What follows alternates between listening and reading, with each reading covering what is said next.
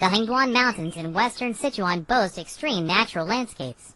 National Geographic once said long ago, "The Hengguan Mountains are the most beautiful place." The movie, From Your Whole World Passing By, was filmed in Daocheng. Many people, including Fangshan, began to have boundless longing for Daocheng and western Sichuan because of this movie.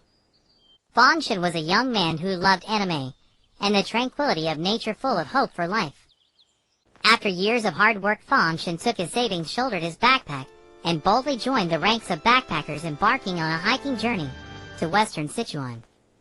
The scenery of western Sichuan was so beautiful that Fangshan lingered, reluctant to leave. Even as dusk fell, he did not head to the town to stay but chose to camp in the wild. Fangshan chose a flat open space, took out a small tent from his backpack, and set it up. While digging the anchor points for the four corners, he unearthed a small pitch-black shiny pot. After washing it clean with water, Fangshan examined it under a small lamp light. It was an egg-shaped handheld pot with various insects carved all over its surface.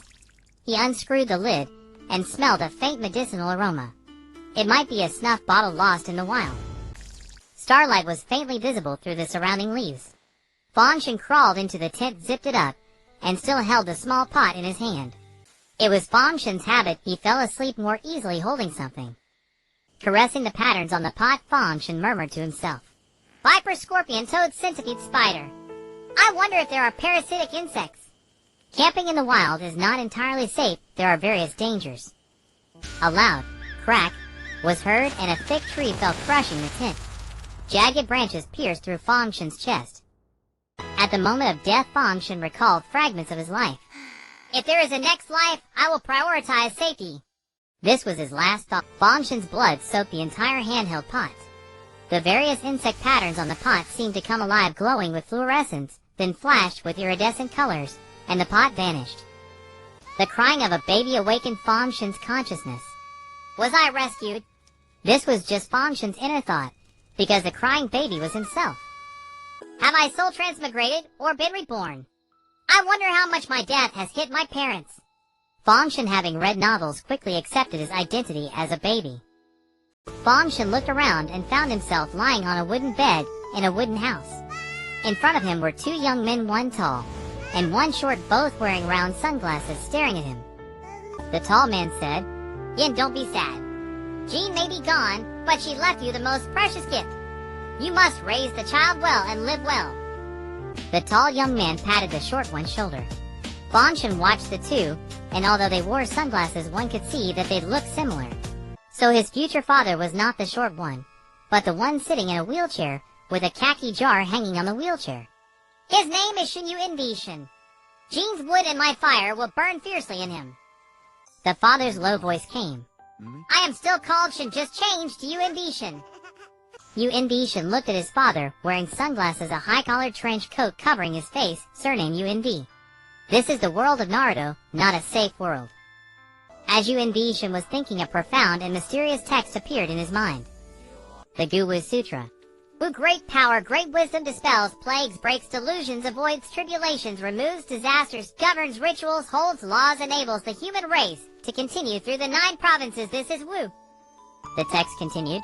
Gu, gather insects in a vessel, survival of the fittest, refined with the method to become Gu, protect the Wu to attain the Tao. The Gu Sutra was voluminous, causing Yu Indishin's head to swell, and he fell asleep, his body circulating the mystical techniques from the sutra. June year 30 of Konoha. 3-year-old Yu Indishin was quietly reading a book in the house. From the Yu Indi clan members and his father Yu Indi Yen, he learned that he was born on June 15th, year 27 of Konoha. His mother died in childbirth. His father lost both legs in a mission when encountering the explosive sword of the 7 ninja swordsmen of the mist, and was saved by the clan leader, his uncle Yu Indi Lang. Originally disliking being exposed in public, Yu Indi Yin, in order to raise Yu Indishin, rolled his wheelchair through the streets and alleys, taking on tasks to help villagers eliminate pests. When Yu Indi Yin went on missions, Yu Indishin was entrusted to the care of Hua Gu, wife of his uncle Yu Indi Lang, and kept company with his cousin Yu Indi Jiwei, who was 2 years older. According to Hua Gu, Jin was a child who was so well behaved it broke one's heart. He would sleep after drinking milk, and when he peed, he would blush and cover his face, looking at me without crying or fussing. When he could walk, he would go to the bathroom by himself, and when free, he would quietly read the medical books left by Jean. Unlike Shiwei, Yu-In-Shin thought to himself, "You old woman, you're so bad. When I was little and couldn't walk, every time I went to the bathroom, you would flick your fingers. I was so embarrassed." Yu-In said, "Shin called Shiwei, let's go to the clan hall for a meeting."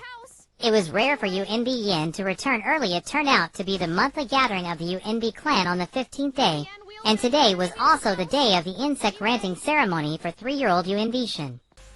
"Yes, father." Yu-In put down the book, ran to the small woods behind the house called Shiwei, who was digging in the mud looking for bugs, and they hurried to the Yu-In clan hall. In the clan hall, an elderly elder held a torch chanting prayers, and performed a long sacred dance. Then from the giant insect wood in the center of the hall, he took out a handful of insect eggs, each about the size of a candy bean, and handed them to Yu-In. Yu-In pricked his fingertip with a small needle, and dripped blood onto each egg. The eggs quickly hatched into insects, and the parasitic insects burrowed into his clothes. The insect ranting ceremony was complete. The elder said, "Good child, from now on you must also wear sunglasses. The parasitic insects breed and move in your body, passing through the eyes. Wearing sunglasses will prevent scaring people." So it turns out that all members of the Yu-In clan wear sunglasses not to look cool, but to avoid scaring people. After the ceremony, Yu-In and Shiwei left the clan hall. Shiwei went back to play in the mud, while Yu-In hurried home to take out the medicinal herbs he had prepared earlier, ready to practice alchemy of goo. Yu-In in his previous life unearthed a small pot called the refining goo pot. It was a witch artifact used by witches to refine goo. When activated with witch power, it could change size. It will increase the success rate of goo refining, enhance the quality of strong goo materials, and contain the Goo Woo Classic as a goo witch inheritance vessel. It was precisely by Yu-In blood soaking the refining goo pot that it recognized him as its master, and thus the refining goo pot carried his soul across worlds to be reincarnated into the Yu-In clan, with the pot becoming a birthmark imprinted on Yu-In left chest. Since his birth, Yu-In has been practicing the goo witch techniques every day, and has already reached the strength of a first-grade goo witch. A first-grade goo witch can control one goo insect, but must sustain it with his own witch power. In the previous world, spiritual energy was thin, making it difficult for witches to even break through to the first grade, let alone use witch power to sustain goo insects. They had to resort to feeding them with flesh and blood, which often harmed others, and themselves leading to the decline of the witch lineage. In the Naruto world, natural energy is a different form of spiritual energy, and because infants still have their innate chi and spiritual apertures unclosed, Yu-In was able to break through to the first grade. Currently, the First Shinobi World War has ended, and the second has not yet occurred. According to the Fourth Shinobi World War initiated by Uchiha Obito, Yu-In would have to go through 3 wars before reaching an era of peace. During the war period, being weak meant the possibility of sacrifice at any time, making it far from safe. Refining goo became the best choice to improve strength. The Jiweichong has extremely powerful abilities. The small bugs possess healing and detoxification powers that can quickly cure injuries and diseases. Countless bugs rapidly shedding their shells can instantly form an absolute defense, and the pervasive bugs can parasitize and control enemies unknowingly while causing damage. Due to his past life memories, Yu-In remembered that Jiweichong have infinite possibilities and can also absorb toxins to produce antibodies. Therefore, he decided to make the Jiweichong his first goo insect, which is also the life-bound goo insect of a goo witch. Since the goo refining process takes a long time and cannot be disturbed, Yu-In lied to Yu-In saying, "I'm going to my cousin's house to play and won't be home tonight." After saying that, he picked up his small backpack and went to the back mountain. By a secluded stream in the back mountain, he took off his clothes and went down to bathe. Yumenko duin chanwa zion jigwan zehesh yamingsha. After bathing and changing clothes, Yu-In carefully ground and mixed the 48 medicinal ingredients according to the proportions. Reciting incantations, he stirred the mixture clockwise 36 times, the number of the heavenly spirits, and counterclockwise 72 times, the number of the earthly fiends, until it became a paste. He waited until the moon passed the zenith, then threw the paste and all the Jiweichong into the refining goo pot, sealed the lid, and empowered the refining with which power. The next day at noon, the scorching sun shone directly on the refining goo pot. Yuan Shin formed a hand seal, pressed his tongue to the roof of his mouth, and shouted, "Chi!" The lid of the pot flew off, and a pitch-black Jiweichong flew out from the mouth. This Jiweichong was very similar to others, but smaller, its shell as black as pitch. With a thought from Yuan Shin, the Jiweiga turned into a tattoo attached 1 finger's width above his navel. At the same time, he understood the abilities of the Jiweigu. Jiweigu adept at cloning adaptation and no attribute. In addition to retaining the characteristics of the Jiweichong, the Jiweigu also has the ability of infinite cloning. While other Jiweichong require reproduction to increase numbers, the Jiweigu can create infinite clones as long as there is food. Moreover, these clones can vanish completely, and their power returns to the main body upon disappearance, similar to the shadow clone technique. The adaptation ability allows the Jiweigu to survive in deserts, oceans, and even potentially in lava. The no attribute actually means unlimited attributes, allowing it to use the powers of metal, wood, water, fire, and earth. After refining his life-bound goo, Yuan Shin was in a great mood. He skipped happily toward Jiwei's house. Before reaching the door, he heard Jiwei wailing loudly, and the scolding voice of Uncle Yuan Lang. Yuan Shin peeked half his head around the door. Inside were Uncle Yuan Lang and Hua Gu, and his own father Yuan Yin. Oh no, the jig was up. After all, a 3-year-old child missing for a whole night and morning would surely worry his family. Yuan Shin's eyes rolled. He rolled on the ground to make himself dirty, then took out a beetle he had caught earlier while testing the Jiweigu in the back mountain. He rushed into the house shouting, "Brother Jiwei, brother, I caught the Hercules you wanted." The so-called Hercules is the beetle scientifically known as the double-horned rhinoceros beetle, commonly called the unicorn beetle. The 4 people in the room looked at Yuan Shin's dirty and sprinting appearance. And Hua Gu cried out, "Little Shin, where did you go all night?" She ran to Yuan Shin, turning him over and checking left and right, afraid that her nephew might have been hurt. "When I came over last night, I saw the Hercules that Jiwei brother wanted. I chased it to the back mountain and just caught it. I'll give it to brother to play with. Andy, look how awesome I am." Yuan Shin held up the Hercules. To get away with it, he had to act cute and sell out Jiwei. Sure enough, Jiwei, who had been crying after being beaten and interrogated by Yuan Lang, stared at Yuan Shin with teary eyes. At the Hercules in his hand, the bug-catching boy was the bravest. Yuan Lang was furious. "Your brother didn't come home all night because of you. And you don't care about him first, but care about a bug. Though that beetle is indeed impressive." A family of bug enthusiasts. Maintaining his uncle's dignity, Yuan Lang said coolly, "Little should go home with Yin and take a bath. Come over for dinner later." After saying that, he picked up Jiwei like a chick and carried him to the room for another lesson, not forgetting to take the beetle from Yuan Shin's hand. His father Yuan Yin was silent, but the fact that several more Jiweichong with Yuan Yin's aura had appeared on Yuan Shin's body already explained everything. Yuan Shin felt warmth in his heart.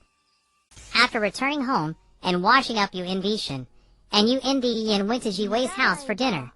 After eating and drinking, Yuan Shin discussed business with Yuan Lang. In ancient times, goo witches had the duty of healing and saving people, and preparing goo medicines was a piece of cake for them. Yuan Shin's mother Jean was a medical ninja of Konoha before her death. Therefore, Yuan Shin used the fact that his Jiweichong can distinguish medicinal properties to discuss with Yuan Lang about making medicine using Jiweichong and opening a shop to sell, so that his father wouldn't have to run around. Why discuss with Yuan Lang? Because Yuan Lang was the current clan leader of the Yuan clan. Medicine production involved herb trade with the Nara clan, so Yuan Shin couldn't bypass Yuan Lang as the clan leader. Moreover, other pressures of opening a pharmacy could be solved by Yuan Lang. Of course, no one would believe that a 3-year-old child could make medicine. So Yuan Shin had to immediately use the Jiweigu to process medicinal herbs and produce a simple healing medicine and a basic antidote. Only then did everyone believe. Also, not wanting Yuan Yin to run around taking missions, Yuan Lang immediately decided, "He'll handle the pharmacy and materials. Just give 10 of the profits to the clan." But publicly claimed that Yin made the medicine. Yin studied more medical books, so no one sees through it. The pressure shouldn't be on Little Shin, he's still young. "Yes, big brother," Yuan Yin agreed. Meanwhile, Hua Gu wiped her tears and murmured, "He's grown up. Little Shin has grown up. My Jiwei is still a little brat." Jiwei was playing with the Hercules he had snatched back from his father, completely unaware that his mother was complaining. Of course, Hua Gu and Jiwei were both placed under a gag order by UNV Lang.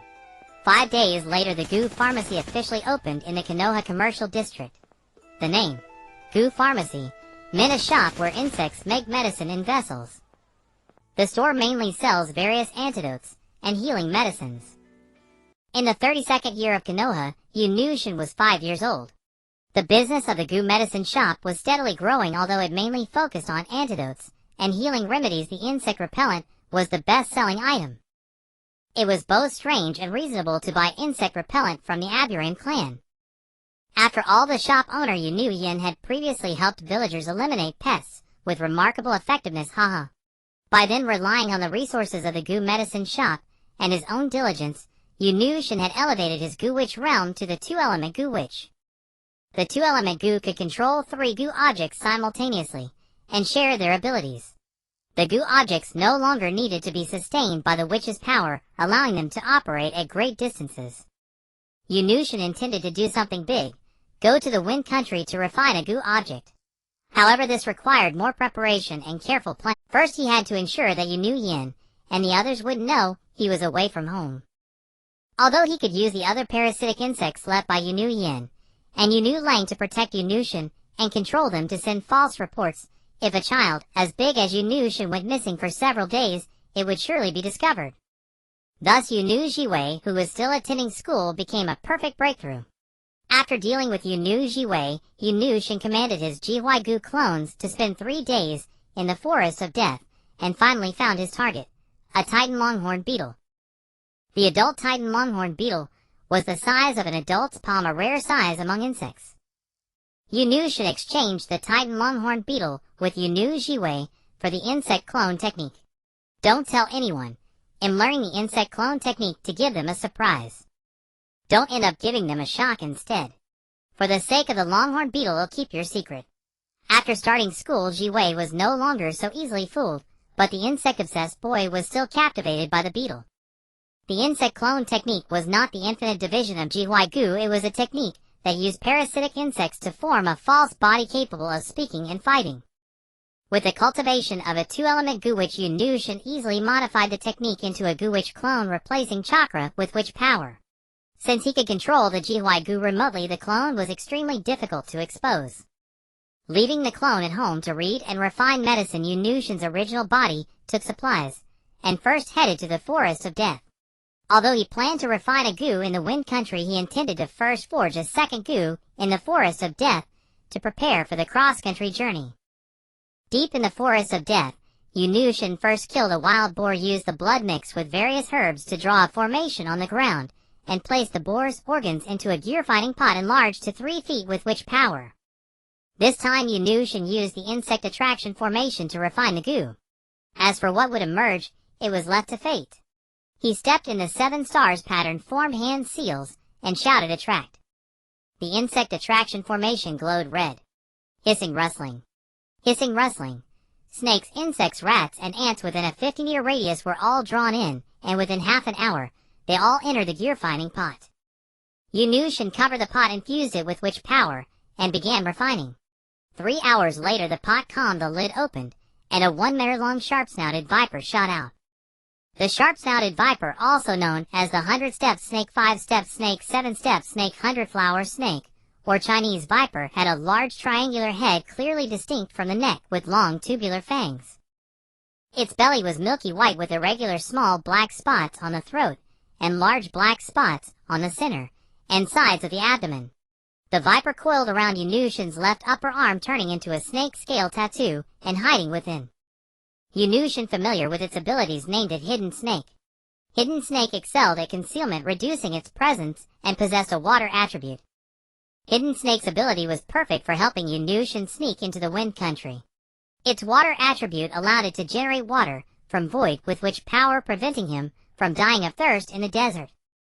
Yunushin cleaned up the refining site and set off for the Wind Country. The Land of Fire and the Land of Wind were separated by the Land of Rivers, known for its hot springs. Its ninja village was called the Hot Spring Village, a small country with weak national power. It was also the hometown of the Jashin cult's Haiden, though Haiden wasn't born yet, and the cult was nowhere to be found. However, Yunushin had no interest in provoking them. Delays could lead to trouble. He wanted to refine a gu in the Wind Country, because the Guwitch Classic recorded a powerful formation called the Five Elements 5 Poison Spirit Gathering Formation used to refine a metal attribute gu. Metal attribute resources were mostly found in mineral-rich areas. In the ninja world, the Land of Wind and the Land of Earth were rich in minerals. If he went to the Land of Earth, not only would the people be united, but he would also have to pass through the Land of Rain to reach the Land of Earth, which made Yunushin dare not act recklessly. Therefore, he could only bully the weak by traveling through the Land of Rivers to the Land of Rain to execute his plan of refining a metal gu. Countless GY gus scattered into the desert searching for a suitable location. Yunushin used the transformation technique to disguise himself as a person in the Land of Rivers, changing into a set of clothes, a white cloth on his head, a loose robe, and a white cloth mask over his face resembling an Emirati prince. He replaced his usual round sunglasses with goggles. The Jiwaigu reported finding a small oasis full of poisonous plants and flowers with an abundance of venomous insects. Yunushin bought a camel and set off. Guided by the Jiwaigu, Yunushin quickly found the oasis. He killed the camel and drew another insect attraction formation, but this time he added heavy metals like mercury into the gear-fining pot, a method to refine a specific attribute. He activated the insect attraction formation to attract insects and refine the gu. Hidden Snake and the Jiwaigu spread out to guard the perimeter. Being abroad required caution. Just moments before the gu was about to be successfully refined, Yunushin's face suddenly turned pale. 100 meters away, Hidden Snake, relying on its low presence, ambushed a person who had entered the warning zone, injecting venom into the person's neck. This was the first time Yunushin had killed someone with his gu. Forcing down the discomfort of killing, Yunushin continued to infuse witch power into the gear-fining pot. There was no time to lose. The dead man wore a Suna ninja headband. Yunushin ordered the Jiwaigu to devour all the surrounding plants and animals, splitting into as many clones as possible to prepare for emergencies. Soon the gear-fining pot succeeded. A dark silver gleaming giant scorpion crawled out of the pot, its tender-long body shrinking to 20 centimeters and attaching to Yunushin's back as a tattoo. He named it Heavy Scorpion. Heavy Scorpion had extremely strong defense, a metal attribute that could devour metal and iron to enhance its defense. Just as the scorpion was formed, 2 Suna ninjas came to check on the fallen ninja. Yunushin ordered Hidden Snake and the Jiwaigu to hide and not attack proactively. Gigi was too careless, getting killed by a venomous snake. No, Gigi had insect repellent on him. A venomous snake wouldn't attack voluntarily, especially on the neck. MOB alert. The older Suna ninja noticed the flaw and immediately drew a kunai ready for battle. He had underestimated the situation. If he didn't deal with these 2 Suna ninjas, Yunushin might not escape unscathed. As the saying goes, strike first to gain the advantage, hesitate and suffer. Yunushin commanded the Jiwaigu hidden inside the dead Suna ninja Gigi to devour the flesh and rapidly split into clones, bursting out like an exploding cannonball to assault the 2 Suna ninjas from all sides. The older Suna ninja leaped away from the swarm of Jiwaigu, while the less experienced Emo was surrounded and eroded, becoming nourishment for the Jiwaigu clones. 1 down, 1 left, the most troublesome one. This is the Garden of Sunagakure in the Land of Wind. You have committed a grave mistake by attacking our Suna ninjas. Surrender, and we might consider a lighter punishment. The older Suna ninja tried to stall with words, seemingly preparing something. Yunushin didn't intend to spend more time on him. The Heavy Scorpion was already refined. It was time to return to Konoha. The flesh and blood of the 2 Suna ninjas allowed the Jiwaigu to split into a large number of clones. Yunushin ordered all the Jiwaigu clones to form a hemispherical cage surrounding the older Suna ninja. Seeing the massive insect swarm closing in, the Suna ninja seemed to realize he was doomed. He gritted his teeth, slapped 2 explosive tags on himself, and shouted, "Let's die together." With that, he rushed into the Jiwaigu swarm. The explosive tags detonated, annihilating countless Jiwaigu clones. Thick smoke rose from the explosion, and at the same time a flare shot into the sky. Seeing this, Yunushin abandoned all pretense of stealth. If he stayed any longer, he would be surrounded by Suna ninjas. He leaped up from the sand ready to leave the oasis. But he had been deceived. As the smoke cleared, only a tattered puppet remained at the explosion site. The Suna ninja had used a unique puppet substitution technique combined with explosive tags to break through the Jihuaigu encirclement, then fired a flare to panic Yunushin into exposing himself. The Suna ninja body flickered toward the fleeing Yunushin, a kunai aimed straight at the back of his head. In the nick of time, the heavy scorpion attached to Yunushin's back burst out of his clothes, its pincers clamping down on the Suna ninja's hands, preventing the kunai from descending further, while its tail stinger plunged into the ninja's abdomen, injecting venom. The tip of the kunai was only 3 fingers away from the back of Yunushin's head, sending cold sweat down his spine. The Suna ninja held by the heavy scorpion was devoured by the approaching Jihuaigu swarm. This near-death experience taught Yunushin a lesson: the contest between ninjas is not a turn-based game, but a life-or-death struggle decided in seconds, a fight where no tactics are off-limits. It made Yunushin even more cautious. He mounted the heavy scorpion, which traversed the desert with ease, and quickly retreated to the land of rivers. At the border between the land of rivers and the land of wind, Yunushin jumped off the heavy scorpion's back, patted its carapace, and said, "Heavy scorpion, you stay in the land of sand to find minerals to devour. I'll leave Jihuaigu clones to assist you." The heavy scorpion shook its body in reluctance. All right, I'm not abandoning you. You just accumulate power in the land of sand, and when the time is right you can return. Rest assured, my back is reserved for you." After much persuasion, he finally convinced the heavy scorpion. The clones split from the Jihuaigu and the oasis stayed behind to help the scorpion find mineral deposits. At the border between the land of rivers and the land of wind, Yunushin jumped off the Yunushin quietly returned home, disposing of his clothing and keeping only a black windproof goggles, because he found wearing goggles more comfortable, and as a way to remember Chongxia.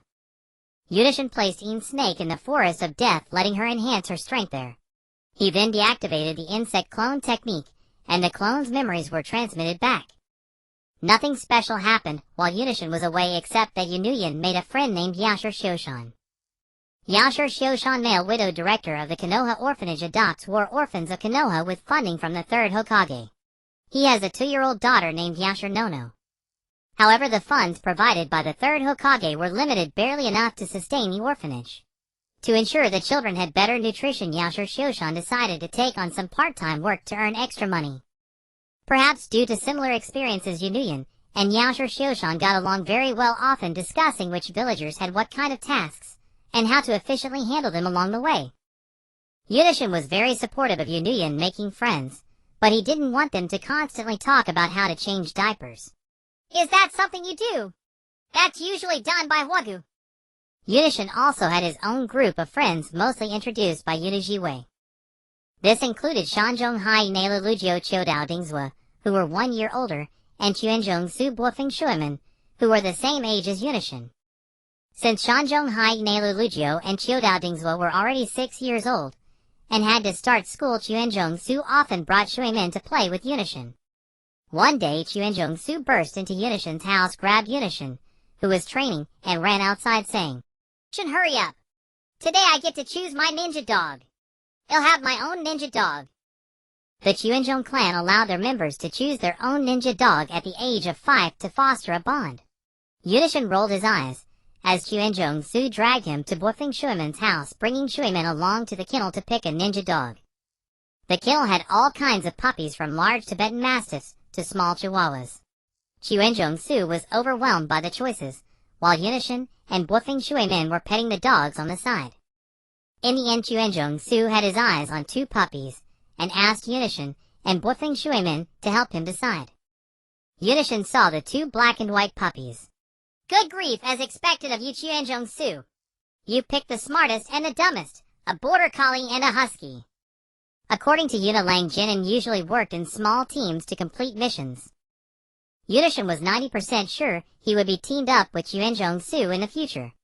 Imagining the disaster of taking a husky on missions, Yunushin decisively pointed at the border collie and said, "He can help you with your homework." But Chuanzhong Su was still hesitant. "But the other one looks so cool. We're about to start school, and we'll have homework. Look at Dingzua, he always complains about too much homework, and no time for snacks, and he's lost weight." In the end, Chuenjong-su was persuaded by Yunishin to choose the border collie, naming it Ollie. Konoha year 33. Yunishin was 6 years old. The foundation of the two-spirit goo witch realm was solid and steadily growing. The goo medicine shop's business was booming, with many ninja coming to buy antidotes and healing potions, as missions often involved confrontations with ninja from other countries, and frictions between nations were increasing. With the booming business, Yunuyan hired 3 employees, all chosen from the orphans raised by Yashar Shoshan. There was also one unconventional employee. Dad, I won't say anything about the other 3 older siblings, who are under 15, but Nono is only 3 years old, and you're making her a salesgirl. Won't the Hokage investigate you? Yunishin said irritably, looking at the schedule in his hand. Yunishin knew that Yunuyan wanted to help Yashar Shoshan, but Yashar Nono was only 3 years old, truly a child laborer among child laborers. Yunuyan took back the schedule and said, You also worked as a salesgirl when you were little. Little Nono is so well behaved it's fine. Later go to school to register. Make more friends. If you stay cooped up at home, no one will know you. But leave more of your Kakechu at home. The ones you left before are already overwhelmed. When they arrived at the school gate, Yunishin saw Chuenjong-su and his father winking at him along with a pair, Riza father and son. Yin, why is your kid even more covered up than you were when you were little? The middle-aged man from the Rishyang clan spoke first, looking at Yunishin's assassin's Kree-style hooded trench coat and the tactical goggles covering half his face. Before Yunuyan could speak, Chuenjong's father Chuenjong-cha cut in. Atori, let me tell you, Little Shin likes quiet. If it weren't for my kid dragging him out every day, no one would even know he exists. Rishyang Fubu patted his son on the back and said, Rishyang, go get to know Little Shin and the others. Help each other out at school. Rishyang stepped forward 2 paces toward Yunishin and said, Hello, my name is Rishyang. Please take care of me. It was a display of the strict and rigid etiquette of a major clan. Yunishin, let's play with bugs sometime. Yunishin looked at the bandage tied around Rishyang Rizhong's forehead and thought to himself, Caged bird, a branch family member of the Rishyang clan. And Chuenjong-su, Yunishin's good friend. This is my ninja dog Ollie. Chuenjong-su held Ollie up in front of Rishyang Rizhong. Rishyang Rizhong was about to reach out, but then thought better of it and lowered his hand. Seeing this, Yunishin took Ollie from Chuenjong's hands and whispered in Rishyang Rizhong's ear, Well, pet the dog together once your father leaves. After the 3 adults finished the registration, Yunuyan and the others were led to the classroom by the teacher. Yunishin was the first to walk to a seat by the back window and sit down, with Chuenjong-su and Rishyang Rizhong following. Yunishin placed Ollie on Rishyang Rizhong's desk and said, Play with him. Ollie is very gentle and doesn't bite. Rishyang Rizhong stroked Ollie's head, a smile tugging at his lips. Rizhong, what is your relationship with Rizu? Lord Rizu is my cousin. Then the 3 of us are the future clan leader's cousin squad, Yunishin said after a moment of thought. Why is it the future clan leader's cousin squad? Chuenjong-su asked. My cousin Jiwei is the clan leader's son, Rizhong's cousin Rizu is the clan leader's son, and your cousin Chuenjong Liao is the clan leader's son. So aren't we all the future clan leader's cousin squad? Yunishin said. That's true, but the name is too lame, Chuenjong-su said. As the 3 were chatting enthusiastically, more and more classmates arrived. Buofing Shuimin also entered, and finally a Chunin brought in a red-haired round-faced girl. The Chunin teacher cleared his throat and said, My name is Kikuju. I will be your teacher from now on. Everyone below will come up to the platform and introduce yourselves. We'll start with Schwanwa Jiksenai. My name is Schwanwa Jiksenai, and I am the woman who will become Hokage, Schwanwa Jiksenai said, clenching her fists. As soon as Schwanwa Jiksenai finished speaking, the whole class burst into laughter. Some classmates even laughed. A tomato like you wants to become Hokage. Ha ha ha. Only Buofing Shuimin stood up seriously and said to Schwanwa Jiksenai, My name is Buofing Shuimin. I will become Hokage. In Buofing Shuimin's mind, he thought, I acknowledge you. Let me be your rival. In Schwanwa Jiksenai's mind, she thought, This classmate is undermining me. Watching the 2 staring at each other, Yunishin thought to himself, You 2 are perfect for each other. One wants to become Hokage, the other wants to become the Hokage's woman. In the Ninja Academy, most of the cultural courses were nothing but indoctrination of the will of fire. Yunashin found them unbearably tedious, so he gave Chuanzhong-su a meaningful glance signaling him to skip class together. However, Chuanzhong-su ignored him. Seeing that Chuanzhong-su didn't respond, Yunashin turned to Rishyong Rikhong and gestured for him to go out and practice taijutsu. Rishyong Rikhong's temples bulged with veins. Yunashin thought he hadn't caught the hint, so he gestured again, but Rishyong Rikhong shook his head, refusing. Seeing that neither of his companions was moved, Yunashin used a bug clone technique to leave a replica at his desk, while he himself employed the hidden snake power to diminish his presence, then leaped out of the window to play truant. After leaving the school, Yunashin did not go home. Instead, he entered the forest of death to rendezvous with In-shi. Together they challenged the beasts within the forest to enhance their strength. This time Yunashin had set his sights on a black panther. Yunashin first used the hidden snake power to stealthily approach behind the black panther. The swarm of Ji Huaigu gathered into a black blade, and he swung it forcefully toward the base of the panther's tail. However, the black panther's beastly instinct sensed the fleeting murderous intent from Yunashin. With a flick of its tail, it sent Yunashin flying.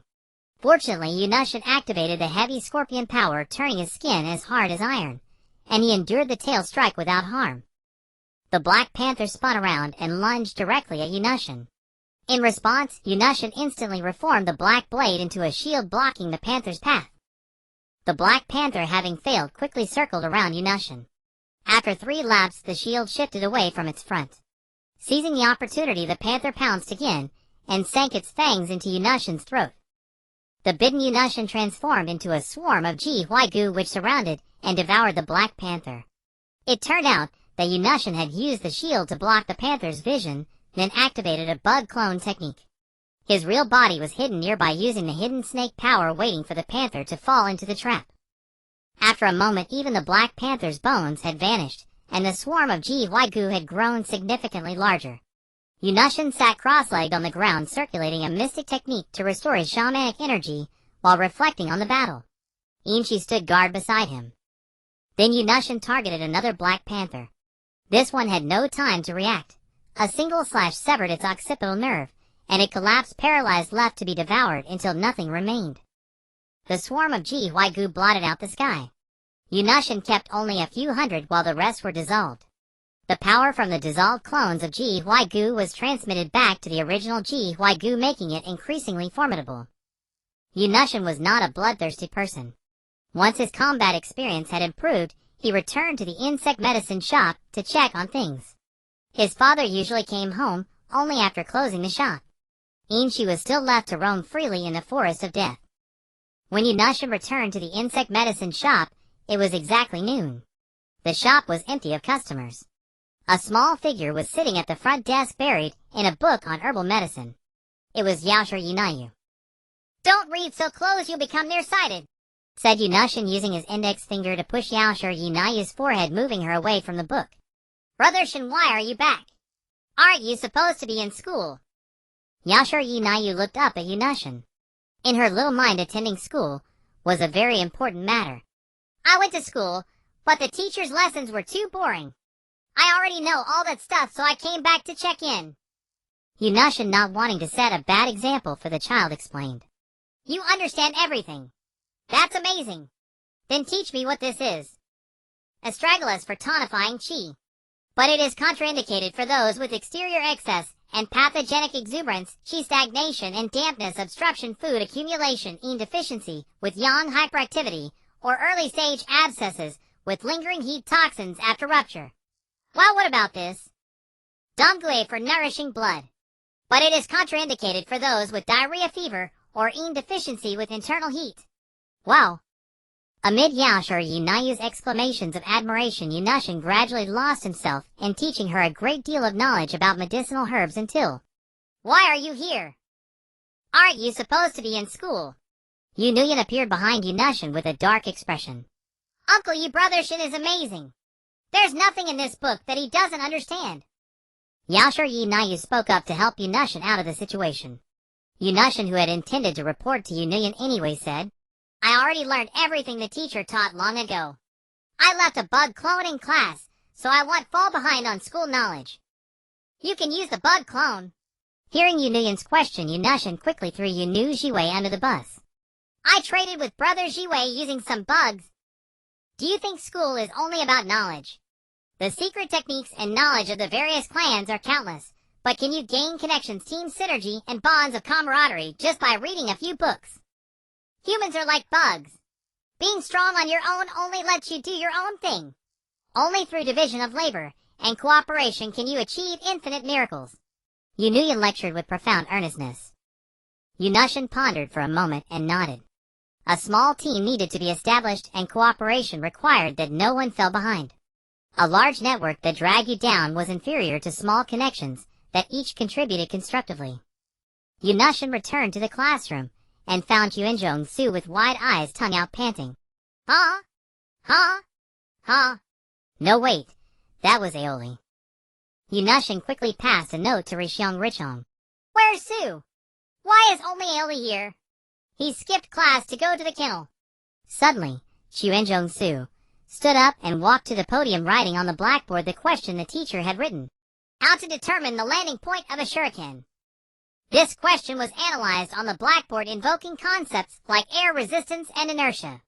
Even Yunushin found it impressive despite not fully understanding it. Truly a human was inferior to a dog. The teacher praised Yuanzhong-su profusely and then said, Then for the rest of this class we'll go down to the training ground to practice shuriken. The entire class cheered, but Yunushin and Rikong were filled with anxiety. Pleased with the obedient and well-behaved Yuanzhong-su, who silently followed without speaking, the teacher decided to give him some extra attention. Classmate Yuanzhong-su, look at the shuriken in my hand. Observe the trajectory after I throw it. With that he threw the shuriken. Aoli thought the teacher was playing fetch with him, just like Yuanzhong-su did. The moment the shuriken left the teacher's hand, Aoli dashed out, caught the handle before the shuriken hit the target, and ran back. During this, Aoli's human transformation technique was cancelled, and he turned back into a small dog. The teacher was dumbfounded. I've been teaching a dog student. From then on, the school added a rule roll call during class. Yunushin thought to himself, this is going to be a disaster. Sure enough, before the class ended, Yuanzhong-su was caught and brought back by his father Yuanzhong-cha in tears. Then he said to Yunushin, Richong, and Yuanzhong-su, you three don't wander off after school. Go to training ground no. 3 and wait for us. Tonight we'll give you a good lesson. There was no escaping this beating. But why was Rikong included? Had he also skipped class? During the break, Yunushin pulled his 2 friends aside to discuss a countermeasure. Richong uncharacteristically offered an opinion. Since you're wearing sunglasses, don't try to communicate with your eyes. Su can't see them. Yunushin then realized how foolish he had been earlier, and they began discussing the use of tactical hand signals. Hey dog keeper, let us play with your dog. Every class has its share of bullies. Moreover, Aoli had just put on a display of human inferior to dog, so naturally some were jealous and couldn't stand it. Yunushin and his 2 companions were already troubled by the prospect of being taught a lesson by their fathers after school. Now someone was walking right into the line of fire, providing a perfect outlet for their frustration. Despite the 5 opponents, Yunushin and his 2 friends showed no fear. Yuanzhong-su was the first to act, lunging at the speaker and biting him. Rikong was gentler, using palm strikes to push and shoved 2 of them away, preventing them from helping. Yunushin with swift efficiency kicked one to the ground and punched another in the nose, drawing blood. Meanwhile, Aoli circled around to help Yuanzhong-su bite that guy's buttocks. After taking down 2, Yunushin helped Rikong defeat the remaining 2 and finally pulled Yuanzhong-su and Aoli back. The 5 troublemakers left with a threat. Don't leave after school. And then they ran out of the classroom crying. The cousin squad had won their first battle. Yunushin wrote a few notes and used the Jiwaigu to carry them out of the window. When school ended, Yunushin and his friends were blocked at the school gate. The 5 troublemakers had brought a dozen senior students to teach them a lesson. Ooh, picking on our little juniors. That's pretty bold of you, said Naliang Lugio from the 2nd grade, along with Shanzhong Haichioda Dingzhua and 5 or 6 classmates swaggering out from the side of the school gate like delinquents. And that's all you've got? More people? Do you have more than my bugs? said Yunu Jiwei from the 3rd grade, accompanied by Rishang Rizu, Rishang Richa, and 7 or 8 classmates approaching slowly from behind. The members of the Rishang clan will not tolerate being bullied by the likes of you. Shinsu Richong, don't worry about getting beaten up. Leave this to us. Yunu Jiwei said with a smile to Yunushin and the others, who spread the rumor that they were going to get beaten up. Yunushin glanced at Yuanzhong Su, who looked up at the sky. Don't let the adults look down on you. Go, you white-tied freak little dog, you bug tamer. A passionate little red-haired girl shouted at them from beside a big tree near the school gate. On a branch above her head stood a little brat with yellow hair. How absurdly far the news had spread. Arriving at the 3rd training ground, Rishiang Fubu stood ramrod straight. Beside him, Yanbian sat in a wheelchair, gently stroking the insect jar in his hands. Chuenzhong Cha sat atop a Rottweiler twice the size of a normal adult dog. The father's team exuded an intimidating aura. Rikong, come and accept your punishment, Rishiang Fubu said with a dark expression. Chuenzhong Su was too frightened to utter a word. Yunshin grabbed Rishiang Richong, who was about to step forward, and voiced his confusion. Rikong hasn't skipped class, so why must he be punished? Rishiang Rikong had been attending class obediently. Yunshin couldn't understand why he too had to be punished. At this moment, Yuanzhong Su stepped in front of Rishiang Richong. That's right, that's right. If you must punish someone, punish me instead. I'll bear twice, no 3 times the penalty. You are a team. Rikong failed to supervise and guide you, so he deserves punishment. Rishiang Fubu stared at Yunshin as he spoke. What must we do to avoid punishing Rikong?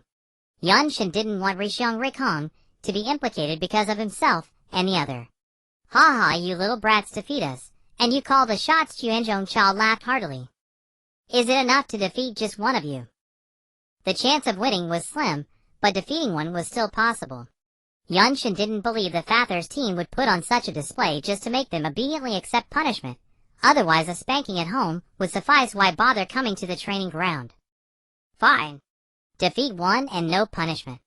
None of the 3 will be punished. Yan Bian made the final decision. Move, retreat. Yunshin pulled Chuenzhong Su and Rishiang Rikong away to gain distance, while a massive swarm of Kakai insects surged out from beneath his windbreaker. Yunbian released Kakai insects from his jar to counter Yunshin's.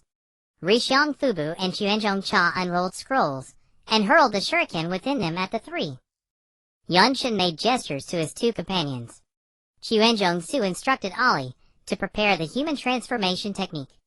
Rishiang Rikong spread his hands apart. Although Rikong had not yet mastered the rotation, with the help of Yunshin's Kakai insects, they could form an insect rotation to deflect the storm of shuriken. Just as Rishiang Rikong finished spinning, Rishiang Fubu had already closed in before him, bending his legs into a wide stance and extending his hands in a palm formation. 8 trigrams, 64 palms. He showed no mercy toward his own son with this technique. Fortunately, Yunshin used his Kakai insects to form a shield in front of Rishiang Richong, blocking the 8 trigrams, 64 palms. Then another swarm of Kakai insects gathered into a rope-like shape and pulled Rishiang Rikong out of the spot. Another swarm of Kakai insects formed a rope to transport Chuenzhong Su and Ali behind Rishiang Fubu for a surprise attack, but Chuenzhong Cha kicked them away. Yunshin used his Kakai insects to pull them back another 10 meters. In the first round, the 3 youngsters were forced to retreat step by step. Seeing the scattered shuriken on the ground, and noting that Rishiang Fubu hadn't used chakra, Yunshin understood his father's intention. Yunshin divided his Kakai insects into 5 groups. 1 group opposed Yunbian's Kakai insects, while the remaining 4 formed armor on Yunshin, Rishiang Richong, Chuenzhong Su, and Ali. This novel sight left Chuenzhong Cha and Rishiang Fubu astonished. They both looked at Yunbian. I don't know either. I'll make the brat tell me later. Yunbian shrugged. Yunshin gestured a series of signals to his companions, and then pointed at Chuenzhong Cha. Chuenzhong Cha laughed loudly at the sight. You little brats dare to make me your breakthrough point. How bold. He turned to Yunbian and said, Old Yin, I'll go have some fun. Be gentle. Be gentle. The second round began. Yunshin positioned Chuenzhong Su and Ali in front of Rishiang Fubu to occupy him with their teamwork, while Rishiang Rikong focused on defense to hold off Chuenzhong Cha. Yunshin himself roamed the edges, picking up shuriken to throw in harassment, and occasionally gave command Su spit. Ollie throw dirt to blind them. Richong poke his eyes and groin. This gradually irritated Rishiong Fubu and Chuanzhong Cha. Only Yunbian watching from the sidelines noticed that Yunshin's trajectory was taking him farther and farther away from himself. Could it be that the brat's target is me? Come on, let's see what you've got. Cha Fubu eliminate the commander first. Rishiong Fubu and Chuanzhong Cha had long wanted to teach the mischievous boy a lesson. Now that the boy's father had spoken, they immediately broke through to teach Yunshin a lesson. Yunshin had been waiting for this moment. He commanded now. The Kakai insects on Rishiong Richong Chuanzhong Su and Ollie dissolved and formed large hands that hurled them toward Yunbian. Rishiong Rikhong adopted the 8 trigrams palm stance midair and flew toward Yunbian. Yunbian encased himself in a ball of Kakai insects blocking Rishiong Richong's 8 trigrams 12 palms. Meanwhile, Chuanzhong Cha and Rishiong Fubu had each grabbed one of Yunshin's arms. But the moment they touched him, Yunshin dissolved into a swarm of Kakai insects, the insect clone technique. The Kakai insects surrounded the two, but they were repelled, one using fawn over fawn, the other using rotation. Just as Chuanzhong Cha and Rishiong Fubu were searching for Yunshin, Chuanzhong Su's excited voice rang out, "Stop, stop. We won. No punishment. Our cousin team wins. Ha, ha ha ha." Chuanzhong Su was seen lying on the Rottweiler's head, a shuriken pressed against its neck. At the Rottweiler's tail, another Chuanzhong Su, actually Ollie, was brandishing a shuriken, making threatening gestures toward the dog's eggs. From the very beginning of the battle, Yunshin had been formulating a strategy. First, as the Kakai insects emerged from under his windbreaker, he had them dig into the ground to conceal his real body underground, while the insect clone remained above. Even if everything else failed, this could turn the tide at the last moment. From the fact that the shuriken were blunt and the 8 trigrams palm used no chakra, he knew today's punishment wouldn't be too serious. Thus the Rottweiler was merely a backdrop used by Chuanzhong Cha to intimidate them. Then deliberately extending the battlefield and issuing provocative commands was meant to prevent Rishiong Fubu and Chuanzhong Cha from returning to defend. Throwing Rishiong Rikhong toward Yunbian was also to occupy Yunbian. Throwing Chuanzhong Su toward the Rottweiler was because the Rottweiler would not attack its own young master, but would instead protect him upon landing. Earlier, when they said defeating one would be enough to avoid punishment, the Rottweiler had also been counted among the 3. Though it was a clever trick, everyone had their shining moments, especially Yunshin's control and strategy. Thus the cousin team won their second battle. When Rishiong Fubu announced that there would be no punishment, an even louder cheer erupted from outside the 3rd training ground. It turned out that Yun Jiwei, Rishiong Rizu, Rishiong Richin, Nailong Lujio, Shanzhong Hai, Chiodao Dingzhua, and others had been brawling at the school gate. After the fathers had finished watching the previous scene, they asked about the reason, and learned that Yunshin and his 2 companions were going to challenge the fathers. The rumor had grown increasingly exaggerated. They quickly rushed to the 3rd training ground to watch the fathers beat their sons. They watched the entire process, from the 3 fathers threatening to Chuanzhong Su defeating the Rottweiler, each one thoroughly entertained, even itching to form more father-son teams and join in. Chiodao Ding's was Father Chiodao Tsufeng waved his hand grandly. "Let's go. Let's celebrate the puppy beating the old dog at our barbecue restaurant. Us old folks haven't gathered in a while. Let's get together." A group of people along with Bluffing Shuimin and Xuanhua Jisanai, who had snuck over, set off in a boisterous procession toward the barbecue restaurant. From the school gate to the father-son training ground, the 3rd Hokage had been watching through his crystal ball. He murmured to himself, "Good children. All are promising sprouts with a vigorous will of fire. Cousin class. Not a bad idea." In the 36th year of the Leaf Village, Yunshin had spent 3 years studying at the Leaf Academy, preparing to graduate as a Leaf Jinin, and had broken through to the 3 phases realm of the Gu Witch. In the 3 phases Gu Witch realm, one can control 6 Gu creatures teleport to their side, and must use 5 non-life Gu to form a 5 Gu gathering spirit array to nourish the witch's body, laying the foundation for breaking through to the next realm. The 5 Gu gathering spirit array comes in many forms, the most demanding being the 5 elements 5 poisons gathering spirit array, which requires 5 Gu creatures representing all 5 elements, and must use the 5 poisons of the snake. However, it is also the strongest, gathering spiritual energy at 10 to even 100 times the rate of others, along with various miraculous effects. The first two non-life gu of Shin were Een Snake and Heavy Scorpion, which happened to be two of the 5 poisons, making her very much yearn for the 5 elements 5 poisons gathering spirit array. To graduate from the Leaf Academy, one must pass a written exam, and the 3 body technique, transformation technique, clone technique, and substitute technique. Shin, Inuzuka Tsu, and Hinata Nicho all passed, and unexpectedly the 3 of them were assigned to the same class. Their instructor was the jōnin Zhang Yunda, who had a beard and a face like a red date, and his hands could touch his knees when standing. Let me introduce myself. I am Sarutobi Amazon, skilled in wind release, and illusions, fond of laziness, hate working, and my dream is to lie in bed with someone serving me for food and entertainment. You should introduce yourselves too. Sarutobi Amazon leaned against the wall lazily. I am Inuzuka Tsu, skilled in canine body techniques, fond of dogs, hate cats, and my dream is to open the largest dog kennel to walk dogs every day. I am Hinata Nicho, skilled in Jitsu fist, fond of reading, hate being disturbed while reading, and my dream is to open a bookstore. I am Shin, skilled in insect techniques and healing, fond of safety, hate danger, and my dream is for myself and my loved ones to live a safe life. After listening to the introductions of the 3, Sarutobi Amazon led them to the 4th trial ground, took out 2 bells, and said, I don't want to take so many people.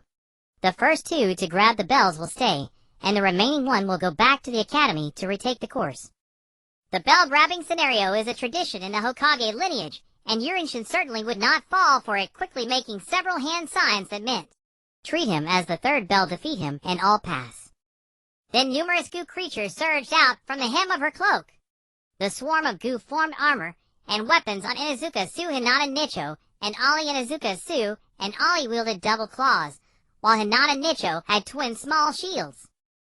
Hinata Nicho stood in front of Shin, while Inuzuka Tsu and Ali charged forward recklessly. Charging in without understanding the enemy's situation is very dangerous. Sarutobi Amazon calmly formed hand seals. Fire release illusionary fire sea technique.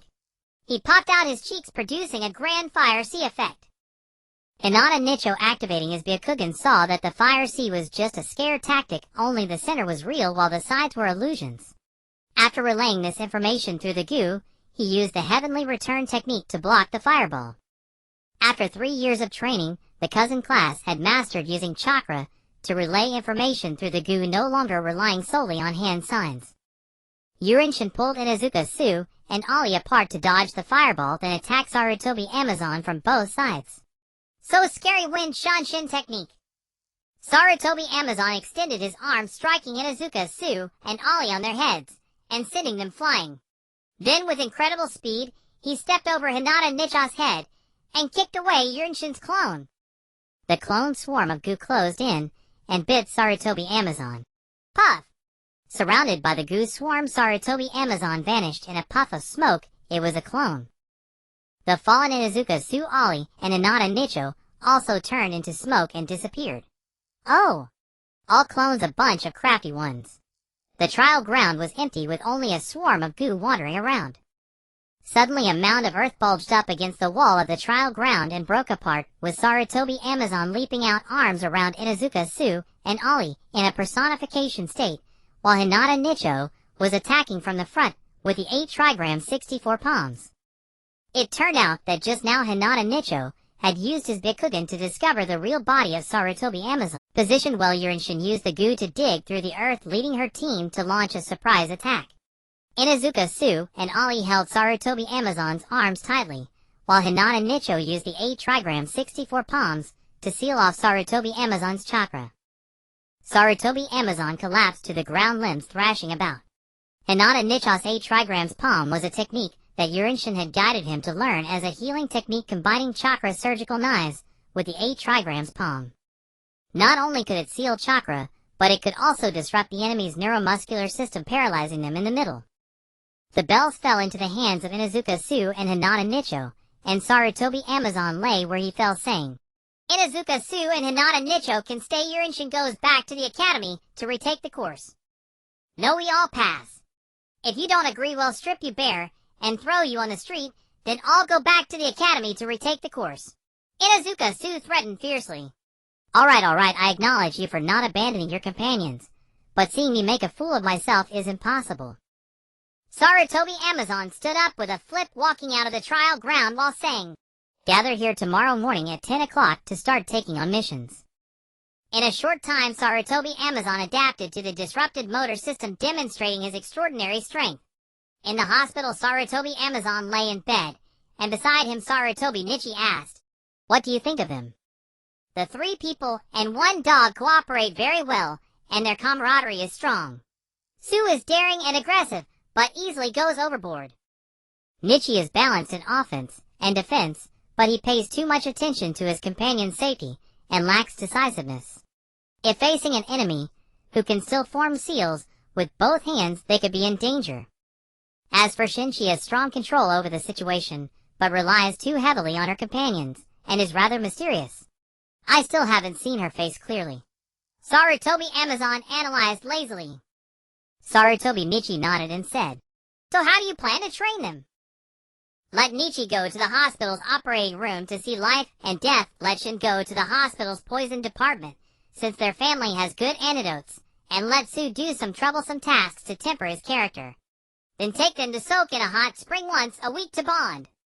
Sarutobi Amazon said with sparkling eyes. "I see you want to be lazy." Sarutobi Nichi knew Sarutobi Amazon too well. What he said made perfect sense, but in the end Sarutobi Amazon would mainly take care of Inuzuka Su. "Brother, you know me. If I can be lazy, I definitely won't work."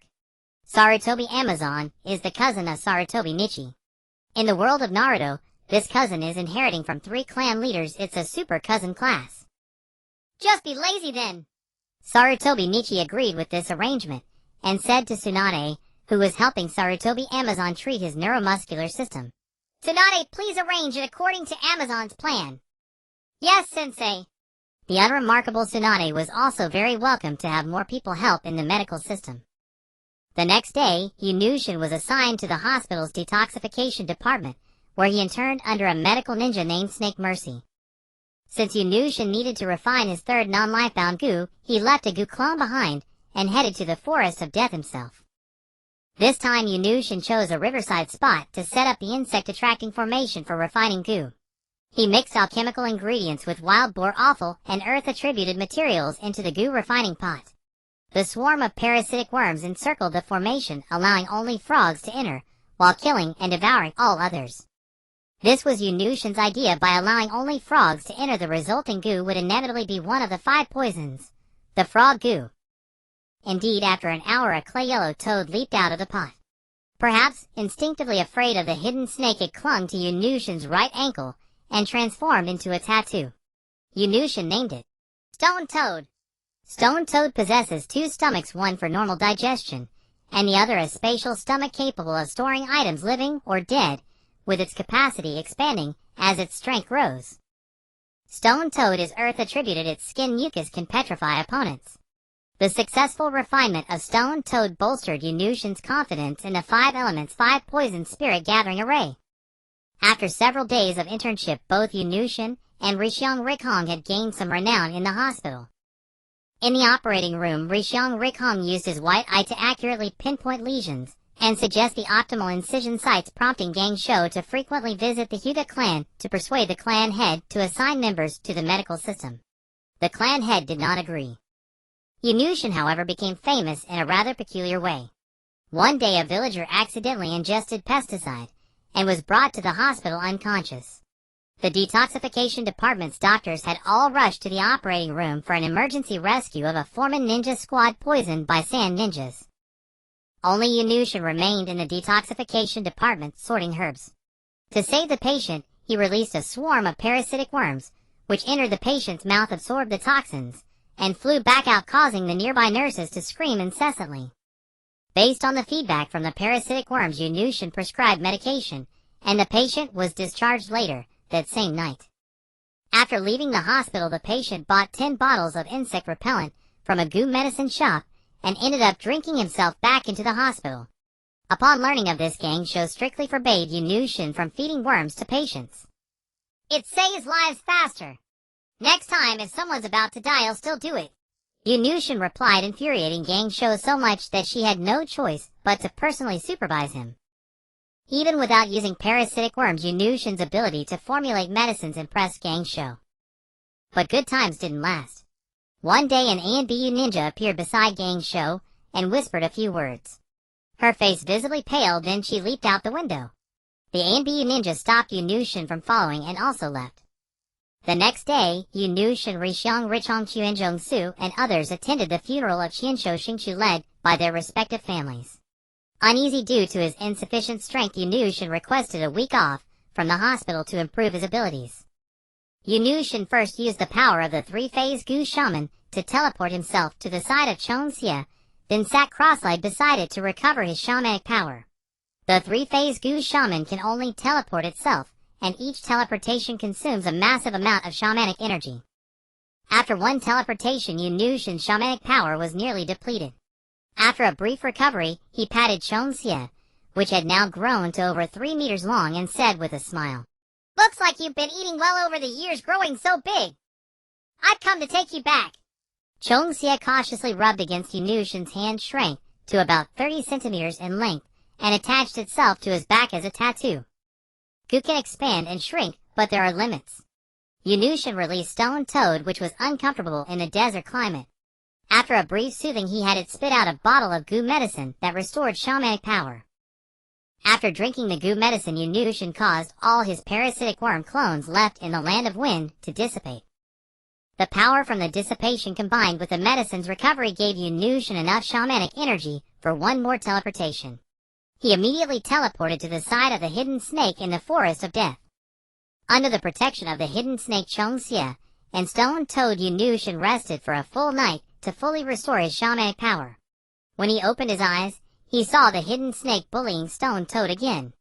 Knowing that Stone Toad feared it, the hidden snake was just scaring its little brother for fun, but this time with Chongxia around, Stone Toad seemed to have a backing and hid behind Chongxia, making wah, gua, wah gua sounds. It was time to refine another Gu. Fire attributed this time, Yunushin decided to refine the spider Gu first. The refining began. No animals other than spiders were allowed to enter the insect-attracting formation. An hour later, a reddish-brown tarantula with a leg span of 20 centimeters leaped out of the Gu refining pot and attached itself to Yunushin's chest as a tattoo. Yunushin named it Mountain Spider. Mountain Spider possesses spider sense, allowing it to perceive danger in advance, and its fire attribute makes its webs impervious to fire and imbued with a burning effect. Now only one element and one poison were missing from the 5 elements, 5 poisons. Yunushin's expectations for the array had reached their peak, and unwilling to wait any longer, he cleaned up the site and headed to another promising location, planning to refine 2 Gu in a single day. Yunushin arrived at a place thick with thorns where centipedes were particularly abundant. Perfect. He set up the insect-attracting formation again and released all his Gu standing ready. As usual, he placed with attributed materials and activated the formation while the various Gu cleared away animals that were not centipedes. As if fate played a joke on Yunushin, just as the last centipede was about to enter the Gu refining pot, a cyan figure flashed by, smashed the centipede at the pot's mouth, and rushed into the pot. At the same time, the lid fell, and the refining began. Flying! Cyan! Yunushin was dumbfounded. No one could imagine what a flying cyan creature had to do with centipedes. Centipedes are mostly brown or black, but the last one to enter was cyan and flew horizontally, charging in with a domineering attitude, making it most likely the final survivor. He couldn't gather the full 5 elements, 5 poisons, only 5 elements, 4 poisons, which would reduce the power by 10 times, but the final creature might be very strong. Yunushin could only silently comfort himself, while steadily channeling shamanic power into the Gu refining pot, careful not to let his emotional fluctuations ruin the process. An hour later, a cyan figure about 20 centimeters long shot out. But this Gu looked strange, flat and elongated, composed of 22 segments, with a pair of legs on each side starting from the second segment, centipede-like. However, centipede legs are hooked, while this little creature's legs were flat, and combined with its cyan color resembled leaves. When the little creature attached itself to the back of Yunushin's right hand as a tattoo, he was overjoyed and named it Soaring Centipede. Soaring Centipede has the power of aerial suspension and flight, and its wood attribute grants it the ability to burrow into the earth. Plants break through the soil and take root. After communicating with Soaring Centipede, Yunushin understood the reason for its mutation. Dozens of meters beneath Yunushin's feet lay hundreds of corpses with trees growing out of them. When Soaring Centipede was born, it devoured the flesh of those corpses, causing its legs to become flat leaf-like and granting it the power of aerial suspension. After refinement, the suspension turned into wind-breaking flight. Yunushin speculated that the underground corpses were test subjects from Danzo's failed experiments on the first Hokage's cells.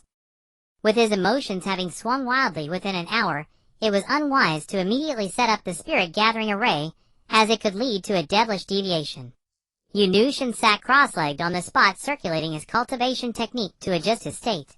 He ordered the hidden snake Chongxia stone toad and savage spider to clean up the area, and had Soaring Centipede burrow underground to devour the test subject corpses.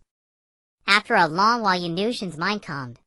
Soaring Centipede finished devouring the corpses, and returned to attach itself to his right wrist, while the other goo also attached themselves to their respective positions. Only the swarm of parasitic worms remained on guard around them. Soaring Centipede first guided the elemental power. Wood begets fire, fire begets earth, earth begets metal, metal begets water, water begets wood. With the mutual generation of the 5 elements, the spirit-gathering array formed, nurturing the shamanic body, strengthening the sinews and bones, invigorating the blood, and revitalizing the muscles. Once the 5 poisons goo established the 5 elements 5 poison spirit-gathering array, they would remain permanently attached to Yunushin's body. When summoned again, they would only release clones, with the same abilities controlled by the original consciousness. If a clone is destroyed, it can be resummoned with shamanic power. The economic disparities between nations driven by uneven development widened the gap, leading to the rise of militant factions within the hidden villages of each country.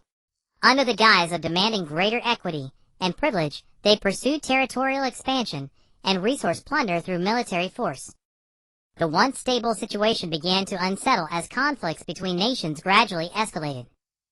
The operation of the 5 elements and 5 poisons gathering array elevated the strength of 5 non-life-bound goo insects by 1 rank, simultaneously shedding their respective essences, the molted skins of the hidden snake and stone frog, the exoskeletons of the heavy scorpion and burrowing centipede, and the silk of the ferocious spider. Aburamshin using the 5 elements array with fire, as the forge smelted the exoskeletons into a pair of arm guards, a pair of leg guards, and a chest cuirass, which when infused with shamanic power became indestructible. Using the spider silk, he wove the molted skins into a hooded long coat styled after Assassin's Creed, which could blend into the environment when infused with shamanic power, and 3 gloves capable of transferring energy. The molten materials were all refined into shamanic artifacts capable of expanding or shrinking with the body. The turbulent situation in the ninja world prompted Aburamshin to begin fulfilling the duty of a 3-phase goo shaman, preaching. As the saying goes, the joy of one is not as good as the joy of all. Individual strength is not as good as collective strength. Aburamshin's little follower Yaoshi Yinayu possessed extraordinary medical talent, mastering the palm healing technique at a very young age. Aburamshin intended to teach her the way of shamanic medicine. The way of shamanic medicine encompassed decoctions, medicinal wines, acupuncture, moxibustion, massage, physiotherapy, and exercise, methods for healing and nurturing health by regulating the yin-yang and 5 elements of the human body. It was far superior to the medical techniques of the ninja world, which mostly relied on chakra to stimulate cell division for healing, though the ninja world also had some miraculous medical ninjutsu such as the resurrection technique and the body reincarnation technique. Aburamshin called Yaoshi Yinayu over and asked, "Sister Yinayu, I am about to teach you the way of medicine. Do not tell anyone, only the 2 of us will know. Can you promise me?" To Yaoshi Yinayu, Aburamshin was the most remarkable person she had ever met, always able to answer her questions and concoct medicines. When the most remarkable person offered to teach her, she agreed without hesitation. "Okay, I promise. Let's pinky swear. This is our secret."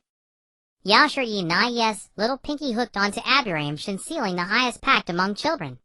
Aburamshin extended his index finger and touched it to Yaoshi Yinayu's forehead, transmitting the knowledge of shamanic medicine into her mind. The vast knowledge left Yaoshi Yinayu dazed and drowsy. Aburamshin helped her into the restroom of the goo pharmacy, called a female attendant, and instructed Yinayu passed out from reading too much. Take care of her and give her plenty of fruit when she wakes up. The fructose in fruits provides excellent energy for the brain, while the fiber provides a sense of fullness, preventing excessive sugar intake from harming the brain. When Aburamshin's father Aburam Yin learned that he had helped Yashir Yinayu into the restroom, he muttered to himself, "The boy is growing up. I should have a talk with brother Yashir." He chuckled softly. Through the parasitic goo insects left on Inuzuka Su and Hyuga Rijong, Aburamshin notified them to come to his home's small courtyard. Hyuga Rijong arrived first. Aburamshin got straight to the point. "Rijong, do you want to break free from the caged bird?" "I want freedom. The main family is also human. There are differences between individuals, but no one is born superior. Personality is equal." Rijong loved reading, and Aburamshin had been nicknamed Bookworm by Inuzuka Su and the others since childhood, so the two often read together. Aburamshin admitted that he had slipped medical books to Hyuga Rijong because having a medic in the team increased survival chances, but he would never admit to including content about red ideology or the idea that all people are born equal. The Hyuga main family was stubborn and rigid, even rejecting Tsunade's suggestion to allow clan members to join the medical system, and used the Byakugan to support medical ninjutsu for the benefit of Konoha's medical field. The Hyuga clan leader retorted, "The Hyuga clan only needs to master the gentle fist to stand in the ninja world. The affairs of the Hyuga clan do not require the concern of the princess of the Senju family." At the same time, Hyuga Rijong suffered an undeserved punishment for neglecting his duties, having talent in the gentle fist, but not training hard, and instead working as an assistant in the hospital. He was confined to his room. It was only after the third Hokage, Hiruzen Sarutobi, intervened that he was allowed to return to the Konoha hospital. This incident sparked a rebellious spirit in the 9-year-old Hyuga Rijong, who began to resist fate. "All right, I will help you remove the caged bird and teach you the way of martial arts. Only with strength can the future be in our hands." "How is that possible?" "The caged bird is." The caged bird curse seal had never been broken in the history of the Hyuga clan. Before Hyuga Rijong could finish his sentence, Aburamshin pressed a parasitic goo insect onto Rizhong's forehead. The goo insect, capable of controlling human thoughts within the brain, had no trouble breaking the caged bird curse seal, which linked the brain's nerves to threaten the eyes. Aburamshin also transmitted into Hyuga Rizhong's mind the finger and palm techniques of the shamanic martial way, along with his own understanding of Tai Chi, empowering the bird that had broken free from its cage to fly higher and farther. For without strength, dreams are but a distant mirage. As Hyuga Rijong stood still digesting Aburamshin's teachings, a dog barked, and a loud voice rang out, "Woof. Shin, why did you call me here?" "What's wrong with Rijong?" It was Inuzuka Su who had arrived. When Aburamshin and Hyuga Rijong respectively earned the nicknames Detoxifying Insect Doctor and Byakugan Sane Hand at the Konoha Hospital, Inuzuka Su, due to the numerous tasks assigned by Yuanshir Amasan, left his footprints all over Konoha village, earning him the moniker Wandering Dog. "Never mind, let Rijong be quiet for a while. Su, how well have you mastered the chakra nature transformation that teacher Amasan taught you?" Because Inuzuka Su spent a lot of time with Yuanshir Amasan, Amasan paid the most attention to him, even teaching chakra nature transformation. Come, let me show you. Aren't I amazing?" Inuzuka Su could never keep secrets from his comrades, and he took pride in his progress. He extended his hands and began to channel chakra. Tiny flames the size of fingernails ignited on each of Inuzuka's 10 fingers. Though small, this was a feat beyond most ordinary ninjas. Watching the flames on Inuzuka's fingertips, Aburamshin had an idea. "Su, let me give you a buff." He touched Inuzuka's forehead with one finger, transmitting into his mind the grappling and claw techniques of the shamanic martial way, along with his own understanding of the skills of Iwari Yagami from the King of Fighters game. "Oh! Ha ha! Cry, scream, and then just go die. This is the end." In the small courtyard of Yun Shon's home, Inuzuka Su swung his clawed hands wildly, leaving a trail of crimson flames in their wake. Yun Shon watched Inuzuka Su unleash flames resembling those of Kusanagi Kyo, using the 8 deities of Yagami, and thought strangely, "So he has turned into a Kusanagian now." Originally, after digesting the knowledge received, the small flame in Inuzuka Su's hand grew to the size of his palm. However, when he donned the gloves gifted by Yun Shon, the flames could engulf his entire hand, prompting Inuzuka Su to show off excitedly. "Su, if you keep playing, I'm taking back the gloves. Have you forgotten the core philosophy of our team? Shong retorted, unable to watch any longer. Relax, let's not get reckless. I remember. Inuzuka Su said, grinning, as he extinguished the flames on his hand. Shong glanced to the side, although the bird mark on Hinata Nikon's forehead remained, it no longer held any power. Hinata Nikon was no longer a caged bird, but a free eagle. Thank you. From now on I will follow you wholeheartedly, even if it costs me my life, Hinata Nikon said earnestly, staring at Shong. No. You've just escaped from the Hinata clan's cage, and now you want to become my caged bird. Let's just be good friends like before, not master and subordinate. Shong insisted, waving his hands repeatedly.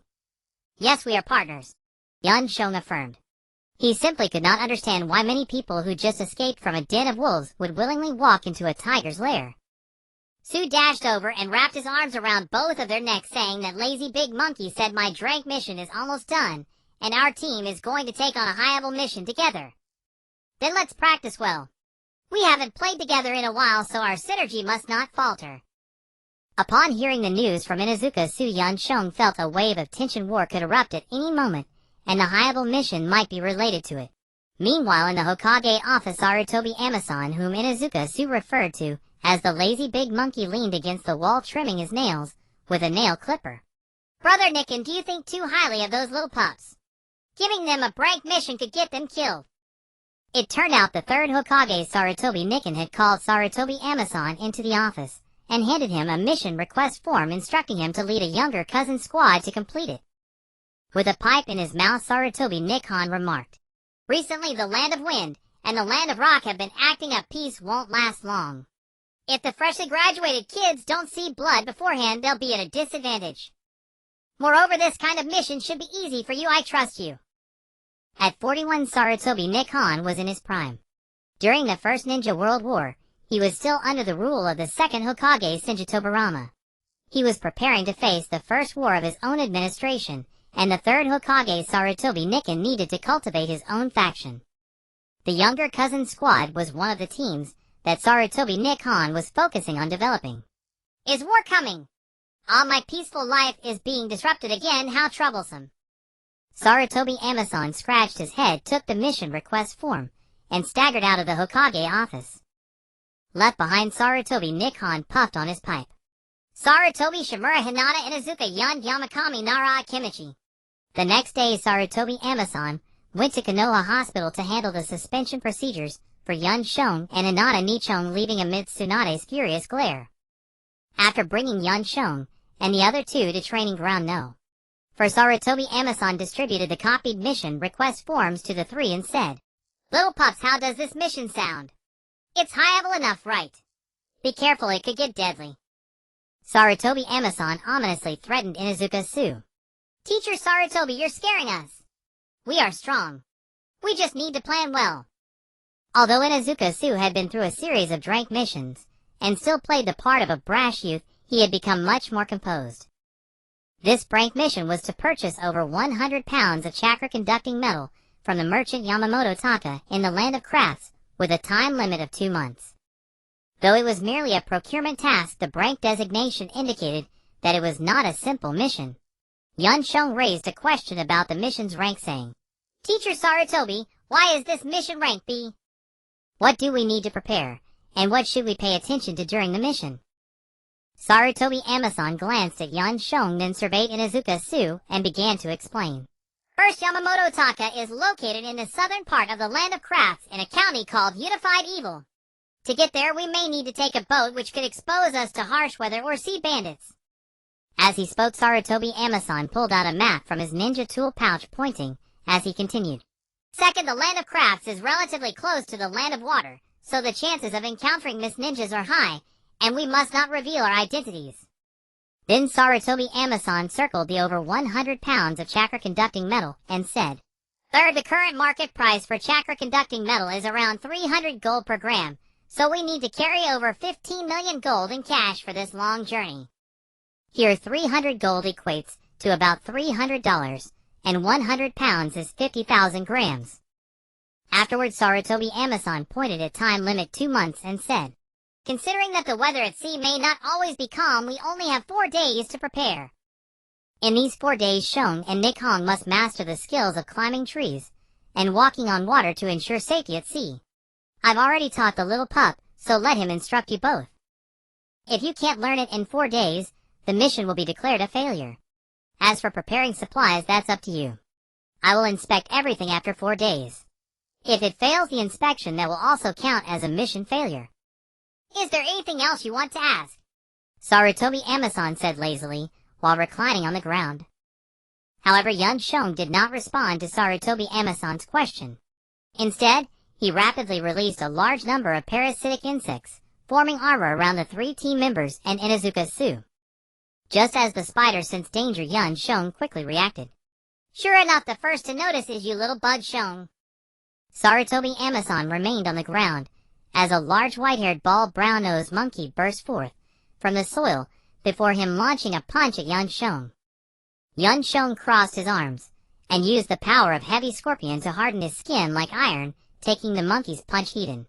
Meanwhile, Hinata Nikhong reacted quickly and struck the monkey's waist, but it dodged.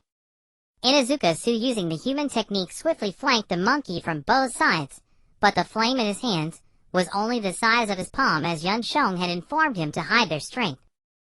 The white-haired monkey reacted very quickly, performing a backflip over Yun Shong, and upon landing swept its furry foot toward him. In the blink of an eye, Yun Shong used the power of the escape technique, swiftly burrowing into the ground to evade the attack. With the roles reversed, Hinata Nikhong did not form the 8 trigrams palm stance, but instead directly sealed the monkey's acupoints on the outer side of his left arm. Inuzuka Su grabbed the monkey's right arm and twisted it, dislocating it in response to its struggle. The two were eager to expand their victory when the monkey kicked them away. The monkey fell to the ground, wrapped by the swarm of parasitic insects that had been waiting there. Yun Shong emerged from the ground holding a sharp spike made from the parasitic insects pressed against the monkey's occiput. Stop! Sarutobi Amazon appeared in an instant between Yun Shong and the monkey, gripping Yun Shong's hand, holding the spike with one hand, while pointing at his forehead with the other, his speed so fast that everyone present was taken by surprise. Sarutobi Amazon blocked Yun Shong and explained, The lazy monkey is my summoning beast. I was testing your strength. You passed, so you can relax now. Get his arm healed. Hinata Nikhong stepped forward to release the monkey's acupoints, while Yun Shong pushed the dislocated right hand back into place, as Inuzuka Su claimed he could only dislocate but not reset. Sarutobi Amazon managed to appease the monkey's grievances at the cost of 10 bunches of bananas. 4 days later, in the early morning, the cousin squad assembled at Training Ground No. 4. Yuanfei Maxon was inspecting each member's supplies. Tree climbing and water walking, Yun Shin and Rishiong Rikong had mastered these techniques 4 days ago. The chakra control of medical ninjas was unparalleled by ordinary shinobi. For supplies, the 3 of them agreed to use storage scrolls. They had to carry many items: spare clothes, weapons, food, medical supplies, camping gear, and more. A small backpack was insufficient, while a large travel bag would hinder movement. In a sudden battle, even a moment spent removing the bag could lead to injury. Although Yun Shin could use the stone frog's spatial stomach pouch to store items, he did not want others to know about his 5 poison goo. Therefore, he also placed some supplies in storage scrolls. After inspecting the supplies, Yuanfei Maxon said the supplies are well prepared, and the storage method is clever.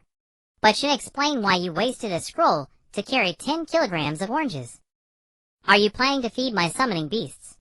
Lanwang prefers bananas. Yun Shin took back his 4 scrolls, and explained to reach the artisan country we must travel by sea. Prolonged lack of fruit on the ocean might lead to scurvy. So I brought oranges, a fruit with a long shelf life, just in case. Alright, now let's go to the Hokage's office to process the village departure formalities, and pick up the mission funds. For this mission to the artisan country, we must conceal our identities. Suyu will be called Little Puppy. Shin, you will be Little Bug. Richong, you must wear ocular membranes, the ninja world's colored contacts, and be called Little Eyes. As for me, OB. Before Yuanfei could finish, the 3 of them chorused Big Monkey. At the Hokage's office, Sarutobi Hiruzen sat upright behind his desk. Sunlight streamed through the window, casting a noble and imposing silhouette. Because Yun Shin and the others were only 9 years old, Hiruzen refrained from smoking. In the blink of an eye, you've all grown so much. Where leaves dance, fire also burns eternally. The flame will continue to illuminate the village and make new leaves sprout. You are all the new buds of Konoha. Senju Shin, if you have any requests you can tell Uncle Hokage. Uncle Hokage is your solid support. Sarutobi Hiruzen said with a beaming smile. A torrent of brainwashing rhetoric. Shin had long been immune, but he had to feign an appearance of being moved and inspired. Seeing the three children, looking touched, Sarutobi Hiruzen continued. This is the mission's payment. 35 million gold. This is a crucial task, Komaxin. You must complete it well. With that he took out a medium-sized scroll, and handed it to Uenfei Maxin. Good heavens, isn't this the bounty for Sarutobi Hiruzen's future second son? 35 million gold. Why so much? Inuzuka Su was startled by the enormous sum. Uenfei Maxin explained, I applied for it. Market prices are fluctuating, it's better to have more than less. He then wrapped the scroll in a large black canvas bag, and slung it over his back. Such a huge amount. Uenfei Zensei, what is your relationship with the Hokage? Shin was also taken aback, blurting out the question in his mind. He regretted it immediately. Asking that in front of the third Hokage was clearly implying nepotism. However, Sarutobi Hiruzen and Uenfei Maxin exchanged smiles. Maxin is my strongest cousin. I trust him, and I trust you three good children. Sarutobi Hiruzen had the art of winning hearts ingrained in his bones. The cousin squad, truly all cousins. After completing the formalities, the cousin squad set off for the artisan country. As soon as they left the gates of Konoha, Shin released a swarm of parasitic goo, about 500 of them, to scout ahead. Uenfei Maxin glanced sideways, and said, little bug, you don't need to be so tense. We've only just left, no ninja would dare cause trouble this close to Konoha. I can't keep the Byakugan active all the time. My bugs can maintain a 3-kilometer perimeter. If anything happens, well, be prepared. Shin handed a parasitic goo to Uenfei Maxin. This is my bug. We can transmit messages through chakra. Uenfei Maxin took the parasitic goo, and remarked, these bugs are really useful. Along the way, the four of them, and the dog avoided routes with ninja presence, and arrived at the coast of the Land of Fire. To find a ship to cross the ocean, Uenfei Maxin stored the scroll in an inn, and ordered the three to stay in the inn until he returned. Even during rest, two people must maintain vigilance, with 3 rotating shifts. But the turmoil of the ninja world was especially pronounced at the border. 10 rogue ninjas wielding short swords and long swords burst into the inn to loot. As they charged through the inn's entrance, Shin signaled Inuzuka Su Ali and Rishiong Rikhong to jump onto the ceiling near the door. Shin, carrying the scroll on his back, used the camouflage ability of his snakeskin cloak to hide in a corner, and notified the absent Uenfei Maxin via the parasitic goo. 3 rogue ninjas opened a room door, saw no one, and assumed the guests had gone out. They headed straight for the wardrobe and bed to search. Shin directed Rishiong Rikhong to gently close the door. Inuzuka Su with lightning speed lunged at the rogue ninja near the bed, grabbed his throat, and yanked violently, killing him instantly. The 2 by the wardrobe were instantly enveloped by a swarm of parasitic goo, unable to make a sound. Shin and the others surrounded the 2 rapid-up ninjas, preparing to interrogate them. But the remaining 7 had already surrounded the doorway. The situation was ominous. Sure enough, moments later the 7 rogue ninjas parted to the sides, and the innkeeper stepped to the door, and said, 3 little brats, release my brothers, leave all your valuables, and he'll let you go. So the innkeeper had been eyeing them all along. This was a crooked inn. The 3 of them communicated via parasitic goo. The goo directly devoured the 2 wrapped rogues, and the 1 killed by Inuzuka Su, increasing the swarm size. Shin split the swarm into 6 parts, forming clones of the 3 of them, and the dead rogues. Alright, well, come out. Don't attack. The innkeeper then saw his men tied up with their mouths sealed, and 3 small figures pushing them forward with short swords. The innkeeper cursed waste under his breath, but when he saw that the 3 kids weren't carrying the black bag, he coveted, his mood brightened. As the 6 insect clones slowly walked into the middle of the 8-man encirclement, the explosive tags inside them detonated instantly. The parasitic goo, hardened by the heavy scorpion's power, scattered like iron pellets under the blast, causing destruction. After the smoke cleared, only the innkeeper and 1 person beside him, who were farther away, had minor injuries. The others lay on the ground unconscious or dead. Strike while the iron was hot. Rishyong Rikong and Inuzuka Su along with Ollie burst out of the room to engage the rogue ninja dual-wielding swords. Yuin gathered the parasitic goo to deal with the innkeeper. Although Yuin remained in the room guarding the scroll, his parasitic goo swarm, now massive, after devouring 3 people, formed 2 insect clones, wielding short knives, to attack from both sides. The innkeeper, though obese, was surprisingly agile. He leaped twice to escape Yuin's encirclement, shouting, "Bastard, go to hell." His hands moved rapidly through hand signs. Water release waterfall technique. His cheeks bulged like a toad, and a torrent of water gushed from his mouth. Yuin formed the swarm into an insect wall to block the water. After spewing the water, the innkeeper formed more hand signs, and the scattered water droplets turned into mist, spreading everywhere. This was the Mist Shinobi's silent killing technique. Yuin immediately warned Rishyong Rikong and Inuzuka Su to stay alert. The Mist Village's silent killing technique used water to create mist blocking the target's vision, then assassinated them with lightfoot thrusts. But the 3 of them were natural counters to this technique. Rishyong Richong's Bikugan could see through the mist. Inuzuka's sense of smell could detect the scent of blood from the innkeeper's wounds, and Yuin bugs could relay his position upon contact. The trap the innkeeper had set turned into a trap for himself.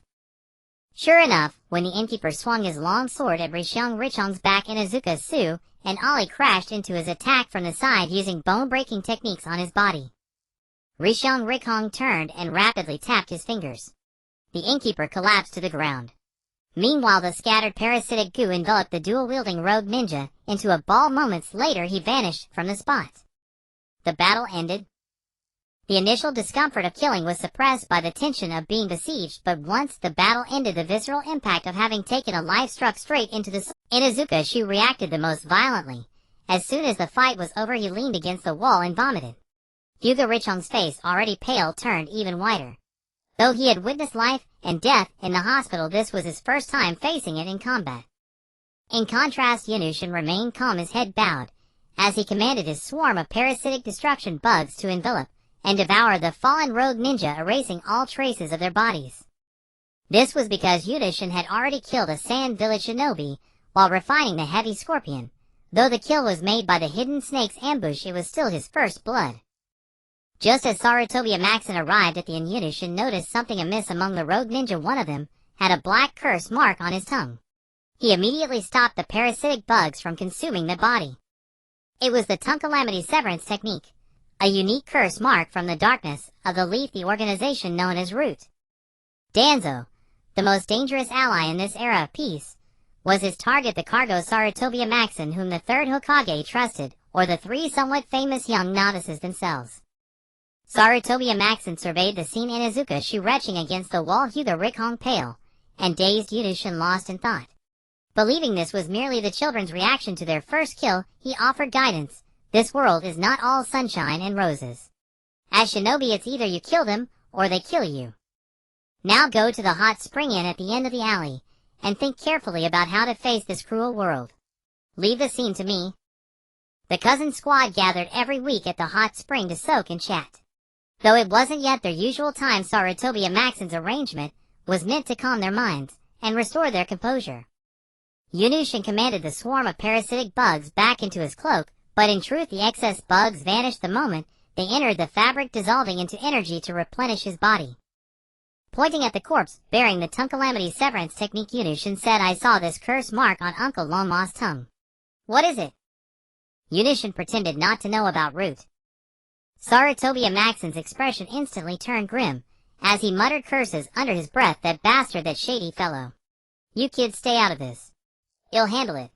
Go soak in the hot spring, he'll join you later." Yunushin said nothing, leading Hyuga Rikong and supporting Inuzuka Shu as they headed to the hot spring. While soaking, Hyuga Rikong asked, "What did you tell Big Monkey earlier? Why did his face look so terrible?" Inuzuka Shu, having recovered, leaned in with ears perked. "I heard from my father that our clan's Uncle Lonma is a jōnin-level shinobi. Who do you think could have placed a curse mark on his tongue?" Yunushin replied, "That would be a high-ranking figure. Why would that person attack us? Doesn't the higher-ups do anything?" Inuzuka Shu whispered, "We fight with other classes at school too. Does the principal catch every single scuffle? Yunushin retorted. Puppy, you put a fake snake in Meow's backpack, and the teacher never found out. Right. Yunushin was referring to Meow, a classmate from the Cat Ninja clan, who had a natural rivalry with Inuzuka Shu. I just hate cats. That's different. It was just a prank. This time we faced actual combat, Inuzuka Shu countered. So little puppy is quite the troublemaker. Looks like you've recovered, Sarutobi Maxon said, entering the hot spring room in a bathrobe, with a towel wrapped around his neck and carrying a black canvas bag. After slipping into the water, he ruffled Inuzuka Shu's hair, messing it up completely. Don't worry, I've already reported everything to the higher-ups. They'll handle it. We just need to focus on completing our mission. Big Monkey, tell us about that curse mark, Inuzuka Shu said, pushing away Sarutobi Maxon's large hand and tidying his hair. Sarutobi Maxon thought for a moment and replied that curse mark is the Tonkalamity Severance technique, a unique jutsu used by Root, the village's division for top secret missions. If someone reveals classified information, it severs the tongue and destroys the brain. Truly terrifying. Then isn't it inappropriate to soak in a hot spring during our mission? We've been fighting so long. Why not enjoy ourselves? Just keep soaking, keep relaxing. You only showed up after the battle was over. Aren't you ashamed? In pain. While Sarutobi Maxon and Inuzuka Shu were bickering, a confrontation was taking place in the Hokage's office between Sarutobi Hiruzen and Shimura Danzo. Danzo, explain yourself. Why did Root Shinobi attack a Maxon squad? Sarutobi Hiruzen demanded, cutting straight to the heart of the matter. Why not that a Maxon squad attacked Root Shinobi on a mission? Shimura Danzo countered with deliberate obfuscation. Root Shinobi encounter fellow villagers on a mission, yet do not identify themselves, and instead directly attack their comrades. Is this how your Root trains its shinobi? Sarutobi Hiruzen challenged Danzo's competence. This is utter nonsense, Hiruzen. You play favorites, and treat the village as your own. Are you worthy of Teacher Fijian's trust? Shimura Danzo launched a counterattack by throwing accusations and invoking authority. I am the Hokage. I now order you to hand over the border mission of the Crafts Country and focus on monitoring the Rain Country to defend against the Sand Village and Rock Village, who may use the Rain Country as a springboard to threaten Leaf territory. Sarutobi Hiruzen played his trump card, using power to suppress.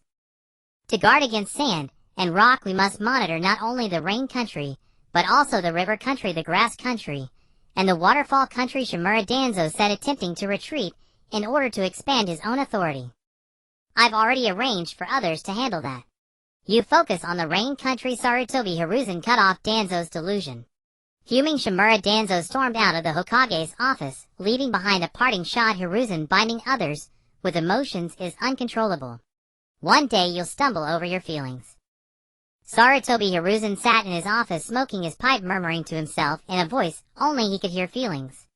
You changed first, Danzo. Back to Yunushin. The cousin squad had rested and recuperated at the hot spring and then boarded a merchant ship heading to the Crafts Country for trade, earning some money by serving as part-time guards. Ugh.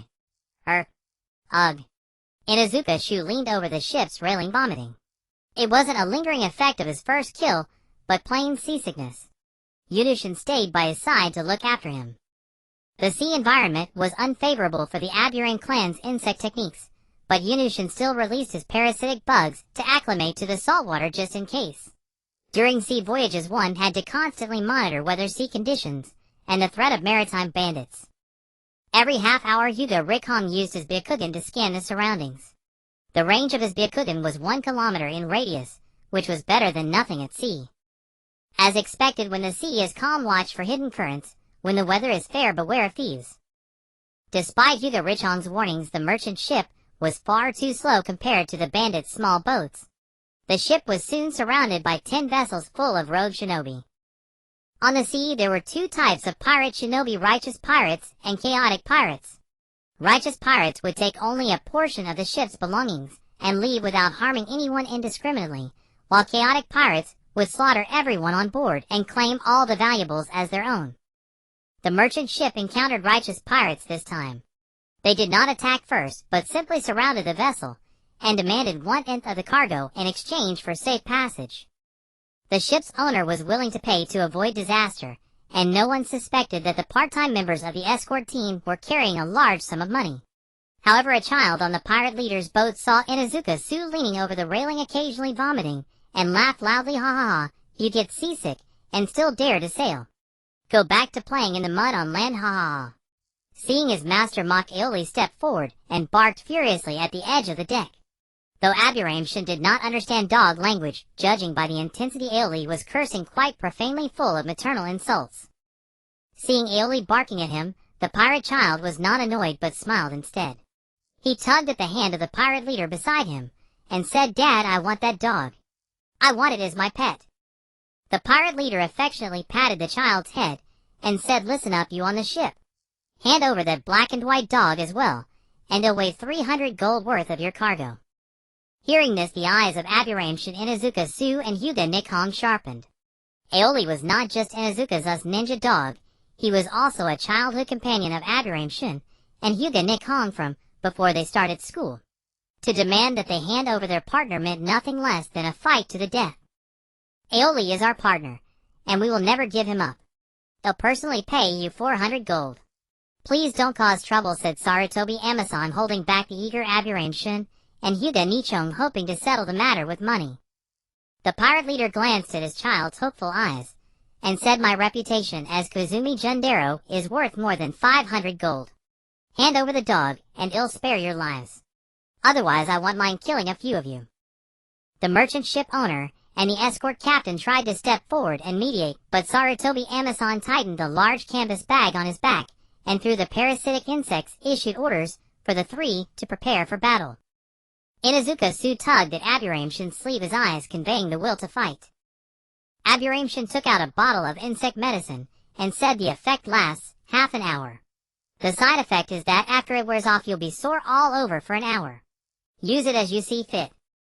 This was a stimulant that could restore strength just right for Inuzuka-Su, who was weak and shaky from vomiting. Inuzuka-Su took the bottle, drank the medicine in one gulp, and instantly regained his strength, his spirit soaring with excitement. "Move out." Sarutobi Amazon formed hand seals fire-style illusory sea of flames. A deceptive sea of fire erupted, blocking the pirates' view, and covering Inuzuka-Su, Hyuga Nichong, and Aoi as they leaped off the deck. Aburame-shin gathered a swarm of parasitic insects under his feet, forming a cloud of bugs that carried him through the air. The pirate shinobi all used water-style jutsu to counter the raging flames, only to realize that most of the fire was fake, wasting their chakra. Aburame-shin, Inuzuka-Su, Hyuga Nichong, and Aoi were heading straight for the pirate leader's main boat. Sarutobi Amazon bit his thumb, quickly formed hand seals, and summoned Lon One, who transformed into a long iron rod that Sarutobi Amazon hoisted onto his shoulder. He then jumped off the deck and ran across the water towards the main boat. The pirate leader Koizumi Jundero had just drawn his long sword when Sarutobi Amazon, arriving faster than expected, smashed him into the cabin with a single blow from the rod. Sarutobi Amazon thrust the iron rod into the deck of the main boat, and quickly formed hand seals wine-style wind roar. He unleashed an air cannon that grew as it traveled, instantly shattering a pirate boat beside the main vessel into pieces. Water-style water slicing blades slash. Koizumi Jundero was no pushover either. Water flowed beneath his feet, like a propeller propelling him towards Sarutobi Amazon. Sarutobi Amazon pulled out the iron rod, and parried Koizumi Jundero's slashing blade. Their weapons clashed, and for a moment neither could gain the upper hand. The surrounding pirate boats closed in. Inuzuka's hands blazed with fierce flames, and he charged into the enemy ranks with brute force. Those he struck were engulfed in fire, and those he seized suffered broken bones and torn muscles. Hyuga Nichong followed closely behind Inuzuka-Su, blocking incoming projectiles, with gentle pushes and deflections keeping them at a distance of 3 feet. Even pirates, who tried to sneak attack from behind, found their neural motor systems disrupted. Aburame-shin flew high in the air like a bomber, gathering the parasitic insects into spherical projectiles and hurling them at distant pirate boats rushing to reinforce. Upon contact with the pirates, the insects quickly devoured them and split into clones. After the parasitic insects had consumed all the pirates on one boat, they flew back to the insect cloud beneath Aburame-shin's feet, where he gathered them again into projectiles to attack the next boat. The parasitic insects multiplied rapidly, and Aberration's projectiles grew from 1 to 2 then 3. The sudden ambush caught the pirates off guard, but those who roamed the seas were no pushovers. A pirate with hand claws suddenly broke through to Inuzuka-Su, crossing his claws and thrusting them toward Inuzuka-Zu's chest. Fortunately, Aberration had formed a bug armor on Inuzuka-Su before the battle. The armor blocked the sharpness of the claws, but not the force behind them, sending Inuzuka-Su flying backward. He fell into the sea. "Kid, remember my name," Teach said, the pirate revealing his name through a mouth missing several teeth. Hyuga Nikon's situation also took a turn.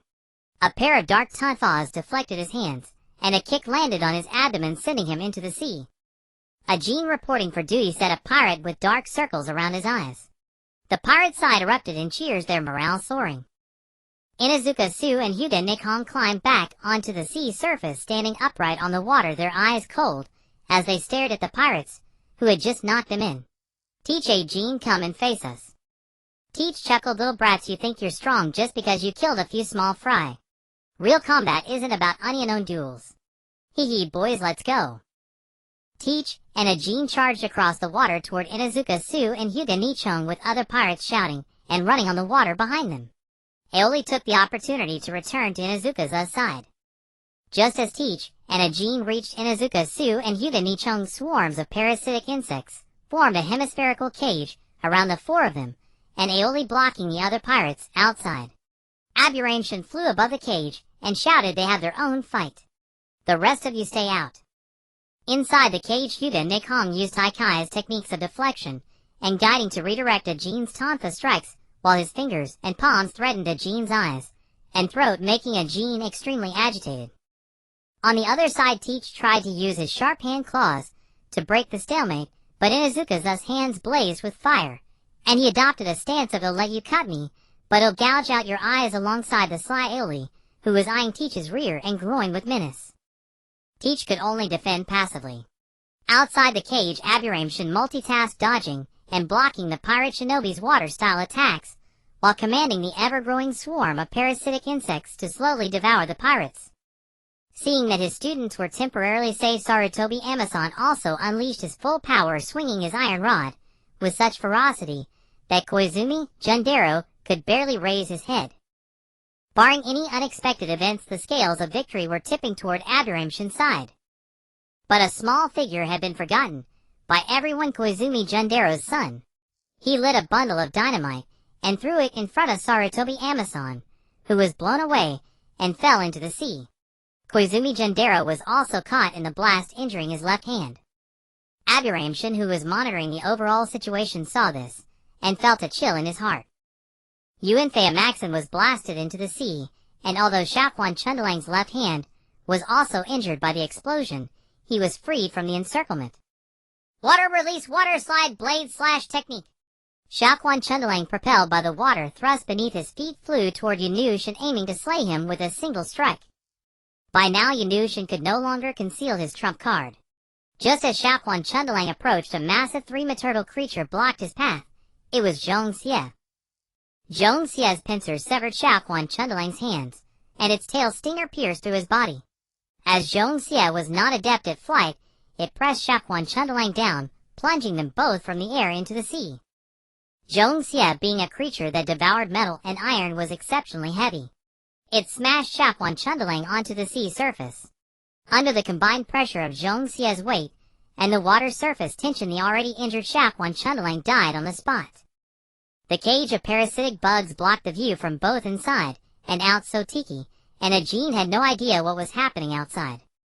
Just as Tiki and Chuanzhong-su were locked in a desperate exchange of wounds, a long brown snake with black spots shot out from the water and bit Tiki's femoral artery.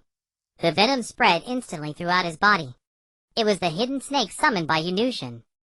Seizing the opportunity, Chuanzhong-su twisted Tiki's neck, breaking it, and removed his hand claws.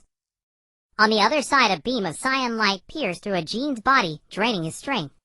Riri Rikhong rushed forward and struck all his vital acupoints, with a single finger ending his life. It was the Earth Centipede summoned by Yunushin. Yunushin dismissed the avatars of Zhong Xie, the hidden snake, and the Earth Centipede. The parasitic bugs having devoured the bodies of the 3 enemy elites multiplied into a swarm as vast as a sea fog enveloping and obscuring all 10 pirate ships. "Eyes go into the sea and fish out the big monkey. He might be injured. Bring him onto the deck for treatment," Yunushin commanded calmly. "Doggy you. Never mind, just rest well." Originally, Yunushin intended to assign Chuenjong-su some tasks, but seeing him already collapsed on the sea surface, if not for Ollie holding his collar, there would be another person to rescue. The medicine's effect had worn off, and Chuenjong-su was now completely drained of strength. Yunushin helped Chuenjong-su onto the main deck. Shaoquan Chundalang's son was already paralyzed with fear on the deck. "Please spare me." Knowing the situation was hopeless, Shaoquan Chundalang's son knelt and begged for mercy. Yunushin walked up to him, picked up a sword from the ground, and slit his throat in one swift motion, ending the instigator of this conflict. "Why?" Chuenjong-su, having witnessed everything, asked. "A decision made must bear its consequences. A dead enemy is a good enemy." Yunushin had no intention of letting a child live to attract a horde of vengeful pirates. He turned all the pirates on the 10 ships into nourishment for the parasitic bugs, eliminating any future threat. Riri Rikhong fished Yunfei Maxin onto the deck and used chakra to dry the seawater off both of them. Yunfei Maxin's injuries required immediate attention, while Chuenjong's wounds were handled by the genius dog Ollie. Yunfei Maxin's abdomen had a 10-centimeter long gash from the explosion, and his internal organs were bleeding from the shock. Fortunately, no organs had ruptured, or the danger would have been far greater. Riri Rikhong first sealed the acupoints around Yunfei Maxin's wound to stop the bleeding, then used chakra scalpels to excise the necrotic flesh infected by seawater. Then Yunushin took over, as Riri Rikhong had insufficient chakra after the battle. Yunushin dispelled part of the parasitic bug clones, recovering not only the consumed spiritual power, but also gaining a surplus of energy. Yunushin channeled the remaining energy, converting it into chakra, and transmitting it into Yunfei Maxin's body, guiding it to repair the internal damage and sustain his life. Then, using parasitic bugs to carry the silk of a giant spider, he sutured the wound. Finally, he bandaged the wound with gauze and cotton cloth, injected anti-inflammatory and nutrient-supplementing bug medicines, completing the surgery. Now Yunfei Maxin was down, injured and unconscious. Chuenjong-su was down post-medication exhaustion. Riri Rikhong was down, recovering chakra. The merchant ship had fled at the start of the battle, but fortunately Yunushin and his team had all their supplies on their persons. Yunushin had no choice but to pilot one of the small boats left by the pirates to continue toward the land of crafts. Direction: random. Piloting: reckless. "Hey, I was careless this time. I didn't dodge. You guys handled it. Pretty capable. Heh." Yunfei Maxin was the first to wake up, his tone tinged with a hint of guilt. He looked around at the fog-like swarm of insects, and then asked worriedly, "Little bug, how many bugs are you keeping inside your body? Won't this amount put a strain on you?" Yunfei Maxin knew that the Yunu clan nurtured bugs within their bodies, but if they raised too many, their bodies would be hollowed out, literally hollowed out, so he asked out of concern, "These bugs are bred using a secret technique. They don't live long." Yunushin used the secret technique as an excuse. Each clan guarded its secrets closely, so he brushed it off. "Big monkey, do you know where we are? How much longer until we reach the land of crafts? You don't know the direction, and you still drove recklessly. Why didn't you keep a prisoner alive?" Yunfei Maxin was so angry his wound hurt. "Keep a prisoner alive to lead us to our deaths. Keep 2 and interrogate them separately. Keep 2 got it. Never mind, you go rest. You'll handle it." Yunfei Maxin's face was naturally dark red. Earlier he blushed from guilt, and now he blushed from anger, perfectly demonstrating the different shades of red. Yunushin returned to the cabin, dispelled the countless parasitic bug clones, and used their power to cultivate himself. Chuenjong-su and Riri Rikhong also recovered one after another. Notably, Chuenjong-su no longer got seasick. Seeing everyone recovered, Yunfei Maxin returned to his usual lazy demeanor.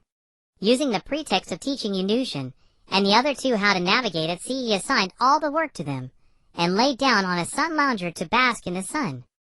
After 4 or 5 days of torment at sea, Yunushin and his team finally reached the coastline of the land of crafts and set foot on land. Su and Ollie were so excited they shouted and yelled. The land of crafts was small, less than 1/10 the size of the land of fire. Its native ninjas were not strong, relying mainly on ninja tools. After landing, Yunushin and his group rushed to their destination without delay. After 3 days and 2 nights of travel, they arrived at a county called Tonisia. Upon arriving at the county, they learned that Yamashita Tetsu had been arrested by the county police of Tonisia. The reason was that during a speech by the county official Abe Kosaburo, Yamashita Tetsu wielding a homemade scattergun shot Abe Kosaburo twice, sending his soul back to its homeland. The locals called him the gun hero. This was troublesome. With Yamashita Tetsu imprisoned, how could they complete the transaction? Uenthea Maxon decided to find an inn to rest, first gather information, and then proceed. Yamagata Tetsuya was captured. Where was the chakra conductive metal in his possession? Was it confiscated or hidden away? Yamagata Tetsuya was known locally as the spear hero, naturally admired and trusted for his deeds. Some might even attempt to break him out of prison. Thus Sarutobi Amasan decided to split the team. Aburame Shun and Hyuga Hinachi would investigate the prison situation and find an opportunity to probe Yamagata Tetsuya's intentions. Sarutobi Amasan and Inuzuka Su would go search for information on the chakra conductive metal. Aburame Shun and Hyuga Hinachi arrived outside the county prison of Tanjiexi. Aburame Shun released hundreds of parasitic insects to disperse into the prison and gather intelligence. Hyuga Hinachi activated his Byakugan, sketching the prison's layout and personnel arrangements on a notebook as he observed. After 2 days of surveillance and investigation, Aburame Shun and Hyuga Hinachi learned that Yamagata Tetsuya was held in a solitary cell in the northeastern part of the prison. Guards changed shifts at Chin hour, U hour, and Z hour. They gathered for meals at Wu hour, Hai hour, and Een hour. During the Een hour meal, their vigilance was at its lowest, leaving a gap of 3/4 of an hour between meal and patrol.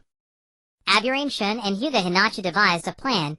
During the Een hour, Aburame Shun would infiltrate the prison, while Hyuga Hinachi stood by outside for support. Using the centipede escape technique, Aburame Shun burrowed into the prison and arrived directly at Yamagata Tetsuya's cell. Using the snake concealment technique to lower his presence, he blended into the shadows near Yamagata Tetsuya's bed, his snakeskin coat camouflaging with the environment. Watching the sleeping Yamagata Tetsuya, a bold idea crossed Aburame Shun's mind. He produced a parasitic insect clone and placed it beside Yamagata Tetsuya's ear. The insect invaded his brain directly through the ear canal. Under the control of the parasitic insect, Yamagata Tetsuya opened his eyes and slowly divulged information. The chakra conductive metal came from a merchant from the land of Earth, Okada Katsuya, whom he had once saved. In gratitude, Okada had gifted him 330 gene of chakra conductive metal. In recent years, to treat his mother's illness, Yamagata Tetsuya had sold some of it. He now had 210 gene of chakra conductive metal remaining. After Abe Kosaburo became county chief, Tanjiexi was plunged into misery. Yamagata Tetsuya entrusted his mother and the chakra conductive metal to his close friend in Chongan, then set out alone to assassinate Abe Kosaburo. Aburame Shun admired Yamagata Tetsuya's righteous act and immediately canceled the parasitic insect's control. Yamagata Tetsuya fell back into slumber. After a moment's thought, Aburame Shun woke Yamagata Tetsuya, covering his mouth to prevent him from shouting and alerting the guards. He then produced a wooden token bearing the Leaf Village insignia, a trade credential. Yamagata Tetsuya nodded upon seeing the token and signaled for Aburame Shun to release his hand. Guests from Konoha, please forgive me for not being able to meet you in person. But I have instructed Chongenkin you may find him in Rimulite to conduct the transaction. Yamagata Tetsuya bowed politely to Aburame Shun. Don't you want to personally care for your ailing mother? Aburame Shun wished to rescue Yamagata Tetsuya from prison. Yamagata Tetsuya looked at Aburame Shun in surprise. It seems you have investigated thoroughly. But if I leave like this, many innocent people will suffer for it. I cannot do that. Aburame Shun stared into Yamagata Tetsuya's eyes. What if I can arrange for you to fake your death and escape? Then I would be eternally grateful. Once free, I shall repay your kindness. Yamagata Tetsuya prostrated himself in a Dajiza bow on the ground. For Aburame Shun, who was accustomed to sitting cross-legged at home with his father rather than kneeling, Yamagata Tetsuya's overly formal courtesy was hard to appreciate. He waved his hand and pulled Yamagata Tetsuya up. Aberration found a corpse similar in build to Yamagata Tetsuya in the hospital morgue. Using a chakra scalpel and parasitic insects, he disfigured the face and forged the birthmarks on Yamagata Tetsuya's body. Then using the centipede escape technique, he transported the corpse to Yamagata Tetsuya's cell. After finishing Aberration grabbed the real Yamagata Tetsuya, said, "Relax, don't resist," and wrapped both of them in the centipede escape technique, burrowing into the ground and escaping the prison. The awaiting Hyuga Hinachi saw Aberration emerge with Yamagata Tetsuya and said nothing. The three of them followed the pre-planned route back to the inn. Along the way, Aberration relayed the intelligence and events to the squad via parasitic insects.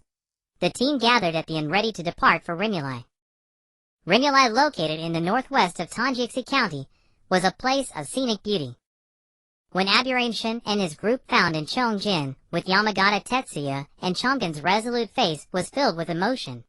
He gave Yamagata Tetsuya a firm embrace, then bowed 90 degrees to Aberration and the others. "Thank you, noble warriors, for rescuing Tetsuya-kun. If there is anything you need, I will spare no effort." Sarutobi Amazon waved his hand. "First get yourselves settled. We can talk about the rest later." After Yamagata Tetsuya visited his mother, he treated Aberration and the team to a meal at an izakaya. After a full meal and drink, the three underage ones had juice. Yamagata Tetsuya took the initiative to speak to Sarutobi Amazon. "Monkey, can I know why you came? I still have 210 jean of metal. I can sell 200 jean to Konoha at 300 gold per gram. As for the remaining 10 jean, I intend to forge weapons as a token of gratitude for your kindness. The trade is fine, but no need for repayment. It was a simple favor for us," Sarutobi Amazon said drunkenly. "No, please allow me to express my gratitude." Yamagata Tetsuya prostrated himself again into Jiza, and beside him and Chongjin also knelt and refused to rise. Seeing their determination, Sarutobi Amazon had no choice but to agree. All right, but I don't need any. Make them for the three youngsters." He passed his share to Aberration and the others. "Yes," Yamagata Tetsuya acknowledged and asked the three what kind of weapons they wanted. Inuzuka Su brought out the hand claws he had acquired from the rogue Nin and asked for a similar design. Hyuga Hinachi wanted a hidden blade like the one from the Assassin's Creed story Aberration had once told him. The hidden blade combined with a gentle fist would be devastating. When it was Aberation's turn, he thought for a moment and decided on a beast-headed short sword. The sword would be 41 centimeters in total length, with a blade length of 21 centimeters, a blade width of 3 centimeters, and a maximum thickness of 1 centimeter. Yamagata Tetsuya and Chongjin were both skilled craftsmen. They spent 5 days forging the weapons for Aberration and the other two, because chakra conductive metal was incorporated during the forging. Inuzuka's hand claws would have a searing effect when used, cooking the flesh with each swipe. Hyuga Hinachi's chakra nature was wind, and the blade of the hidden blade was exceptionally sharp, cutting through iron like mud. Aberation's chakra nature comprised wind, lightning, fire, earth, and water. Thus only he knew which attribute was imbued into the short sword. In the shinobi world, weapons were sometimes stored in ninja tool pouches, like shuriken, or carried on the back like Tsukumo Itaki's white light chakra saber, or the 7 swordsmen of the mist's blades. Some clans, like Sarutobi Amazon's, preferred using summoned creatures that transformed into staves and clubs. Aberration planned to tattoo a sealing technique on his wrists, so that with a single thought, the weapon would appear in his hand, catching opponents off guard. Fortunately, Yamagata Tetsuya knew the seal of weapon imprint, so he applied it to all 3 of them. Sarutobi Amazon also completed the transaction with Yamagata Tetsuya. He had arrived carrying a medium-sized scroll, and left carrying another medium-sized scroll. After bidding farewell to Yamagata Tetsuya and leaving Rimuli, Aberration asked a question. "The mission's funds used 30 million gold. Can we split the remaining 5 million gold among ourselves?" Sarutobi Amazon, along with Oil Girl Shin and the others, returned to Konoha village to deliver the mission within the deadline. As for the distribution of the reward, each of the 3 received a small scroll containing about 1 million ryo, while the rest was swallowed by Sarutobi Amazon. The journey back to Konoha from the Land of Crafts went smoothly, but Sarutobi Amazon used various excuses to lead the trio and their dog through the mountains, subjecting them to exhaustion through ambushes, traps, and sparring. Oil Girl Shin understood that Sarutobi Amazon was trying to improve their field combat skills in preparation for the upcoming Ninja World War. Upon returning to Konoha, Sarutobi Amazon took Oil Girl Shin and the others to the birth celebration of Sarutobi Hizashi's second son, Sarutobi Asuma. Oil Girl Shin quietly suggested, how about naming the child 35 million? It seems quite fitting.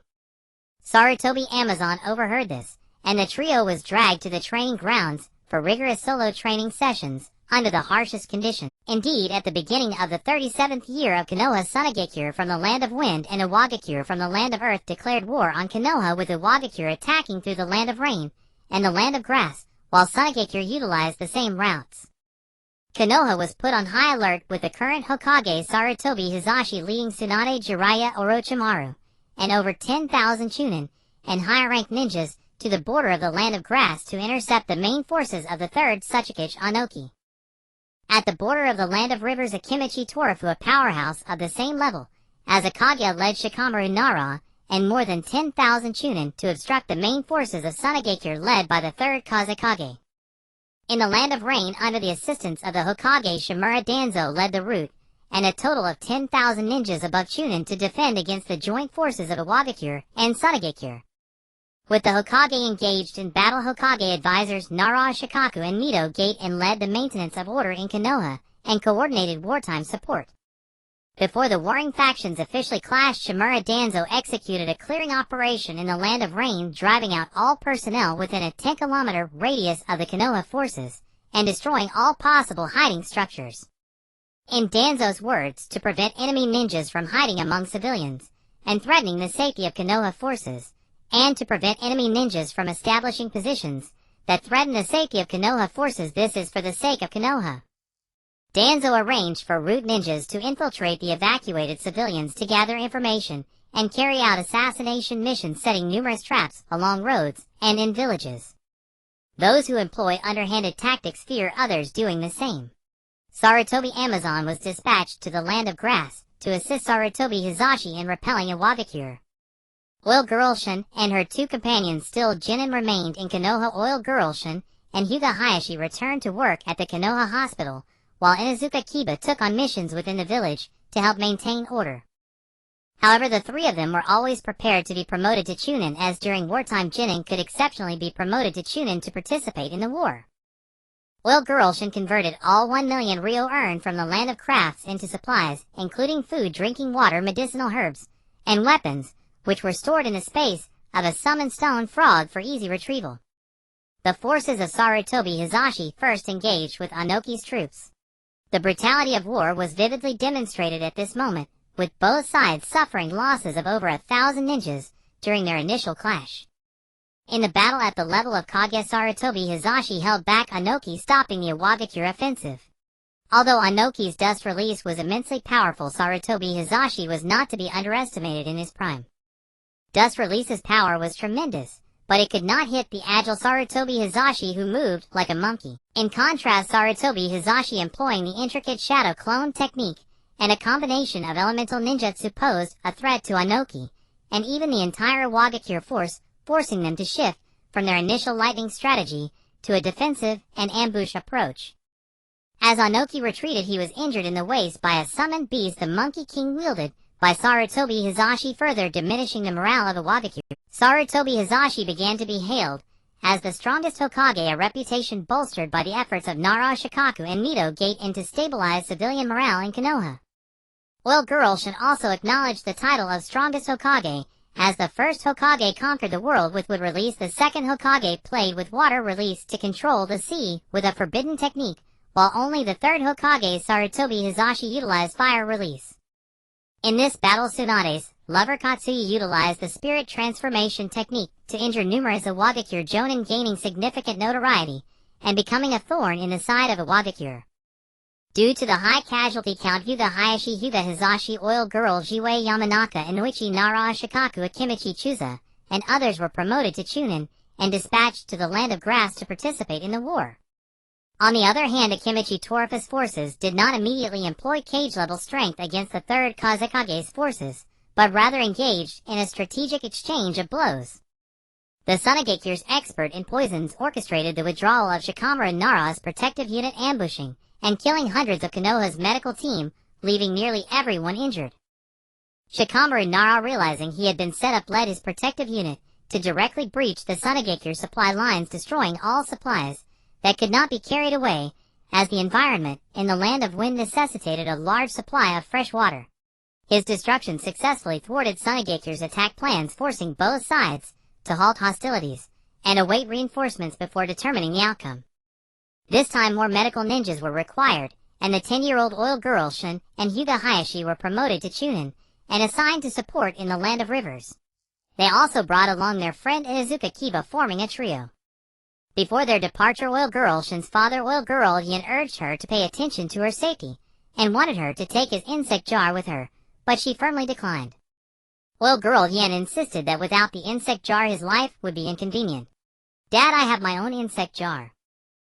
As she spoke, oil girl Shin summoned a 30-centimeter tall alchemical jar, pretending it was the insect jar, and released a large number of parasitic insects to reassure oil girl Yin. "I always thought you were nurturing them with your body. Turns out you're also raising them in a jar."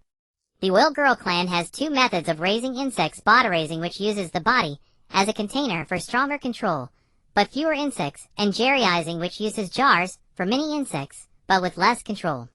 In reality, oil girl Shin is a single insect controlling thousands, but she did not clarify. "Shin brother, you must come back safely. This is a safety pouch I sewed myself. It will protect you." Yashir Yena was also reluctant to see oil girl Shin go to war, but protecting the home country is everyone's responsibility, so she could only hope for oil girl Shin's safety. "Okay, I promise to come back safely." Oil girl Shin patted Yashir Yena's little head. The three of them followed the medical team to the Land of Rivers. The last time oil girl Shin went to the Land of Rivers was when she was 5 years old, sneaking off to refine a heavy scorpion. This time she was participating in the war with the team. The medical team included not only medical ninjas, but also protective personnel, with Inuzuka Kiba being one of them, primarily responsible for patrolling and protection. Tsunagekure was known for its deadly poisons, making medical ninjas extremely important on the battlefield in the Land of Rivers, especially those with strong detoxification abilities. Upon arriving at the border of the river country, Yunushin observed dozens of bandaged medical ninjas in the wounded soldiers' camp, tirelessly tending to injured ninjas. Despite their exhausted state, they persisted in cleaning wounds, administering injections, and providing medication. The leader Shisei immediately stepped forward to hand over duties, allowing the newly arrived medical ninjas to take over. In the battlefield, the medical environment was far less clean and comprehensive than a hospital, so 3 wounded soldiers had to share a single tent. Yunushin was assigned 3 injured ninjas, one with a gaping abdominal wound, intestines exposed requiring debridement, and suturing; another with a fractured left humerus bone, spurs piercing through muscle and skin needing fragment removal, realignment, and suturing; and the last with a deep cut on the right thigh, blood blackened by poison, demanding detoxification and debridement surgery. Yunushin prepared sutures, medical cotton gauze, and bandages, then released a massive swarm of Ji-Hwai-gu under the bewildered gaze of others, commanding the swarm to cover all 3 patients simultaneously. The Ji-Hwai-gu swarm repositioned the first patient's intestines, checking for internal injuries, devouring infected tissue around the wound, and using several gu to carry sutures and stitch the wound, finally dressing it with medical cotton gauze and bandages.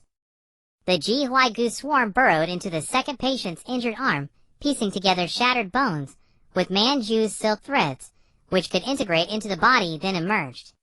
Several gu carried sutures to stitch the external wound, after which the arm was splinted and bandaged securely. For the third patient, part of the Ji-Hwai-gu swarm shrank, burrowed into the blood vessels, and devoured the venom and toxins, then finished by dressing the wound. All 3 surgeries were performed simultaneously. After completion, Yunushin recalled the Ji-Hwai-gu and, based on their feedback, wrote down medication lists and precautionary notes. Seeing that the 3 patients under his care were stable, Yunushin instructed the medical assistant to monitor them closely, then strolled over to the tent where Rishyong Rikhong was working to see how his treatments were going. Rishyong Rikhong was still treating the most severely wounded patient. His left eye had been destroyed, requiring an enucleation surgery. Yunushin greeted Rishyong Rikhong and then checked on the other 2 patients, both unconscious from inhaling toxic gas. Without Tsunade's supervision, Yunushin simply opened the mouths of the two patients, and under the shocked gaze of the assistant poured the ji-hwai-gu swarm into their mouths. Moments later the ji-hwai-gu flew out, and the patients' complexions recovered. Yunushin quickly scribbled a medication list on the medical record sheet, and instructed the assistant to fetch the medicine. Rishong Rikhong had just finished his surgery. The two exchanged smiles, and went to help in other tints. Yunushin's astonishing treatment speed and method soon reached the ears of the high command in the war zone. The war zone commander Chiodao Tsufeng along with Chimu Shuoma and others arrived at the tent where Yunushin was treating a patient. The patient before Yunushin had hundreds of wounds of varying sizes across his body, all oozing black blood. Yet he hadn't lost consciousness, instead his eyes were red from pain. Multiple trauma poisoning and hyperexcitability, likely neurotoxins, Yunushin diagnosed. The situation was tricky, but only tricky, not impossible. Yunushin released 3 times the usual number of ji-hwai-gu, enveloping the patient entirely as a cocoon. It took a quarter of an hour before he recalled the swarm. Shizuki hurried over to examine the patient. The wounds were sutured. Chakra scan revealed no residual toxins, and soft snores could be heard. She then took the medical record sheet, and saw that the prescription Yunushin had written was unconventional. Shizuki scolded, "Why didn't you use standard treatment? Would standard treatment have been this fast? Every minute saved could save another life. Just tell me, did the patient get treated or not?" Yunushin retorted dismissively. On the battlefield there was no room for dogma. Sometimes cauterizing wounds to stop bleeding was necessary, even if it meant dealing with necrotic tissue later. At least you should have anesthetized them. Have you forgotten the phobia of insects that developed in the hospital? Shizuki was familiar with Yunushin's parasitic bug therapy, having been his mentor during his internship. He was so hyperactive from neurotoxins. How could his brain handle anesthetics? As for the insect phobia, feed them bugs a few more times, and they'll get over it. If they're afraid of bugs, they shouldn't get poisoned or injured, Yunushin said, while using the ji-hwai-gu to restrain a struggling patient, performing an ankle realignment and arm suturing, again without anesthesia. Chiodao Qufeng's face twitched as he watched Yunushin's deft yet brutal methods. Fast and effective, but far too crude. Turning to Rishong Richong, he saw the man tap a patient twice, instantly putting him to sleep. With his Byakugan activated, he reached into the patient's abdomen, pulled out a section of intestine, and with a single palm healing technique, the wound closed without a drop of blood. It was an acute appendicitis case, removed without anesthesia. These two were the medical world's pair of geniuses, and lunatics, both ruthless in their aversion to anesthetics. The greatest trauma these healed ninjas would likely suffer was psychological. They would henceforth fear their own doctors more than the enemy. Chiyodo Tsufeng immediately stopped them from moving to the next tent, and ordered from now on, do not deploy Yunushin and Rishong Rikhong unless the injury is life-threatening. This provoked discontent from both. Rishong Rikhong glared with his Byakugan, and said, "Uncle Tsufeng, you have a lumbar disc herniation. Let me straighten it for you." Frightened Chiyodo Tsufeng clutched his back and fled. Despite Chiyodo Qufeng's order, neither Yunushin nor Rishong Rikhong remained idle. In the war against the Sand Shinobi, poisonings were rampant, and Yunushin was the fastest detoxifier on the battlefield. Simple toxins once treated by him allowed the ninja to be back on the front lines vigorous the next day. Consequently, a flood of ninjas sought Yunushin specifically for detoxification. Those who couldn't bear the insects crawling on them would have Rishong Rikhong tap their sleep acupoints before being sent to Yunushin. Chiodao Tsufeng set up a separate medical tent for Yunushin and Rishong Rikhong, allowing ninjas to come to them directly. The nickname Detox Bug Doctor spread through the Konoha camp in the river country battlefield. The ninja who had his appendix removed by Rishong Rikhong's bare hands also contributed to the latter's reputation as the Byakugan Saint Hand. It was common for 1 or 2 out of 10 ninjas on the move to have internal stones or similar ailments. Such a condition could prove fatal if it flared up during combat. So many sought Rishong Rikhong for stone removal or appendectomy procedures. Since his sleep acupoint tapping technique was so proficient, they would wake up cured, indifferent to whether he had tied their intestines into a bow in the process. This led Rishong Rikhong to dream of tapping people's sleep acupoints even in his sleep. Since the arrival of Yunushin and others at the battlefield of the country of rivers, the combat methods of the Konoha ninja had undergone a qualitative transformation. Now the Konoha ninja were cautious and meticulously defensive. When unharmed the moment they were wounded, they immediately entered a berserk state, refusing to dodge poison projectiles unless they struck vital points. These wounded soldiers would often fight until they collapsed from exhaustion, only to be rescued by comrades and brought back to the Konoha camp. The Suna ninja, overwhelmed by such reckless ferocity, were steadily forced to retreat. After his previous ambush on Konoha's medical corps, Kazang Lao had proceeded to the country of Rain to attack the unit led by Shimura Danzo of Konoha. With Kazang Lao, the Suna ninja had nearly annihilated Konoha's medical corps. When the Kazekage led alone, they were repeatedly routed. If such rumors reached the land of Wind, the Kazekage's authority would be severely undermined. If Kazang Lao can do it, so can I. The Kazekage resolved to launch a cage-level battle, using himself to hold down Akimichi Torafu, who had already gained fame in the First Shinobi World War, while dispatching the formidable couple Soko to lead the annihilation of Konoha's forces. Although Soko and his wife were the son and daughter-in-law of Elder Chiyo, if they could break the deadlock, the Kazekage would regain his prestige among the Suna ninja. The next day, the Kazekage led the entire Suna force in a direct assault on the Konoha camp. There were no cutting schemes, only a clash of raw strength. Perceiving the Kazekage's intent, Akimichi Torafu led his main force to intercept the Kazekage's troops. The great war between wind and fire erupted. Iron Sand World Method. The Kazekage used magnet release to transform the pre-prepared iron sand into countless massive iron spears, hurtling toward Akimichi Torafu. Seeing this, Akimichi Torafu knew that with his bulky frame, he could not evade such a wide area attack. He could only endure it hidden. Partial Expansion Technique Arm. Akimichi Torafu's right hand swelled to an enormous size, shielding his entire body. Countless iron sand particles struck the back of his hand, leaving only a few small cuts, but the blood seeping from those minor wounds bore a faint purple tint. The third Kazekage burst into laughter. A famed veteran ninja like you is no different from the rest, touching my iron sand with bare hands. It seems you will die here, ha ha! Feeling a numbing sensation on the back of his hand, Akimichi Torafu immediately pulled a vial of antidote from his pocket and injected it near the wound. This was the detoxification medicine prepared by Konoha's antidote squad.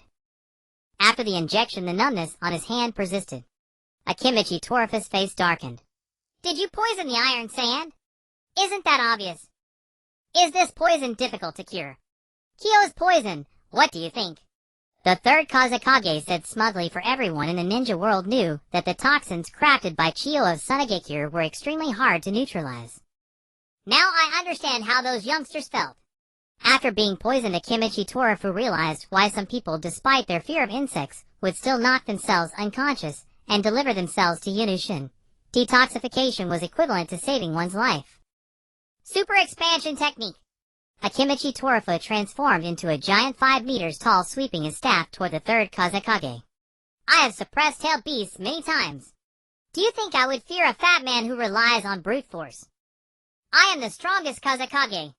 The third Kazekage flew up to evade the staff sweep and gathered the iron sand into a cage, intending to suppress the colossal man before him, just as he had once suppressed the one tail. I am merely plump, not fat. Butterfly Secret Technique. Akimichi Torafu's bulky frame instantly became slender, with immense chakra forming butterfly wings on his back, allowing him to fly.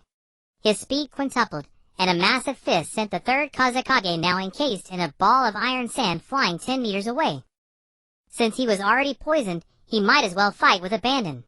Akimichi Torafu chased after the third Kazekage, who was hidden inside the iron sand sphere, and delivered a frenzy of punches, sending the Kazekage tumbling through the air. While the third Kazekage and Akimichi Torafu engaged in an unknown duel, the command of the Suna ninja fell to the couple Soko.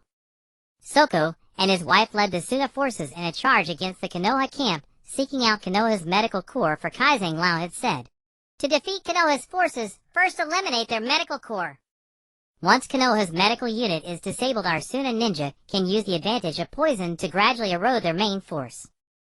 Because of Yunushin, poison ninja from the main force would seek him for detoxification. Gradually, the main force's ninja pitched their tents around the medical unit, effectively forming a protective ring around it. This left Inuzuka Subaru's medical guard squad with little to do. Bored and restless, Inuzuka Subaru, upon the Suna attack, gleefully charged into battle with Ori. Although Yunushin was stationed in the medical unit, he had deployed some of his parasitic insects to keep watch. Sensing the Suna ninja approaching, he quickly alerted those nearby. Yunushin left an insect clone at the scene, and used the power of the centipede to burrow into the ground. Simultaneously, he sent parasitic insects to form insect armor on his three companions Inuzuka Subaru Ori and Hyuga Hinata.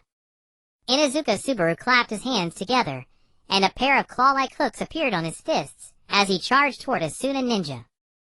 The Suna ninja, seeing Inuzuka Subaru rush and ready to shuriken, and prepared to engage him, but Ori bit the ninja's wrist, and used his body weight to yank him off balance, leaving the Suna ninja wide open. Inuzuka Subaru drove his claw hook straight into the ninja's throat, killing him instantly. Just as Inuzuka Subaru was exhilarated by the kill, a puppet appeared behind him, its weapon thrusting toward his back. The moment the puppet's weapon was about to touch Inuzuka Subaru's back, it froze. Hyuga Hinata had arrived and severed the controlling chakra threads with a hidden blade. "Subaru, you're too fast! Don't leave the team!" Meanwhile, Yunushin traced the severed chakra thread back to the puppeteer, and used his parasitic insects to engulf and devour him. The three-man squad of Yunushin regrouped, communicating through the parasitic insects. They decided to act as a mobile rescue unit in this battle, specifically rushing to wherever comrades were injured. Inuzuka Subaru would clear the path, Yunushin would treat the wounded, and Hyuga Hinata would guard them. Not far away, a Konoha ninja fell wounded to the ground. Inuzuka Subaru channeled chakra, causing flames to blaze on his claw hooks. Protected by the insect armor, he charged recklessly, forcing the surrounding Suna ninja to give way. Then Yunushin arrived beside the wounded ninja, enveloping the injury with his parasitic insects to heal it.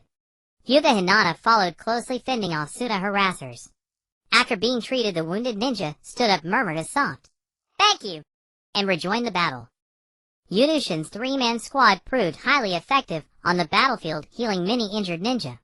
The tide of battle tilted in Konoha's favor. The couple Soko also noticed this extraordinary team, astonished by Yunushin's swift and efficient healing. That insect-controlling youth could not be allowed to live. His impact on the war was too great. Thus Soko and his wife manipulated 5 puppets and charged at Yunushin. The 5 puppets were highly lethal. Unlike living beings, they could launch projectiles from any part of their bodies, not just from handheld weapons. As the son and daughter-in-law of Tsunagekures, Chiyo, the couple Soko inevitably carried Kyo's poison.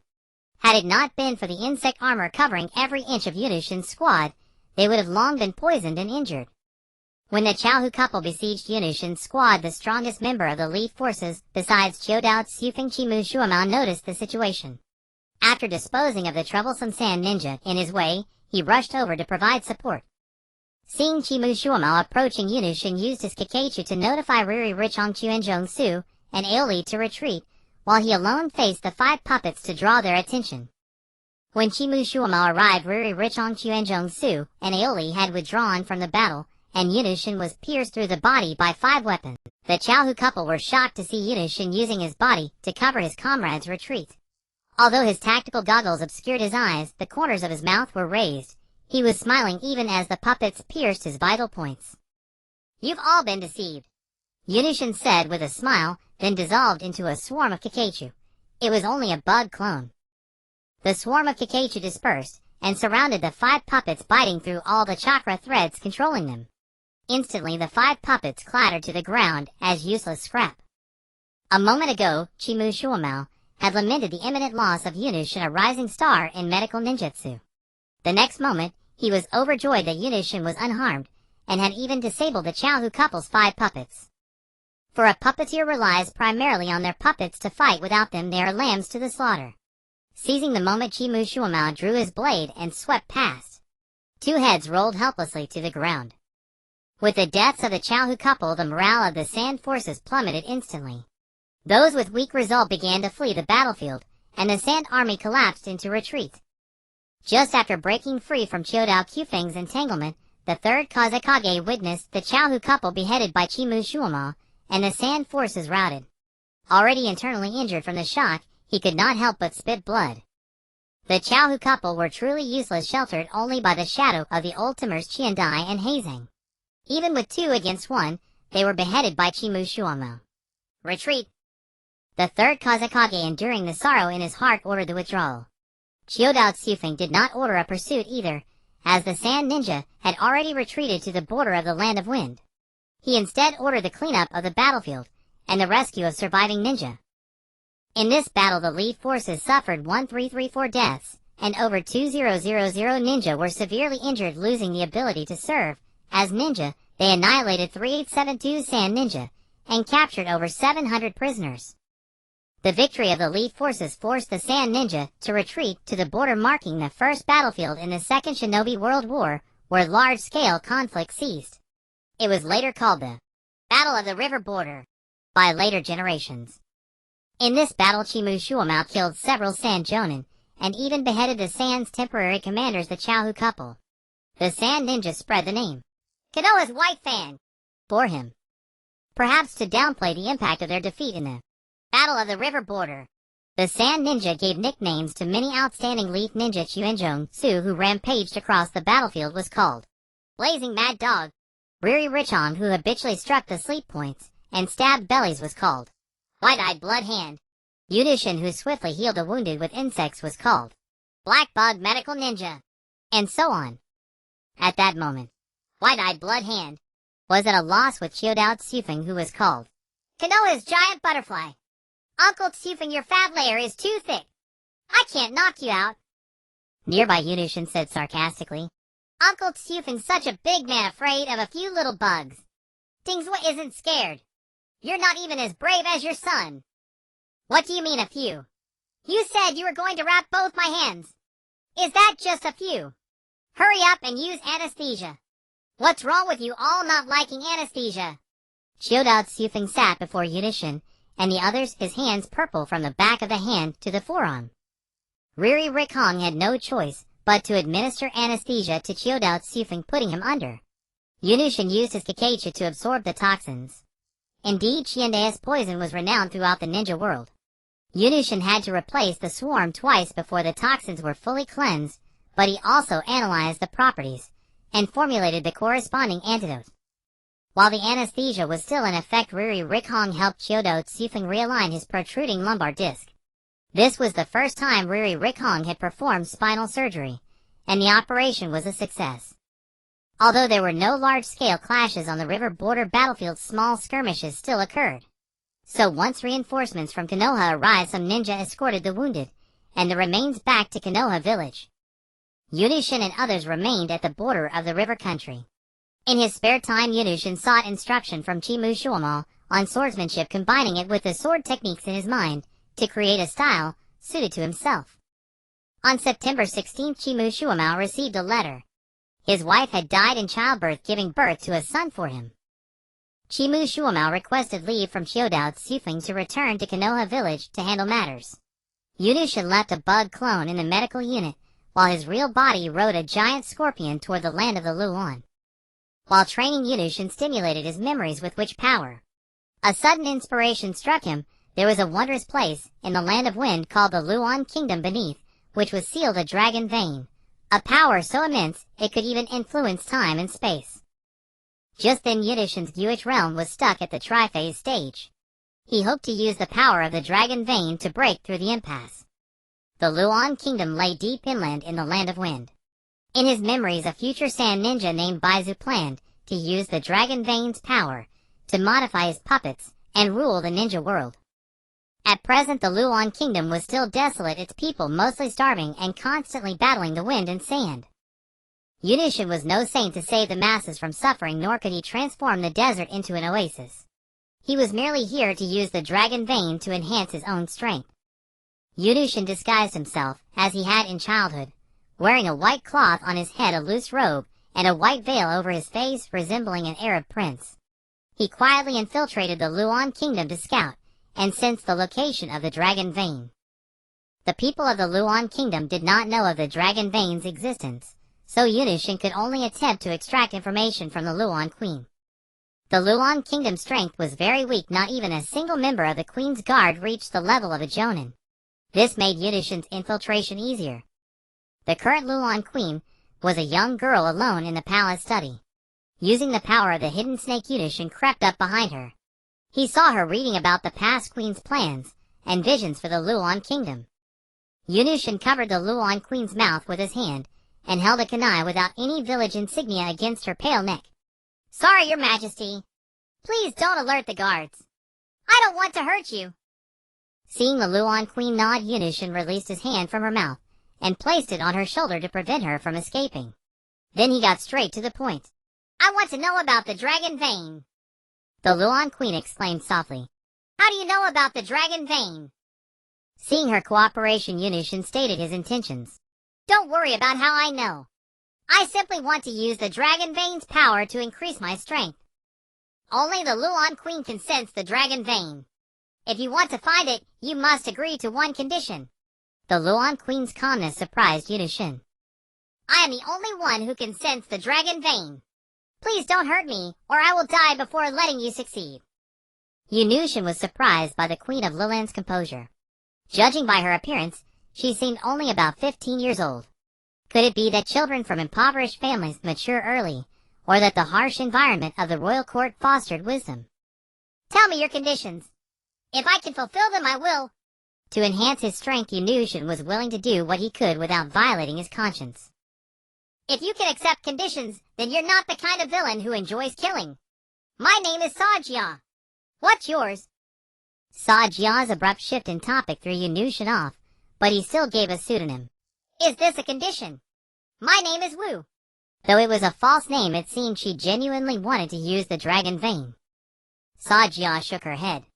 This is a prerequisite for the transaction. How can we proceed without knowing each other's names? That's a pseudonym, isn't it? It doesn't matter, though. I can't just call you Hey. What do you think of Luan? Yunushin was exasperated by Sajia's erratic train of thought. The environment is harsh. Tell me your conditions, and I'll see if I can agree. Only harsh. My condition is that you tell me how to make Luan better.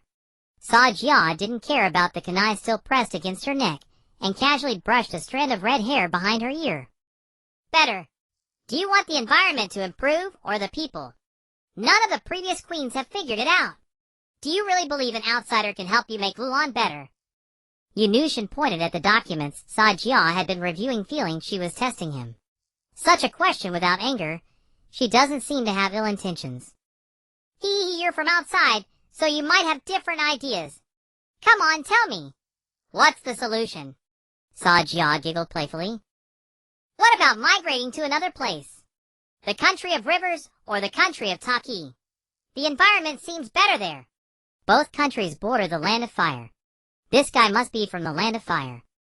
Would you leave home just because your living conditions are poor? Can you move the kunai away? It's uncomfortable. Sajia probed. No. Don't try any tricks. If you don't improve the environment, the people's lives won't get much better. Yunushin was earnestly considering ways to break Liland's deadlock. Blockhead, dolt, stubborn fool. You're infuriating me. Seeing Sajia suddenly fuming, Yunushin assumed she was angry about Liland's environmental plight. He continued, you can plant poplar forests to block wind and sand, and find ways to increase water resources. Your dragon vein is rich in energy. Can it be converted into water? The Mist Ninjas seem to expel huge amounts of water with chakra. With such strong winds, here developing wind energy could also improve people's lives. But if the dragon vein is discovered, it will attract covetous eyes, and you lack the power to protect it. Yunushin thought aloud. In his past life, he had never lived in a desert, but he had heard of China's Northwest desertification control and wind power projects, so he could only offer such suggestions. Quite a few suggestions. They seemed feasible. Sajia remained silent, pondering Yunushin's advice. All right, tell me about the dragon vein. Yunushin hadn't forgotten his goal. Stubborn fool. It's right beneath the palace. We don't know how to harness its energy. Can you stay and help me? Sajia pointed downward, revealing her inner thoughts. My home isn't here. Yunushin only wanted to increase his strength, not get entangled in environmental improvement. Don't alert the guards. I'll write you a plan later. With that, Yunushin released Sajia and used the power of the burrowing centipede to sink into the ground toward the dragon vein. Sajia rubbed her shoulder where he had held her and murmured to herself, Are all men so stubborn? Don't betray my trust. Upon reaching the dragon vein, the stone toad exhibited an intense desire to devour. Yunushin released all the avatars of the 5 poison goo, forming a 5 elements 5 poison gathering spirit array around him. The stone toad took the lead, opening its massive mouth to absorb the dragon vein's power. The 5 elements cycled: earth generated metal, metal generated water, water generated wood, wood generated fire, and fire generated earth. The circulation of the 5 elements elevated Yunushin's strength in all aspects, pushing his power from the 3 phases realm toward the 4 symbols realm. After an unknown duration, Yunushin awoke from cultivation.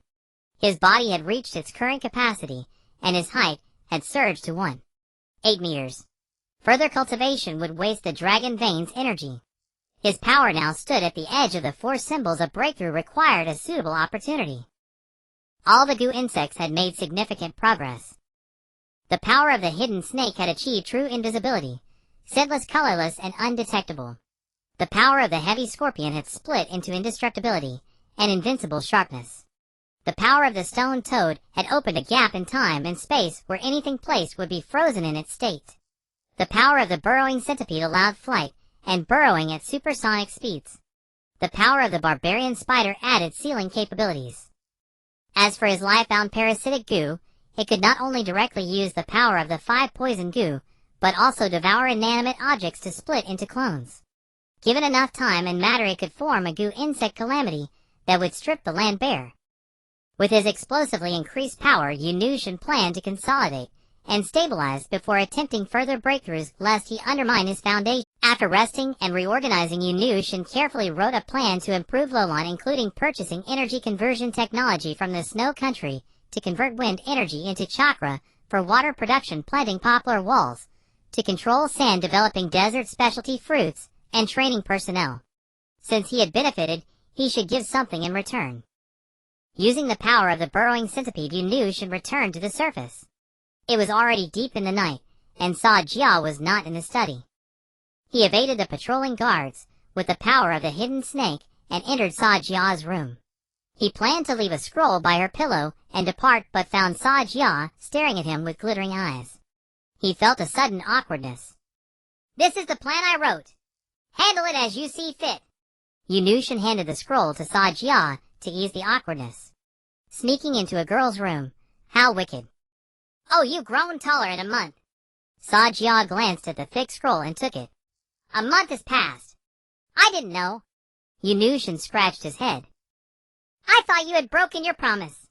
So are you leaving?" "Yes, I need to go back. Back to the land of fire. You're frighteningly smart. Can you tell me your real name?" "Yunushin." "You'll come back, won't you?" Faced with Sa Jia's pleading tone, Yunushin softened.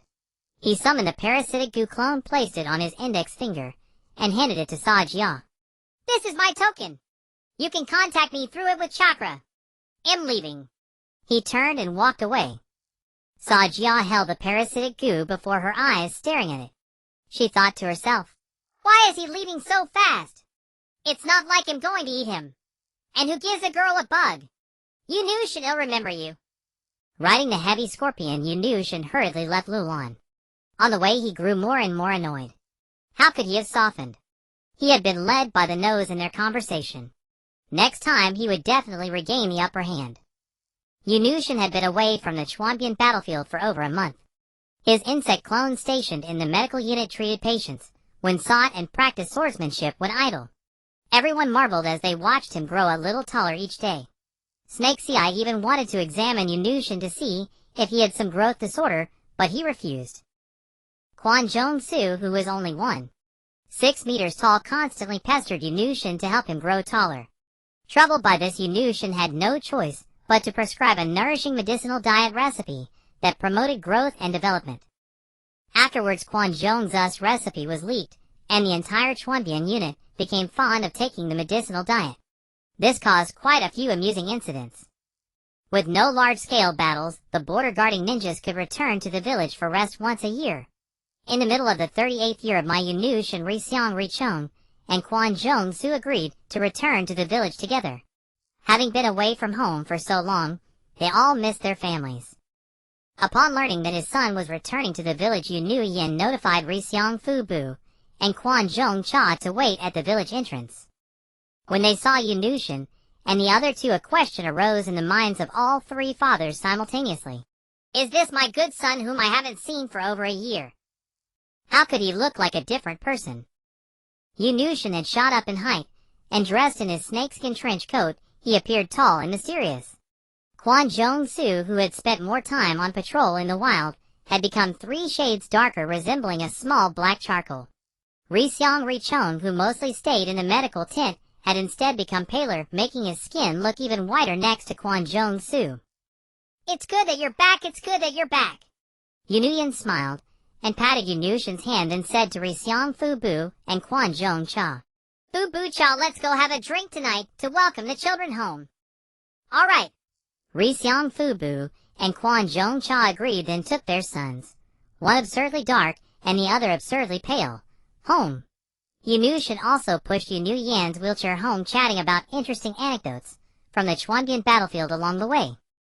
Just as they reached the door, a petite figure rushed over and hugged Yunushin's arm. Shinj, you're back. Wow, Shinj, you're so tall. It was Yaoshi Yinayu. When you weren't home, Yinayu came every day to take care of me. Even her father Yaoshi got jealous. Yunu Yan looked at Yaoshi Yinayu with affection. Thank you, Yinayu. Don't you have school today? Yunushin tapped Yaoshi Yinayu's forehead, a habitual gesture between Yunushin and Yaoshi Yinayu. I took leave today. I wanted Shinj to see me as soon as he returned. Yaoshi Yinayu lifted her small face, her eyes curving into 2 little crescent moons. So how well have you mastered what I taught you? Of course I've learned a lot. I even made soup for you. Ah, my soup is still on the fire. Watching Yaoshi Yinayu hurriedly run to the kitchen, Yunushin smiled. It felt good to be home. At home, the father and son had a long talk. From Yunu Yin, he learned that similar to the Chuanbian battlefield, the 3rd Hokage Yuan Fei Rijan had led his troops to repeatedly repel the 3rd Suchikage, Dahimu's rock ninja forces. After that, the border of the grass country also experienced a situation where there were no large-scale conflicts, but continuous small-scale skirmishes. Furthermore, Yuan Fei Rijan sent someone to inform the 3rd Raikage that Dahimu had been wounded by him. As a result, the Cloud Ninja village directly crossed the sea to invade the territory of the Earth Country. After that, Dahimu returned to the village to oversee the defense. The grass border battlefield was placed under the command of Dahimu's son Huang Tu. Yuan Fei Rijan also handed over the grass border battlefield to his son Yuan Fei Xinjiju. Yuan Fei Rijan also returned to Mai to take charge of the overall situation. As for the Rain Country battlefield, due to the operations of the Hokage's assistant GCU and Tuan Song, the civilians of the Rain Country suffered heavy casualties. As the ruler of the Rain Ninja village, Shan Jiao Yubanzong directly declared war on the Fire, Wind, and Earth countries, demanding that the great nations listen to the voice of the small nations. Perhaps because the Sand Ninjas of the Wind Country were not adapted to the environment of the Rain Country, Shan Jiao Yubanzong launched a preemptive attack on the Sand Ninja forces. He was up against the world-renowned poison master Qian Dai, who had just suffered the pain of losing her son. However, the result of this battle between 2 mad ninjas, who stood at the pinnacle of poison use in the ninja world, was that the Rain Ninjas mostly retreated. Shan Jiao Yubanzong used poison to annihilate half of the Sand Ninja force's combat strength. The ninja world was shocked and bestowed upon Shan Jiao Yubanzong the title of Half-God. That night, the 3 fathers and sons of Yunushin's family celebrated at a tavern in Mai. Of course, the 3 adults were drinking alcohol, while the 3 minors were drinking soft drinks. Yunushin pulled his 2 companions aside and said softly, Richong-su, we need to prepare. We might be transferred to the Rain Country battlefield. Riseong Richong nodded, while Quan Jong-su asked in confusion, Why the Rain Country? Don't we need to worry about the Sand Ninjas at the River Country border? Yunushin knew that Quan Jong-su didn't like to use his brain to analyze the situation, so he explained. Right now, the only battlefield in our village that hasn't ceased fighting is the Rain Country. Even the Rain Ninja village has declared war on us. Both the Sand Ninja Qian Dai and Shan Jiao Yubanzong are on the Rain Country battlefield. Our role on the battlefield is significant. We can counter poison using ninjas to some extent. So being transferred to the Rain Country battlefield is only a matter of time. Alright, what do we need to prepare? Just give me a list when the time comes like before. Quan Zhongsu waved his hand nonchalantly. Yunushin's cautious nature meant that Quan Zhongsu had never needed to worry much about logistics since childhood. Border ninjas were granted a week of rest. Yunushin decided to spend time with his family, help Yunu Yin at the medicinal insect shop, and escort Yashir Yunayu to and from school. He also visited the orphanage to see the children there. When he accompanied Yashir Yunayu to school, her classmates burst into exclamations. Is he the one the outside world calls the Black Bug Medical Ninja, Lord Yunushin? He's so cool, worthy of the title Black Bug Medical Ninja. I'm so envious of Yunayu having a famous ninja escort her to school. And so on. During wartime, what calms the hearts of civilians is not only battlefield victories, but also the propaganda of national heroes. Because of Yuan Fei Amasun, the Yunushin squad was naturally inclined to the faction of the third Hokage, so the propaganda was relentless. Thus the Yunushin squad was hailed as the Black, White, and Red squad, promoted as a hero squad. The spread of their fame had different impacts on the three of them. First in the academy, the already famous Crimson Pepper, Xian Wujio Xianai, due to her special status, had not been assigned out-of-village missions. So taking advantage of Quan Zhong's return to the village, she frequently caused trouble for him, determined to strip the Red from his reputation. Quan Zhongsu, in turn, was afraid of the influential female bully Xian Wujio Xianai. He would run away at the scent of her, which infuriated her so much that she awakened her clan's ability. Shinlu Xian Yen, a perception type ability. Xian Wujio Xianai used Shinlu Xian Yen to search for Quan Zhongsu in the village, while Quan Zhongsu relied on his excellent sense of smell to evade her. The two played a game of hide-and-seek in the village, or rather hide from the dog. Next was the Rixiang clan. A ninja's title was not something one could claim on their own. It required ability to be recognized by the outside world. Thus the Rixiang clan was divided into two factions. One believed that Rixiang Richong had brought honor to the clan, while the other believed that he was just a unfocused branch family member of the Rixiang, unworthy of the Byakugan name. Rixiang Richong did not issue any clarification statement about this. Instead, he trained even more diligently in martial arts, just as Yunushin had said. As long as your strength is enough to shut everyone up, you're right. Meanwhile, the Yunu clan began to value insect therapy. They sent people to seek advice from Yunu Yin and Yunushin, which brought several free laborers to the medicinal insect shop. The shop then opened two more branches in Mai.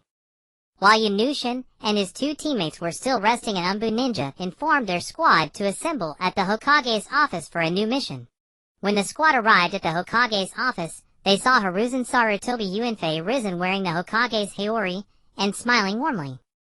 You three have been back in the village, but you haven't come to see your Hokage uncle. Amaxin has been worried about your safety. Hiruzen Sarutobi took the lead, playing the emotional card. Upon hearing this, Quan Zhongsu immediately replied, We were just afraid that you Hokage uncle are busy and didn't want to disturb you. Besides, we wrote to teacher Amaxin, but never got a reply. You have saved so many ninja and made great contributions to the village. They'll take the liberty of granting you the permission to learn one advanced jutsu. What would you like to learn? Hiruzen Sarutobi handed the scroll of jutsu to Yunushin and the other two. The three of them communicated through the Ji-Huaigu parasitic insects and decided that Quan Zhongsu would learn the 8 gates, Rixiang Rikhong would learn the healing regeneration technique, and Yunushin would learn the spirit transformation technique. The 8 gates technique involves opening the acupuncture points that suppress chakra flow, causing an explosive increase in one's own chakra in a short time, thereby enhancing the power of the technique. Quan Zhongsu was the frontline attacker of the Black, White, Red squad. Even only opening the gate of rest and gate of life provided a significant boost to him. After the gate of injury, the physical burden was heavy, but the increase in power was equally substantial. The healing regeneration technique uses a part of the injured person's body as a medium. Under the control of chakra, it alters the proportion of cells in the medium to regenerate the missing parts of the body, such as turning hair into muscle. After Rixiang Rikhong had the caged bird curse mark removed by Yunushin, he had always wanted to do something to repay him. Learning the healing regeneration technique to help Yunushin's father regenerate his severed limb was a way to show gratitude. Moreover, if Quan Jong-su actually mastered the 8th gate of death, and opened it, the healing regeneration technique could also create a glimmer of hope for him. The spirit transformation technique allows one to separate the soul from the body, attack others on a spiritual level, and even enter another person's mental world to control their physical body. Yunushin had reached the realm of the four symbols Gu Master, and knew that this realm could not be broken through by raw force alone. It involved spiritual power. These three techniques all required suitable talent and a resilient will to learn. Hiruzen Sarutobi had high expectations for the trio, but also worried that they might become discouraged if they couldn't master them. So he said, "These are all very difficult jutsu. If you have any questions, you can come to your Hokage uncle." He then summoned an Umbu to retrieve the corresponding jutsu scrolls. After handing the 3 scrolls to them, Hiruzen Sarutobi said to Yunushin, "Shin, I heard from Fong that you neutralized Kyo's poison. Quite capable, aren't you?" Yunushin thought for a moment and said, "I used insects to absorb the toxin, and then formulated an antidote based on the feedback from the insects. I don't know if Kyo's poison from Sunagekure has been updated. If not, it can be suppressed, but the supply of medicine must be sufficient. Have you heard of Hanzo of the Salamander? What do you think of his poison?" Hiruzen Sarutobi continued, "I've heard of him, but I've never encountered him, so I don't know. However, if he could poison so many pseudo-ninja in a single battle, his poison's potency and quantity must be astonishing. It would be best to first analyze the nature of his poison."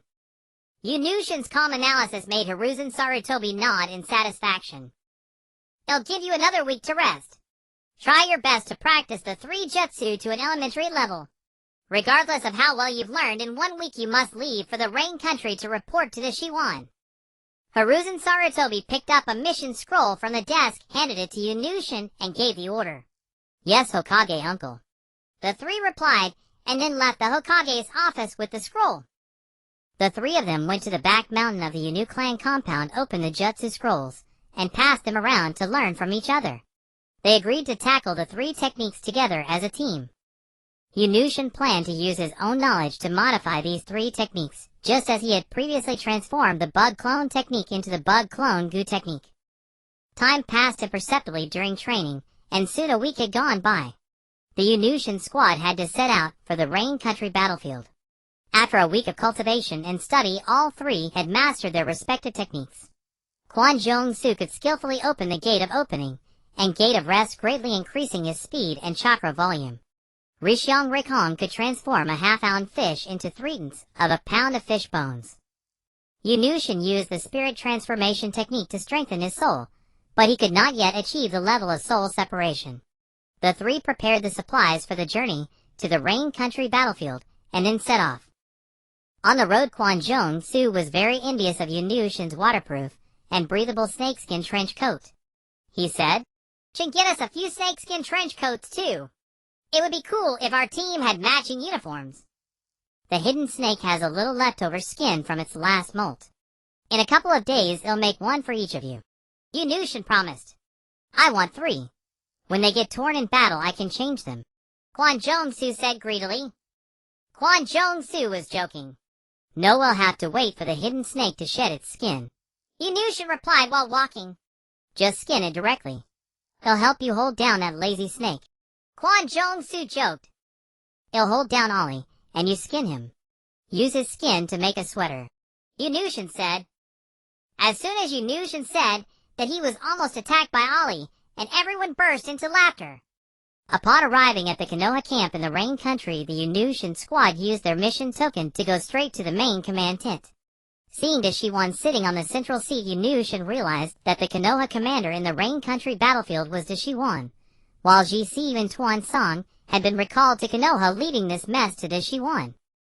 Facing the scrutiny of Deshiwan, the most unkillable snake in the ninja world, the 3 felt immense pressure, especially Yunushin, because he knew that Deshiwan had a research obsession with Kekkei Jinkai and powerful ninja. The Black-White-Red squad, quite a reputation. I hope your fame matches your strength. If so, that would be best. Heh heh heh heh heh.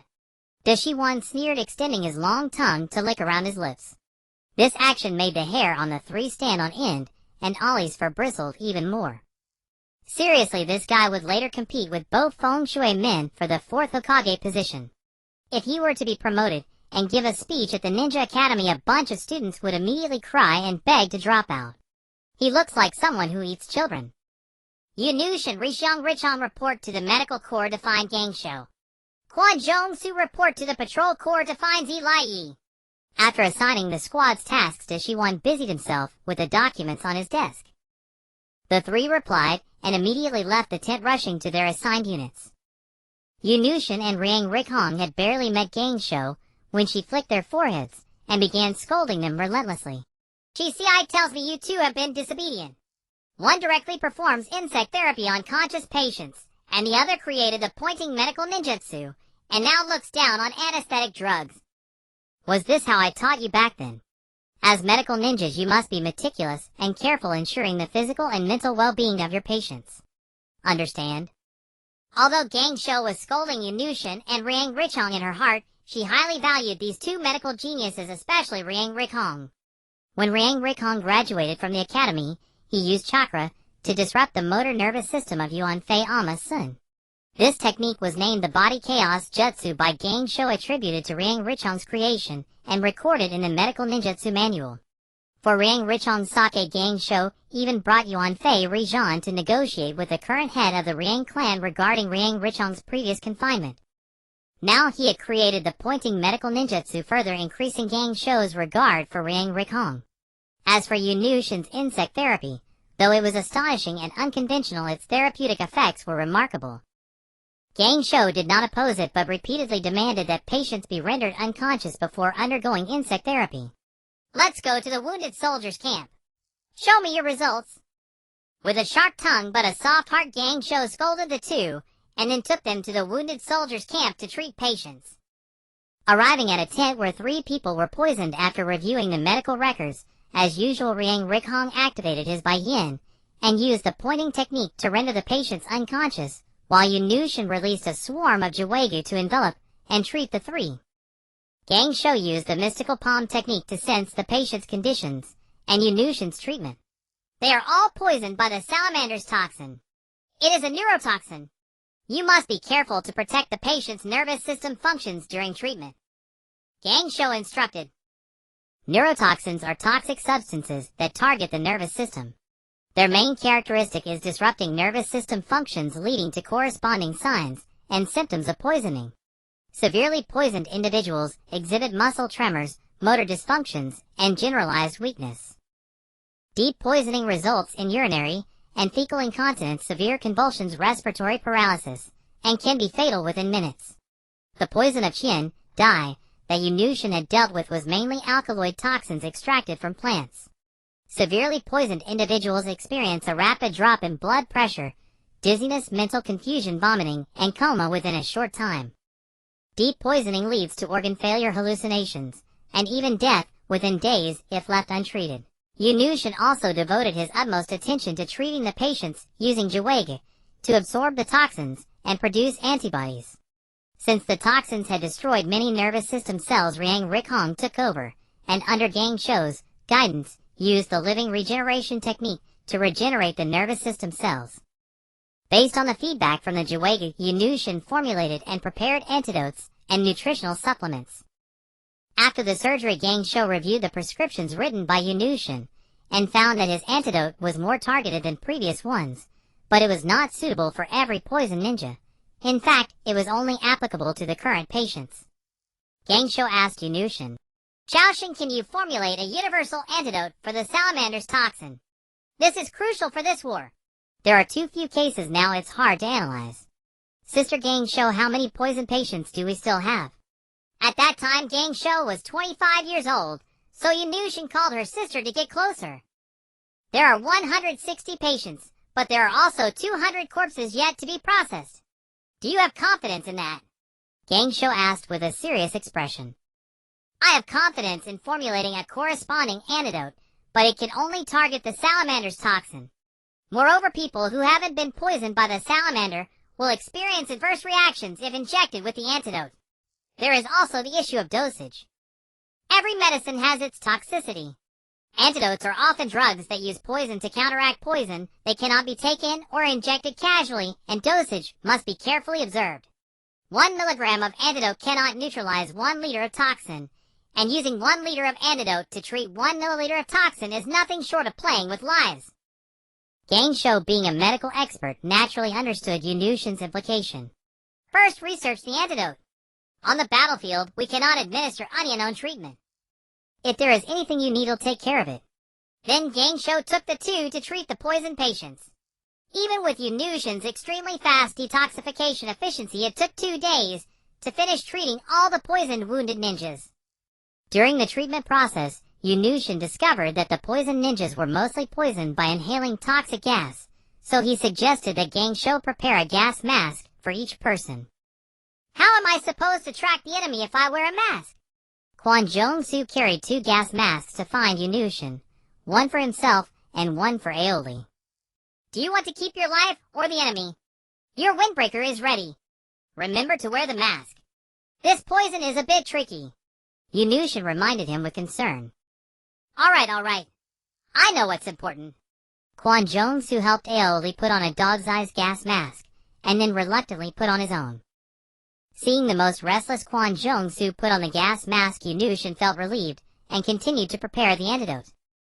Salamander Hanzo dared to declare war on 3 nations in the Land of Rain, not only because he was confident in his own strength, but also because the Land of Rain was his territory, allowing him to lead his troops in stealthily ambushing the forces of fire, wind, and earth.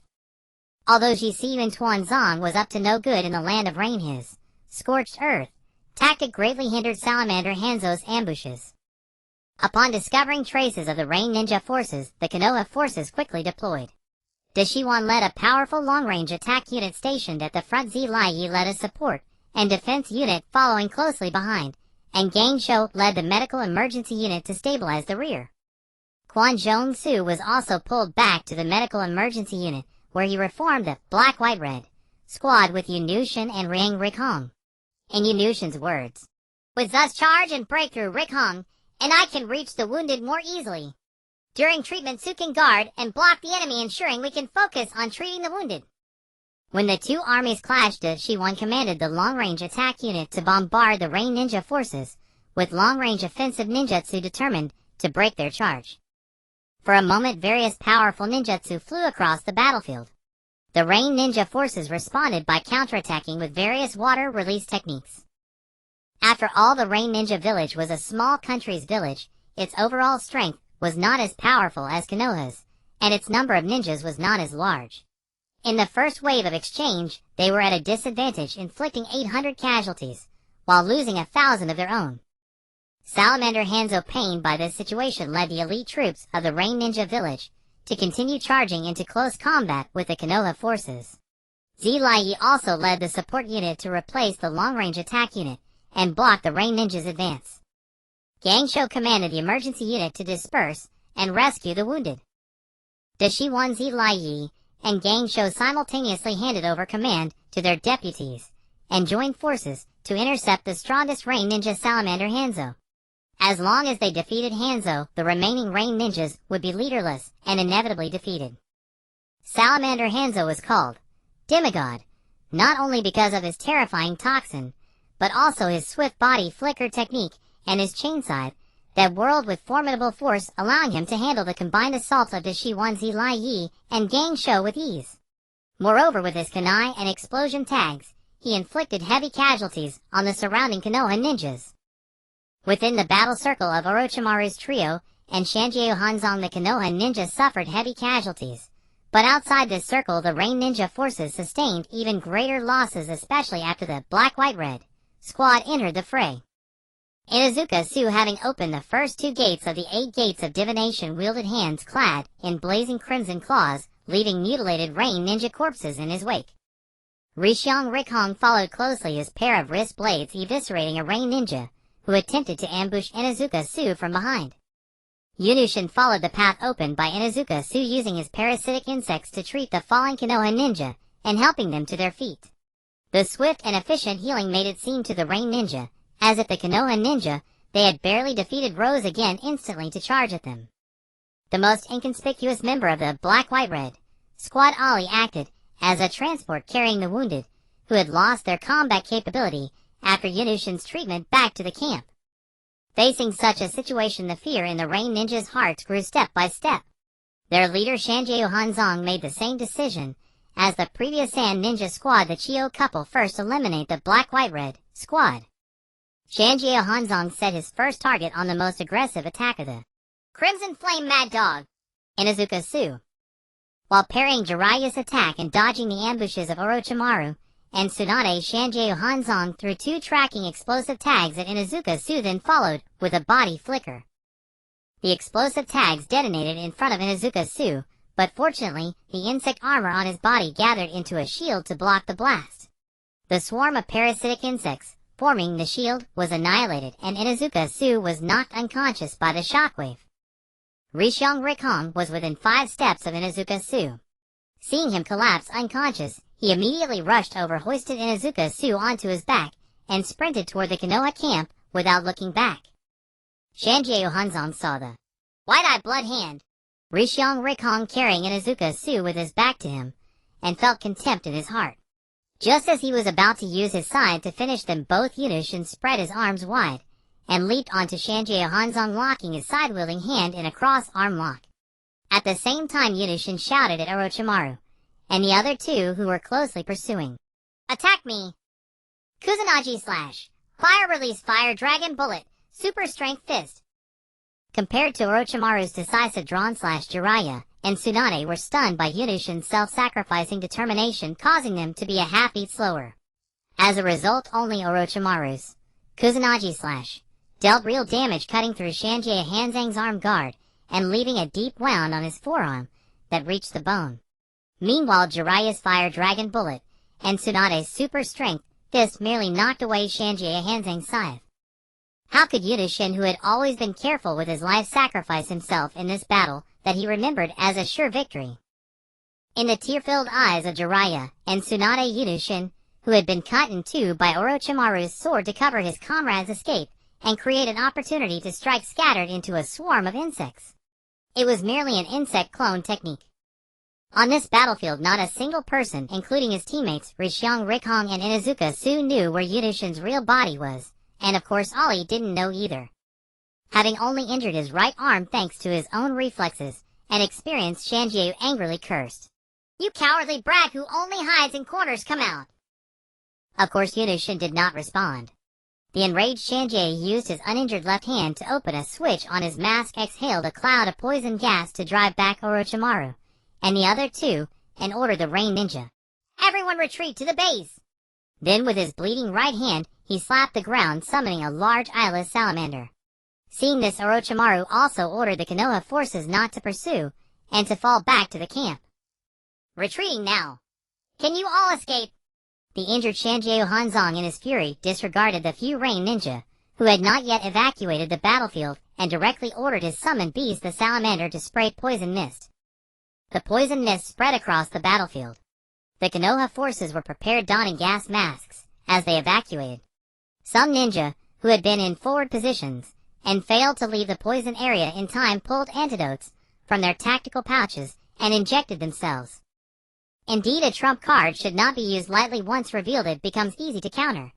After the salamander finished spraying poison mist, the wind release ninja outside the poison area collectively used wind release to disperse it. Shanjiao Hanzong had hoped to replicate his success against the Sand Ninja unit with the salamander's poison, but seeing only a few Konoha ninja poisoned and the entire Konoha camp wearing gas masks, he gave a bitter smile. "It seems our Rain Ninja village will also be defeated. The Wind and Earth countries have already been driven back. It appears that Konoha will likely win this war." Looking at Orochimaru, Jiraiya and Tsunade standing at the front of the forces, Shanjiao Hanzong, though confident in defeating them, felt it was no longer necessary. Thus he spoke. "You 3 are all strong, even able to injure me. I shall grant you the title of the 3 Ninja of Konoha. State your names, and take this as a reward for repelling the Rain Ninja forces." The 3 of them understood that although they had driven back the Rain Ninja forces, if Shanjiao Hanzong abandoned large-scale battle and resorted to shameless ambushes and picking off individuals, as a powerful cage-level fighter, none of the Konoha forces could withstand him. "On behalf of Konoha, I accept your surrender. But as the defeated party, you must pay reparations. I will notify the Hokage to send someone to negotiate the specifics. as the battlefield commander Orochimaru stepped forward from the Konoha ranks to face Shanjiu Hanzong. Agreed. Though the Land of Rain had lost the war, Shanjiu Hanzong himself had not been defeated. The Konoha ninja and the Rain ninja each cleaned up the battlefield and tended to the wounded. Post-battle statistics: the Konoha forces suffered 982 ninja deaths, and over 1200 were severely injured, losing their ability to be ninja. They annihilated 2655 Rain ninja with no prisoners taken, as they were all indiscriminately killed by the salamander's poison. Yunushin and Rishyong Rikhong became Tsunade's assistants responsible for treating the poisoned and injured from the battle. The Konoha forces in the Land of Rain lost only 1/5 of their combat strength while repelling the attack of the demigod, Shanjiu Hanzong and his Rain ninja, forcing him to surrender in a single battle. This feat once again demonstrated the formidable power of Konoha to the ninja world, especially in contrast to the Sand Ninja's Chiyo unit, which lost half its strength in battle against Shanjiu Hanzong's forces. The power of the Land of Fire instilled fear in the entire ninja world. This battle was later known as the Decisive Battle of Fire and Rain. Also famous in this battle were the 3 ninja of Konoha, recognized and named by the demigod Shanjiu Hanzong, the Cold Snake Lord, Orochimaru the Toad Madman, Jiraiya, and the Slug Princess, Tsunade. Similarly, the Black-White-Red squad, which had already made a name for itself in the Kawabi battle, was jokingly called the Little 3 Ninja of Konoha by the ninja world. Although they had driven back the demigod Shanjiu Hanzong's forces, the combined forces of the Sand and Earth countries were still lurking in the Land of Rain, eyeing the Konoha forces. It was not until the beginning of the 39th year of Konoha that acquaintances of Yunushin, Rishyong Rikhong, and Inuzuka Su arrived, leading reinforcements. Yunushin, Rishyong Rikhong, and Chuenjong, thus supervising jōnin Yunfei Maxin as the representative of Konoha Dakura for post-war negotiations, with Amigakure led over 2,000 newly promoted chunin to the Konoha camp in the Land of Rain. After arriving at the camp, Yunfei Maxin conversed with -1 for half a day. Subsequently, -1 summoned Zilayi Gangsho, Yunushin, Rishyong Rikhong, and Chuenjong Su alone outside the camp. These 6 individuals, including -1, were the standout performers in the Decisive Battle of Fire and Rain. More importantly, all 6 were direct subordinates of the Hokage Yunfei Risen. As they left the camp, rain began to fall, and the 6 of them took shelter in a cave. Just as they entered, Yunushin suddenly released a swarm of parasitic bugs encircling 3 small figures inside the cave. There were already 3 children taking shelter in the cave. The 3 children had different hair colors, red, blue, and orange. Yunushin thought to himself, "They are Zilayi's destined disciples, Xuanhua, Chum, and Xiaonan, and Mayan." But aloud he said, "Thin and malnourished, they look like war orphans drifting in the Land of Rain." Having said that, he withdrew the bug swarm, but secretly left a few parasitic bugs on them. Hearing Yunushin's words, the emotional Gangsho took out a square loaf of bread wrapped in wax paper and handed it over, saying, "Here, this is for you to eat. We didn't know you were sheltering here." The 3 children quickly took the bread and began to share it. Just as Yunushin and the others were leaving the cave, the 3 children followed them out. "I have already given you food.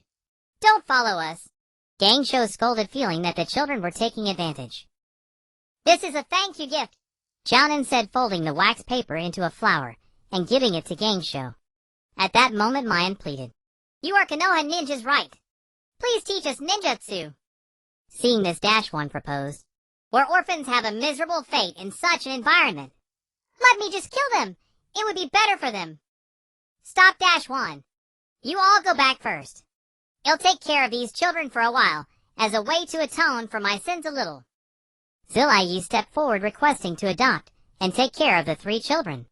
He knew that -1 had called them out alone, because their teacher Yunfei Risen had something to entrust, but driven by guilt, Zilayi decided to look after the children until they could stand on their own. After witnessing Zilayi adopt Chunman, the child of prophecy, Yunushin said to the 3, "Relax, all of you. Let me heal you and also atone for my sins a little." He then released the parasitic bug swarm to heal the minor injuries and ailments the 3 had accumulated along the way, while secretly drawing a little blood from the corner of Xuanhua Changman's eye.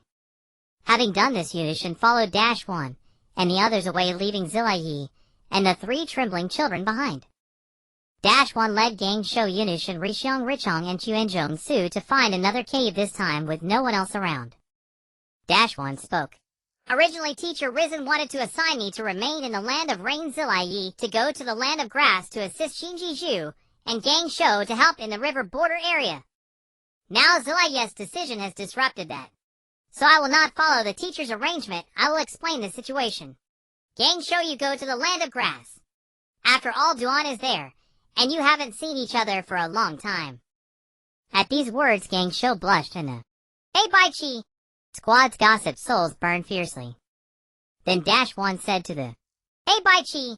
Squad, you have all been promoted to Tokubetsu Jōnin, but your strength is still insufficient. So I have prepared appropriate ninjutsu for you to enhance your abilities. This is the mutual multiplication explosive tag technique for Shin. You like to use bug clones in combat. Incorporating the mutual multiplication explosive tag into your bug clones will inflict even more terrifying damage on the enemy. At the same time, you will take over Gang Shou's position as the Director of Medical Affairs on the Land of Rain battlefield, responsible for medical matters in the Land of Rain. As he spoke, he handed Yunushin a ninjutsu scroll, a Tokubetsu Jōnin credential, and an appointment letter. Richong here are the fine illness extraction technique and the gentle fist heaven rotation technique. The gentle fist, a trigram's empty palm, is something I asked Teacher Risen to obtain from the Hyuga main house. You will serve as the Deputy Director of Medical Affairs on the Land of Rain battlefield, assisting Shin with medical matters. He then handed Rixiong 2 ninjutsu scrolls, a Tokubetsu Jōnin credential, and an appointment letter. So you like to charge headlong into battle, and you often get injured. I have had a set of light armor custom made for you that won't hinder your movement. This is the Shuriken Shadow Clone technique. Once you learn it, you will have more ranged attack options. You are only responsible for protecting Shin and Rikong. There is no appointment letter. He then handed Chuenjong Su a ninjutsu scroll, a Tokubetsu Jōnin credential, and a storage scroll. After 1 finished instructing Yunushin and the others, he returned to the camp and called a meeting of all Jōnin to implement the position changes for Yunushin and the others, and also set the negotiation time with Shanji Banzang. The negotiation was scheduled for 3 days later, with 1 Zilayi and Gang Shou accompanying Yuanfei Maxim to discuss war reparations, with Shanji Banzang in front of the Konoha camp. Yunushin was not interested in war reparations. Just as he assumed the position of Director of Medical Affairs on the Land of Rain battlefield, a petite figure stood before him. Among the arriving new recruits, Yunushin's little admirer Yaoshiro Yuneyu was also present. Looking at Yaoshiro Yuneyu standing quietly before his desk, Yunushin sighed inwardly. A year ago, she had been a lively little girl, but now she exuded an air of gentle tranquility. Worried that Yaoshiro Yuneyu might be taken to the route for brainwashing, Yunushin had her open her mouth to check for the cursed seal of tongue harm eradication. Finding none, he breathed a sigh of relief. He arranged for Yaoshiro Yuneyu to work as his secretary, helping with the medical department's paperwork. When there were important wounded to treat, he could also take her along to treat the patients. With Yaoshiro Yuneyu's medical talent, she would quickly get the hang of things. He could also teach her medical ninjutsu, since after all she was one of his own. The negotiation process between Sarutobi Amazon and Hanzo, the salamander, was unknown to Yunushin. He was standing in front of a remote cottage. It turned out that the news of the negotiation between Konoha and the Rain Ninja had leaked. IWA Ninja sent scouts, and Yunushin led his men to intercept them. One of them somehow ended up near Yahiko and Nagato Uzumaki. Yunushin suspected that Black Setsu, that ancient old fiend, was behind it. He released a swarm of parasitic insects to scout the surroundings, but found no trace of Zetsu, so he appeared with relief. At that moment, the IWA ninja kicked Yahiko to the ground, as if playing with an ant, and drew his sword. Just as the IWA ninja was halfway through drawing his strength, a hand gripped his wrist, and a short sword was placed across his throat. TSK tis, the mighty IWA ninja lord is bullying a child. Truly the unyielding will of rock. Watching Yunushin's tall back, Nagato felt that this back had the vastness to hold up the sky. Who are you? The IWA ninja are on a mission. Do you want to be an enemy of the IWA ninja?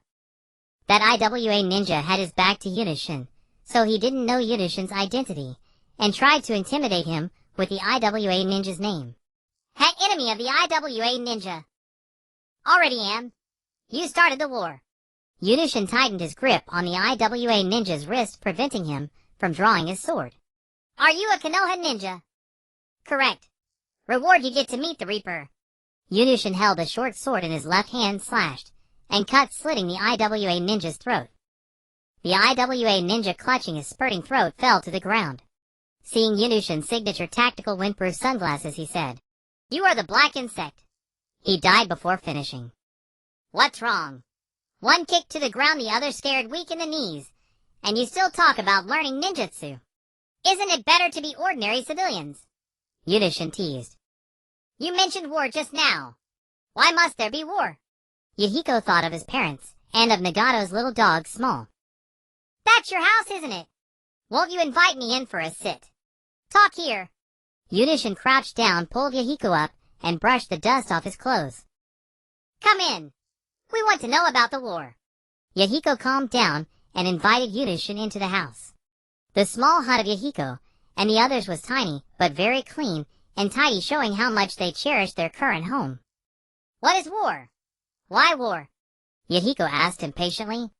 Nagato, who had followed him and also stared intently at Yunushin. War may be caused by the seizure of interests, the plunder of resources, or the redirection of internal conflicts. It's like if you have bread and I don't and am hungry, then I take your bread to fill my stomach. That's war.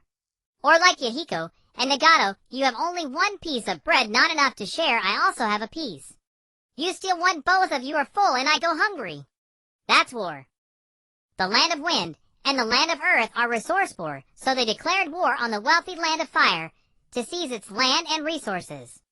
That is the origin of this war. Yunushin explained in terms that Yahiko and Nagato could understand. Then why fight in our country? Yahiko continued. Just now that IWA ninja wanted to enter your house, didn't he? You stopped him outside, right? The three great nations, fire, wind, earth, do not border each other. Your country is the buffer zone squeezed in between. Yunushin bluntly exposed the cruelest aspect of this war. Then why can't they trade? Yahiko asked unwillingly. If you can just take, why pay? Did you ask the fruit tree before picking the fruit? Then Yunushin looked at Yahiko, then at Nagato, and said with a smile, some resources cannot be traded. For example, Yahiko likes Conan, Nagato also likes Conan. There's only one Conan. Will you fight to snatch her? Or will you yield to each other? But Conan has her own thoughts. If you two grab or yield without asking Conan, none of the three of you will be happy in the future. Love triangle. Stop it, stop it. Conan rushed in from outside, swinging her pink little fists at Yunushin. The faces of Yahiko and the others were all flushed red. Yunushin laughed heartily while dodging Conan's punches. Then Jiraiya entered, looking grave at Yunushin, and said, I didn't expect a 12-year-old like you to see war so clearly, but it's too early to tell them this now. They are still young. Yunushin deliberately let Conan hit him once to ease the embarrassment of the three little ones, then said to Jiraiya, I am a ninja who has participated in 2 major battles, accustomed to life and death. What are they? They are war orphans from a small country caught between 3 great powers. If they don't see the truth early, they will die miserably. Why did Yunushin say these words? Because in his memory flashed the recollection of pain, the tragic fate of the 3 innocent childhood friends that was truly hard to accept. Master Jiraiya, please don't speak yet. Let Nagato finish asking the question he most wants to ask. Go ahead, ask what you most want to know. Yunushin crouched in front of Nagato and said softly. Nagato Uzumaki lowered his head, his body trembling. Why? Why kill civilians? Why? Why kill my parents? Why did you Konoha kill my parents? Nagato's voice grew louder, and finally he looked up and shouted, his hair spreading out, revealing eyes with spiral patterns. In that instant, when Nagato looked up, Jiraiya was stunned. It was the Rinnegan of the Sage of 6 Paths, the legendary sage's eyes. Could he be the child of prophecy? Yunushin pulled Nagato into a hug, resting his head on his shoulder, and said, I'll tell you why. The previous commander of the Konoha unit, in order to make the enemy have nowhere to hide, implemented a scorched earth plan to drive out civilians and destroy buildings within a 10-mile radius. Your parents were killed by mistake. But trust me, I will deal with him for you. Give me a little time, and I will make him lose his reputation and die without a trace. Be good. Let adults handle adult matters. Enough, Yunushin, do you know what you're saying? Jiraiya interrupted. Master Jiraiya, the ninja world would be better without him. Calamity should not befall civilians. Yunushin patted Nagato's back. The will of fire wherever it leaves dance flames burn endlessly. When I grow into a great tree, I will hold up a sky for these small flames. Seeing Yunushin even invoking the will of fire, Jiraiya had nothing to say. Nagato in Yunushin's arms muttered to himself. Will of fire, will of fire.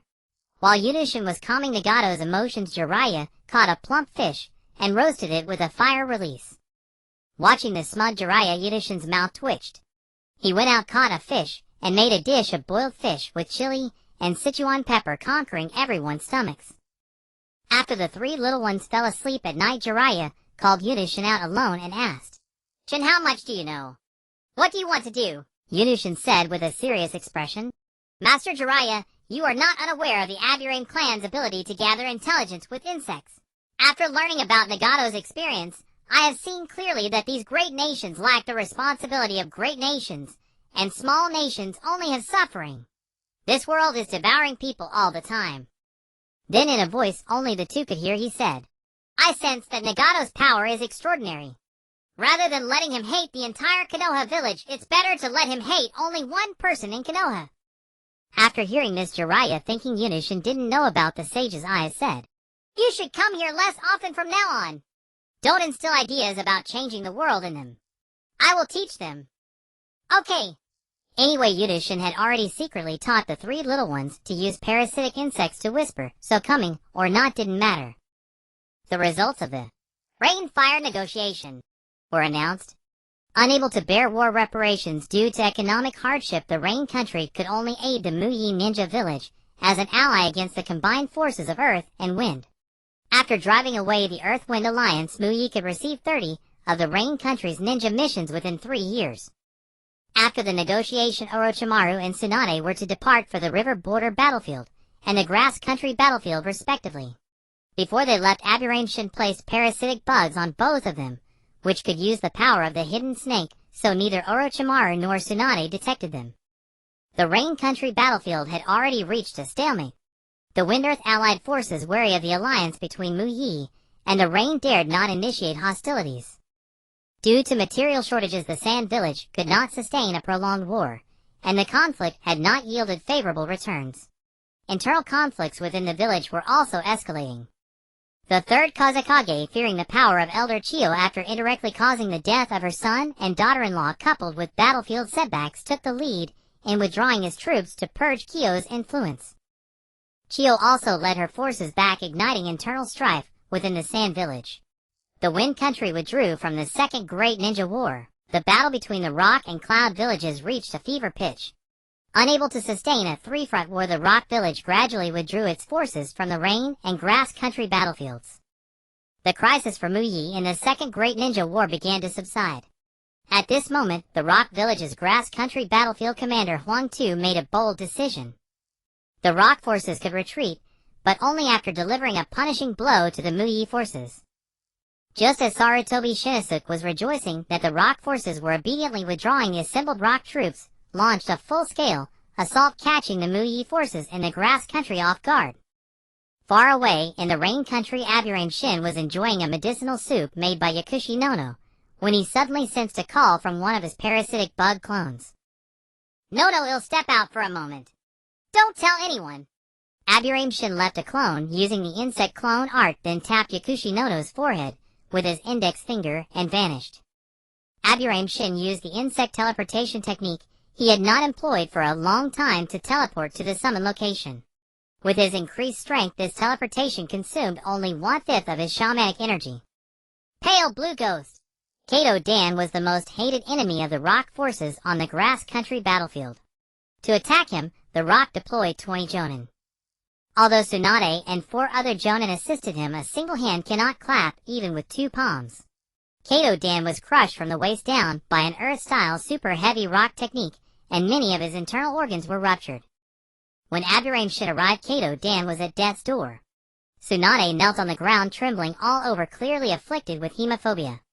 Without a word, Aburame Shin released his parasitic bugs to devour the corpse of the fallen, then split and annihilate them. Using the power of annihilation, he transformed chakra, and using himself as a conduit transferred it to Kato Dan to sustain his life. Tsunade says talk more with Dan-senpai. Don't let him fall asleep. If he falls asleep, he won't wake up, Aburame Shin instructed. Alright, Dan Lee. The disoriented Tsunade obeyed Aburame Shin's command instinctively.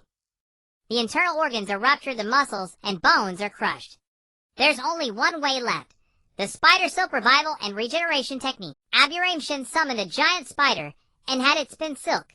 He reshaped the silk into cells using the revival and regeneration technique, which the parasitic bugs then arranged and assembled into organs and tissues.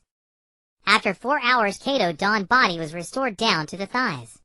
Aburame Shin stopped the surgery due to insufficient shamanic energy. Although not fully healed, Kato Dan was no longer in mortal danger. This was the first time Aburame Shin had used the revival and regeneration technique since learning it with Hyuga Hayashi. It was a success. After sitting cross-legged on the ground to recover enough shamanic energy, with a spirit-gathering array, he said to Tsunade, Tsunade says this is as far as I can go. It's already better than what I could do. I'm afraid of the sight of blood now. Tsunade's hoarse voice came through. How terrifying it was for a medical ninja to develop hemophobia, especially when her lover Kato Dan had nearly died before her eyes, dealing a severe blow to her spirit. Tsunade says please seal everyone's memories of my arrival. I don't want others to know I was here. Of course I trust you and Dan-senpai. Insect teleportation was one of Aburame Shin's trump cards, and he did not want to be targeted because of it. Alright, I know what to do. Tsunade nodded. Then he'll head back. The war is almost over. We'll talk when we return to the village. Aburame Shin left 2 parasitic bugs behind and teleported back to the Rain Country. This battle was also the last major engagement of the Second Great Ninja War for Mu Yi.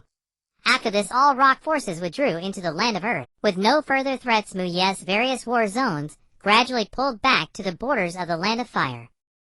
In the 40th year of Mu Yi, the war subsided. Tsunade, one of the 3 ninja of Mu Yi, and known as the Slug Princess, submitted a request for retirement to the 3rd Hokage Hiruzen Sarutobi. Along with her, the Pale Blue Ghost, Kato Dan, who had lost both legs, also submitted his resignation. Hiruzen Sarutobi rejected both applications. You 2 are heroes of Mu Yi. How can you lose your status as ninja? Hey Race, what well-do Tsunade, you can serve as the honorary director of the Mu Yi Hospital and take some time to relax. Then you accompany Tsunade. If you need anything, just ask. Sensei, Tsunade tried to say more, but was cut off by Hiruzen Sarutobi. It's settled. Take a good rest. Who will you leave the Mu Yi Hospital to? Let Aburame Shin be the director. His medical ninjutsu is reliable enough. Tsunade said, recalling how Aburame Shin had treated Kato Dan and unhesitatingly recommended him. Aburame Shin is a reliable child. Thus, just as Aburame Shin and Hyuga Hayashi returned to the village, the appointment letter for the Mu Yi Hospital director was delivered. The ones who brought the letter were Kato Dan and Tsunade. At Aburame Shin's home, Tsunade and Kato Dan brought a pile of books. Thank you so much for saving Dan. Please accept these medical texts as a token of our gratitude. Now that my chakra has recovered, I can continue to help Dan-senpai recover his legs. Aburame Shin offered to restore his legs, but Kato Dan declined. No need. Once Tsunade overcomes her hemophobia, she will personally restore my legs. We'll invite you to the wedding banquet then. It turned out that Kato Dan, to encourage Tsunade to overcome her phobia, had made a promise with her she would cure him, and then they would get married. I truly look forward to that day. Dan-senpai Tsunade says, what are your plans next? Aburame Shin had a guess. We plan to take Shizune and leave the village to travel and relax. Shizune's parents died in the war, and as her uncle Dan has to take care of her. Kato Shizune was Kato Dan's niece. In this turbulent time, both her parents had given their lives for the nation. At only 4 years old, she would be left alone in the village without care, and both Kato Dan and Tsunade were worried. Take Nono with you. She can help look after Shizune, and Tsunade says you are her idol. Aburame Shin took the opportunity to entrust Yakushi Nono to Tsunade's guidance to keep her out of the reach of Shimura Danzo. Yakushi Nono also possessed exceptional medical talent, and deeply admired Tsunade, aspiring to become a great medical ninja like her. "Alright, little Shin, are you willing to let Nono go on a long journey?" Tsunade teased, noticing the way Yakushi Nono looked at Aburame Shin. "It's not like she's never coming back. Tsunade says you wouldn't sell Nono, would you?" Aburame Shin chuckled. "Is that what I meant? You little brat, if you don't cherish her now, you'll regret it later." Tsunade shook her head in frustration, and pulled Yakushi Nono away. At the age of just 13, Yunushin replaced Tsunade as the head of Konoha Hospital. Such a young age made it hard to earn trust, and soon rumors spread like wildfire, with all sorts of talk, even the claim that Yunushin was Tsunade's child groom. The best way to dispel rumors is none other than to slap them down with facts. Yunushin brought his father Yunayin to Konoha Hospital, and set up a separate operating room, where only Yunushin and Rishyong Rikhong were present. Rishyong Rikhong was responsible for pressing the sleep-inducing acupoint, because the process of cell recombination was quite painful, and Yunushin did not want his father to endure that pain. "Spider Silk Revival Regeneration Technique." Yunushin summoned Manju, and commanded it to spray Spider Silk using the Spider Silk Revival Regeneration Technique. With the experience from last time, the surgery was faster this time, consuming less spiritual power. After 1 hour, Yunayan's legs were fully restored, and he was sent to the rehabilitation department of the hospital for observation. Although his legs had healed, over a decade of being legless had left Yunayan deprived of the ability to walk, requiring a period of rehabilitation before he could walk again. When the news spread, doctors and nurses throughout Konoha Hospital would take every opportunity during their spare time to visit and investigate the rehabilitation department. Due to the large number of people and frequent checks, Yunushin issued an order. The rehabilitation of patient Yunayan is to be handled by the hospital director's assistant Rishyong Rikhong. No one else is allowed to disturb him. The sensation caused by Yunayan's limb regeneration far exceeded Konoha Hospital. The entire Konoha was shocked, even the Hokage Sarutobi Hiruzen was stirred. The rumor that Yunushin became the head of Konoha Hospital through connections naturally collapsed.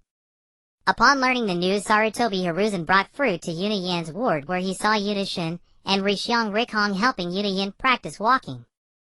With an excited heart, Sarutobi Hiruzen smiled and said, "Yin, how are you recovering? You are too kind, Lord Hokage. With the support of these two children, I can already stand steady. In a few more steps, I can walk on my own." Heh. Heh. Yunayan had been grinning ever since he woke up from the surgery. Seeing Yunayan's condition, Sarutobi Hiruzen chuckled and said, "Little Shin is truly a reliable child. Little Shin, weren't you learning the spirit transformation technique? How come you, like Richong, can use the revival regeneration technique?" The spirit transformation technique was too difficult, so I studied the revival regeneration technique with Rikhong. Later, I unexpectedly discovered that the silk of my summoning beast Manju was very compatible with this jutsu, and it became the Spider Silk Revival Regeneration Technique. Yunushin had the habit of keeping his trump cards hidden, ingrained in his bones. In response to Yunushin's answer, Sarutobi Hiruzen asked directly, "Does your Spider Silk Revival Regeneration Technique have any rejection issues? In other words, can everyone have their severed limbs restored?" In the ninja villages, there were countless ninjas who had retired due to limb loss. The universality of this medical ninjutsu directly affected its importance to the shinobi world. Not everyone is eligible. We need to test whether they are allergic to Manza's spider silk. Moreover, I can perform at most 2 surgeries per day, as my mental state is closely related to surgical precision. Individual rejection phenomena vary among humans, and Yunushin could also choose whether to treat them. Can eyes or internal organs be repaired? Sarutobi Hiruzen's question made Yunushin think of Jisuen Tuanzang. It seemed that the Hokage's good partner would be unwilling and afraid to undergo examination. "Lord Hokage, I haven't tried it yet. I will conduct experiments on animals first, and only when I am confident will I operate on humans. Although I performed internal organ repair on Jianing Duan, it was a matter of urgency. Fortunately, Jianing Duan did not show any rejection, otherwise I would have had trouble explaining it to Tsunade.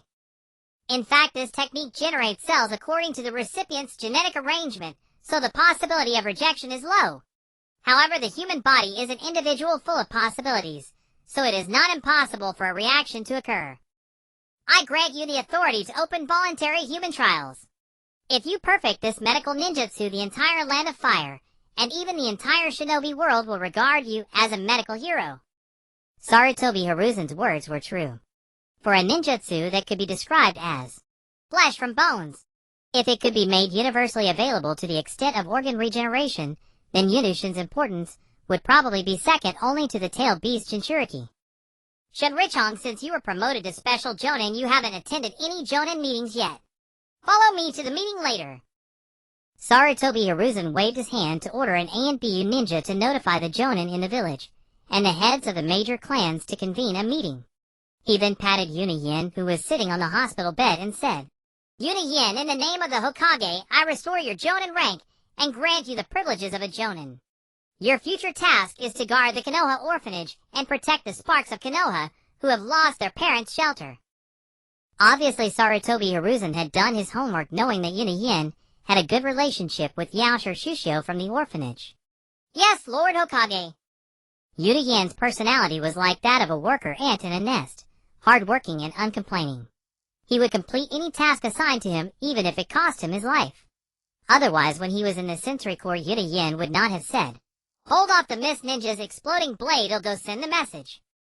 And then single-handedly held the rear, nearly getting blown to death. Now you rest well and recover well. Seeing Yuna-yen stand up excitedly, and then fall back onto the hospital bed, due to weak legs, Sarutobi Hiruzen smiled with relief, and helped Yuna-yen by the arm to sit properly on the bed. Watching from the side, Yunushin had a smile on his lips, but behind his sunglasses his eyes were ice cold. Yunushin would never forget how, when he was still a child, his father went out rain or shine to knock on doors, and ask if they needed insect repellent just to make a living. Truly, when you are prosperous, everyone around you is a good person. Subsequently, Yunushin and Rishyong Rikhong followed Hokage Sarutobi Hiruzen to the meeting room. Konoha had over 100 jōnin in the village, 66 special jōnin, and with the clan heads, nearly 200 people attended the meeting. Yunushin saw Dash-1 Chiodo, Tsufeng Yunatang, Rishyong Fubu, and others. He also saw Chuenjong Su among the Chuenjong clan winking at him, and Rishyong Rikhong. Seeing two young men in brown patterned coats, standing on either side of the Hokage, everyone began to murmur. Hokage Sarutobi Hiruzen said, Everyone quiet down. First, the defensive war of Konoha is over, and we have won. Nevertheless, we have lost a number of excellent ninjas. In the name of the Hokage, I order all ninjas in the village to gather at the memorial stone in the Konoha cemetery 3 days from now for a memorial ceremony. Shuanchin Xiaochun and Shuahuman Yin will be in charge of the ceremony's affairs, and I will personally preside over the memorial. Second, the director of Konoha Hospital, Yunushin, and his assistant Rishyong Richong have improved the medical ninjutsu revival regeneration technique, achieving the first case of leg regeneration.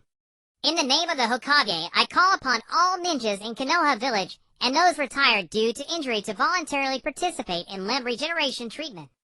All departments must actively cooperate with the treatment work.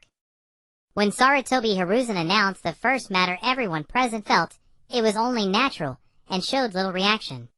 However, when he announced the second matter, the crowd erupted in uproar, whispering and discussing the topic of limb regeneration. At this time, Jitsuen Tuanzang, whose right hand and eyes were wrapped in bandages, and whose entire right hand was hidden in a wide dark robe, stood up and said, As such an important medical ninjutsu, it must be sealed within the Forbidden Scroll.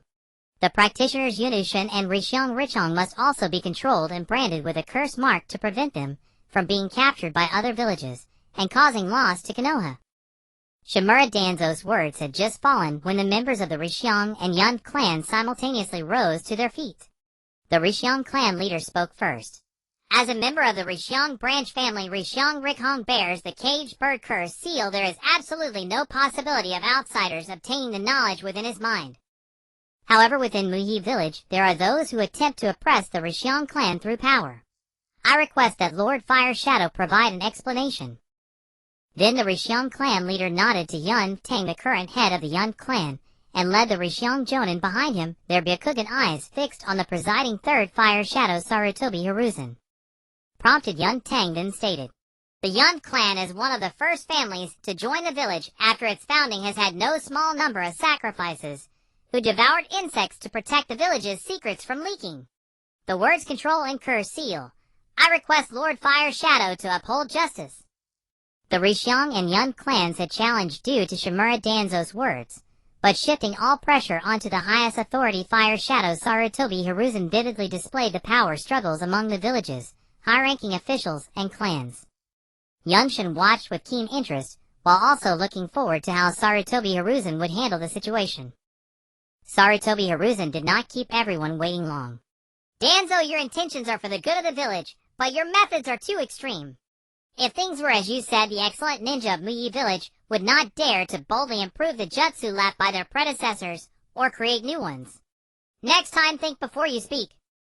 Regarding the arrangements for Yunshin and Rishiong Richong in the name of the Fire Shadow, they are granted rank protection.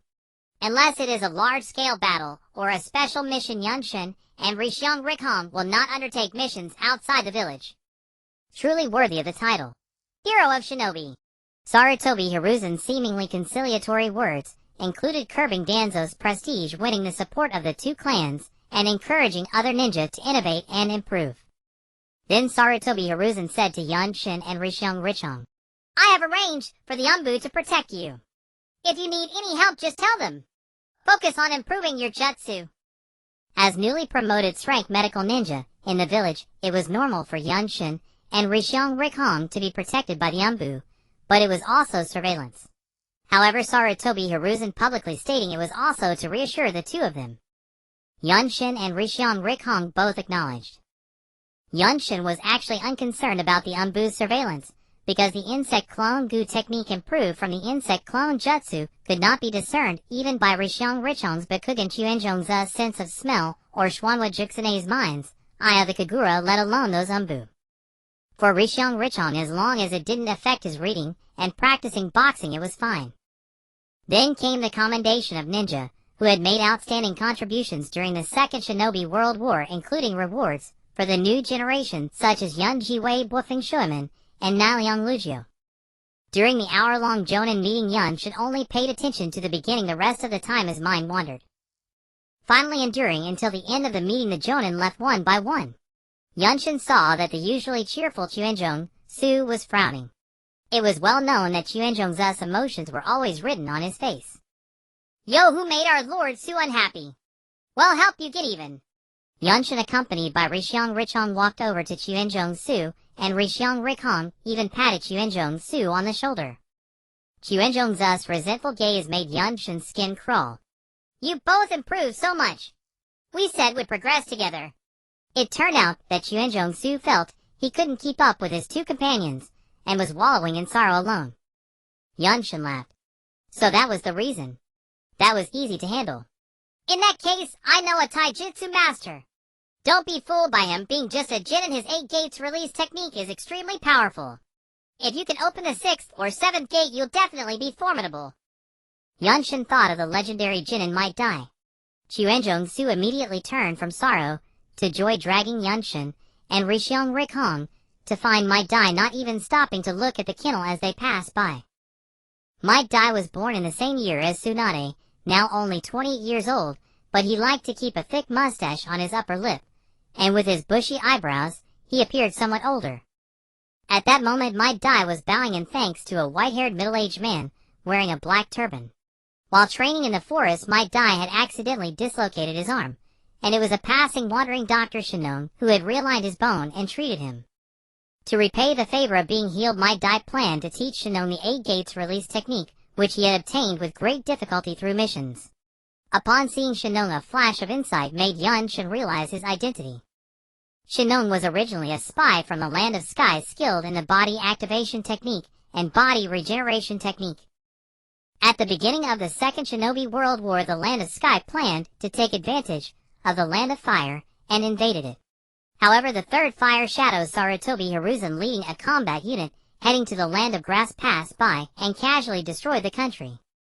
Shinon was outside collecting intelligence, so he escaped the calamity. Shinon had helped Might Die in order to extract information from the jinin of Muyi village. Seeing that Might Die foolishly wanted to teach him the 8 gates release technique, he was secretly delighted and about to accept when Yunshin interrupted. Senior Dai Village Jutsu cannot be privately taught to outsiders. Uncle Shinong, how about I repay the favor of healing on behalf of Senior Dai? As he spoke, Shin took out several vials of medicine and handed them to Shinong. I see you are also a doctor. These healing potions from the Gu Pharmacy should be of help to you. Shin did not want the 8 Gates release technique to be leaked. He used Shinong's disguised identity as leverage and offered a few healing potions to replace Might Dai as repayment. Might Dai and Shinong recognized the identities of the three. While Might Dai was shedding tears of joy for being called Senior by the Black Insect Doctor of the Black, White, and Red, muttering about youth, Shinong grew nervous. The 3 teenagers who had made a name for themselves on the battlefield were clearly not as easy to deceive as the simple-minded Might Dai. There was even a risk of being suspected. Shinong had no choice but to accept the potions with a smile and said, I have heard of the potions from the Gu Pharmacy. With these healing potions, I can better help the injured I encounter. Thank you. There's nothing else. I must continue my journey. With that, Shinong took the potions and hurried away. Might Dai was still waving goodbye, clearly the kind of person who would be sold and still count the money for the seller, even chipping in a little himself. Safe journey. Shin also bid farewell. However, when handing over the potions, Shin had secretly placed a hidden parasitic insect on Shinong. Shin intended to play a long game. The Land of Sky apparently had not yet created the Zero Tails, otherwise it would not have been so easily destroyed. Shin, that wandering doctor seems a bit suspicious. Why did he leave as soon as he saw us? Rikong also sensed something wrong. Relax. Didn't you notice that one of the Umbu protecting us is missing? Probably went to investigate. Shin and Rikong had noticed 4 Umbu secretly protecting them as soon as they left the meeting room. It seemed that Fire Shadow Sarutobi Hiruzen had arranged it. Senior Dai, I heard you need missions. I have a task for you. This is Chienjong Su. We entrust you with advancing his 8 Gates release technique. The missions Might Dai undertook were almost all trivial tasks, like finding lost cats and dogs. If he attempted something slightly more difficult, he would make mistakes, and he often had to kneel and beg for a living. This reminded Shin of his father Shin, who had gone out to take missions without fail in all weathers when he was young. The strong should not live such a humble life. Those who become strong through their own hard work and training should not have to. Shin, along with 2 companions, brought Might Dai to the mission office to commission a long-term rank mission. Entrust Might Dai to teach and assist Inuzuka Su in cultivating the 8 Gates release formation, elevating from the 2nd gate to the 3rd and 4th gates, each stage worth 4,000 gold, from the 5th to the 6th gate, each stage worth 8,000 gold, and if reaching the 7th and 8th gates, each stage worth 12,000 gold. Might Dai wept tears of joy, once more vowing to make Inuzuka Su the strongest vanguard. Indeed, on the very first day, he exhausted Inuzuka Su so thoroughly that the latter collapsed onto the bed like a dead dog. Shin arranged a medicinal bath at the headquarters of the Gu medicine shop to strengthen Inuzuka's tendons and bones and restore his stamina, and rewarded Might Dai with a free weekly medicinal bath. While his companions strived to improve, Shin did not stagnate either. This time he set his sights on a village bearing the title of Kage. It was said that over 100 years ago, a ninja from the Land of Bears discovered a fallen star from the heavens that could be used to cultivate chakra, creating the Peacock Mysterious Technique and establishing the Star Hidden Village. That ninja proclaimed himself the first-generation Star Kage. Shin wondered if the power of the star could elevate his own realm to the next level. Though under surveillance by the Umbu, Shin easily deceived them with a Gu clone, as the clone could also perform surgeries. His true body, using the power of the hidden snake, evaded the vigilance of the Hidden Leaf Village and headed for the Star Hidden Village. Within the Star Hidden Village at that time, the 3rd-generation Star Kage was no longer in his prime, yet he still refrained from teaching the complete Peacock Mysterious Technique to his disciple Red Star. Through the experiences of the 1st and 2nd generations, the energy of the star was harmful, damaging one's health. However, Red Star's ambition had already filled the aging Star Kage with helplessness. The young Red Star had said more than once, "Why, when we are also a village of cage level, can the 5 great shinobi villages act with impunity, while the Star Hidden Village is confined to the tiny Land of Bears?" Short-sighted Red Star attributed everything to the cowardice and incompetence of the Star Kage. If only the Star Kage had taught him the complete peacock mysterious technique with his own abilities, he could surely have elevated the Star Hidden Village to the same grandeur as the 5 great shinobi villages. The Star Kage placed his hopes on his other 2 disciples, Firefly and Summer, not only teaching them the complete peacock mysterious technique, but also planning to have them secretly flee the village with the star, once their strength was sufficient. To avoid recognition, Senju Shin changed his snakeskin cloak to pure black, removed his windproof goggles, and donned a mirrored cyberpunk-style mask, even covering his hair with a black hood. Concealed in a corner of the Star Kage's office, with the power of the hidden snake, Senju Shin witnessed Red Star making a scene accusing the Star Kage of selfishness, and hindering the development of the Star Hidden Village. No matter how the Star Kage explained the dangers of the star, Red Star refused to believe, as the strongest practitioner of the peacock mysterious technique at that stage was the 80-year-old Star Kage himself. In truth, the 3rd generation Star Kage had survived to this age because of his extremely poor talent absorbing only a small amount of the star's energy. By outliving the 1st and 2nd generation Star Kages, he had become the 3rd generation Star Kage. Finally, the Star Kage erupted with his aura and forcefully expelled Red Star from the office. Sensing the Star Kage's aura, Senju Shin estimated that his strength was actually 3 points weaker than that of Tsukumo Itaki or Tsunade. With his own power and the bizarre abilities of the 5 poisonous goo, Senju Shin was confident he could suppress the Star Kage and seize the star by force. But why resort to force when one could steal? That would only add unnecessary difficulty. Senju Shin's plan was to secretly follow the Star Kage to locate the star, then replace it with a fake stone using a palace trick, and afterward hide and absorb the star's energy with a spirit gathering array. Using 3 concealment abilities, the hidden snake's invisibility, the burrowing centipede's earth diving, and the stone frog's ability to hide in spatial crevices, Senju Shin followed the Star Kage for 3 days, not only discovering the location of the star, but also secretly learning the peacock mysterious technique. In the dead of night, with the moon dark and the wind high, all was silent. For Umbu of the Star Hidden Village stood guard in concealment around the star altar, but how could mere Umbu detect Senju Shin's intrusion? Senju Shin burrowed underground to the feet of the Star Hidden. Umbu channeled his shamanic power into the frog skin gloves, and with a light tap turned the Star Hidden Umbu into a stone statue. When Senju Shin appeared on the altar, the surrounding concealment spots now held 4 stone statues still posing as if on guard. The energy of the star was not as gentle as chakra, instead it was violent and corrosive like flames. The barbarian spider attached to Senju Shin's right wrist transmitted a strong craving upon sensing the star's energy. Senju Shin calmed the spider's agitations toward the star. In the stone frog's spatial crevice placed a fake stone in its original position, and then burrowed away. After leaving the Star Hidden Village's territory, Senju Shin sat cross-legged atop the burrowing centipede, and with its flying speed, he reached a remote mountain forest at the border between the Land of Fire and the Land of Bears within 2 hours. The burrowing centipede plunged into an unremarkable hillock. The swarm of parasitic goo quickly hollowed out the hill, clearing space for Senju Shin to set up the 5 elements 5 poison spirit gathering array, with the 5 poison avatars each occupying the array's nodes. Senju Shin took the star from the spatial crevice and tossed it to the impatient barbarian spider. The barbarian spider expanded its body to 2 meters in size, hugged the star tightly with its forelegs, bit into it with its sharp fangs, and swallowed the star's energy into its abdomen like sucking on a jelly. The 5 elements 5 poison spirit gathering array activated, starting with the barbarian spider. Fire generates earth, earth generates metal, metal generates water, water generates wood, wood generates fire. The cycle of mutual generation. Meanwhile, at the star altar of the Star Hidden Village, during the shift change, the Star Hidden Umbu discovered that the 4 Umbu guards of the star altar had all turned into stone statues, and the star no longer resonated with energy.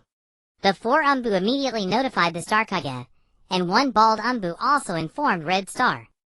The Star Kage and Red Star arrived simultaneously. Unlike the irate Red Star, the Star Kage, though burning with anger, was not only furious about the theft of the village's heirloom, but also more so about the fact that Red Star had dared to plant his own agents within the Umbu. Red Star, you immediately select Umbu to search. No matter what method you use, if you retrieve the heirloom, I will give you the complete peacock mysterious technique. watching Red Star lead a squad of Umbu to search for the star.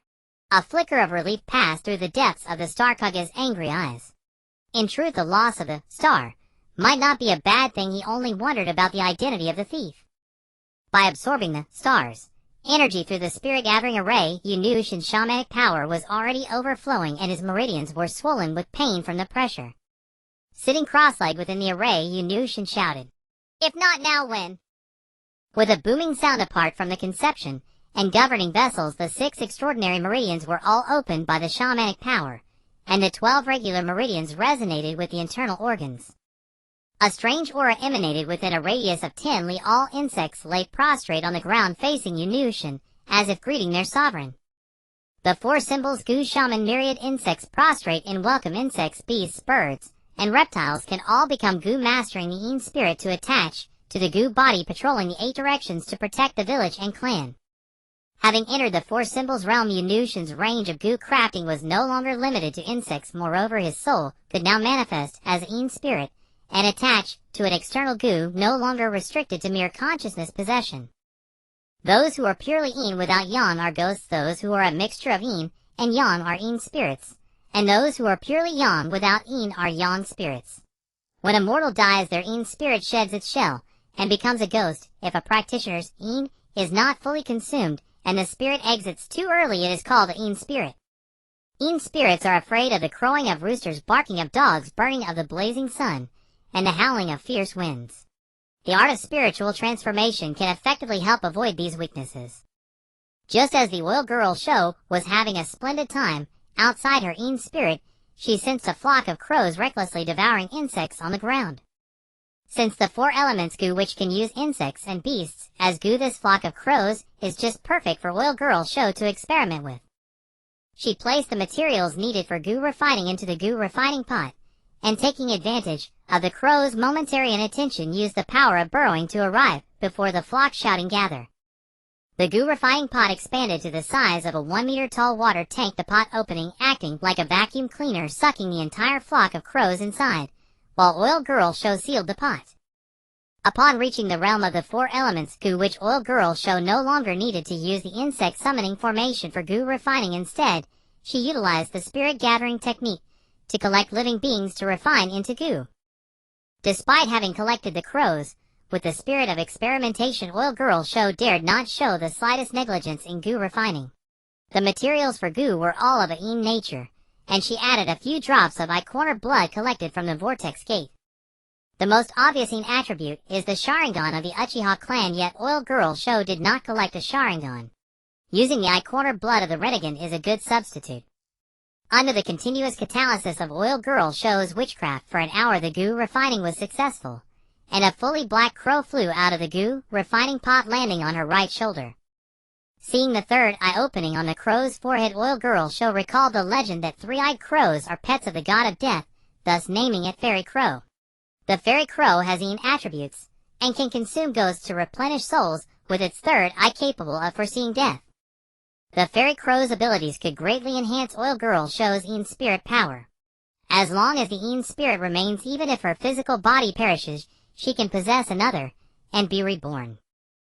With the Yin attribute secured, Oil Girl Show planned to forge the Yang attribute Gu in one go. As for the Yang attribute Gu, she intended to use lizard-like creatures capable of regrowing limbs. Deciding to act, Oil Girl Show commanded the parasitic Gu swarm to capture dozens of animals from the forest, such as geckos, salamanders, and skinks, known for their ability to regrow limbs, and brought them into the refining pot along with medicinal materials for a new round of Gu refinement. When the lid of the Gu refining pot opened, a 30-centimeter-long salamander crawled out from the pot. Oil Girl Show named it Dragon Salamander. The Dragon Salamander has Yang attributes, and can allow a person to regrow severed limbs, healing wounds swiftly. In simple terms, it possesses healing abilities akin to Wolverine from Marvel.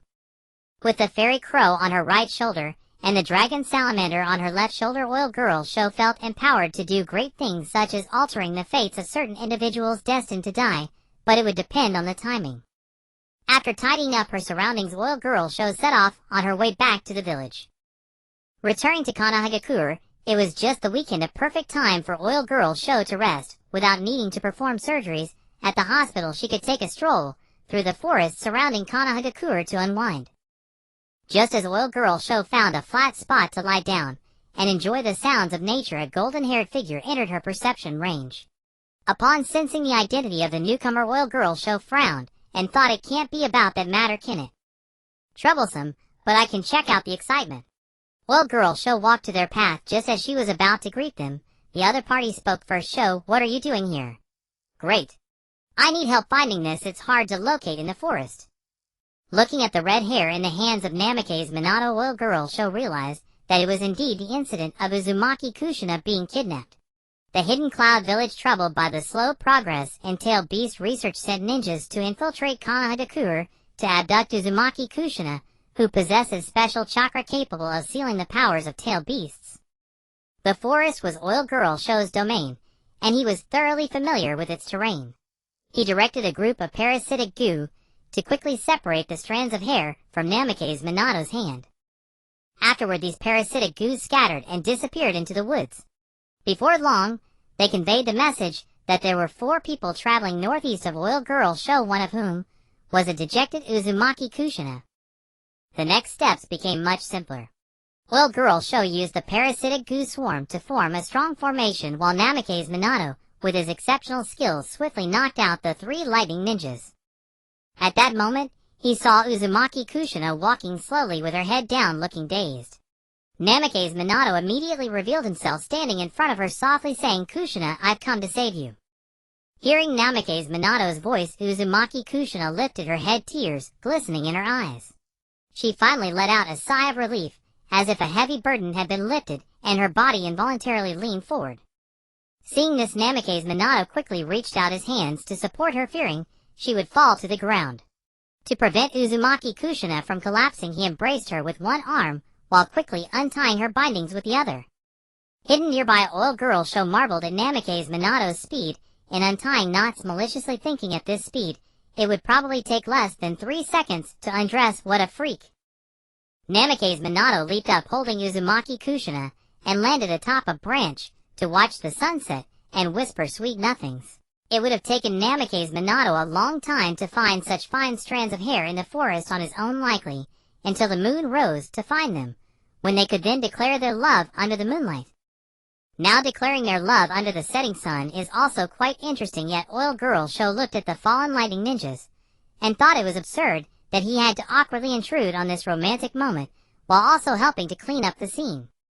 After injecting the 3 lightning ninjas with a sleeping toxin, Oil Girl Sho ordered the parasitic goo swarm to search them, leaving only their clothing to cover their bodies, and lifting the 3 of them with the parasitic goo, he headed back to the village. Lonely yang does not last. Lonely yin does not give birth. Only the mutual nurturing of yin and yang is the great path. It seems it's time to find a girlfriend.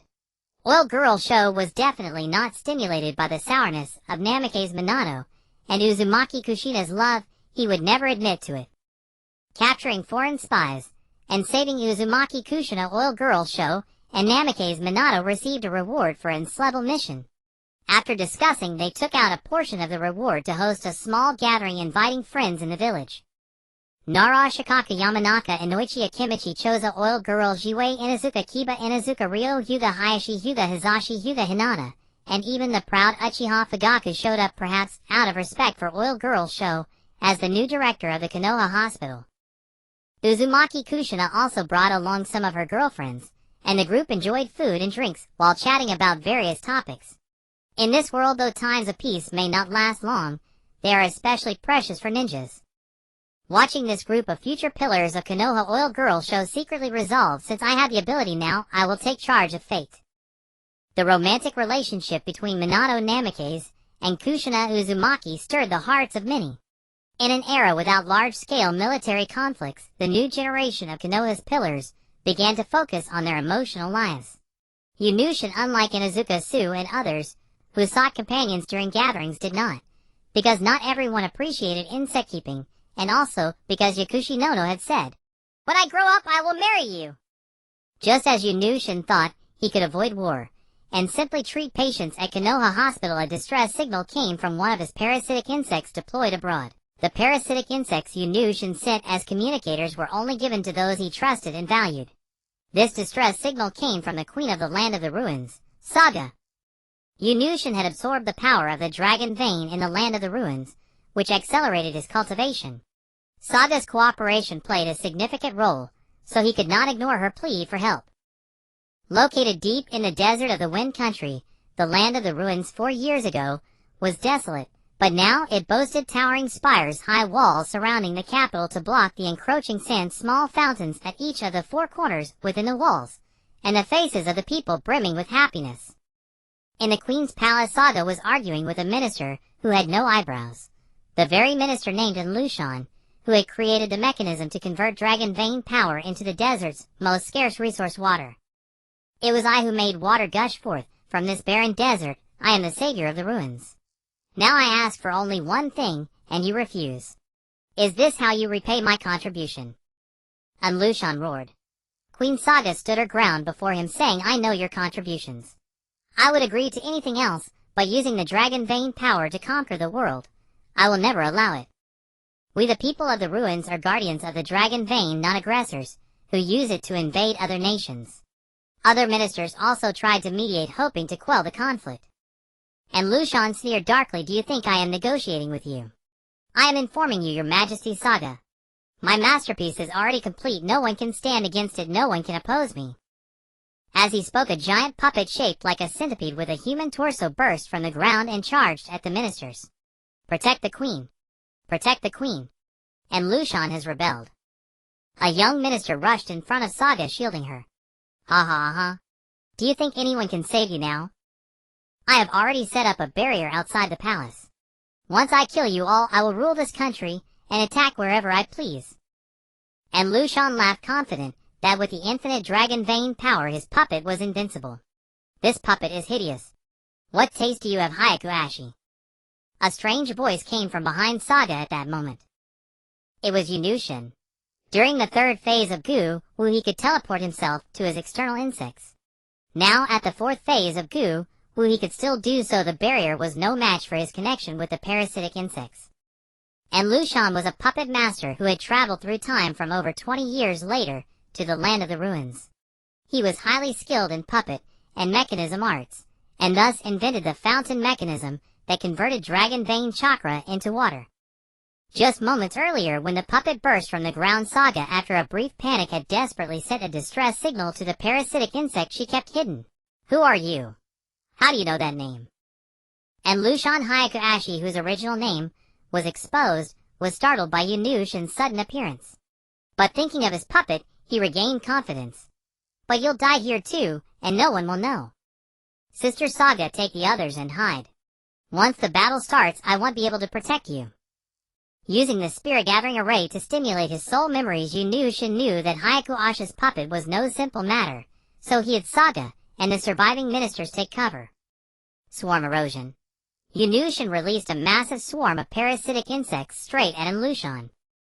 Seeing the dense black cloud of insects, Lushan tore off his disguise, revealing a spider-like puppet body, and swiftly dodged. The giant puppet quickly merged with him. Insect breeder, I'll crush you flat. The giant puppet swung its fist at Yunushin. Heavy scorp. A black figure shot out from Yunushin, expanding to 3 meters in length, matching Lushan's puppet in size.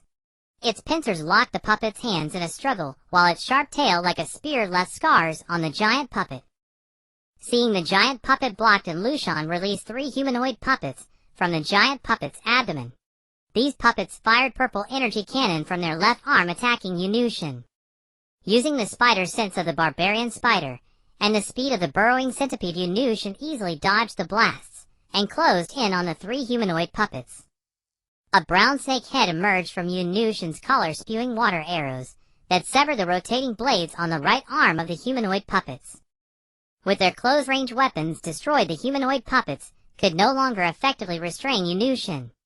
Yunushin released the seal on his right hand, drawing a beast-headed short sword. Infusing it with goo power, he swiftly cut all the chakra strings controlling the 3 humanoid puppets. The humanoid puppets fell to the ground, and the swarm of parasitic insects enveloped and devoured them. Consuming the parts, the insects split into a large number of clones surrounding Yunushin like a black mist.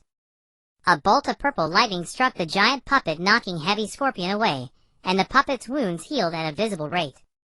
trouble. And Lushan was channeling the dragon vein power, making the giant puppet nearly immortal, damaging it but not truly harming it. In Lushan's memory, it was Naruto Uzumaki traveling through time and cooperating with Minato Namikaze to create the planetary Rasengan that knocked Lushan unconscious inside the puppet, who then fell into the dragon vein and died in an explosion. But here there was no Naruto Uzumaki or Minato Namikaze, and Lushan didn't know the Rasengan. How should he deal with this? Lushan stared at the healed giant puppet, his mind racing. Naruto Uzumaki had Minato Namikaze working with him. He himself had the 8 goo insects of essence, 5 elements, yin and yang. Naruto Uzumaki had the Rasengan, and he had learned several powerful ninjutsu. It was time to go all out. When two foes meet, the brave one wins. He would stake everything on this moment. Lushan released all 5 elemental goo clones, and gathered the swarm into 2 insect clones ready to strike. It's useless. You can't even break the outer puppet. You can't stop me. Just die obediently. And Lushan shouted, swinging his windmill-like blade as he charged at Lushan.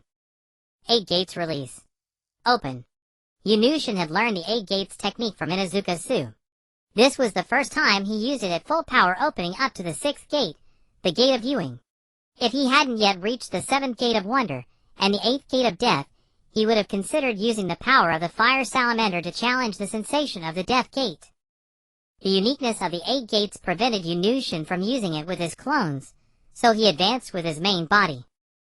The 5 elemental goo each performed their duties. Heavy Scorpion took the lead, blocking the rotating blades on the puppet's hands, the blades stuck in its back armor. Barbarian Spider shot out massive webs, immobilizing the puppet. Burrowing Centipede carried Lushan toward the puppet's chest. Hidden Snake sprayed high-pressure water arrows, cracking the left chest plate. With the Gate of Viewing open, Lushan infused his goo power into the Grip Beast-faced short sword, forming a multicolored goo power blade. The blade followed the crack made by Hidden Snake, cutting a huge gap in the giant puppet's left chest armor, revealing Lushan's spider-like main body inside. Purple lightning struck again, as Lushan tried to use dragon vein power to repair the chest armor and protect himself, but Lushan would not allow it. The insect clone on his left leaped toward the lightning, throwing the stone toad in its hand with Force Your Turn Stone Toad. For years ago, the stone toad had swallowed the dragon vein power to activate the 5-element goo spirit gathering array. Now it would again devour the dragon vein power to stop the puppet's repair. The stone toad opened its mouth wide and swallowed the lightning. The insect clone on Lushan's right jumped in front of Lushan, sticking a detonating tag onto his head, and activated the power of all its parasitic insects to self-destruct. Mutual multiplication detonating tag technique. 1 detonating tag explodes, and from the explosion, another detonating tag is summoned, creating a chain reaction. It deals tremendous damage to a single point, but even the user cannot escape. The full goo power of 1 insect clone made the mutual multiplication detonating tags explode for a full 5 minutes. And Lushan must have been blown to pieces. To be safe, Lushan summoned the 5 elemental goo, which had scattered to avoid the blast, back to his side. As the smoke of the explosion cleared, a crow flew out from Lushan, cawing, and swallowed his soul. Thus the crisis of Lushan came to an end. The passing of Lushan caused Naruto Uzumaki, who was still traversing, to be directly sent back to his original time and space. The Queen Saga, who had narrowly escaped death, held a banquet to entertain Aburame. Only Saga, Aburame, and the young man who had shielded Saga were present at the feast. Let me introduce you. This is my husband, Manyesha. Little brother Shin, it's all thanks to you this time. Otherwise, I truly don't know to what desperate end in Lushan that ambitious man would have led Lulan. Saga said with a smile. Sister Saga, you got married, and didn't even invite me to the wedding feast. That's a bit estranged. Through the Duke Crow's absorption of Lushan's soul, Aburame knew about Saga's marriage and daughter, so he wasn't surprised. It's been a few years, little brother Shin, and your tongue is sharpened. How about staying here as a prince to keep me company? In truth, without Lushan's puppet army, Lulan with its water source would sooner or later be targeted by the sand-hidden village of the Wind Country. If Aburame stayed, it would give them a bit more confidence. Don't joke, Sister Saga. I'm the director of the Konoha Hospital. Do you want Lulan to face both the sand-hidden village and Konoha at the same time? Then you could keep me. Aburame-shin said jokingly, though he could guess the reason. Konoha is so far away it shouldn't be a problem. If the Sand Village comes, well, just fight them back, Saga said with feigned composure. Aburame-shin had essentially saved the kingdom of Luon. She couldn't just let that kindness go unrequited. Aburame-shin was quite pleased that Saga dared to stand up against the two great ninja villages for him, even if it might just be words. It still showed the attitude of Queen Saga of Luon. I can't stay. Let me give you a gift. In case I can't make it in Konoha, someday it'll come to you. Aburame-shin reached out and tapped, transmitting Lushin's knowledge of dragon vein puppets into Saga's mind. With this knowledge modified by Aburame-shin, Saga could create and control Lushin's dragon vein puppets, but only within a 30-kilometer radius of the dragon vein. Beyond that they would lose power, thus leaving a guardian force for the kingdom of Luon. After receiving the puppet knowledge, Saga along with her husband Migyesha bowed to Aburame-shin and produced a badge. This is the Prince Badge of Luon. You are forever a friend of Luon. Aburame-shin accepted the badge. After the banquet, he returned to Konoha via the parasitic bugs left in his home. In the 43rd year of Konoha, after the Second Great Ninja War, all nations entered a period of recovery. With the cessation of hostilities, Konoha experienced a surge in population. Because Yakushi Nono had gone out with Tsunade to study, Aburame-in, though not like other parents, who tried to arrange a marriage for Aburame-shin, still showed concern about his romantic life through various hints. Upon learning from Yakushi Shura that Yakushi Nono was returning to the village, Aburame-in, with fatherly authority, ordered Aburame-shin to take a day off from the hospital to welcome her. Aburame-shin and Yakushi Nono communicated through the parasitic bugs and knew the return time of Nono's group. He deliberately waited at the village gate ahead of time. Before long, he saw 4 figures approaching in the distance: Yakushi Nono, Tsunade, Kato Dan, and Kato Shizun. Congratulations, congratulations! Judging by Senior Dawn condition, Sister Tsunade, your hemophobia seems to be cured. Truly a double blessing. Back then, Tsunade left the village due to the death of Nawaki, and the war which caused her to develop hemophobia, preventing her from treating Kato Dawn paralyzed legs. She left to find peace of mind. Now that Kato Dan could walk normally, it meant Tsunade's heart had been unlocked with his company. Brother Shin, it's not a double blessing, it's a triple blessing. Master is returning to marry Senior Dan. After 3 years, Yakushi Nono had grown into a young woman of 1.60 meters. Aburame-shin fondly patted her head and said that it's a quadruple blessing. Nono's return is also a great joy. When he learned that Tsunade and Kato Dan, who had earned the name Blue Ghost in the Second War, were returning to the village to marry the third Hokage, Hiruzen Sarutobi smiled so wide his eyes disappeared. With a grand gesture, he declared that the wedding of Kato Dan and Tsunade would be prepared by the village, and 3 days later the princess of Konoha would be married with a village-wide celebration. Tsunade's wedding was extremely grand and elaborate. As the granddaughter of Konoha's founder, the disciple of the current Hokage, and one of the legendary Sannin, her status, position, and strength warranted a village-wide preparation. Even the daimyo of the Fire Country sent envoys to offer congratulations. While Konoha celebrated Tsunade's marriage, 2 people were not as joyful as the others. One was Jiraiya, who had been training outside the village and returned upon hearing the news. How happy could one be when the goddess he had secretly loved for years was getting married? He could only silently offer his blessings. The other was the darkness of Konoha, Shimura Danzo. Tsunade's marriage, Konoha's grand celebration. What are you up to, monkey? Paving the way for the next Hokage. Kato Dawn's dream is to become Hokage, and with Tsunade's status by his side, the possibility is great. Though the third Hokage, Hiruzen Sarutobi, showed no signs of stepping down, he was not young. Among the contenders for the Hokage position were the battle-hardened Sakumo Hitaki and the pure-blooded Sannin. Thinking this, Shimura Danzo's eyes darkened. At that moment, Aburame-shin was blocking Jiraiya's path with a pot of green tea. As everyone knew, the Aburame clan abstained from alcohol, as drinking could cause the parasitic bugs to go berserk. Hence, the clan had a prohibition on alcohol. As one of the groomsmen, Aburame-shin's task was to stop Jiraiya, this wild bee and butterfly. Though Jiraiya blessed Tsunade's happiness, he was determined that tonight Kato Dan would not walk back to the bridal chamber sober. Don't fob me off with tea.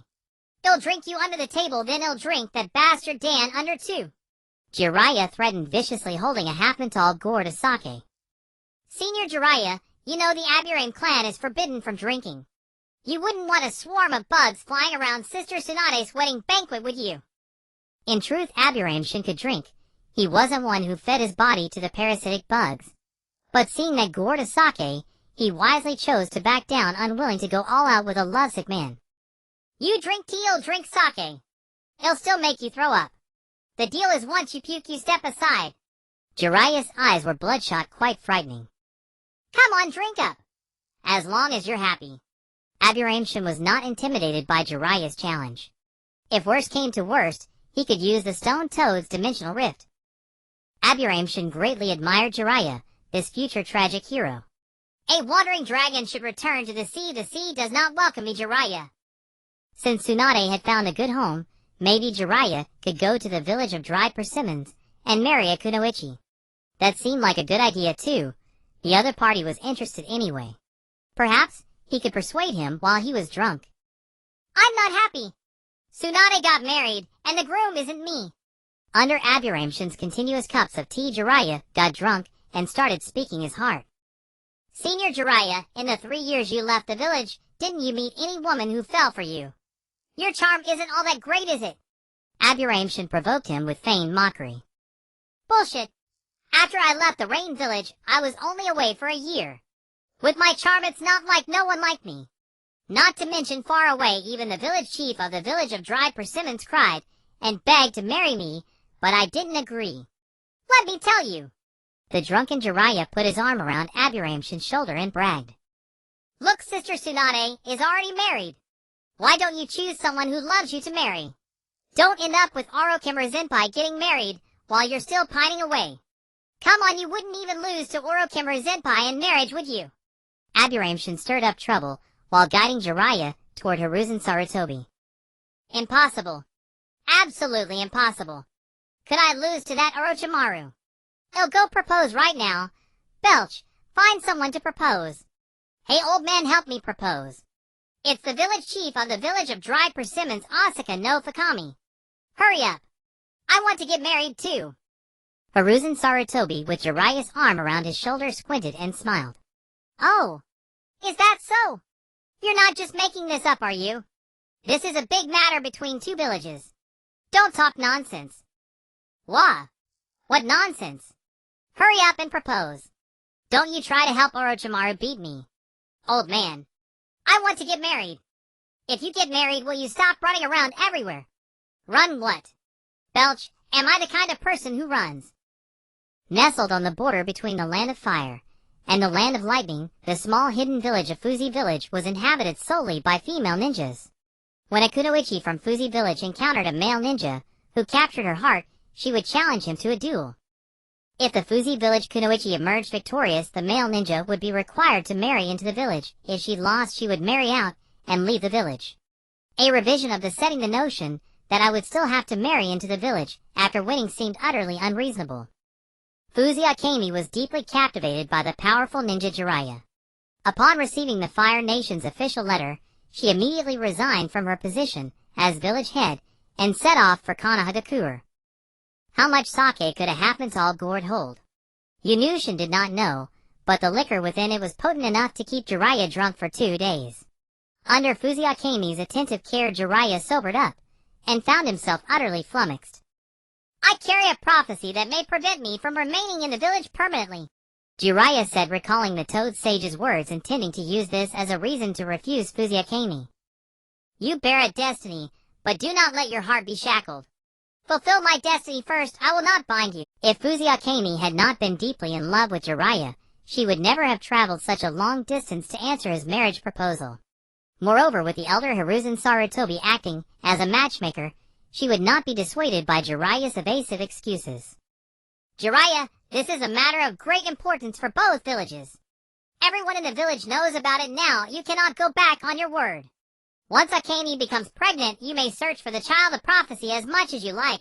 I will not stop you. The third Hokage, Hiruzen Sarutobi, felt that he had exhausted his efforts for his disciple. Someone was willing to marry you, yet you still hesitated like a bashful maiden. Tsunade chimed in as well. A man who betrays a woman is no hero. Jiraiya got married staying at home to conceive a child with Fuzuyakami. Hiruzen Sarutobi approached Yunushin.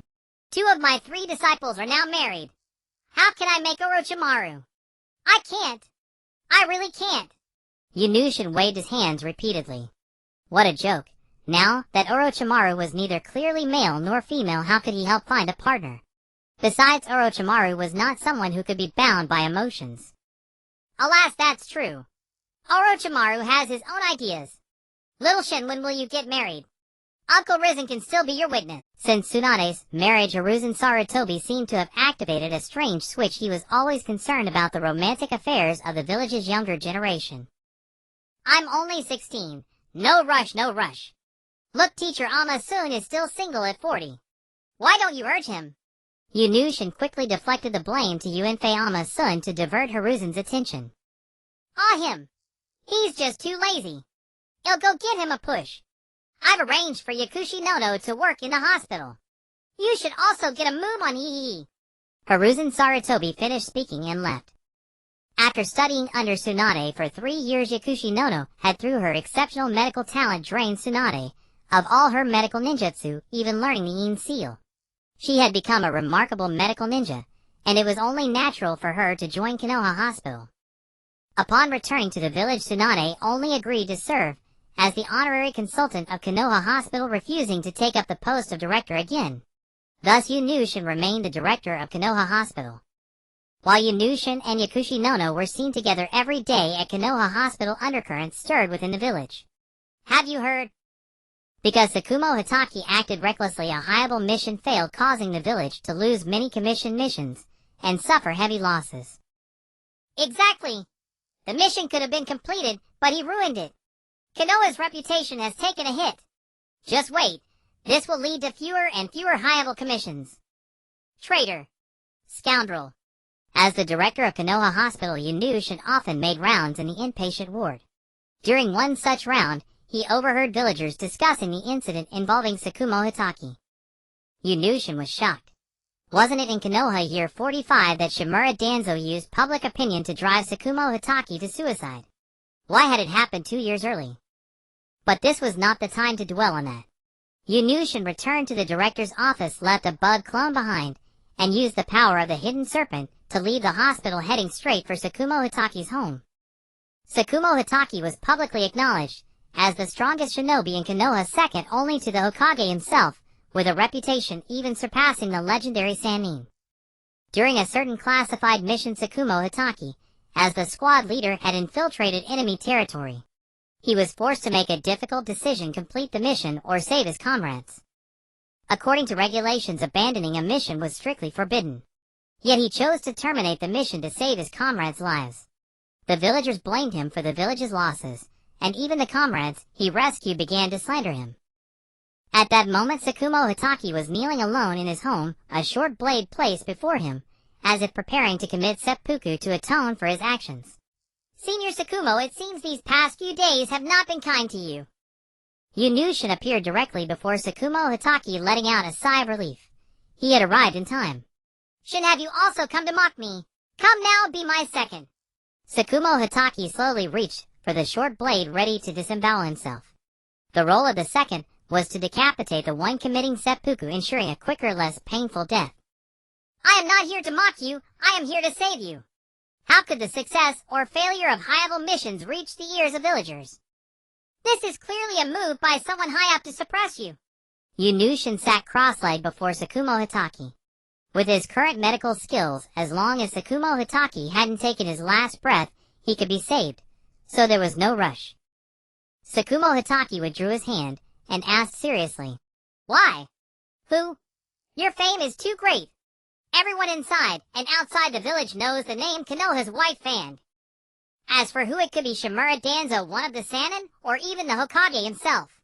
Suppressing your reputation would benefit them all. After hearing Yunushin's words, Sakumo Hitaki grabbed the short blade again, ready to kill himself, but Yunushin seized his wrist. Senior Sakumo, why do you still think of ending it? Don't you want to find out who ruined your reputation? Besides, I heard that Kakashi is about to graduate early. Do you want him to face the question of mission versus comrades as soon as he becomes a ninja? A shinobi is a human being, not a tool. Those who abandon their comrades are worse than trash. Yunushin thought his talk ninjutsu would be easy, but he hadn't expected Tsukumo Hitaki to try to kill himself without a word. Fortunately, he reacted in time.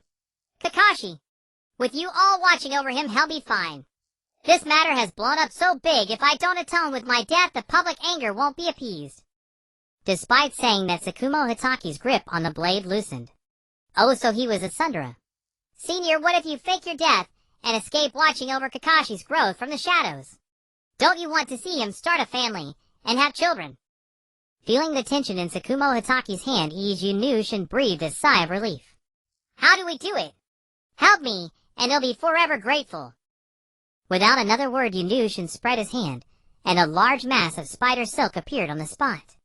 Using the creation rebirth technique, he fashioned a corpse of Tsukumo Hitaki, adding details such as birthmarks and scars under Tsukumo's own guidance. After half an hour of effort, the death scene was finally set. Senior Tsukumo, you should leave a suicide note to keep the Umbu from investigating too deeply. Alright. He'll write you down as Kakashi's guardian. No right might do way. Senior Dew's personality can help Kakashi get through the shadows. His son is also Kakashi's classmate, which is more convenient. Okay. Leaving behind the suicide note, Yunushin used the power of the earth-burrowing centipede to take Tsukumo Hitaki and tunnel into the forest of death, where there was an underground cave previously dug for refining insect goo. Senior Tsukumo, from now on I'll call you Mantis. This is your mask, and this is the Blade Mantis. You can use the Blade Mantis to contact me. Yunushin handed over a plain mask and a withered yellow mantis. The Blade Mantis was a metal attribute goo insect.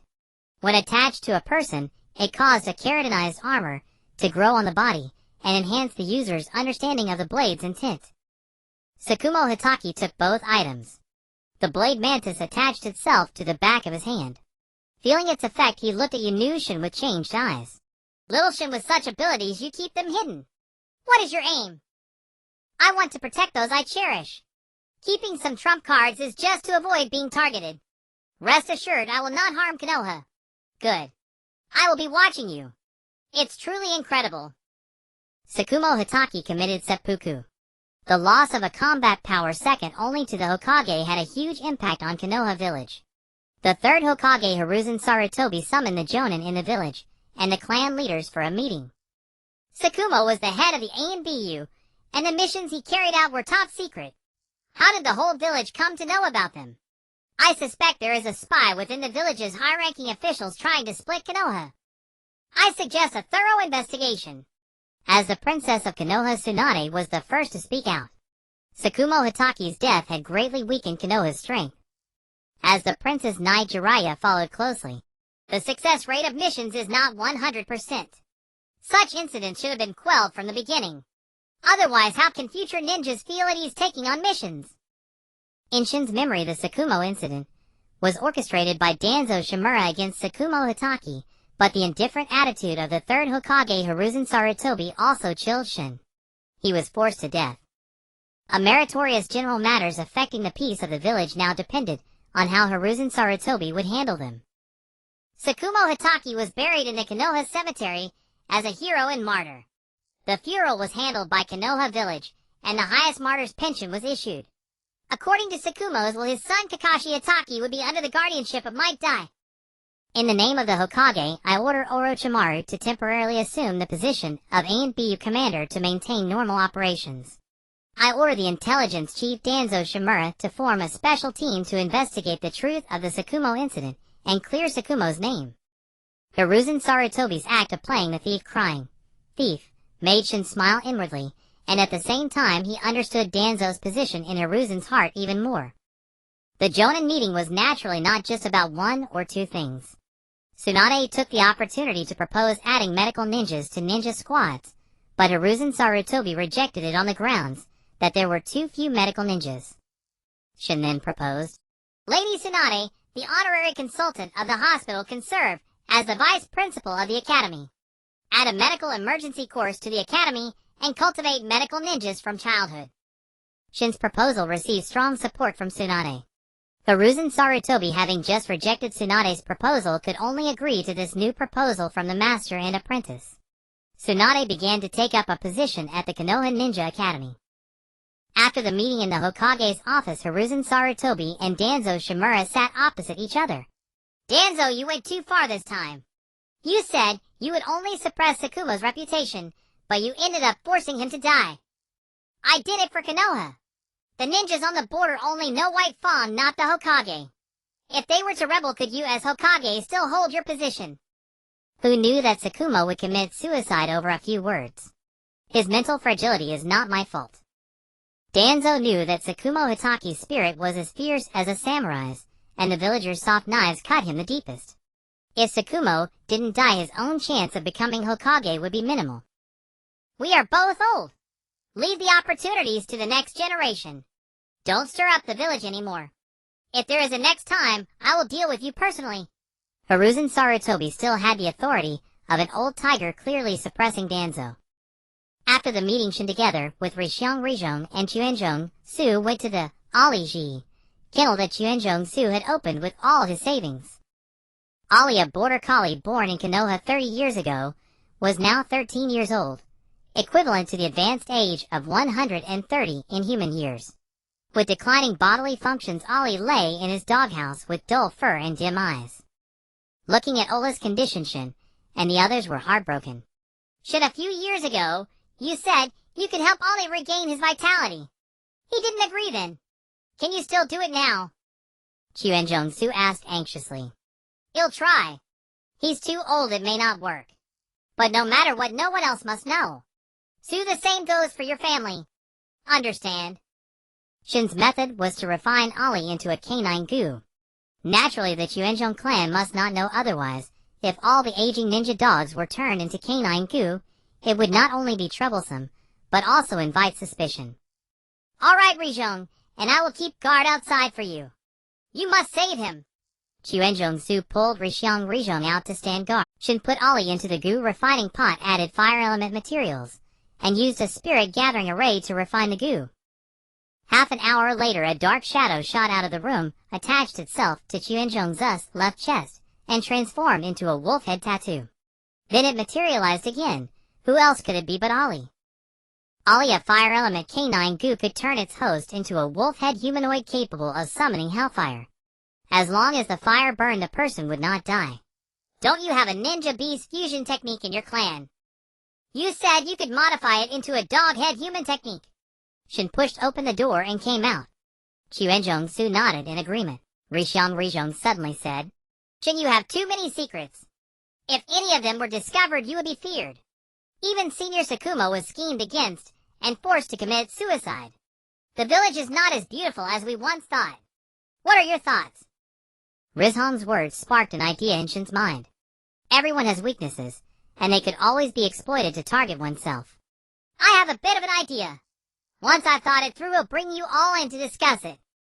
A single person cannot withstand attacks from all directions. But what about 10 people? 100 people? After returning home, Shin lay in bed and thought for half the night. Finally, he came up with an idea: gather like-minded friends to form an organization where the strong protect the weak.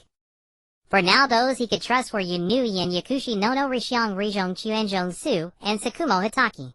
He would first set up the rudimentary framework, and then perfect it later. After figuring it out, Shin called Yakushi Nono, Rishiong Rijong, and Chuenjong Su to his home to discuss the organization. None of the four had experience in forming an organization, so they began the discussion with excitement and anxiety.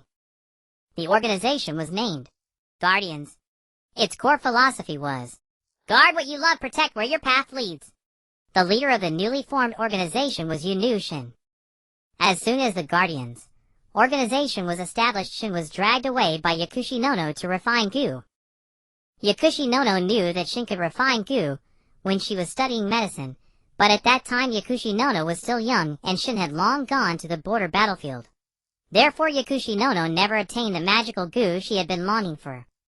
Taking advantage of the establishment of the Guardians, Yakushi Nono proposed. Each member of the Guardians should be assigned a goo as the organization's symbol. This would not only make it easy to identify members of the organization, but also ensure that Shin, the only one who could refine Gu, always maintained an active position. As a 4-phase Gu sorcerer, refining a new Gu was a piece of cake for Shin. Illusion Butterfly, a wood element butterfly Gu, carried powder that could alter others' 5 senses. In medical treatment, it could replace anesthesia. Medicine use. Yakushi Nono had also heard that Shin and Rishong, the black and white impermanence doctors, did not like using anesthesia. The legend of the medicine. In battle, it served as a powerful illusionary assistant, filling the gap in Shin's team that lacked an illusion expert. Rishong's requirement for a Gu surprised Shin. It was suppression. According to Rishong, the enemies on the battlefield keep moving around, making it hard to hit their pressure points. Suppressing them makes it easier to act. Then Shin took 400 milliliters of blood from Uzumaki Kushina as the main ingredient and refined the Mystic Turtle. The Mystic Turtle and Earth Element Turtle Gu could stand on the ground, borrow the power of the earth to form a barrier and seal and suppress enemies. The suicide of Chimushuama felt like the sky collapsing for the 4-year-old Chimukakaxe. Which is more important, the mission or one's comrades? This question, like an inner demon, relentlessly assaulted Chimukakaxe's heart, leaving him lost, confused, and at a loss day after day. Despite the care of Might I Die, and the companionship of Might I Kai, Chimukakaxe, unable to break free from his inner demon, sank into despair, and sealed his own heart. Chimushuama, observing from the shadows, saw this, and grew anxious. He sought out Yunushin to discuss how to guide his son. Thus Yunushin directly grabbed Chimukakaxe from the Hitaki residence, and carried him off to the forest of death. Carried like a kitten by the scruff of his neck, Chimukakaxe struggled briefly, only to be wrapped tightly in spider silk by Yunushin, even his mouth sealed shut. Only when they reached the cave where Chimushuama was hiding did Yunushin retract the silk and drop Chimukakaxe to the ground. Like an angered kitten, Chimukakaxe drew his baya blade and charged straight at Yunushin. A figure clad in a smooth mask and full brownish-yellow bone armor sprang from the shadows within the cave and kicked Chimukakaxe to the ground. He is the secret guard of your Hitaki clan. You will learn your clan's inherited sword techniques from him here. Yunushin pointed at the fully armored Chimushuama, fabricating an identity for him. Chimukakaxe struggled to his feet and retorted, "Impossible. How can I not know about our clan's secret guard?" Yunushin chuckled. "Hey, you are still young. There are many things your father never had the chance to tell you. Besides, your father taught me swordsmanship, and guiding you is but a small repayment. I do not wish to see your father's sword techniques fade away in your hands. So you will train here until you reach mastery in the Hitaki sword style. Only then may you leave." With that, Yunushin left the cave. He still had to deceive the third Hokage Yunfei Risen regarding the matter of taking Chimukakaxe from the Hitaki residence. "Senior Shuama once taught me. Seeing Kakaxe's abnormal mental state, I took him to the forest of death to let off some steam." Arriving at the Hokage's office, Yunushin spoke eloquently to Yunfei Risen, elaborating on the dangers and possibilities of mental illness. Looking at Yunushin, whom he had personally promoted, Yunfei Risen had no doubts. "You did the right thing. I was negligent as well. Hand him over to you for proper guidance." After fooling Yunfei Risen, Yunushin returned to the forest of death. At the cave entrance, he heard Chimushuama's deliberately hoarse voice. "A ninja who cannot complete a mission is trash, but one who abandons comrades for the sake of the mission is worse than trash." From then on, Chimukakaxe would go to the forest of death every week to learn swordsmanship and the way of the ninja from his Uncle Mantis. During the peaceful era without war, the various ninja villages focused on development, population growth, and the rapid training of new ninjas. On October 19th, the 43rd year of Konoha, Uchiha Shursui was born. On February 14th, the 44th year of Konoha, Kato Dan and Tsunade had a love child, giving birth to twin boys named Kato K and Kato Ki. Jiraiya and Asuka no Asu also gave birth to fraternal twins on May 29th of the same year. The boy was named Jiraiya no Asu, and the girl was named Asuka no Shizuka. On June 9th, the 46th year of Konoha, the new Uchiha clan head Uchiha Fugaku and Uchiha Mikoto gave birth to Uchiha Itachi. From the 41st year of Konoha, when Yunushin took over as the director of Konoha Hospital, to the 46th year, over 5 years, Yunushin, in collaboration with Yuga Hayashi and Yakushi Nono, had nearly all disabled ninjas in Konoha fully healed. They were affectionately called the 3 divine physicians of Konoha. Within the village, and even nobles and merchants from other villages came seeking treatment. The reason for nearly all was that Konoha's Hokage assistant Shimura Danzo persistently refused treatment, using the excuse, "My wounds are a memorial to Sensei Tobarama and Kagami. I cannot forget, so I will not be treated." Thus he remained one of the few disabled individuals in Konoha. Although Shimura Danzo refused treatment, his covert machinations were incessant. He sought to monopolize the limb regeneration technique to control Konoha. But every open and covert method he tried was thwarted by Yunushin. On the surface, Yunushin and Yakushi Nono were disciples of Tsunade and grand disciples of Yunfei Risen. No matter how many times Shimura Danzo said, "You will regret this," Yunfei Risen countered with, "I am the Hokage." In the shadows, the root organization's infiltrations were repeatedly repelled by the defense organization, and Yunushin and his comrades' combat experience steadily increased. In truth, the strength of the four-phase Gu which had already reached the standard Kage level. When Yunushin sparred with Chimu Shuamao, he forced the latter to use his full power. Even in the most prosperous land of fire, internal strife brewed with Shimura Danzo's schemes, and the clan's covert struggles for resources. Other nations were even more turbulent. In the 47th year of Konoha, amidst the windswept desert of the Land of Wind, a 15-year-old boy's appearance remained forever frozen at 15. Sasori of the Red Sand, grandson of Elder Chiyo of Sunagekure, used his extraordinary puppet talent to learn forbidden techniques from the village, and transformed himself into a human puppet.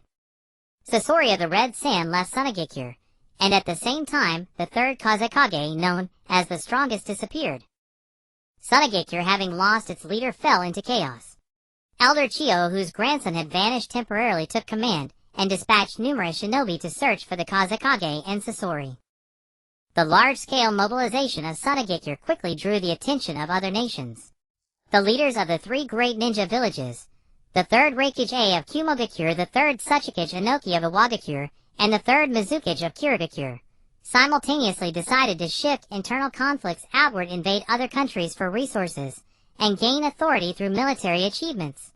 Thus the Third Great Ninja War quietly began. The third Hokage, Yunfei Risen, also sought to transform internal conflicts, but his approach was defensive. With Tsunade as the commander and Kato Dan as support, they led 3,000 shinobi to station at the border of the Land of Rivers, guarding against Sunagekure's invasion. With Orochimaru as the commander, supported by the new Uchiha clan head Uchiha Fugaku and the Hyuga clan head Hyuga Hayashi, they led 5,000 shinobi to station at Konoha's coastal border, guarding against Kirigakure's invasion. Jiraiya, who had been wandering abroad, was urgently recalled as the commander with Akimichi Takefu as support, leading 5,000 shinobi to station at the border of the Land of Hot Water, guarding against Kumogakure's invasion. With Shimura Danzo as the commander and Sarutobi Amazon as support, they led 8,000 shinobi to station at the tri-border of the Land of Rain, the Land of Grass, and the Land of Fire, guarding against Iwagakure's invasion. As the supreme leader, Yunfei Risen remained in Konoha, deploying personnel and preparing to support the four fronts at any time. The team of Yunushin, Hyuga Hayashi, and Yakushi Nono, designated as class protected assets in the village, stood ready to support the most severely wounded battlefield. Inazuka Kiba was taken to the battlefield by Sarutobi Amazon.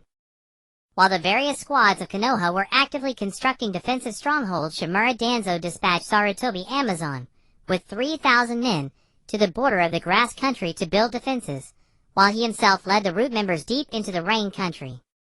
Shimura Danzo firmly believed that defense alone could not seize the right to speak. Only by striking outward could the might of Konohagakure be demonstrated. Thus Shimura Danzo contacted Hanzo of the Salamander, the demigod of the rain country, during the Second Great Ninja War, offering to help him eliminate the emerging organization in the rain country, the Akatsuki, as a condition to persuade Hanzo to lead the rain shinobi in assisting Konoha's invasion of the earth country. On the other side, the first ninja village to invade the fire country was the cloud shinobi from the lightning country.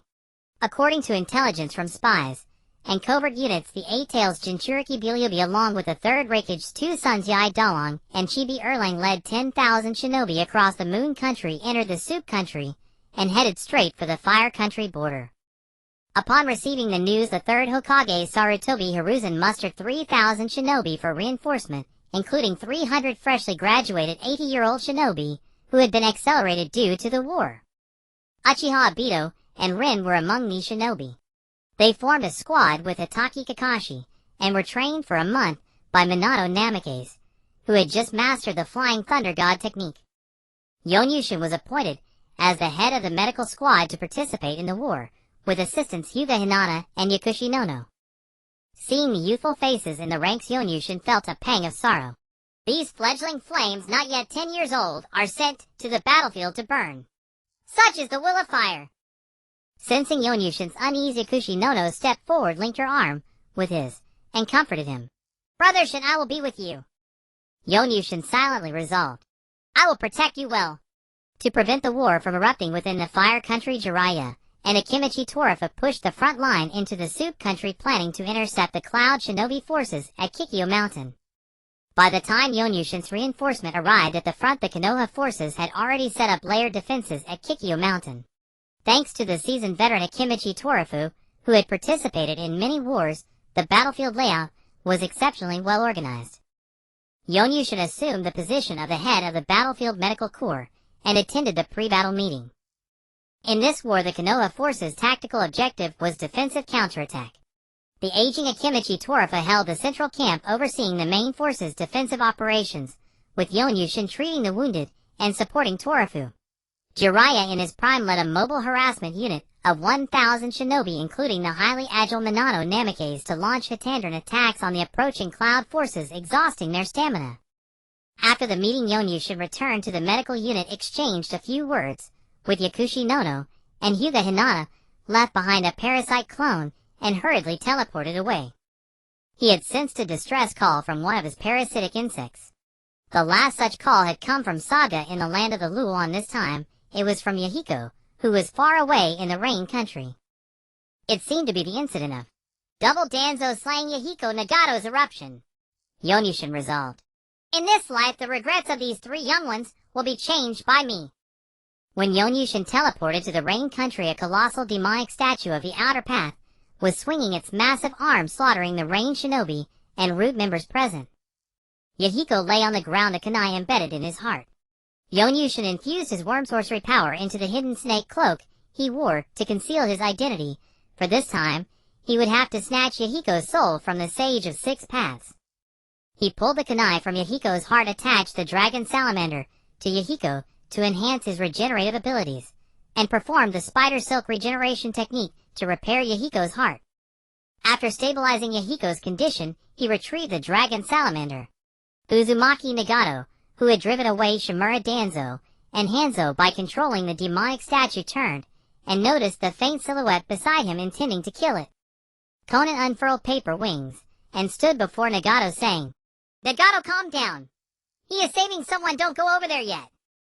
Uzumaki Nagato finally regained his composure, and together with Conan they flanked Yahiko and Yonyushin.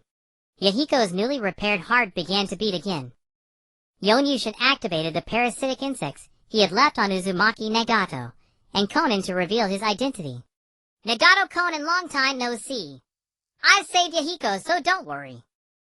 Yonyushin waved his hand. Conan immediately rushed over, placing her hand on Yahiko's chest to feel the heartbeat. Yahiko is alive! Conan wept with joy, and Uzumaki Nagato let out a sigh of relief. Someone is plotting against you. Not just Hanzo, but a darkness lurking deeper. Be careful. It'll take Yahiko to recover. Contact me through the parasitic insects if anything happens. Sensing the approach of White Zetsu through his scorpion force, Yonyushin, to avoid exposure, picked up the unconscious Yahiko and vanished into the air. Yonyushin teleported with Yahiko to the land of Lolan, far from the 5 great nations, where he could have Yahiko assist Saga in accumulating power to face future crises. After Yahiko woke up, Yonyushin called together Saga and his wife Minjaifa and contacted Uzumaki Nagato and Conan via the parasitic insects to hold a radio meeting. Yonyushin shared intelligence about Uchiha Madara's plan and White Zetsu with everyone. Yahiko and Saga agreed to develop in Lolan, while Uzumaki Nagato and Conan would remain in the Rain Country to maintain the Akatsuki and later serve as spies, providing information. After handling matters, Yonyushin teleported back to the Konoha forces in the Soup Country. Upon returning, the parasite clone transmitted the memories of his absence, presenting him with a pleasant surprise. Yakushi Nono had saved a 5-year-old boy with no memory at Kikyo Mountain and named him Yakushi Kabuto. Yakushi Kabuto was an extremely gifted genius. In the original timeline, he perfectly inherited Orochimaru's research achievements, even surpassing him, by improving the impure world reincarnation technique and learning Sage Mode from the Ryuchi Cave. Had it not been for Itachi Uchiha's overwhelming prowess, the Fourth Great Ninja War might have taken a different turn. In this life, Kabuto's title of Master of Dreams might never come to pass, for Yonyushin would firmly keep him under control. Jiraiya's 1,000-man unit also returned to headquarters. On the battlefield, after the harassment squad led by Jiraiya had launched repeated attacks, the Cloud forces had lost over 500 combatants before reaching Kikyo Mountain. The most active contributor, Minato Namikaze, was given the epithet Yellow Flash by the Cloud forces. Yai Dalong, son of the Third Raikage, even declared that he would crush Minato Namikaze in a direct confrontation to prove that he was the fastest.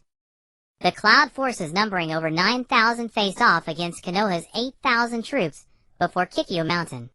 To invade the Fire Country, the Cloud had to cross Kikyo Mountain to reach the border. The Battle of Kikyo Mountain officially commenced. In the wars of the ninja forces, it often came down to a chaotic melee between soldiers and generals. In an open clearing, the Toad Sage Jiraiya and the Eight-Tails Jinchuriki Bulyobi stood facing each other. Jiraiya's gaze was steady and resolute as he slowly summoned his chakra, preparing for the fierce battle. Bulyobi, on the other hand, wore a relaxed expression, yet his eyes gleamed with intense fighting spirit. Bulyobi moved like a flash of lightning, charging at Jiraiya. His thunder blade left its sheath in an instant, crackling with lightning as it slashed down fiercely. Jiraiya remained unruffled, leaping nimbly to evade the strike. At the same time, he formed hand seals and spat out a torrent of roaring flames that swept toward Bulyobi.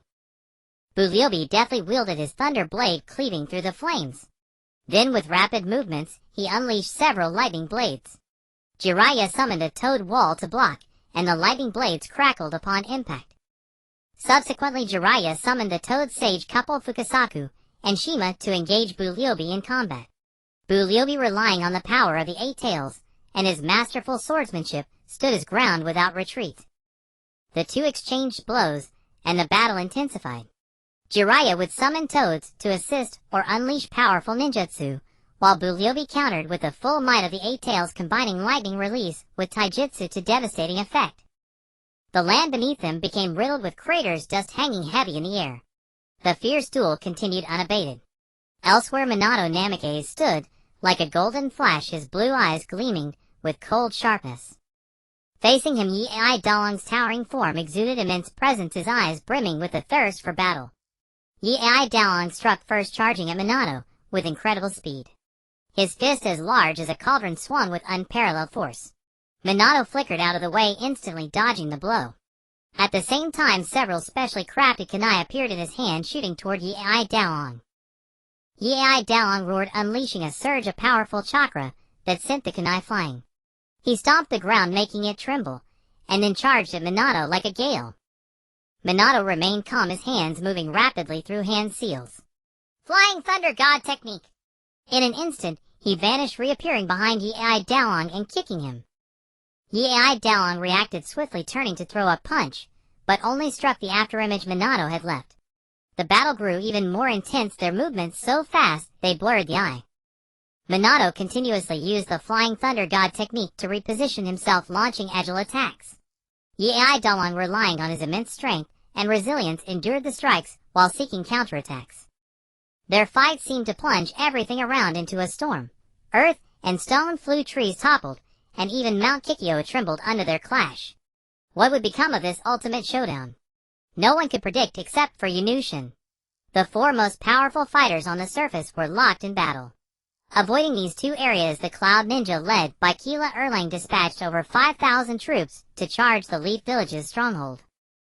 Under Yonyushin's arrangement, the medical unit was divided into two parts. One part followed Yonyushin, and Riseong Richong into the front lines, rescuing wounded ninjas on the battlefield. Those too injured to fight were sent to the rear. The other part, led by Yaoshir Yinayu, stayed behind to receive and treat the severely wounded. On the battlefield, it was common to see a leaf ninja fall to the ground only to be surrounded and protected by a swarm of black insects. Moments later, the fallen ninja would rise again and charge back into the fray with a roar. The slaughter continued until the golden crow set and night fell. Both sides withdrew to their camps to rest. According to statistics, the Cloud Ninja suffered over 1500 casualties, while the Leaf Ninja lost fewer than 500. The nearly 3-10 casualty ratio sent Yi Daolong into a rage. Clutching the dossier on the 3 medics of the Leaf, he narrowed his eyes, waved his hand, and summoned the Cloud Ninja leaders for a meeting. The Leaf Camp also held a post-battle meeting presided over by the most experienced Chiyo Daotsufeng. Today's tactics were highly successful. Jiraiya and Minato held off Bulyobi and Yi Daolong, while the medical unit ensured battlefield regeneration. However, the enemy has clearly noticed Shin and his team. The Cloud Ninja are not fools. They will devise countermeasures against the medical unit. Any ideas? Chiyo Daotsufeng, seated in the vice chair, glanced at Jiraiya, signaling him to speak. Jiraiya, catching the hint, cleared his throat and said, Shin and Richong should not go to the front lines tomorrow. Deploy an additional 50 ninjas for emergency rescue, bringing the wounded back to camp for treatment. Also reinforce camp security to prevent enemy raids. I'm done. Minato, any additions? Jiraiya Sensei is right. The medical unit is of utmost importance, especially the safety of Yunushin's team. I suggest setting up several decoy targets in camp just in case. The Cloud Village still has the Raikage, and the Two-Tails Jinchuriki unaccounted for. We must also guard against their covert involvement in this battle. Minato raised his hand to express his opinion. Seeing the three of them intent on protecting him, Yunushin smiled and raised his hand to signal that he had something to say. I don't need excessive protection. In tomorrow's battle, the Cloud Ninja will show no mercy on the battlefield, possibly even destroying the bodies of the fallen.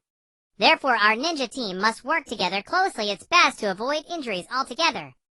With that, Yunushin split off a Kakashi clone, pulled 10 special explosive tags from his tactical backpack, and continued. My clone is indistinguishable from the real me. Tomorrow, use my clone as bait to lure the enemy's high-level combatants. Then use the mutually multiplying explosive tags to eliminate them. That might be more effective. After Yunushin finished speaking, everyone in the meeting room's eyes lit up, and they eagerly discussed the feasibility of the plan. That night, both sides sent scouts to probe the enemy camp, but all were repelled at the perimeter. The next morning, both main forces were well rested and ready for the next great battle. As before, Jiraiya drew Bulyobi away for an unknown duel, while Yi Daolong and Minato competed in speed. The ninja known as Killer Bikila Erlang led the Cloud Assault, while Yunushin and Richong carried out emergency rescues on the battlefield. A pale-skinned Cloud Girl suddenly burst into the battlefield between Jiraiya and Bulyobi, shouting, You Lu! In an instant, blue-black flames enveloped her body, and a huge two-tailed cat covered in blue chakra flames appeared. Yulu, one of the 9-tailed beasts with 2 tails, was known as the Two-Tails. Yulu blocked Jiraiya, allowing Bulyobi to break free and charge straight toward Yunushin. Seeing this, Yunushin and Richong fled in separate directions.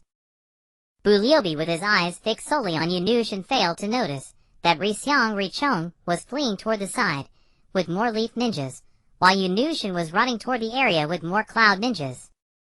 Soon Bulyobi caught up to Yunushin. Just as he was about to decapitate him with a lightning torture heat blade, Yunushin transformed into a swarm of black Kakashi insects.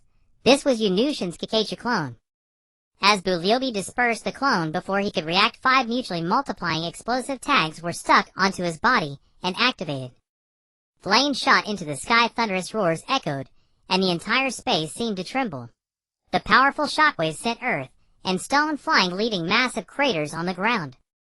Bulyobi struggled to withstand the explosion, the power of the 8 tails being steadily drained. The Leaf and Cloud forces both fled, forming 2 opposing lines, with the explosion site as the boundary. The principle of the mutually multiplying explosive tags: when one tag detonates, it summons 4 identical tags, and those summoned tags upon detonation summon another 4, and so on. This was a forbidden technique the second Hokage developed to breach the Uchiha clan Susanoo. The 5 mutually multiplying explosive tags continued to explode for the time it takes to burn an incense stick, 30 minutes. When the smoke cleared, although Bulyobi had wrapped his entire body in the 8 tails tentacles, the loss of his right leg and right arm along with severe burns on half his body testified to the tag's power. Bulyobi lay unconscious in the deep crater. Yi Dalong, the fastest among the Cloud Ninjas, tried to rescue him, but Minato was quicker, reaching Bulyobi's side first and pressing a kunai to his throat. "Halt!" Yi Dalong commanded loudly. "Please state your terms." "Return Bulyobi."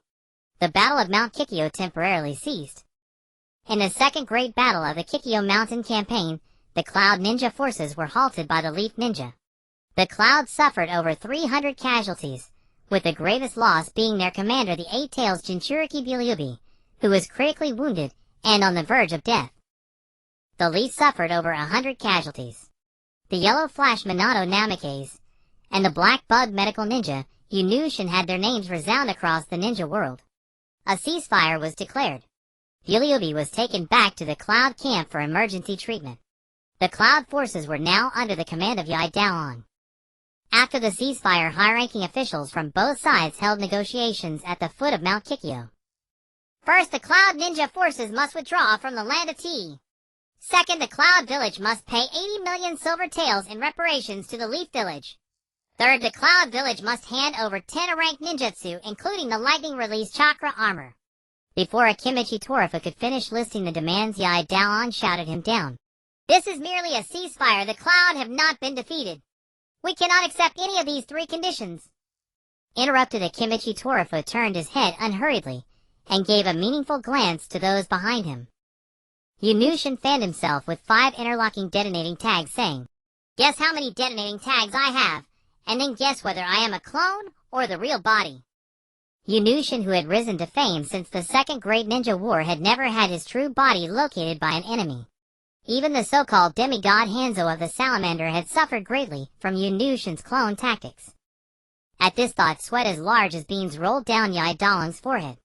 The combination of clone tactics and interlocking detonating tags was such a shameless, underhanded strategy. Black Bug Medical Ninja, you might as well change your name to Black Heart Bomb. How utterly shameless, you bastard. "You are not faster than me."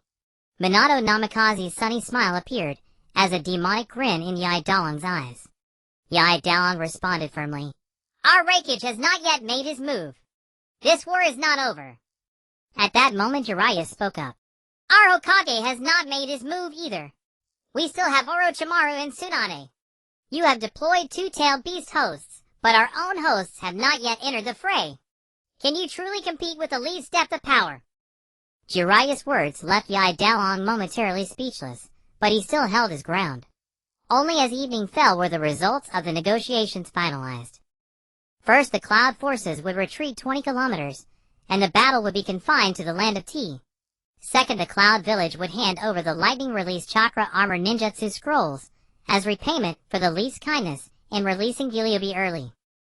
Third, the Cloud forces would not deploy the tailed beast as a weapon of war, and the Leaf would not employ the swift lightning strike coordination pitch black infinite explosion zero tactic.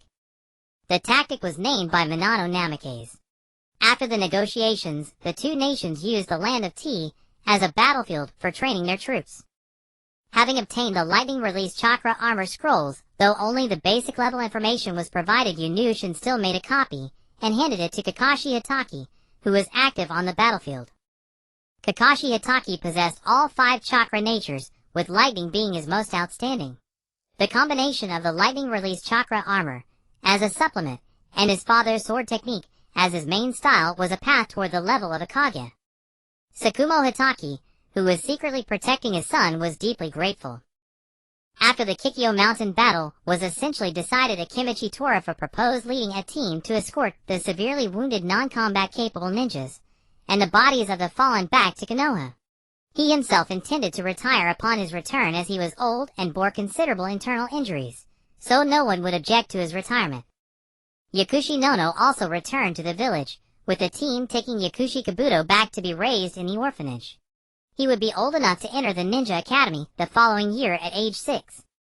Jiraiya disliked commanding troops, so he held the title of commander in name only. The actual command fell to his disciple Minato Namikaze, which also helped Minato build his reputation. Yunushin remained on the battlefield leading the emergency rescue unit, while Hyuga Hinatsu led the medical team at the camp treating the wounded. Other battlefields in the Land of Fire were also under attack. The Fire Country's coastline was extensive, so the third Hokage Hiruzen Sarutobi deployed the two great Dojutsu clans, the Uchiha and the Hyuga, to assist his most talented disciple Orochimaru in defending against the invasion of the Mist Village from the Land of Water. The Mist Invasion Force also aimed to reconnoiter the Fire Country's coastline. They split into 3 groups. One unit of 2,000 led by Elder Yuanshur would land on the beach near the Land of Tea. Another unit of 3,000 led by the 3rd Mizukage Yuanzun would land on the beach near the Land of Waves. The third unit, consisting of the 7 ninja swordsmen of the Mist, would infiltrate the Fire Country from the coast near the ruins of the former Land of Whirlpools to carry out sabotage. The landing site of the Mist's Elder Yuanshur unit was discovered early. Orochimaru dispatched Hyuga clan leader Hyuga Alin with 2,000 ninjas, most of them Hyuga clan members, to intercept them. Hyuga Alin stood grim-faced facing the Mist Elder Yuanshur. As the two confronted each other, Yuanshur struck, first his hands weaving as sharp water blades sped toward Hyuga Alin. Hyuga Alin blurred into motion, employing the Hyuga clan's unique gentle fist to deftly evade the attacks, while closing in on Yuanshur. In the midst of their fierce battle, a shadowy figure, the Mist Humbu operative Ao, slipped out from the darkness. Like a ghost, Ao approached Hyuga Alin. Taking advantage of Alin's focus on Yuanshur, Ao's blade lunged toward Alin's eyes. Hyuga Alin sensed the danger, but could not dodge in time. A searing pain struck him as Ao brutally gouged out his Byakugan.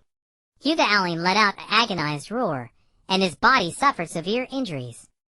Yet Hyuga Alin gritted his teeth against the pain, unleashing a fierce will. He recklessly counterattacked against Ao, and despite his grievous wounds, his assault forced Ao to momentarily fall back. Seeing this, Yuanshur intensified his assault, attempting to finish Hyuga Alin off in one blow.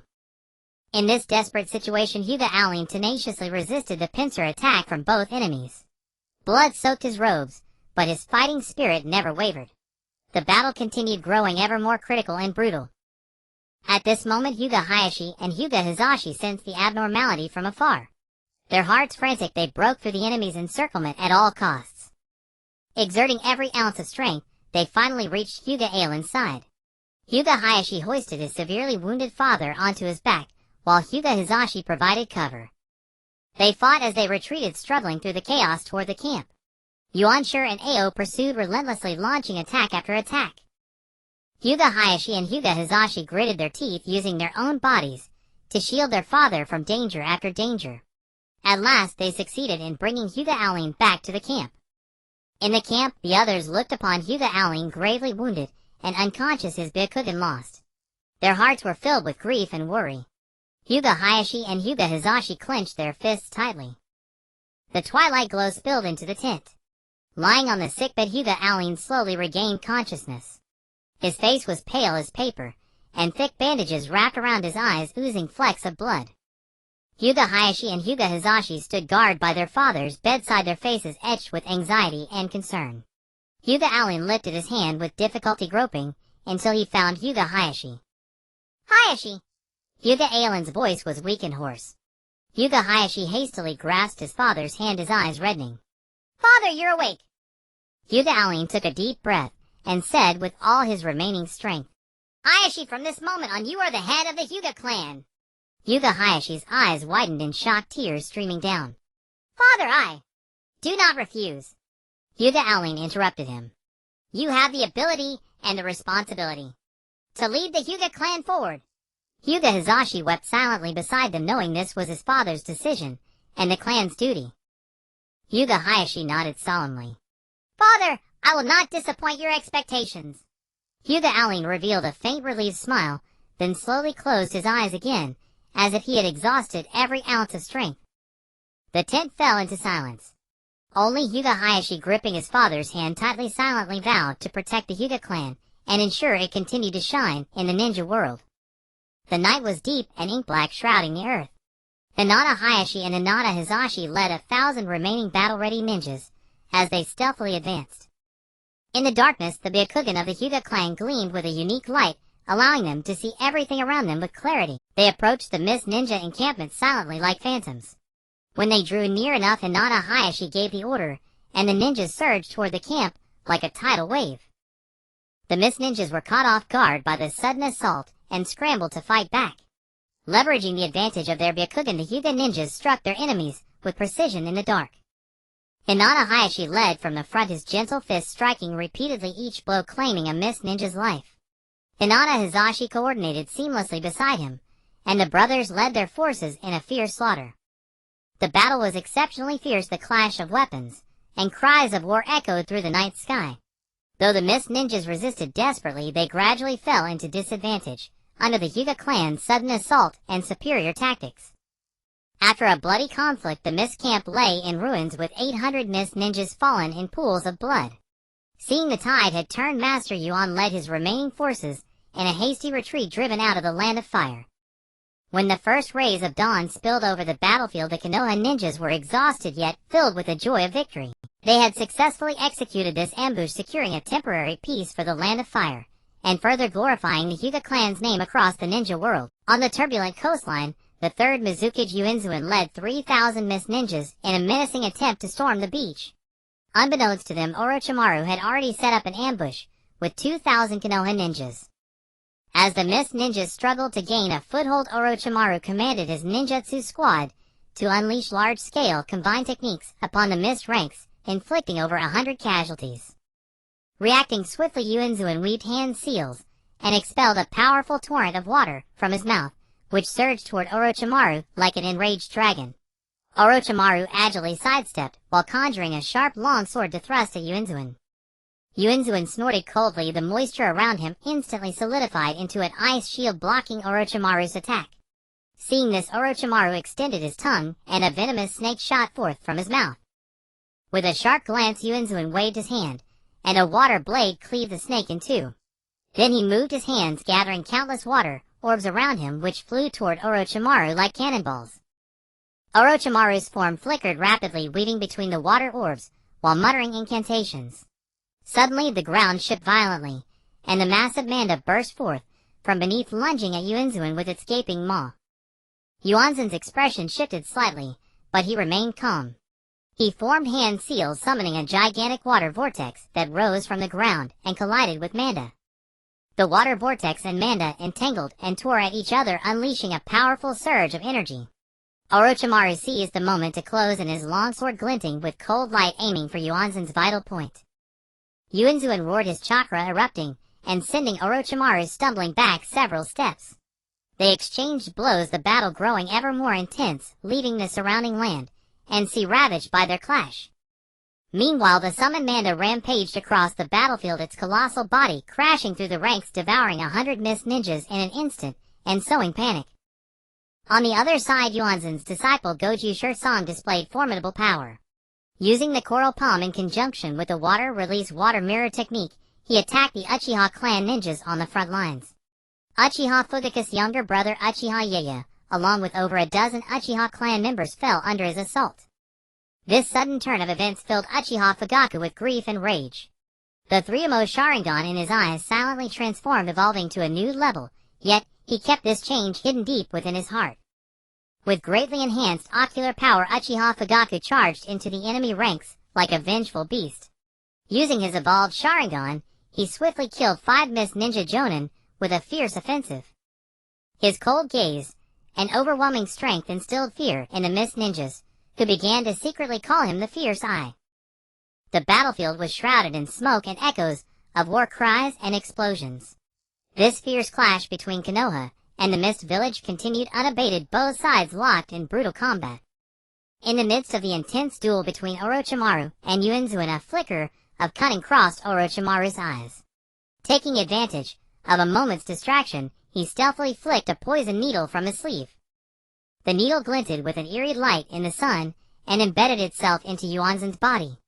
Yuinzuin felt a sharp sting, but paid it no heed, continuing to fight Orochimaru with full force. However, as time passed, Yuinzuin began to sense something amiss. His movements grew sluggish, and his breathing became slightly irregular. Orochimaru keenly noticed the change in Yuinzuin, and a sinister smile curled at the corner of his mouth. He knew the lethal toxin was already taking effect. Yuinzuin realized he had been poisoned, but by then, it was somewhat too late. He endured the pain trying to expel the toxin, but it clung to him like a tenacious parasite. Orochimaru seized the opportunity to intensify his assault, unleashing a barrage of ruthless ninjutsu that left Yuanzun overwhelmed. Yuanzun's face grew paler, and a look of despair crept into his eyes. Once you've been poisoned by my special toxin, there's no way you're leaving alive, Orochimaru sneered. Yuanzun gritted his teeth, struggling to hold on, but his body grew weaker and weaker. Eventually, under Orochimaru's onslaught, he collapsed to the ground. Orochimaru stood nearby, watching triumphantly, as if victory was already assured. The atmosphere on the battlefield grew heavy, and the outcome of this battle seemed sealed. Just as Yuanzun felt poisoned and Orochimaru thought victory was his, Goju Shirtsan appeared like a phantom. He swiftly rushed to Yuanzun's side, hoisted him onto his back, his eyes brimming with anxiety and fury. Seeing this, Orochimaru commanded Manda to stop Goju Shirtsan, but the latter moved with agile evasions. He executed a water release technique, forming a water curtain in front of him to temporarily block Orochimaru's attack.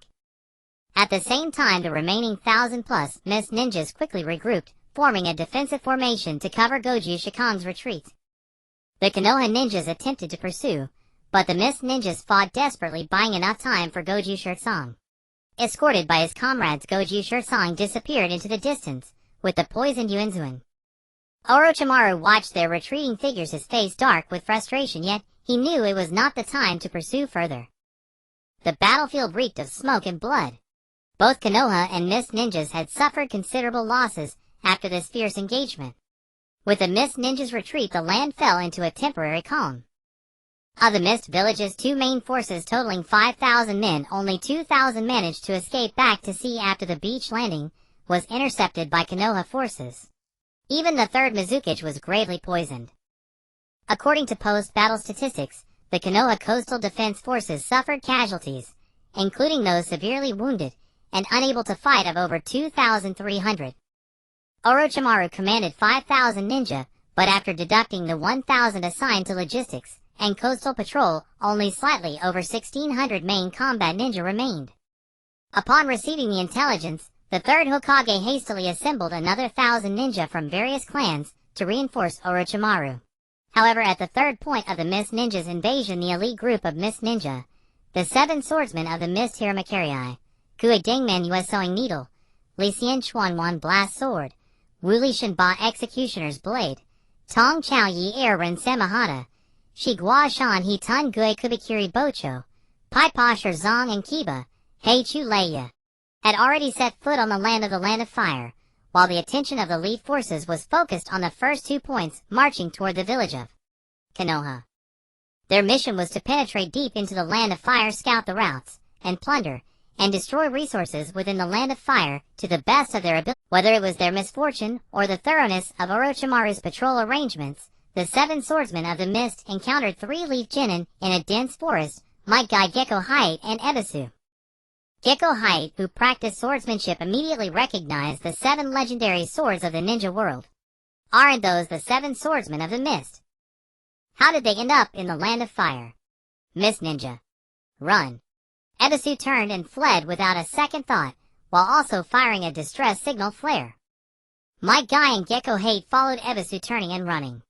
The leader of the 7 swordsmen, Gue Dingman Yue, said indifferently, "Oh, they've spotted us. We'll have to kill them then." The 7 swordsmen of the mist channeled their chakra and pursued the 3 whom they regarded as mere minnows through the dense forest. Facing the overwhelming power of the 7 swordsmen, Might Guy Gecko Height and Ebisu found themselves in a desperate situation. At that critical moment, Might Guy spotted the distress signal. With a resolute gaze, he unhesitatingly opened the 6th gate of the 8 gates, the Gate of View. A powerful aura erupted from his body, and he rushed to the front of Might Guy and the others as swiftly as a bolt of lightning. The 7 formidable ninja, Gue Dingman Yu wielding Hiramakarei, Li Xian Chuanwan with Sewing Needle, Wu Li Shinba with Blast Sword, Tong Chao Yi Air Ren with Executioner's Blade, Shi Gua Shan He Tun Gue with Samahata, Pai Pa Zong with Kubikiri Bocho, and Hei Chu Leia with Kiba, exuded an overwhelming aura of intimidation. Yet Might Guy showed no sign of retreat. With a roar, he charged at the enemy. The battle erupted instantly, and Might Guy first lunged at Gue Dingman Yue, who wielded Hiramakarei. His movements were as swift as thunder, his fists roaring through the air. Gui Dingman crossed his twin swords in an attempt to block, but Might Dai's strength was so immense that he was knocked back several steps. Li Xianchuan swung sewing needle, like a venomous snake thrusting toward Might Dai. Might Dai sidestepped the attack, then executed a spinning kick that struck Li Xianchuan's wrist, causing the long sword to fly from his grasp. Wu Lishan Ba wielded blast sword, unleashing explosions wildly in an attempt to disrupt Might Dai's rhythm. Might Dai agilely dodged and leaped, seizing the moment to land a punch on Wu Lishan Ba's chest, sending blood spilling from his mouth. Tong Chao Yi Erwin charged straight ahead with Executioner's blade. Might Dai, undaunted, grabbed the blade firmly with both hands, and with a forceful toss hurled Tong Chao Yi Erwin far away. Shigua Shan He Tun Gui wielded Samahata, which began absorbing Might Dai's chakra. Might Dai snorted coldly, accelerated, and engaged in close-quarters combat, preventing him from using Samahata's special abilities. Pai Pa Shirzong swung Kubikiri Bocho in wide sweeping arcs. Might Dai cleverly evaded the strikes, found an opening, and kicked him squarely in the abdomen. Heichu Leia wielded Kiba, unleashing lightning attacks. Might Dai moved through the bolts of lightning utterly unfazed. However, the 7 swordsmen of the mist lived up to their fearsome reputation, coordinating their efforts and gradually gaining the upper hand. Might Dai's body bore numerous wounds, but his gaze grew even more resolute. Ah! He roared, deciding to make a last-ditch effort and open the 8th gate, the Gate of Death. His body was enveloped in red steam, his power multiplying exponentially. He shot toward the enemy like a meteor, unleashing the night guy, whose immense force formed the shape of a giant dragon. Gui Dingman Yueli Xianchuan Wu Lishan Ba and Tong Chao Yi Erwin had no time to react before being struck by this terrifying power, instantly disintegrating into nothingness. The remaining 3, Shigua Shan He Tun Gui Pai Pa Shirzong and Heichu Leia, turned pale with terror and fled. However, Might Dai, due to the severe side effects of the 8 gates, was completely scorched, and the light of life rapidly faded from him. Just as Might Dai Gecko Height and Ebisu believed Might Dai had died, Yun Vishan suddenly appeared beside him, attaching a dragon salamander to Might Dai to enhance his regenerative powers, and used the Goo Witch's power to heal him. It turned out that when Might Dai had previously taught Inuzuka the 8 gates technique, Yun Vishan had placed a parasitic goo insect on him precisely to save his life when he opened the Gate of Death. After stabilizing Might Dai's condition, Yun Vishan snapped his fingers, and a raven appeared above Might Dai Gecko Height and Ebisu, using its ability to alter their memories. In their modified memories, Might Dai opened the Gate of Death, kicked, and killed 4 of the 7 swordsmen of the mist, and then, due to the severe side effects of the 8 gates, his body was completely scorched and turned to ashes. After altering their memories, Yun Vishan summoned a burrowing centipede, a hidden snake, and a stone toad, issuing orders: eliminate the remaining 3 of the 7 swordsmen of the mist, and store the 7 swords in the stone toad's space. Then Yun Vishan hoisted Might Dai onto his shoulder, and teleported to the land of the Lulan. The Lulan kingdom, under the governance of Saga, was thriving. Seeing Yun Vishan bring another person, Saga teased: our prince Yun truly goes to great lengths, traveling far and wide to steal talent for our Lulan kingdom. Spare me the sarcasm. I'm afraid I won't have a moment's rest during this war. There are so many people to save. As he spoke, Yun Vishan placed Might Dai on the bed in the quarters Saga had arranged. Seeing that Might Dai's skin had fully healed, he withdrew the dragon salamander. After explaining Might Dai's condition to Saga, Yun Vishan returned to the land of fire.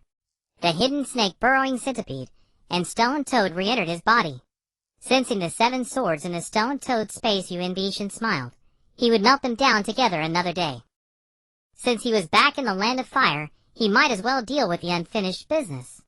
The 5-year-old Yakushi Kabuto, in truth, had not lost his memory, rather his memories, from before the age of 5, had been sealed. However, the one who sealed Kabuto's memories was none other than Sasori of the Red Sand, who had trained him to be a spy. Yun Vishan used the power of the hidden snake to conceal his form, stealthily infiltrated the Konoha orphanage, and placed his hand on the sleeping Kabuto's head. You were adopted by Nono, believing you had lost your memory, so let's make you truly lose it. Yun Vishan erased the seal in Kabuto's mind along with the memories contained within the seal.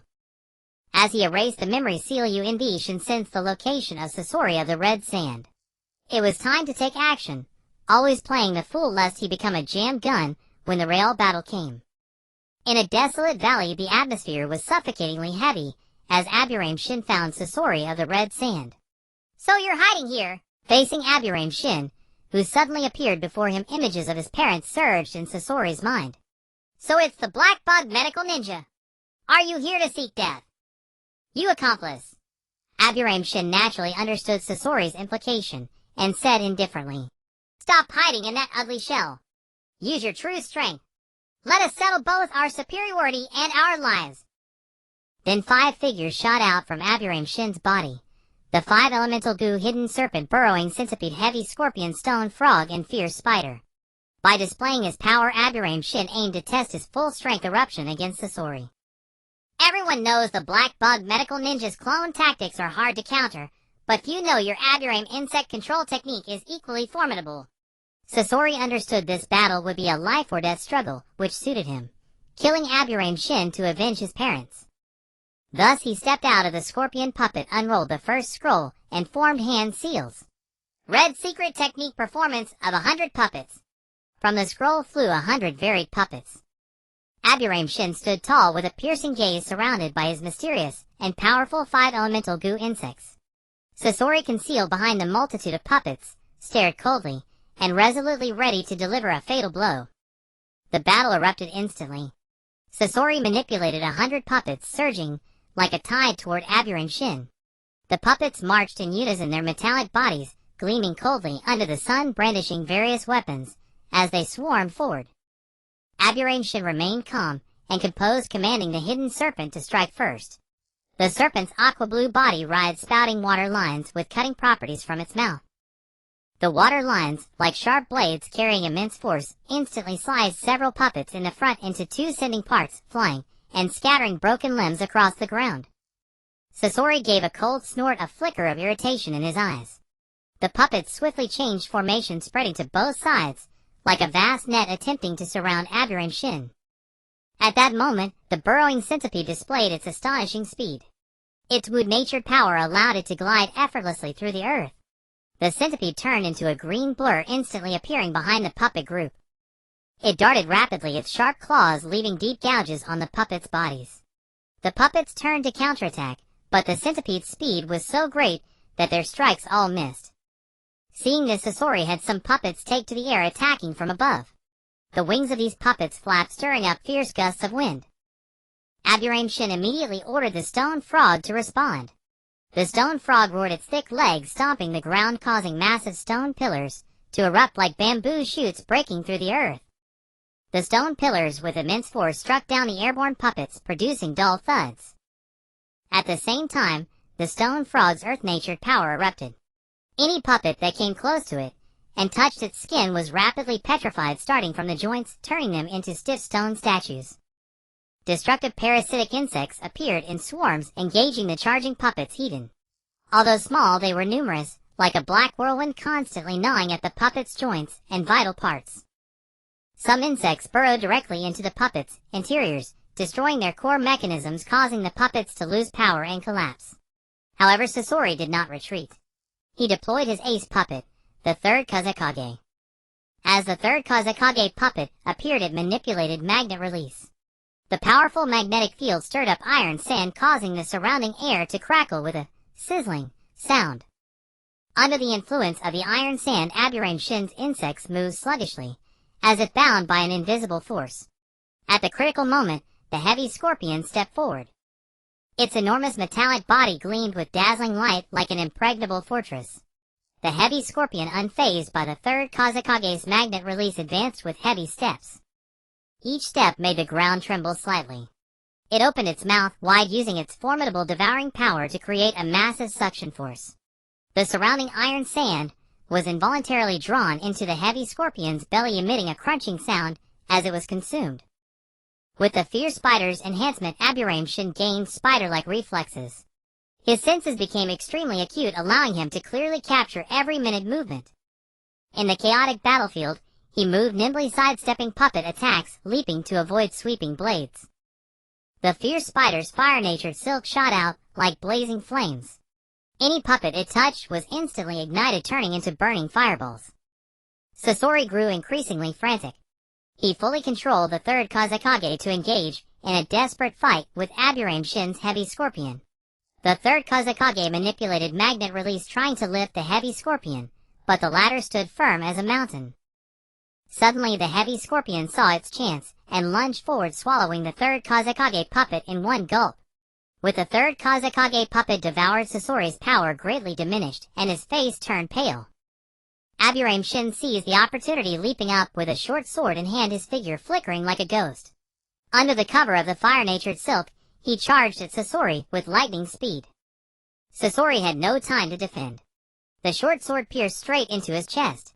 The blade penetrated his true body, drawing a trail of blood. With Sasori's fall, the breathtaking battle came to an end. The valley was filled with smoke and dust. Aburame Shin stood on the battlefield, the light of victory shining upon him, making his figure appear immensely towering. The scattered parasitic insects gathered the now uncontrolled puppets before the heavy scorpion. As the heavy scorpion devoured them, the iron sand summoned earlier by the third Kazekage slowly rose and swirled around the heavy scorpion. Awakened magnet release. What an unexpected surprise! Aburame Shin said as he lifted Sasori's human puppet. He prepared to uncover the mystery he had always wanted to know in his previous life, what was inscribed on Sasori's last scroll. One scroll was inscribed with fire, another with water. The last scroll slowly unfurled in Aburame Shin's hands. His expression shifted from anticipation to exasperation. Bad luck. I came too early. I should have come later. The last scroll was blank, indicating Sasori had not yet inscribed its content. With Sasori's death, the needles he had sealed in others' minds shattered. Many of the hidden agents Sasori had placed during his lifetime suddenly recalled the forgotten memories. Some rose up immediately, causing destruction everywhere. Others lay low, continuing to play their current roles. As for Kabuto Yakushi of Konoha, he would never recover the memories from before the age of 5. From the onset of the Third Great Ninja War in Konoha's 47th year to the 50th year, the remaining 4 great nations all harbored intentions to invade the Land of Fire, yet the third Hokage, Sarutobi Hiruzen, adhered to a defense-oriented battle doctrine, initiating no counteroffensive outward. Such a turtle strategy drew criticism even from the citizens of the Land of Fire, especially after news leaked, by unknown means, that the initial batch of 21000 shinobi sent to the front lines had within just 3 years, by the 50th year, dwindled to fewer than 10000, with casualties exceeding half. Considering that Sarutobi Hiruzen had been in office since the 20th year of Konoha occupying the Hokage seat for 30 years, a wave of calls for a change in Hokage began to swell within the village. Among the popular candidates were the Slug Princess Tsunade, and the Blue Ghost Kato Dan, who guarded the Land of Rivers, the Toad Sage Jiraiya stationed in the Land of Hot Water, and the Shadow Lord Orochimaru defending the coastline. Of the younger generation, there was the Yellow Flash Minato Namikaze, whose superior mobility allowed him to support all battlefields, the Black Insect Medical Ninja Aburame Shin, who could prevent fatal injuries and regenerate severed limbs, and the bloodthirsty Mad Dog Inazuka Shu, active on the harshest battlefield of the Land of Grass, each garnering their own supporters. From some obscure corner came a voice claiming that the Hokage's advisor Shimura Danzo was also a reliable figure. In reality, the total number of shinobi from the Land of Fire on the battlefield had recovered to around 23000. What the populace truly needed was a resounding sweeping victory to restore their faith in the least shinobi. The third Tsuchikage Oinoki, a man of ambition, allied with the third Reikage A, intending to assemble a joint force of 20000 shinobi and break through the Fire Country's border defenses with an overwhelming numerical advantage. Of these, 10000 IWA shinobi would depart from their homeland to rendezvous with 5000 stationed at the border, while the Kumogakure force led by the third Reikage A would number 5000 and pass through the Land of Earth to reach the Land of Grass border. Such a massive war mobilization naturally could not escape the notice of Konoha's intelligence division, but the IWA shinobi had no intention of hiding it. This was a blatant open scheme. Konoha could not possibly divert substantial combat power from other fronts to reinforce the Land of Grass border, as that would allow enemies on other fronts to exploit the weakness. Sarutobi Hiruzen, who had not been on the battlefield for a long time, once again donned his armor. He set out for the Land of Grass border with 500 shinobi assembled from various clans, bringing along the Nine-Tails Jinchuriki Uzumaki Kushina. Simultaneously, he dispatched Aburame Shin and Hyuga Hinata from the Land of Hot Water battlefield, leading 2000 shinobi to converge at the Land of Grass border. The Land of Hot Water's lead forces under Jiraiya's command would remain with the remaining 6000 shinobi to guard against the 10000 Cloud shinobi led by Yagiri Taro. From the Land of Rain, Danzo's forces contributed 2000 shinobi led by Minato Namikaze, who happened to be supporting there, to reinforce the Land of Grass border. From the Land of River, Tsunade was summoned to proceed alone to the Land of Grass border. Thus the lead forces at the Land of Grass border assembled 7500 shinobi facing the already assembled 15000 IWA shinobi, with the Cloud shinobi still en route. During the pre-battle conference, Sarutobi Hiruzen, seated in the main position, issued a series of orders, even appointing Tsunade as the head of the medical corps. However, 4 jōnin were left unassigned: Aburame Shin, Hyuga Hinata, Inuzuka Shu, and Minato Namikaze. Only after the meeting concluded did Sarutobi Hiruzen privately summon 6 individuals: Sarutobi Amazon, Tsunade, Aburame Shin, Hyuga Hinata, Inuzuka Shu, and Minato Namikaze. Due to the extended front lines, we must remain vigilant against the movements of neighboring nations, and cannot commit sufficient forces to block the enemy's offensive. To turn the tide, I have devised a strategy of dispatching elite shinobi to infiltrate deep behind enemy lines, destroy their support bases, and sever their supply routes. With that, Sarutobi Hiruzen produced a mission scroll, and handed it to Minato Namikaze. Minato, your squad consists of 2 jōnin and 2 chunin, so I am specifically ordering you to execute the mission to destroy the Canopy Bridge. Hatake Kakashi had just received his jōnin appointment. Yes, I will complete the mission. Minato Namikaze accepted the task without hesitation. Then Sarutobi Hiruzen produced another mission scroll, and extended it to Aburame Shin. Shin with Tsunade on the battlefield, casualties will be reduced. Shu is familiar with the terrain of the Land of Grass, and you and Hinata work well together. You 3 will reform as a team to carry out harassment missions behind enemy lines. You must ensure the IWA shinobi focus their attention on you, making it easier for Minato to complete his task. Upon hearing this, Inuzuka Shu and Hyuga Hinata turned their gazes to Aburame Shin. Shin glanced at Sarutobi Amazon, who seemed about to speak, and at Tsunade, who frowned deeply. He gave a faint smile, and accepted the scroll. All right, Hokage-sama. These 2 missions were perilous to the point of near certain death, yet their success would mark a turning point in the Great War. But did the strongest Hokage, who had held power for 30 years, truly have no other hidden motives? The group left the main command tent. Inuzuka Shu and Hyuga Hinata followed Aburame Shin to his camp tent. Veins bulged around Hinata's eyes, as he activated his Bikugan, scanning the surroundings before nodding to the other 2. Inuzuka Shu, who had been holding back a torrent of words, spoke first. Shin, Hinata, we haven't teamed up in 3 years, and now we're thrown into a life or death mission. What do you think the Hokage is thinking? Is it like the villagers say? He doesn't want us to rise in rank. Aburame Shin, while meticulously inspecting his supplies, replied to the grumbling Inuzuka Shu, hasn't it been 3 years? And you've turned into a gossip monkey. Your nose, Hinata's eyes, my insects. Any of these can detect danger in advance. How is this life or death? If we can't win, can't we run? Inuzuka Shu was about to retort, but Aburame Shin hooked an arm around his neck, and said, besides, don't we have a trump card? Yours? How many gates can you open? All of them, but after that Ollie, and I need 2 days to recover, Inuzuka Shu boasted. With me and Hinata around, at most 1 day. Aburame Shin raised a finger. Inuzuka Shu's eyes lit up. So we go all out. No, we make it big. Sky-high big. Aburame Shin's words stirred even Hyuga Hinata's excitement. Alright, you 2 go back and prepare your supplies. We'll assemble at the hour of the dragon tomorrow. Aburame Shin pushed them out of the tent. The night deepened. A figure paced hesitantly outside Aburame Shin's camp tent. Shin's voice came from within. Minato, come in.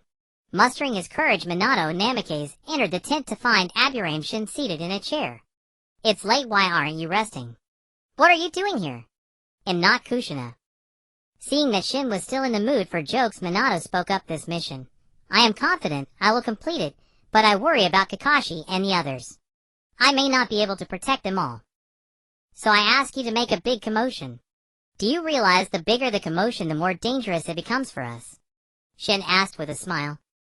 I know. Minato gritted his teeth. It was already difficult to send those children to the battlefield, and now they have to participate in such a deep infiltration mission. So which is more important, the mission or the children? Shin interrupted. If this mission succeeds, the war may be won and more people will return alive. So if I fall, please take care of them. Minato's words made Shin understand why in his previous life Minato had left Hitachi Kakashi and the others behind and busied himself alone, because he shouldered the entire mission himself. Rest assured, we'll show the younger generation why we are the seniors. Aburame Shin stood up, meeting Minato's gaze directly. Minato, do you want to become Hokage? The sudden shift in topic caught Minato off guard, but he answered firmly yes. Then do it yourself. Shin patted Minato's shoulder and pushed him out of the tent. The morning sunlight bathed the land as the three of them, Yunushin Inuzuka Su and Hyuga Rikong, stood at the entrance of the Muyi camp laden with heavy backpacks, as if awaiting something. Before long, a jōnin with a bushy beard, a face as red as a date, and arms that could touch his knees when standing rushed over, none other than the former commander of the Muyi camp, Uenfei Maxon. Sensei, I thought you wouldn't come to see us off. Inuzuka Su teased, grinning at the teacher, who was even more disheveled than the day before. I wish you weren't going, but I can't do anything about it, Uenfei Maxon said, his eyes red and voice hoarse, clearly having spent a sleepless night. It's okay, Sensei.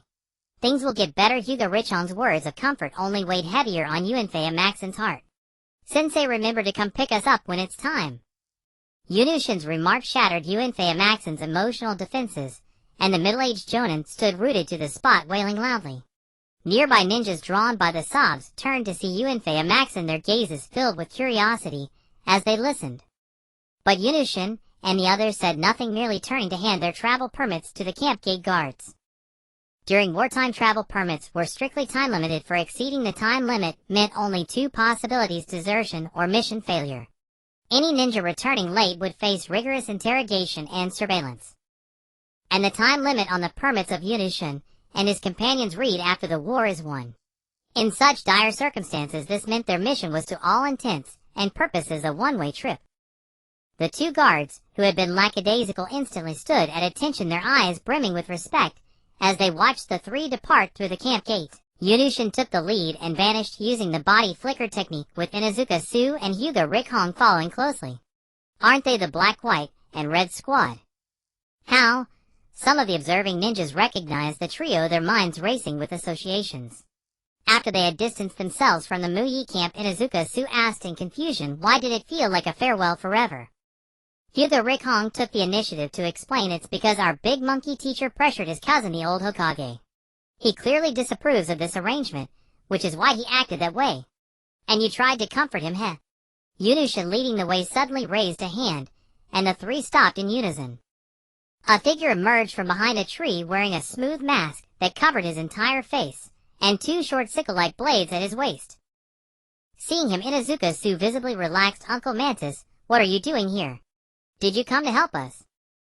The newcomer was none other than Chimushuama, under the alias Mantis. To conceal his identity, he had combined the blade intent of the blade Mantis with his own Hitachi sword techniques to create the Mantis blade style, even replacing his weapons with short sickle-like blades. He had also instructed the group, when the guard organization was formed, using the back of his blade to make Inuzuka Su yelp in pain. No, I asked Uncle Mantis to come protect the three kids of the Minato squad.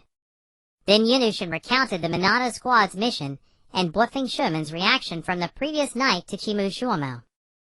After hearing this, Chimushuama's eyes blazed with fury, and he roared, this is utterly useless. Such a mission should be given to ultimers whose potential has peaked. How did it fall on your two squads? I'm going to cut him down. Yunushin immediately stopped him. No, we can't kill a general before the battle. After this war ends, we'll push Bofeng Shuiman into power and oust him. Minato is a good choice.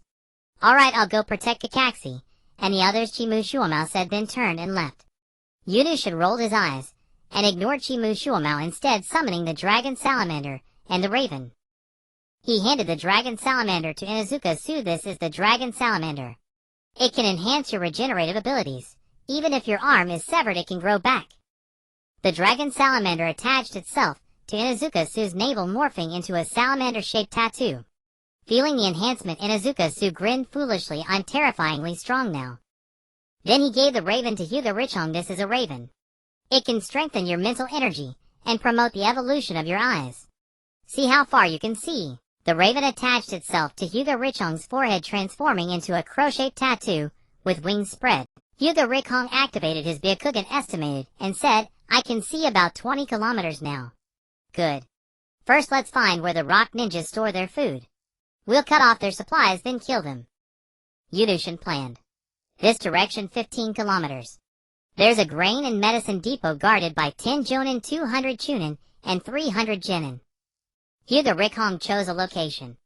Yunushin stored the 3 backpacks in the stone toad storage space, summoned the burrowing centipede, and the 3 of them rode it underground. The rock ninja camp spanned 1 square kilometer surrounded by 3-meter-high red earth walls, with 8 watchtowers, and 2 50-man patrol squads outside the walls.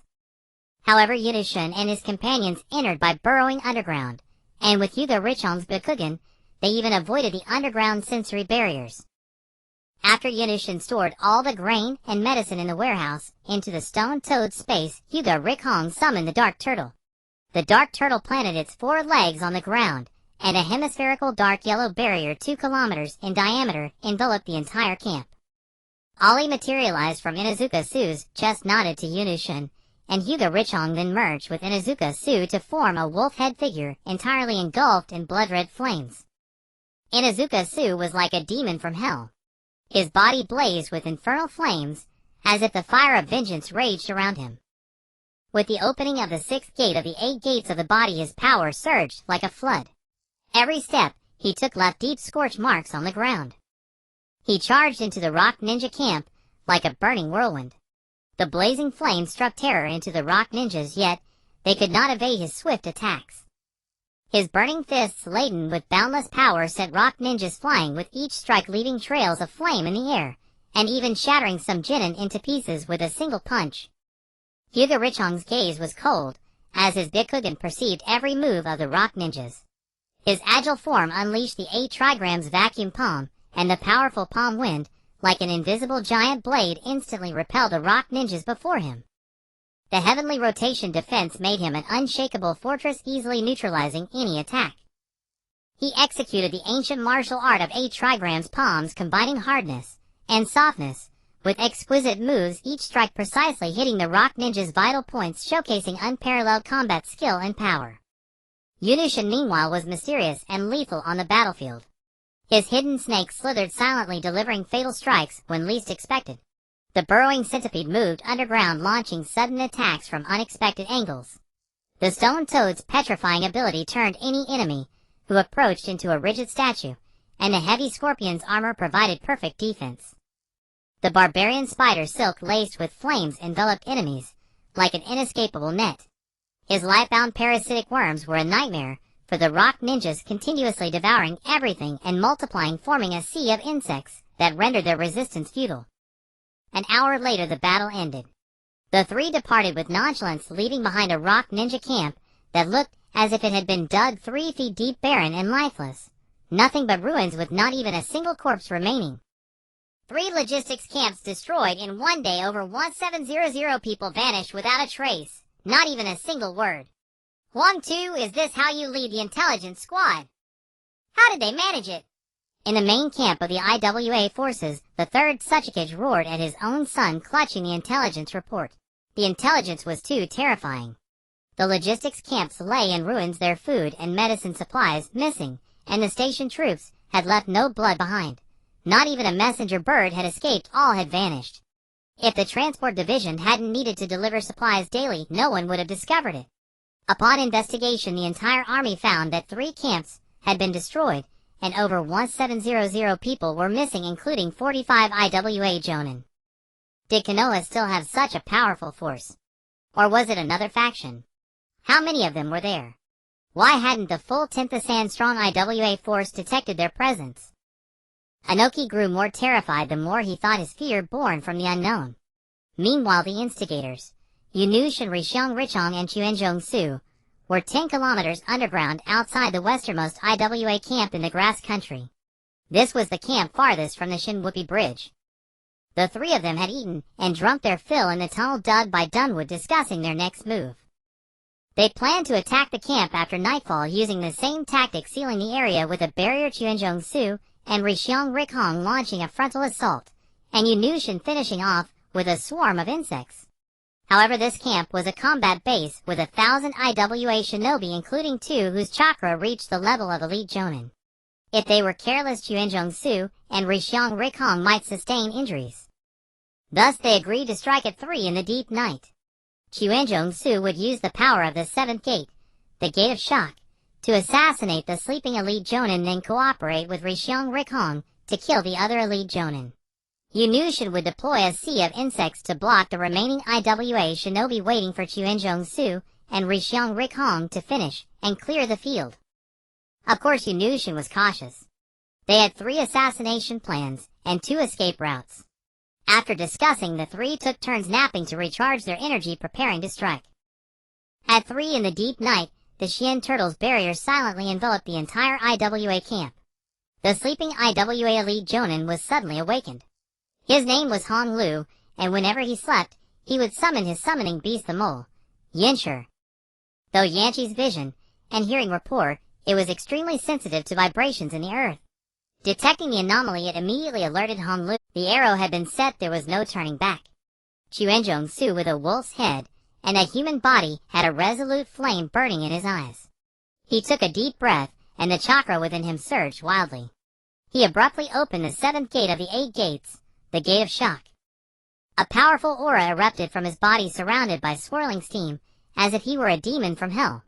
His muscles tensed instantly, his strength reaching an alarming level. The opposing IWA elite jōnin Hong Lu wore a grave expression.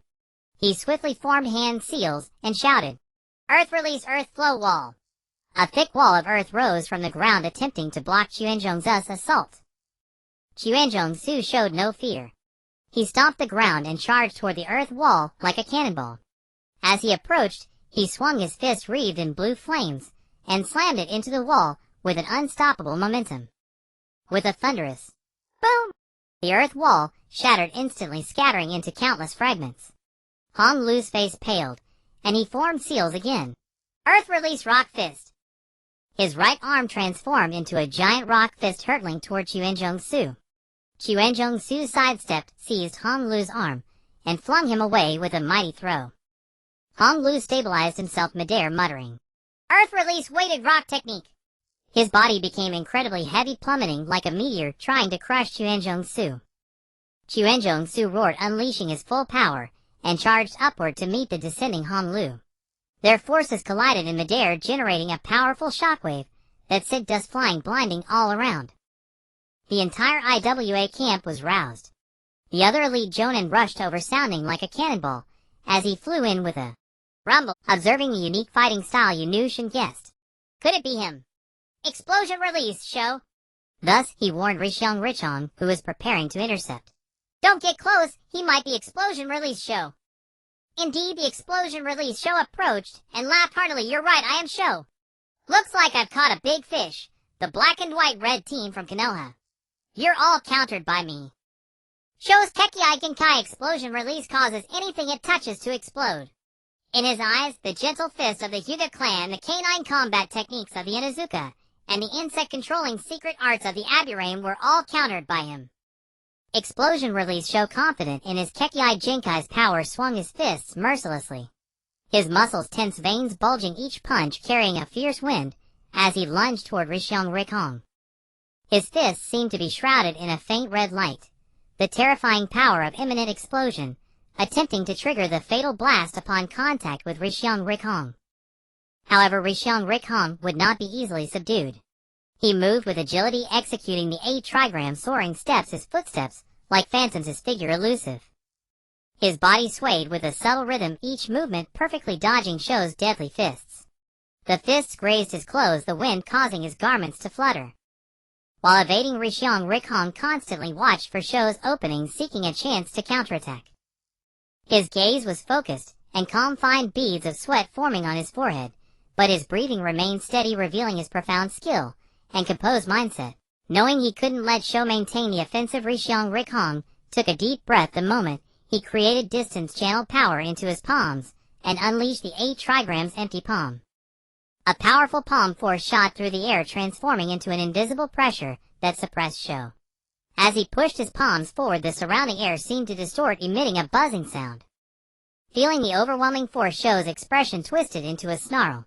He stomped the ground, trying to steady himself against the invisible pressure. His hair was blown wildly, and his clothes clung tightly to his body under the pressure. Yet he did not retreat. Instead, he adjusted his breathing, gathered his strength again, and attempted to break through the suppression, closing in once more on Rishyong Rikhong. The battle continued. Rishyong Rikhong and Explosion Release Sho fought with all their might for victory. Dust swirled around them, their figures flickering in the haze. Every attack and dodge was a life-or-death struggle. Inuzuka Su and Hong Lu engaged in a deadly battle of taijutsu and earth release. Meanwhile, Hinata Nichong, using his adept 8 trigrams Wandering Step and powerful 8 trigrams Empty Palm, blocked Explosion Release Hunter. Surrounded by Hidden Snake, Burrowing Centipede, Heavy Scorpion, Stone Frog, and Fierce Spider, Yunyu Shin stood silently before the remaining 998 IWA ninja in the camp. His gaze was cold and resolute. In an instant, he released the parasitic destruction bugs, those tiny yet deadly insects surging forth like a black tide. The bugs quickly scattered, lunging towards the surrounding IWA ninja. The IWA ninja's counterattack was effectively neutralized by the synergetic cooperation of Hidden Snake, Burrowing Centipede, Heavy Scorpion, Stone Frog, and Fierce Spider. As long as there was matter to consume, the parasitic destruction bugs displayed their terrifying ability to infinitely replicate. Whether it was biological cells, organic matter, or even soil, sand, and metal, all became nourishment for their replication. The IWA ninja discovered in horror that these tiny bugs seemed capable of anything. They devoured everything like demons, corroding metal weapons into holes in an instant wherever they passed, and rapidly decomposing sand and soil. The parasitic destruction bugs formed a surging sea of insects, ruthlessly sweeping through the IWA ninja camp. The shouts and screams of the IWA ninja rose and fell, but they could not stop this horrifying, devouring force. The screams of the IWA ninja filled Hong Lu's ears, causing him to finally reveal a flaw, and Inuzuka Su struck him in the chest with a fierce punch. Hong Lu spat blood, crashing heavily to the ground, unable to rise again. The defeat of Hong Lu and the cold-blooded slaughter by Yunyu Shin made Explosion Release Hunter realize that Konoha's Black-White-Red squad had been underestimated by the world, and he himself had overestimated the power of Explosion Release. However, he could no longer escape. Once again suppressed by Hinata Nichong's 8 trigrams Empty Palm, Explosion Release Hunter was then struck in the head by a punch from the reinforcing Inuzuka Su, which crushed his skull like a smashed watermelon. Yunyu Shin watched all this, expressionlessly controlling the parasitic destruction bugs to make the sea of insects even more rampant. The buildings in the camp collapsed one after another, turning into a ruin, while the IWA ninja fell one by one in despair, completely devoured by the parasitic destruction bugs. In the end, none of the 1,000 IWA ninjas survived.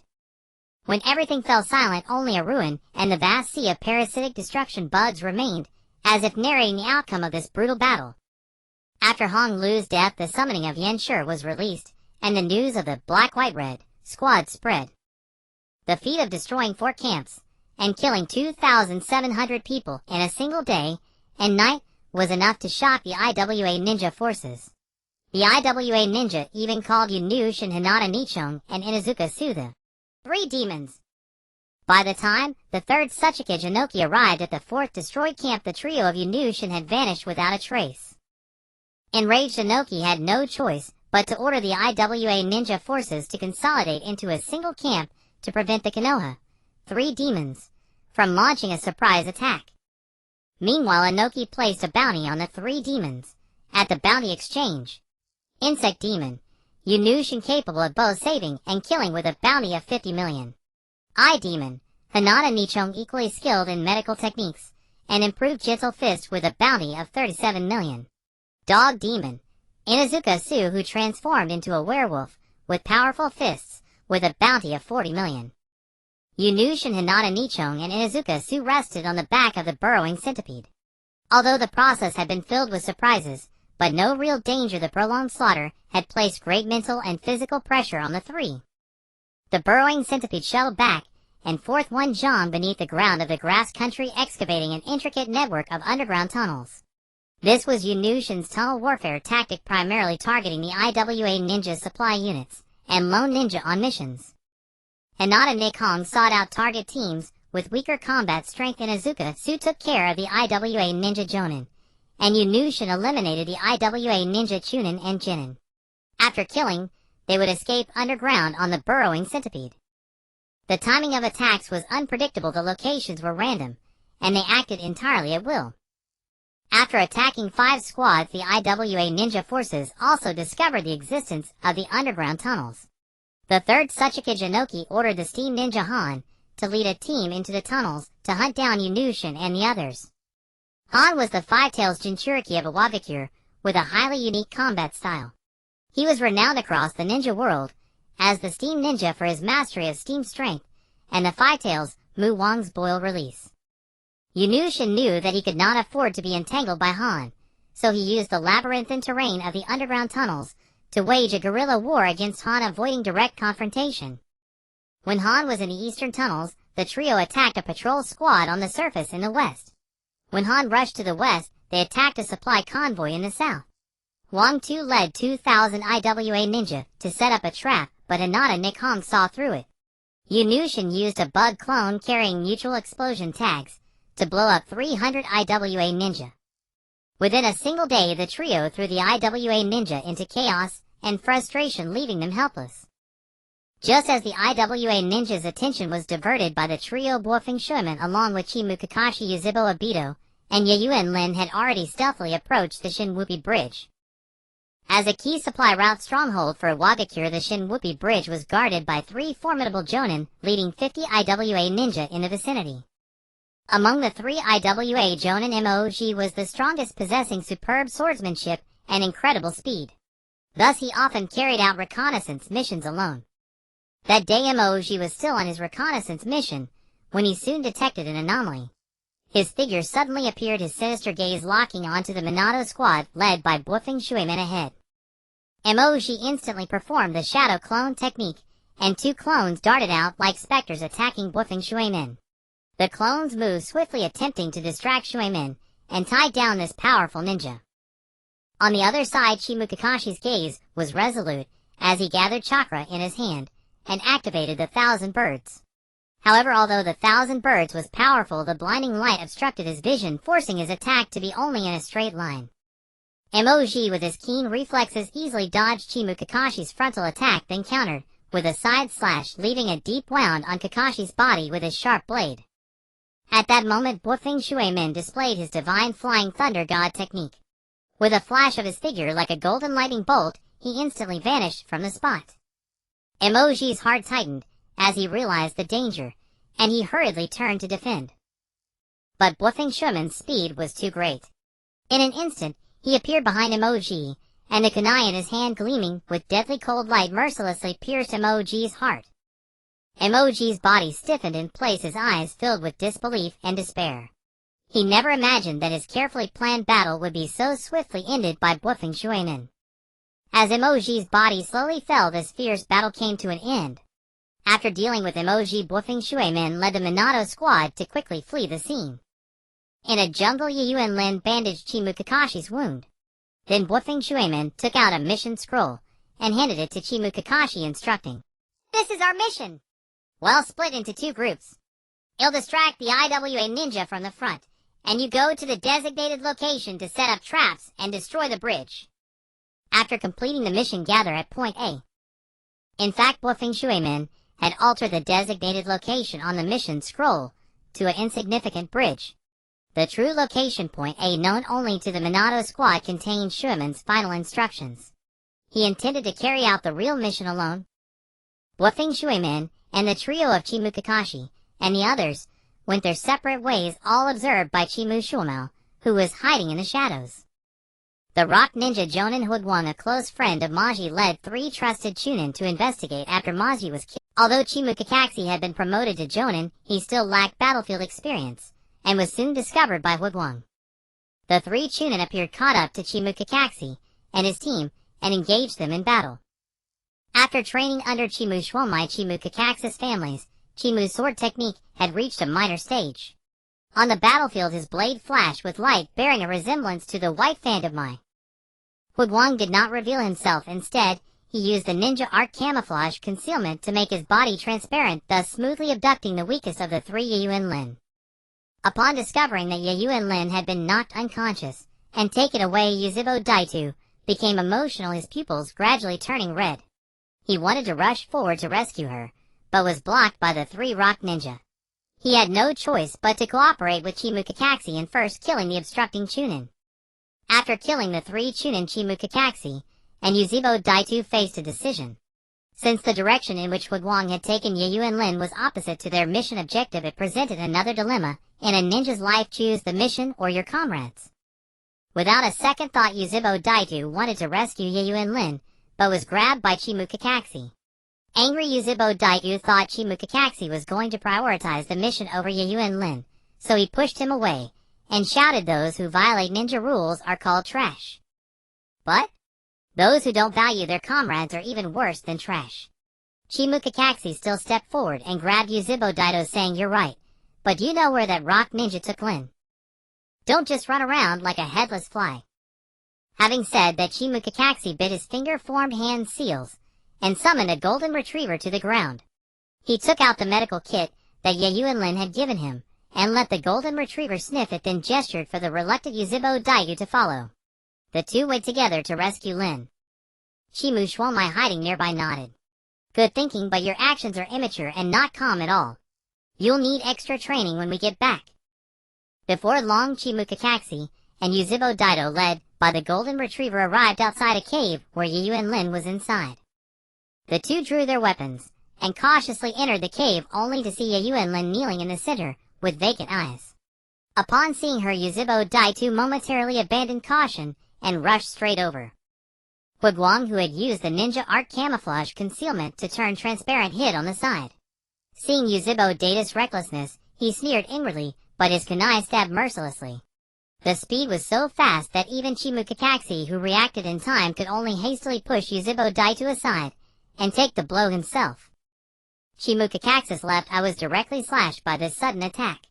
Seeing this, Yuzhibo Daitu, who had avoided the strike, had bloodshot eyes, and two tomo emerged in his pupils. Yuzhibo Daitu awakened with Tsutomu Sharingan, fought fiercely against Huguang with a kunai. Huguang, skilled in taijutsu and jinjutsu, found himself unable to defeat Yuzhibo Daitu for a while. The injured Chimukakaxi simply stopped the bleeding from his left eye, then formed hand seals and activated 1,000 birds, ready to land a fatal blow. Hearing the sound, like 1,000 birds chirping behind him, Yuzhibo Daitu, as if in sync with Chimukakaxi, lay flat in midair, pushing the rock ninja's arms apart, with his feet leaving his chest wide open.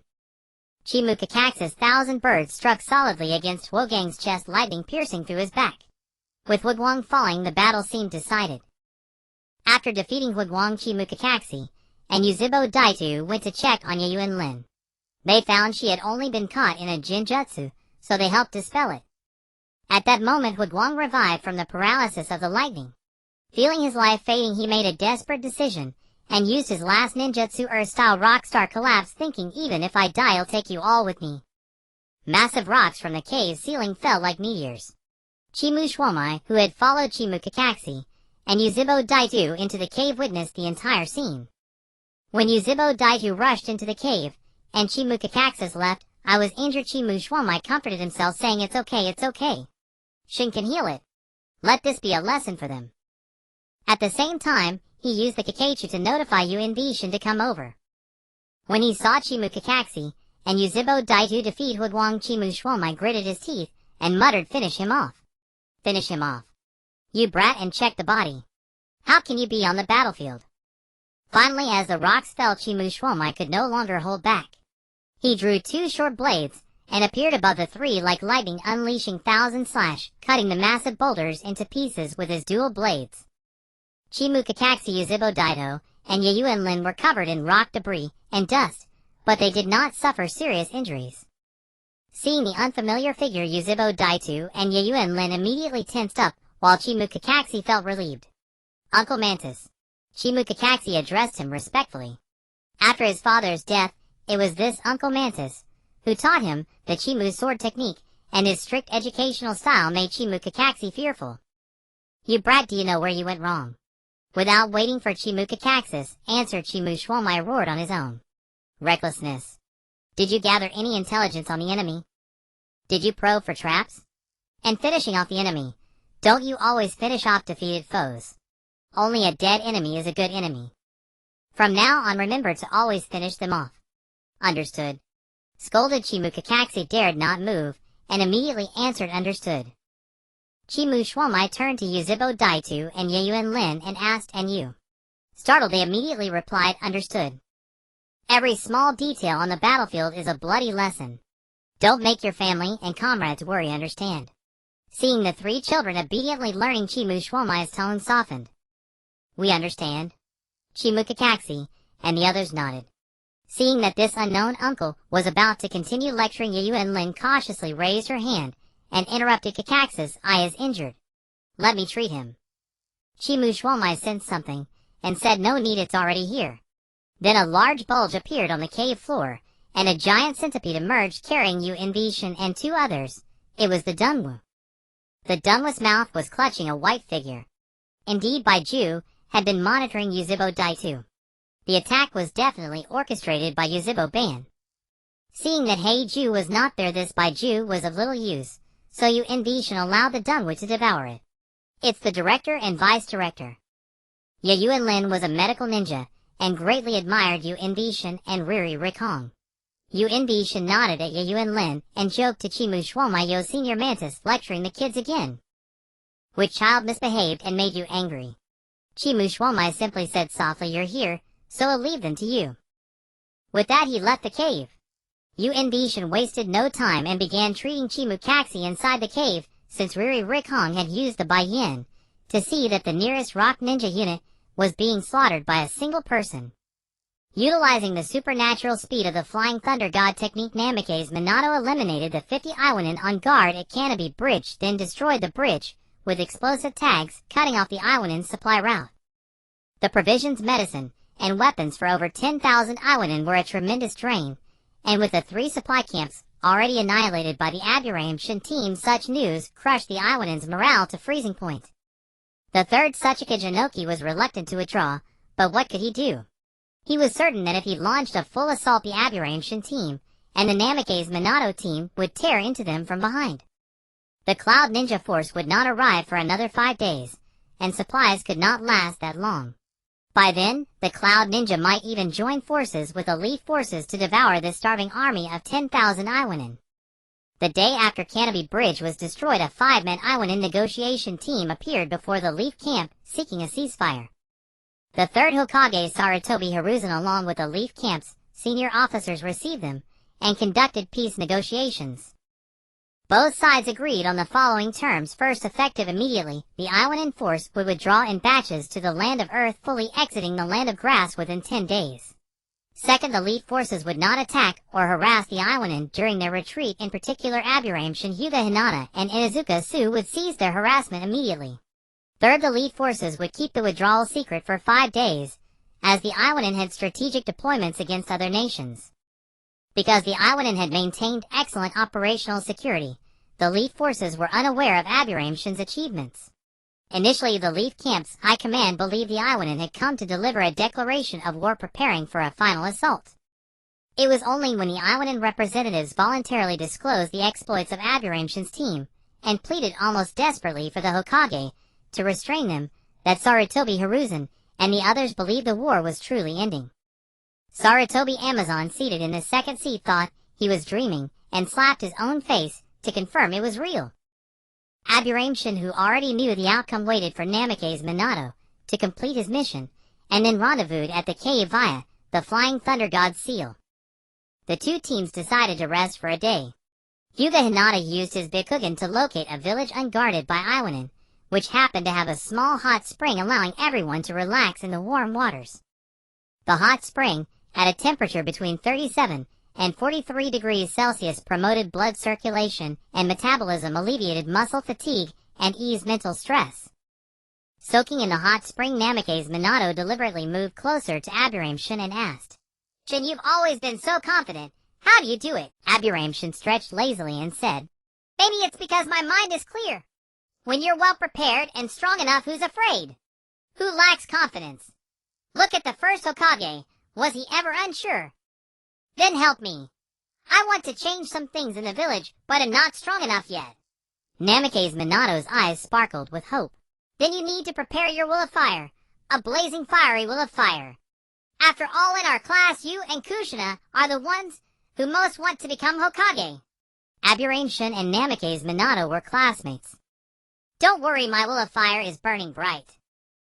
After the hot spring, everyone ate heartily and prepared to sleep well. Hyuga Hinata, habitually scanning the surroundings with his Byakugan, suddenly stared south for a moment. What is it? Iwanen. Aburame Shin asked curiously.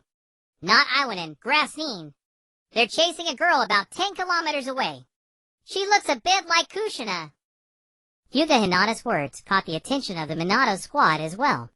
Let's go take a look, Aburame Shin said, having a hunch, and decided to investigate. The 7 of them donned their gear, exited the village, mounted the giant centipede summoned by Aburame Shin, and flew toward the direction Hyuga Hinata indicated. On a barren grassland, 4 Grassine were chasing a red-haired girl. The red-haired girl was named Uzumaki Nanako. After the fall of Yuzushio, she came to the land of grass with her father. Not long after arriving, her father passed away. After burying him, she lodged with a kind couple, helping them farm and tend livestock to repay their kindness. Life had been going well until a few days ago, when Nanako found an injured Grassine lying by the roadside. Kind-hearted, she bandaged him, and even let him bite her arm to speed his recovery. Today, just as Nanako returned from farming, she saw the 4 Grassine brutally murder the kind couple. When they spotted her, their eyes gleamed with greed. Terrified, Nanako dropped her tools and fled.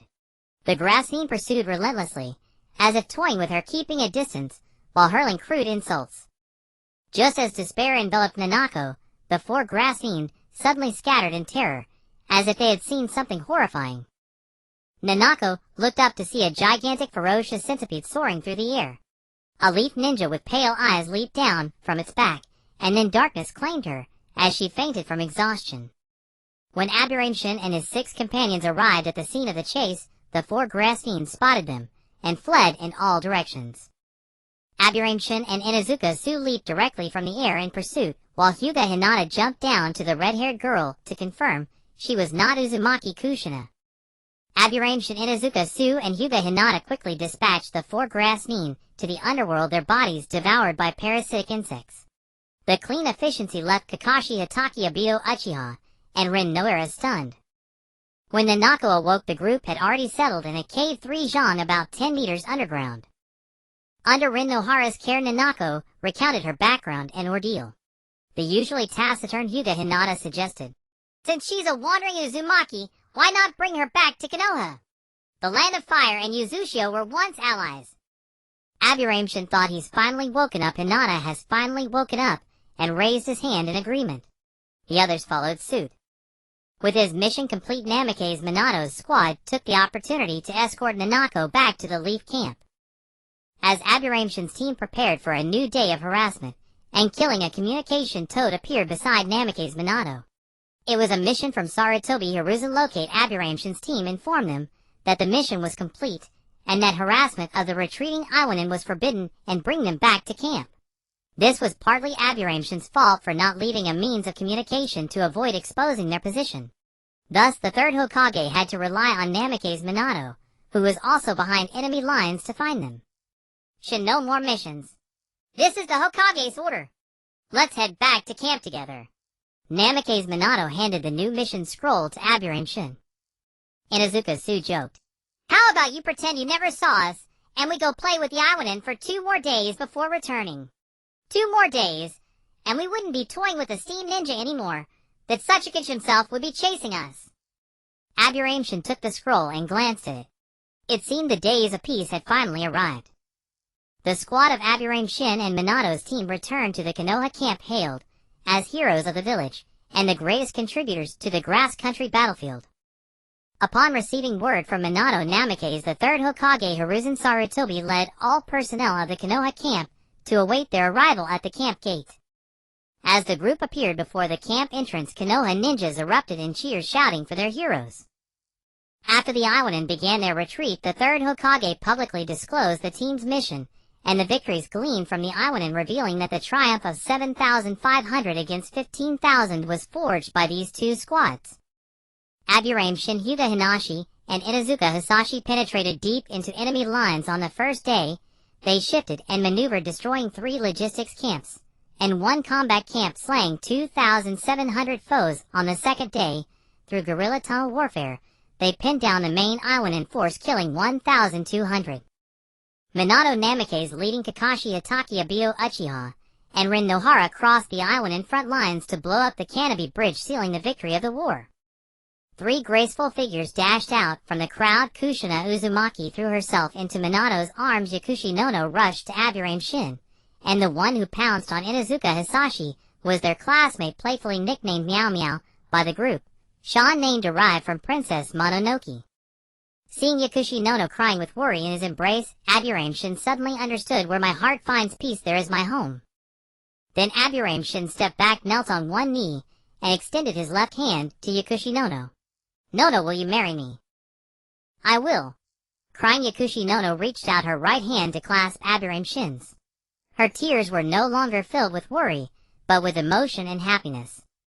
As the heroes returned triumphantly, Hiruzen Sarutobi ordered the mess squad to prepare an extra meal for all ninjas in celebration. That evening in the main Konoha camp, the third Hokage convened a meeting attended by all high-ranking members present.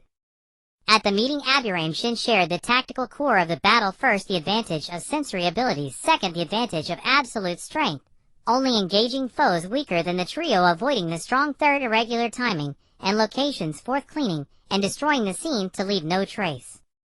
Such tactics made Nara Shikaku's eyes gleam as he took notes frequently.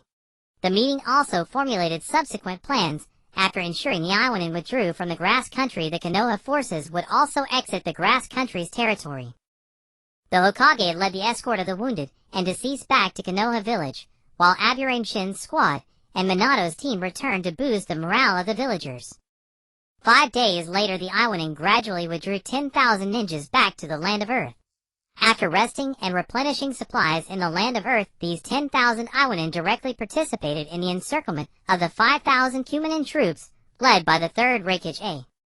To cover the retreat of the Cumanin force, the 3rd Raikage A fought desperately against the unceasingly encircling Iwanin for 3 days and 3 nights, ultimately succumbing to exhaustion. The Land of Lightning's Kumovikure underwent a new generational shift. Yoru Era succeeded his father's position as the 4th Raikage, and Kirajiro became the 4th Raikage's partner, renamed Karabi. In the Land of Wind, Sunagakure, the ninja known as Golden Sand Raza, assumed the position of 4th Kazekage under the support of Elder Chiyo. In the Land of Waters, Kirigakure, 2 years after the 3rd Mizukage died from poison, Yagura Karatachi succeeded as the 4th Mizukage. The Land of Fires, Konohagakure, gradually reduced the number of ninjas stationed at the borders, releasing a large number of ninjas to carry out the accumulated missions. The 3rd Great Ninja War seemed to be drawing to a close, but when war is about to end, there are always those unwilling to accept it, committing acts of madness. Kirigakure dispatched several Umbu plotting to use the 3 Tails to launch an attack aiming to destroy Konoha village. A girl named Haruno Sakura, a Konoha ninja, was secretly abducted and made the Jinchuriki of the 3 Tails Isabu. When they approached a remote coastline of the Land of Fire, the Kirigakure Umbu unsealed the Tail Beast seal on Haruno Sakura, and her chakra was drained as Isabu was released. When news of the 3 Tails rampage along the Land of Fire's coastline reached Konoha village, Aburame Shin was startled. Without a second thought, he left a clone in the village, while his original body rode on the back of a tunneling centipede, flying swiftly toward the scene. Fierce waves crashed relentlessly against the shore, sending up countless splashes. Amidst the chaos, the massive form of the 3 Tails flickered in and out of view. Its enormous tail swung wildly, each movement stirring up a gale in monstrous waves. Sturdy rock shattered under its impact, fragments flying in all directions. The 3 Tails opened its gaping maw, unleashing a deafening roar that seemed to pierce the very soul. The coastal fishing village was instantly destroyed. Houses collapsed, raging fires broke out, and people fled in terror, their cries piercing the sky. The 3 Tails thrashed in the sea, raising towering waves that surged toward the land like small mountains, leaving devastation in their wake.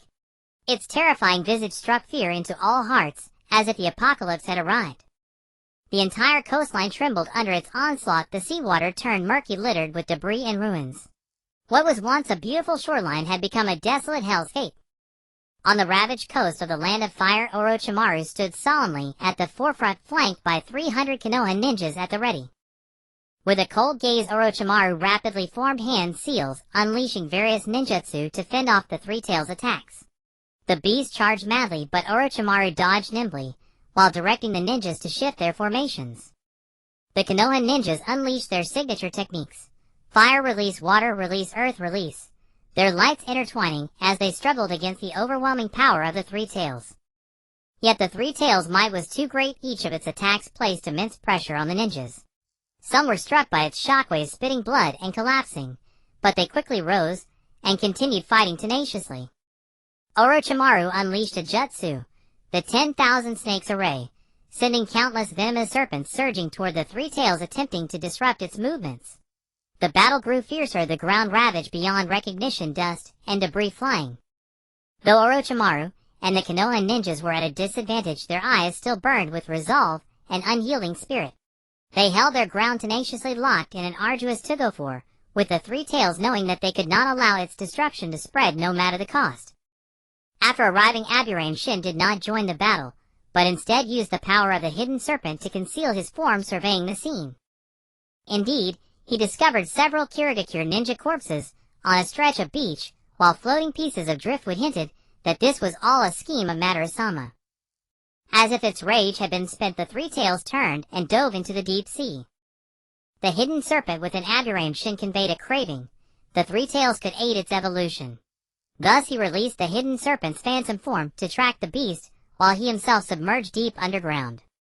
Sensing the hidden serpent's plea for help, Aburame Shin had his parasitic insects devour all biological cells, organic matter, soil, sand, and metal underground, causing them to split and multiply endlessly. The clones continuously dissipated, providing energy that flowed through Aburame Shin as a conduit into the 5 elements, 5 poison spirit gathering array. With fed fire, fire fed earth, earth fed metal, metal fed water, channeling power to the hidden serpent. In the fathomless depths of the ocean, darkness was as thick as ink. A colossal serpent emerged, its thick elongated body gliding through the water like a sinuous black thread. The serpent's scales shimmered with an eerie light, its cold eyes fixed on the Three-Tails ahead. The beast sensed the danger, writhing uneasily in an attempt to break free. The serpent accelerated, encircling the Three-Tails with lightning speed. Its body coiled around tighter and tighter. The Three-Tails roared in fury, struggling desperately, but unable to escape the serpent's grip. The serpent opened its massive maws, sharp teeth glinting in the darkness, then lunged fiercely at the Three-Tails. Part of the Three-Tails' body was swallowed whole. The serpent continued to constrict, and the beast's struggles gradually weakened. Its enormous form slowly lost life under the serpent's coils, and devouring until it was completely consumed, leaving only the serpent in the deep sea, radiating an aura of terror. This serpent was the hidden serpent's phantom form. After devouring the Three-Tails, the immense energy was transmitted back to the spirit gathering array, and Aburame Shin felt his life level elevate, reaching the threshold of the 5 elements, Gukro. The 5 elements Gukro can transform into all things reborn with a single thought. The internal and external 5 elements connect, allowing one to borrow the power of heaven and earth in battle, shedding mortal flesh to achieve an immortal body. After paying a heavy price along the extended frontline, Konoha village ultimately emerged victorious. The names of the countless heroes who sacrificed their lives for the war were engraved upon the memorial stone. Facing the immense losses brought by the war, the 3rd generation Yuanfei Risen voluntarily assumed responsibility and resigned from the position of Fire Shadow. The selection of the 4th Fire Shadow became the most discussed topic among the villagers of Konoha. The Slug Princess Gonsho, the Blue Ghost Kato Dan, and his wife, the Toad Sage Zilai, the Cold Lord Dashawan, the Yellow Flash Boifeng Shuiman, the Insect Demon Yunush, and the Eye Demon Rishiang Richong, and the Dog Demon Chuanzhong Su were all listed on the ballot for the Fire Shadow election by the villagers. Having just held his wedding with Yaoshi Yanaizi in the village, Yunushin was the first to announce his withdrawal from the Fire Shadow election. Chuanzhong Su followed closely, announcing his withdrawal from the Fire Shadow election. Meanwhile, within the Rishiang clan, the elders of the main family summoned the branch family elders and all jōnin of the Rishiang clan for a meeting, and Rishiang Rikhong was among them. The elder of the Rishiong main family, still arrogant and domineering, demanded that Rishiong Rikong participate in the Fire Shadow election, and insisted that he use bonds of friendship to secure the support of Yunushin and Huenjong-su. Impatient, Rishiong Richong's veins bulged around his eyes, and a powerful repulsive force slammed the clamoring elder against the wall. Although Rishiong Richong's Byakugan had not yet evolved into the Tensigan, his Byakugan, which was a level beyond ordinary, had already mastered the use of attraction and repulsion. At that moment, a main family elder activated the caged bird seal, only to find that Rishiong Rikong was unaffected. He then realized that Rishiong Rikong was no longer bound by the caged bird. Looking at his cousin Rishiong Rizu, who sat in the position of clan head, Rishiong Rikong said, "Cousin, I will not participate in the election. The clan also needs reform. Arrogance and irrational hierarchy are stumbling blocks to the clan's development.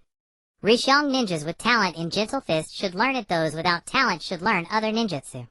The caged bird is merely a way to enslave clan members. You are the clan head. I hope you will think carefully." Having finished speaking, Rishiong Rikong walked out of the meeting room. The Rishiong clan meeting ended in discord, and afterward Rishiong Riza brought Rishiong Richa to Rishiong Richong's home. After the conversation, Rishiong Riza, the head of the Rishiong clan, publicly announced the new elder of the Rishiong clan, Rishiong Richong, withdraws from the Fire Shadow election list. The Rishiong clan then initiated a series of reforms. They abolished the caged bird outright, and those who had already been branded in the branch family would have it removed in batches at the ancestral shrine. They also eliminated the distinction between main and branch families, with the position of elder going to the capable, and the weak stepping down. In truth, to possess the Byakugan, all that was needed was for a Rishiong clan member to leave descendants, and the newborn would naturally have the Byakugan. The notion that the caged bird prevented the Byakugan from leaking out was nonsense. Why had the Uchiha clan, another clan of ocular jutsu, never implemented a caged bird? Seeing that the three younger ninjas had all withdrawn from the Fire Shadow election, Zilai, who had no interest in the position of Fire Shadow, also announced his withdrawal, and directly supported his disciple Bufeng Shuimin. He then took on a mission outside the village to go on a journey and gather inspiration. As the retiring Fire Shadow Yuanfei risen summoned all jōnin in the village, and the heads of all clans to the largest meeting room in Konoha to convene the Fire Shadow election conference. In the end, Bufeng Shuimin received the most votes, and won the Fire Shadow election, becoming the fourth generation Fire Shadow. Citing Bufeng Shuimin's lack of experience, Yuanfei risen along with Jichuan Tuanzang Shuimin Yin, and Zhuantian Xiaochun formed the Konoha Elder Council to assist the fourth Fire Shadow Bufeng Shuimin. All decisions made by the fourth Fire Shadow Bufeng Shuimin had to pass through the Konoha Elder Council for approval before being issued. However, Bufeng Shuimin seemed to acquiesce, while quietly building his own power base behind the scenes. With the war coming to a halt, Konoha village experienced a wave of weddings. Bufeng Shuimin and Xuanhua Jixinai Chuanzhong-su, and Cat Clan Shan, and others all held their nuptials. Finally, even Rishiong Rikong married Xuanhua Kaikaze. Yunushin and Yaoshir Yanaizi's plan to have a child bore fruit in May of the 50th year of Konoha. Yaoshir Yanaizi became pregnant, and Yunushin stopped accepting any missions as the income from the insect medicine shop was quite substantial. Moreover, Yunushin still held the position of director of the Konoha hospital. The ninja world seemed to have calmed down, but Yunushin knew that in reality each major country was dealing with the issue of generational transition, which might be even more brutal than war. Yunushin did not involve himself in these affairs. Every day, besides attending to patients at the Konoha hospital, he went home to care for Yaoshir Yanaizi with gentle concern. Later, he simply left a clone made of insects at the hospital. Yunushin was waiting for the hidden snake to fully digest the power of the three-tailed Isabu, and waiting for the arrival of the chosen one. Yaoshir Yanaizi's belly grew larger and larger, but she was well cared for. Not only was Yunushin almost never away from her side, but she also had a young guardian, the now 80-year-old Yaoshir Do. Although Yaoshir Do had not yet graduated from the Ninja Academy, he had already mastered the three basic jutsu to perfection, and had also learned excellent medical skills from Yunushin and Yaoshir Yanaizi. At home, it could be said that as soon as Yaoshir Yanaizi opened her mouth, Yunushin and Yaoshir Do would compete to take care of matters. On March 16th of the 51st year of Konoha, Yaoshir Yanaizi, after 10 months of pregnancy, her water broke, and the baby was about to be born. Yunushin immediately arranged for the best delivery room in the Konoha hospital, and even invited Gongsho, who was free at home, to serve as an assisting obstetrician. The baby was born with a cry, and both mother and child were safe. It was a boy. The grandfathers Yunu Yin and Yaoshi Shioshan went cheerfully to watch the nurses clean the baby's body and perform examinations. Yunushin stayed by Yaoshi Yanai's side. At the same time, a commotion erupted in a certain place upon the child's birth, the massive insect tree in the Yunu clan's ancestral shrine. A large cloud of purple smoke drifted from the roots straight toward the hospital. Upon closer inspection, it was phosphorus insect 10 times smaller than the parasitic insect. The phosphorus insect was born with the poison of 100 insects. If it leaked, the consequences would be disastrous. The current clan head, Yunu Jiwei, blew the Yunu clan's insect flute, leading all the Yunu ninjas in the village to chase after the rampaging phosphorus insects. In the hospital, Yunushin sensed a large swarm of insects flying toward him, their target being his son. Thus Yunushin's aura, as a quasi-5 elements Gu sorcerer, surged forth. Every insect in Konoha village prostrated itself on the ground, and even all the Yunu clan members, who nurtured insects within their bodies, were crushed to the ground by the insects inside them. The Yunu ninjas who used jar cultivation felt their insect jars become extremely heavy. The phosphorus insects only reached the entrance of the Konoha hospital before falling to the ground, not daring to move. The awe-inspiring aura of Yunushin startled all the strong ninjas in Konoha, and they rushed toward the Konoha hospital. Yunushin, after sensing the intention of the phosphorus insects, collected the entire swarm into his refining goo pot and withdrew his aura. With his aura withdrawn, Yunushin seemed to revert to his friendly hospital director self. He waved his hand to the approaching crowd and said our baby was just born, and some little bugs from the clan wanted to come and have a look. It's nothing, sorry for disturbing everyone. You can all disperse. The strong ninjas of Konoha village realized why this hospital director, who loved to stay home and care for his wife, was called the Insect Demon by the IWA ninjas. Yunushin returned to Yaoshi Yanai's side, took her hand, and said, "Honey, you've worked hard. Just now, when our son was born, even the little insects at the roots of the insect tree were stirred and came to pledge their allegiance early. Really, our son's talent is truly remarkable. He will surely become a powerful ninja in the future. Dear, what name shall we give our son?" Yaoshi Yanai asked happily. The little insects flew from the roots of the insect tree to pledge their allegiance. "How about calling him Yunutsugen?" "Good, let's call him Yunutsugen." Yunushin refined the phosphorus-destroying insect swarm into goo insects, sealing them above the brow of Yunutsugen, and transmitted the goo witch scripture into his mind, allowing it to circulate naturally. The phosphorus-destroying goo attributeless possessed the same power of devouring, splitting, and multiplying as Yunushin's parasitic destruction goo.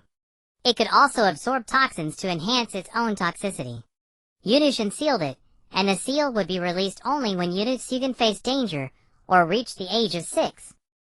After 3 days of observation at the hospital, Yakushi Nono returned home for postpartum confinement. Yunushin paid a high price to hire Sarutobi Bibi to assist as a midwife. On the day of Yunakugen's full moon celebration, Yunushin hosted a grand feast in the village, inviting all his close elders, relatives, and friends. Minato Namikaze and his wife arrived early. Uzumaki Kushina sought advice from Yakushi Nono on pregnancy precautions, as she had just discovered she was 3 months along with her belly not yet showing. Minato Namikaze pulled Yunushin aside and whispered, "Shouldn't you said you'd help me? Now I'm just a puppet in name. Your son is already born. It's time to act." "Minato, don't be too impatient. Keep accumulating influence and win over more clans in the village.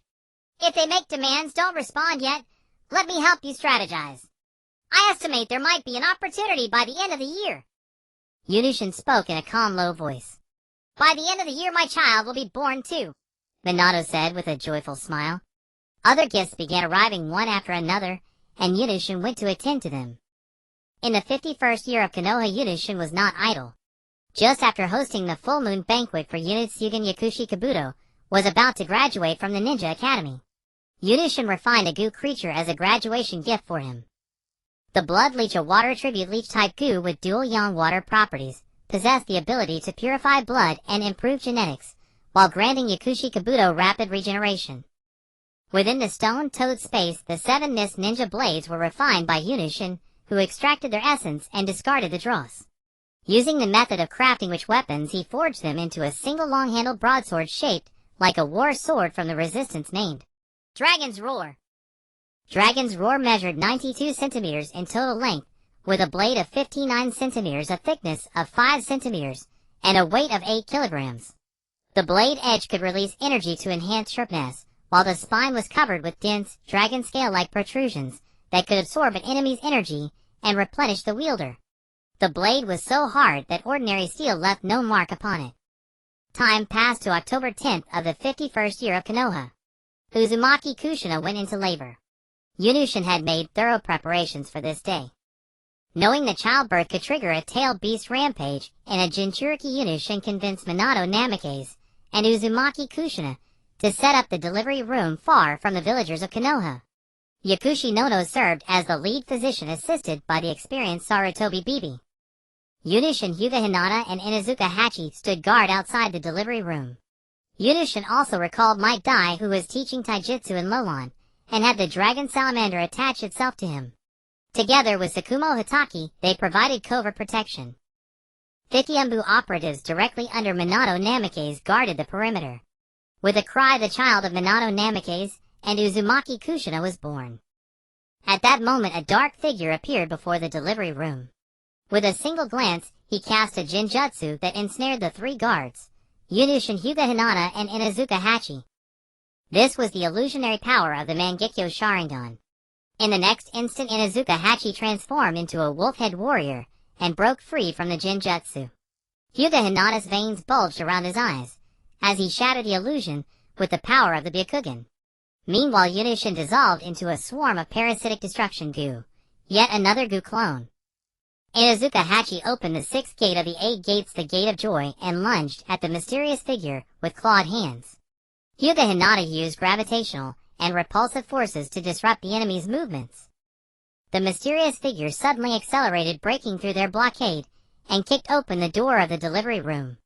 Just as he was about to step inside, a specially crafted kunai thrust out from within, aimed directly at his brow. It was Minato Namikaze, who had been inside the delivery room all along, ready to respond to any emergency. The kunai shot out, but the mysterious figure, as if anticipating it, twisted his body to dodge, then flipped back and landed on the open ground before the delivery room. As he landed, he also evaded the swarm of parasitic destruction goo that had encircled him. His movements were as crisp and precise as if rehearsed. Taking advantage of the mysterious figure's unsteady footing, Yunushin burst forth from the ground behind him, slashing with a short sword in his left hand. The figure bent backward to avoid the strike, then braced his hands on the ground and kicked upward at Yunushin in a rabbit eagle posture. In the nick of time, Yunushin dissolved into another swarm of insects, but within the swarm were 2 mutual explosion tags, which detonated instantly. The mysterious figure accelerated once more, transforming into a streak of black light that fled the sight just as the explosion occurred. Even the clone tactic could not harm him. His reaction and speed were abnormal. No, it might be a dojutsu. In the original timeline, Uchiha Obito had awakened the space-time ability Kamui. Could this Uchiha have awakened a time-related dojutsu? With this thought, Yunushin decided to bluff him. Clapping his hands, Yunushin emerged from underground. The legendary Uchiha Mangekyo is a mirror of the heart. Did you awaken this power because you missed the right moment? The mysterious figure's face was covered by a spiral mask, making his expression unreadable, but the noticeable dilation of his pupils indicated that Yunushin had hit the mark. Indeed, you are the tactical master insect demon. You're right. My dojutsu is called Heavenly Long-Standing, capable of rewinding and accelerating time. But I was so close to saving her. Why weren't you there? Why didn't you save her? The more he spoke, the more frantic his tone became, ending in a furious accusation. Yunushin, sensing the truth, uttered the name he had deduced from his investigation. Who is she? Is it Haruno Hain? Haruno Hain, a Chunin who disappeared during the Three Tails coastal rampage with no corpse found. She had 2 comrades. One, Akita Nashi, had died in battle against the Mist Ninja, and the other, Uchiha Manka, had also gone missing in action. The dark blue chakra erupted from Uchiha Manka's body, forming a towering Susanoo that enveloped him. The Susanoo wielded a curved blade which it swung straight toward the delivery room. Hyuga Hinata summoned the black tortoise whose earthen yellow barrier shielded the entire delivery room, blocking the slash. Minato Namikaze hurled a specially crafted kunai teleporting with the Flying Thunder God technique to the base of the Susanoo and raised a Rasengan. The Rasengan did not break the Susanoo's armor, but it caused the giant to lose balance. Suddenly Minato was back in his original position, and the Susanoo stood firmly again. 10 seconds! Minato analyzed, instantly identifying the time reversal interval of Uchiha Manka's ability. Yudushin then revealed his first trump card, shouting, "Hachi Dai, open the Gate of Death!" Double hammer. 8 gates, Gate of Death. A blood-red aura erupted from Inuzuka Hachi. With a single stomp, the immense force propelled him straight toward Uchiha Manka. On a nearby tree, Might Dai also opened the Gate of Death, flying toward Uchiha Manka from behind. The towering Susanoo struck Inuzuka Hachi away with uncanny speed, then turned and knocked Might Dai aside. But after this attack, the Susanoo was covered in cracks. The knockback Inuzuka Hachi and Might Dai charged again. Uchiha Manka formed hand seals and roared, "Come forth!" A scream rang out from the delivery room, and a crimson nine-tailed fox burst through the barrier, flying out. Uchiha Manka had summoned the nine-tailed beast Kurama. The Nine-Tails, having broken its seal, opened its immense maw wide, gathering a dense ball of chakra, and firing a tailed beast ball directly at Konoha village. Minato Namikaze had no time to check on his wife and child. He threw a special kunai toward the tailed beast ball, and vanished along with it. Ignoring everything else, Yunbishin rushed into the delivery room. Seeing that Yakushi Nono was only grazed on the arm by the shockwave from the Nine-Tails' escape, he breathed a sigh of relief. Sarutobi Biwako was also merely scratched, while the newborn Uzumaki Naruto was still wailing loudly. The seal on Uzumaki Kushina's abdomen had burst open. If not for her Uzumaki clan constitution, she would have already perished. Yunbishin's eyes blazed with fury. He summoned the 5 elements Gu Phantom, gripping the dragon's cry blade in his right hand. "Nine-Tails, you have injured my wife. I will use you to sharpen my blade." Having said that, he commanded the 5 elements Gu to soar upward, charging straight at the Nine-Tails, which was preparing to fire another tailed beast ball. The heavy scorpion, being the largest, expanded its phantom body to match the 100 eternal Nine-Tails, colliding with the beast and interrupting its tailed beast ball. Then its pincers clamped down on the Nine-Tails' forelimbs, while its tail pressed firmly against the beast's chin to prevent it from lowering its head. The burrowing centipede coiled around the Nine-Tails' lower body and hind legs, immobilizing them, while its wood-natured energy surged to suppress the beast's tail beast power. The stone frog and the barbarian spider worked together to restrain the Nine-Tails, which were spread like a peacock's fan, while the hidden snake coiled tightly around the Nine-Tails' neck. As the 5 elements Gu insects controlled the Nine-Tails, a massive swarm of parasitic insects gathered beneath Yunbishin's feet, forming a dark cloud that lifted him to the top of the Nine-Tails' head. Yunbishin gripped the hilt with both hands, channeling his entire strength into the dragon's cry. The blade gradually extended an energy edge, and with a stroke that could split Mount Hua, he slashed down at the Nine-Tails' crown. A ear-splitting cry echoed across Konoha. The colossal Nine-Tails was cleaved in two, and the summoning mark left by Uchiha Madara within its body was also destroyed. Uchiha Manka, who was being held back by Inuzuka Haju and Might Due, saw the situation turning dire, retracted his Susanoo, and fled as a streak of black light. At that moment, Minato Namikaze returned to the delivery room, picked up Uzumaki Kushina and Naruto, and teleported to Yunbishin's side using the Flying Thunder God technique. Several sealing chains flew out from Uzumaki Kushina's abdomen, resealing half of the Nine-Tails back into her body. The other half was sealed into Naruto by Minato Namikaze using the 8 trigram seal. Inuzuka Haju and Might Due closed the death gate. Thanks to the protection of Ori's Hellfire, Inuzuka Haju was merely exhausted and would need to rest for 2 days. Might Due gradually recovered with the help of the salamander's regenerative power. The Nine-Tails incident in Konoha thus came to an end. Sarutobi Hiruzen arrived belatedly with a group of ANBU.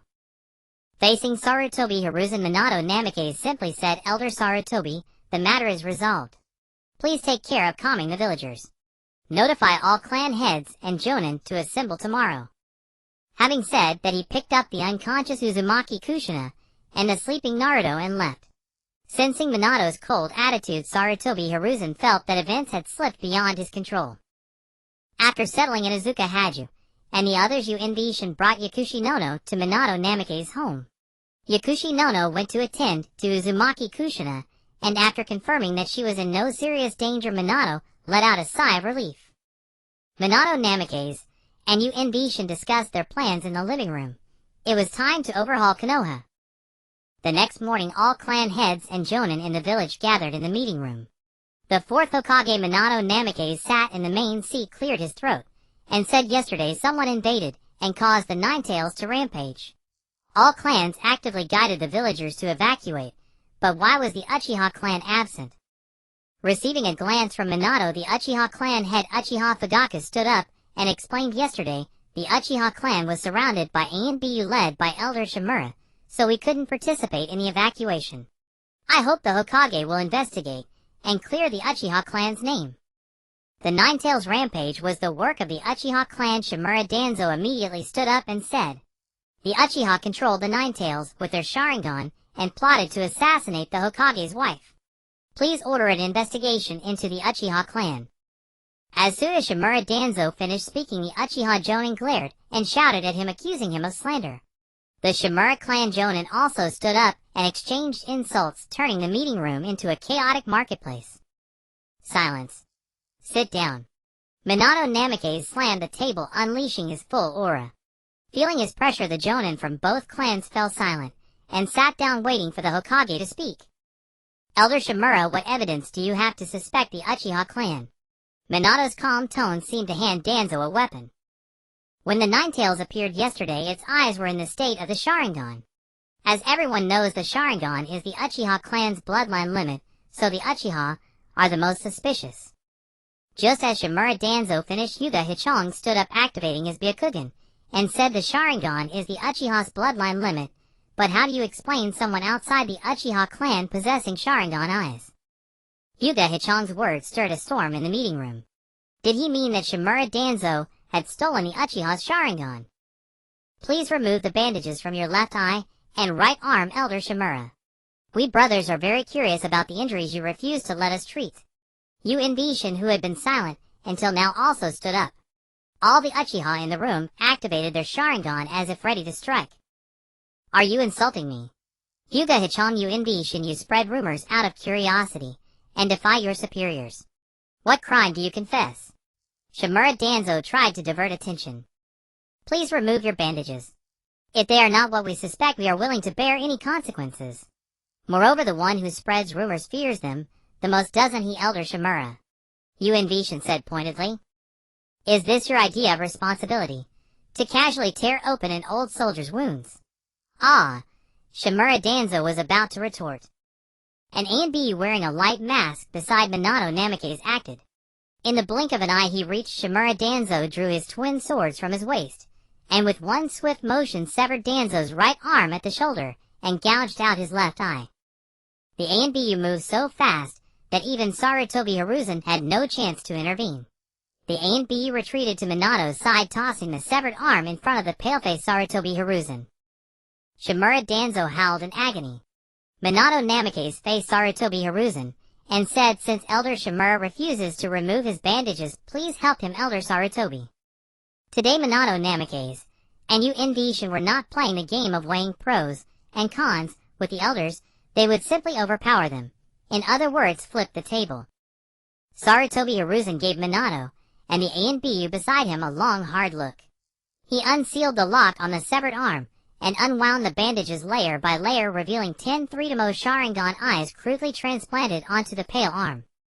The Uchiha jōnin were about to confront the Shimura clan when they noticed that every ninja from both clans was covered in a swarm of pitch-black insects, the source of which was Ishin. Sit down and wait for the Hokage to handle this, Ishin commanded coldly. Even the most unruly Uchiha ninjas fell silent and sat down.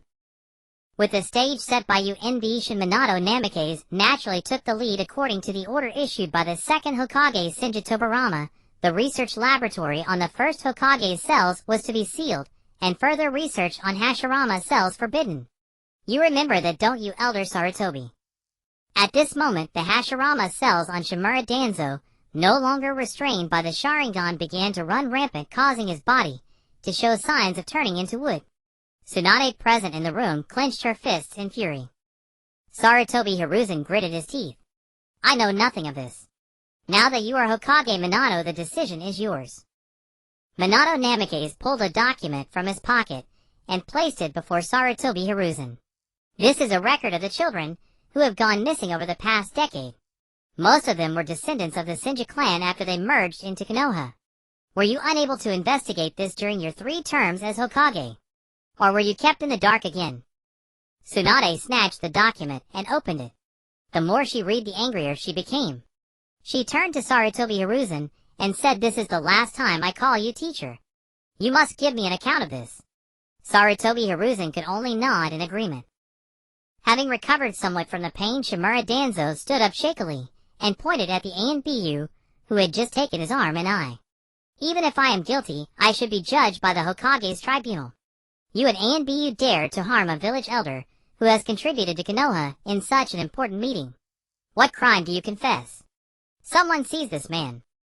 Whoosh, whoosh, whoosh. Several root ninjas leaped out from the crowd. Smack. They were pinned against the wall at an even faster speed, unable to move. Hyuga Hichong had used his repulsive force to restrain them. You Danzo dare to claim you have contributed to Konoha. Then I, representing all those who died by your conspiracies in this village, take my revenge. With these words, Sakumo Hitaki removed his mask and unwrapped the headband covering his hair. Saw. Sakumo Hitaki. Except for you, Inbi Minato Namikaze and Hyuga Hichong, every ninja in the room gasped in shock. Among them, Kakashi Hitaki's eyes reddened.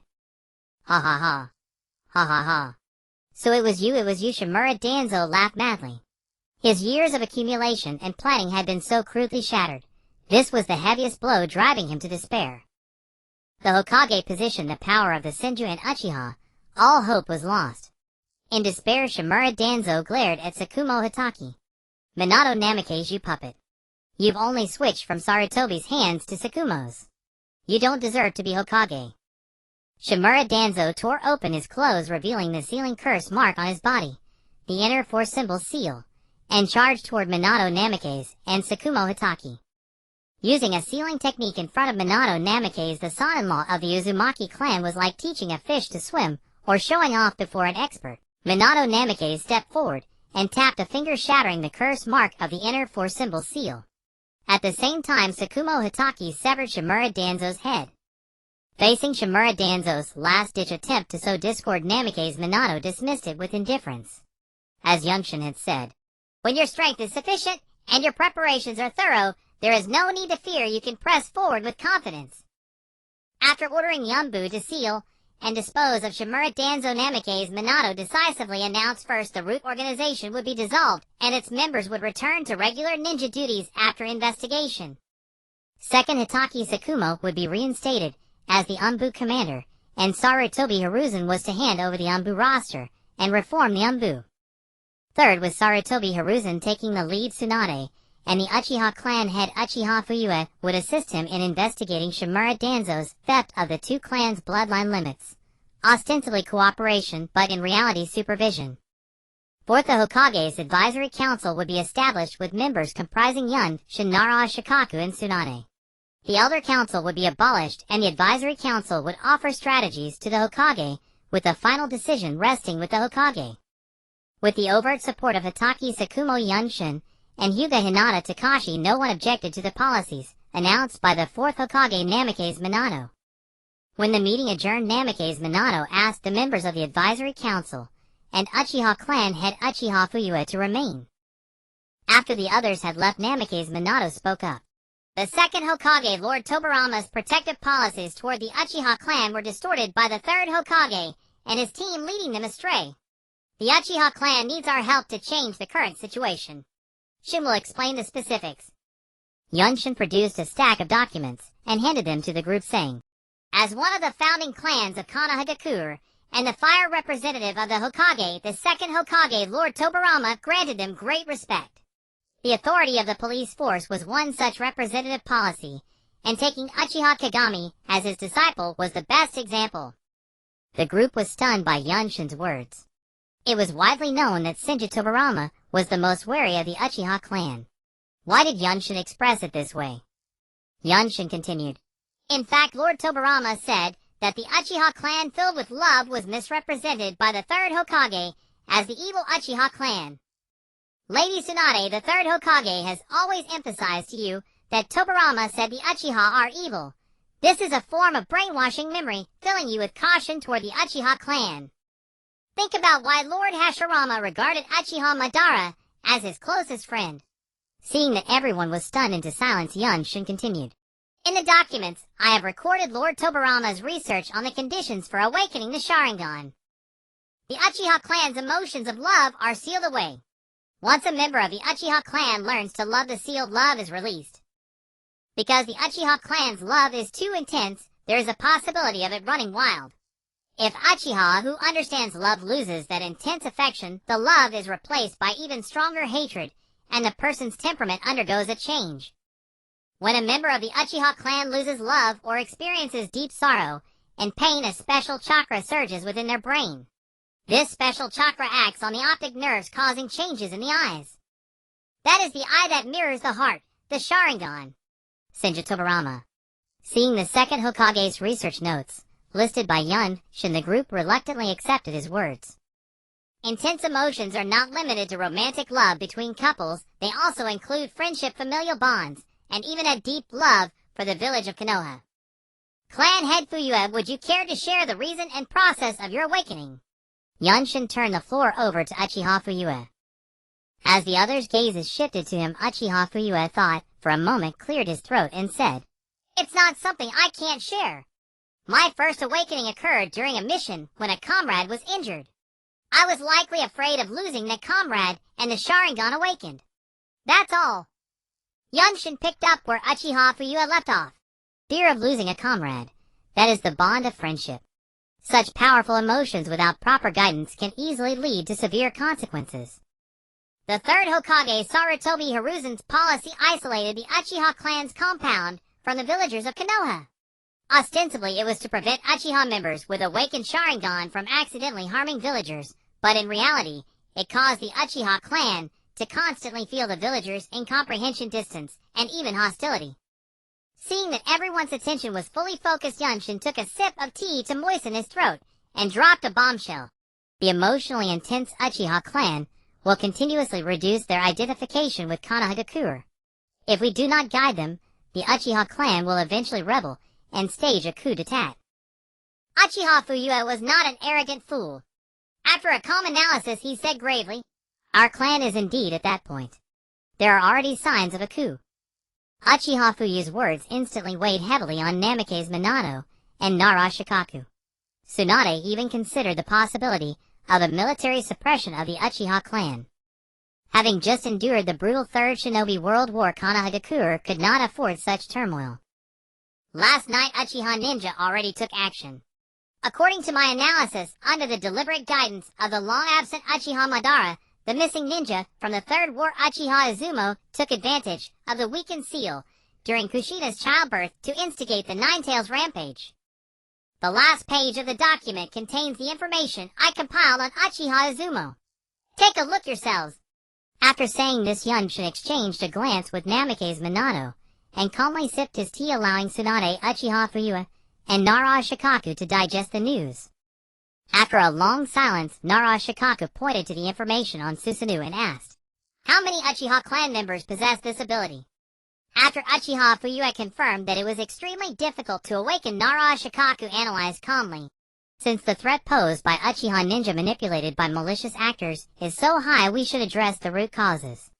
I propose several solutions. First, allow other ninja to join the police force, so more people understand the importance of the police force to Konoha's security, and improve the police force's system.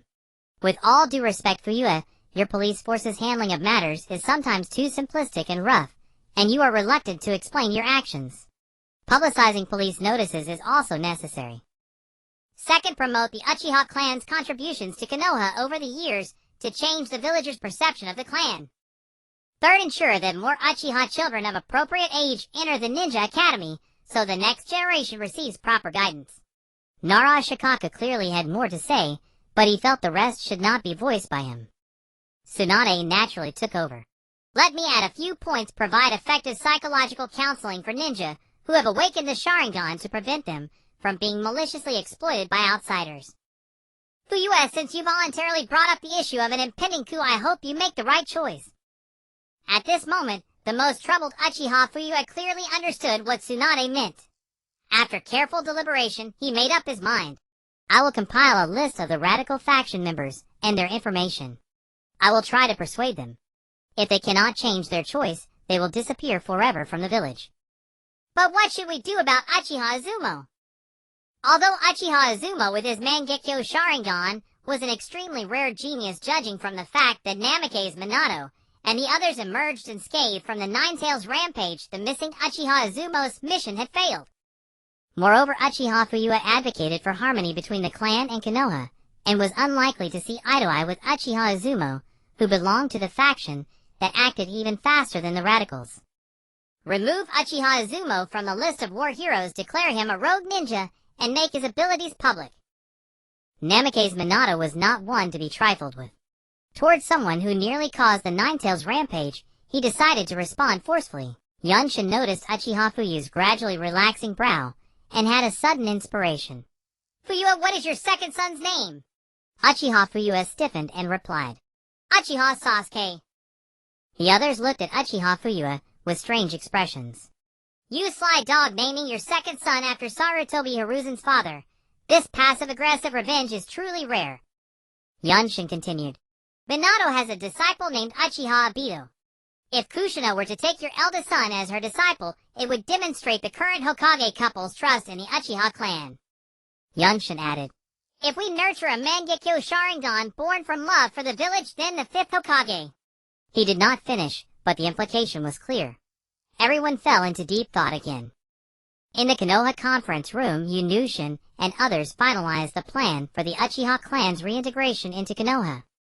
After the meeting, Yunushin gathered Hinata's clan leader Hinata Zu, the current leader of the Yunu clan Yunu Jiwei, and the Inazuka clan leader Inazuka Ryo, to commence a new meeting.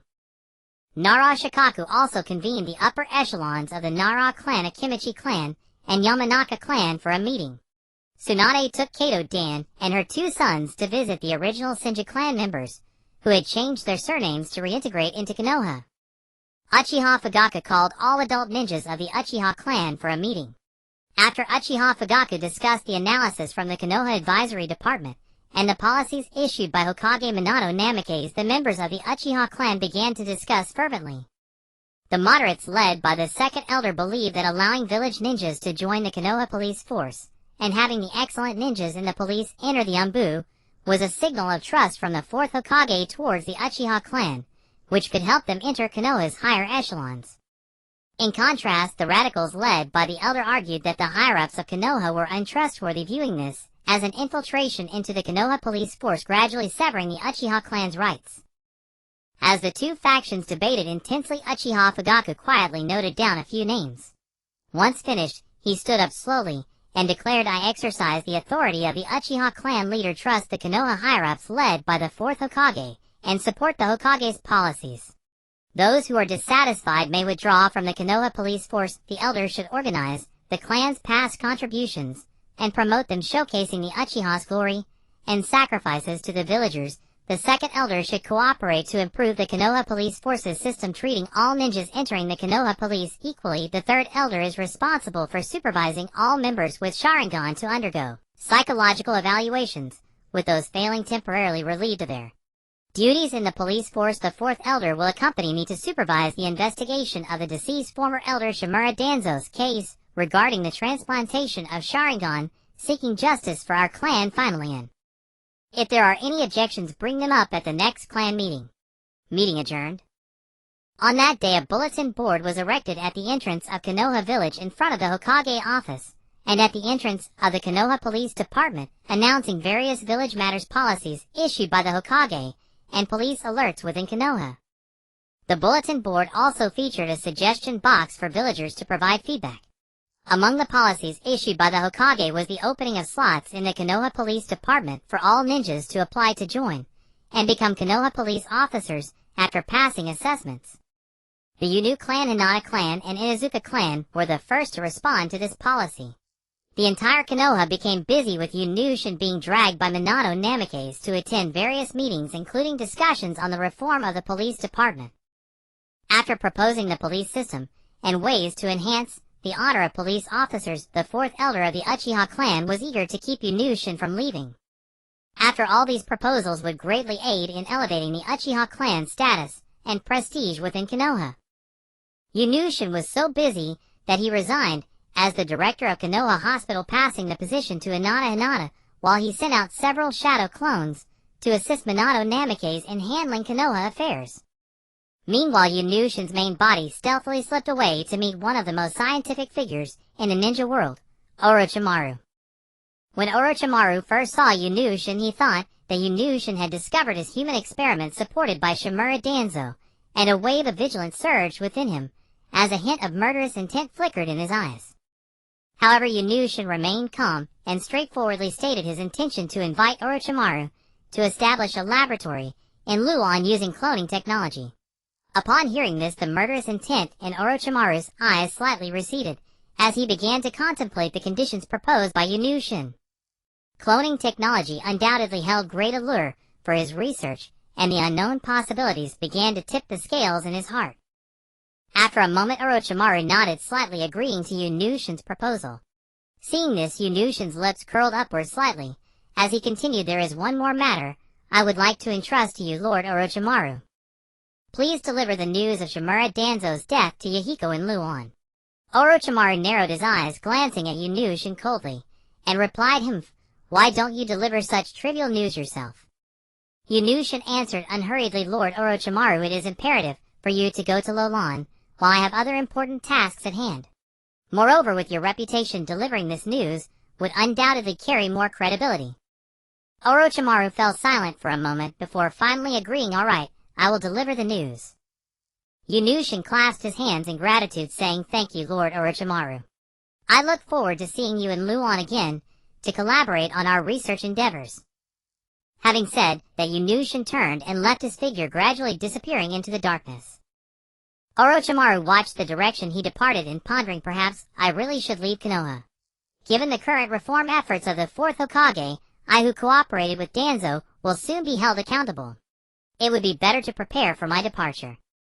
However, Lolon, this obscure place, what are you playing, Yunu Shin?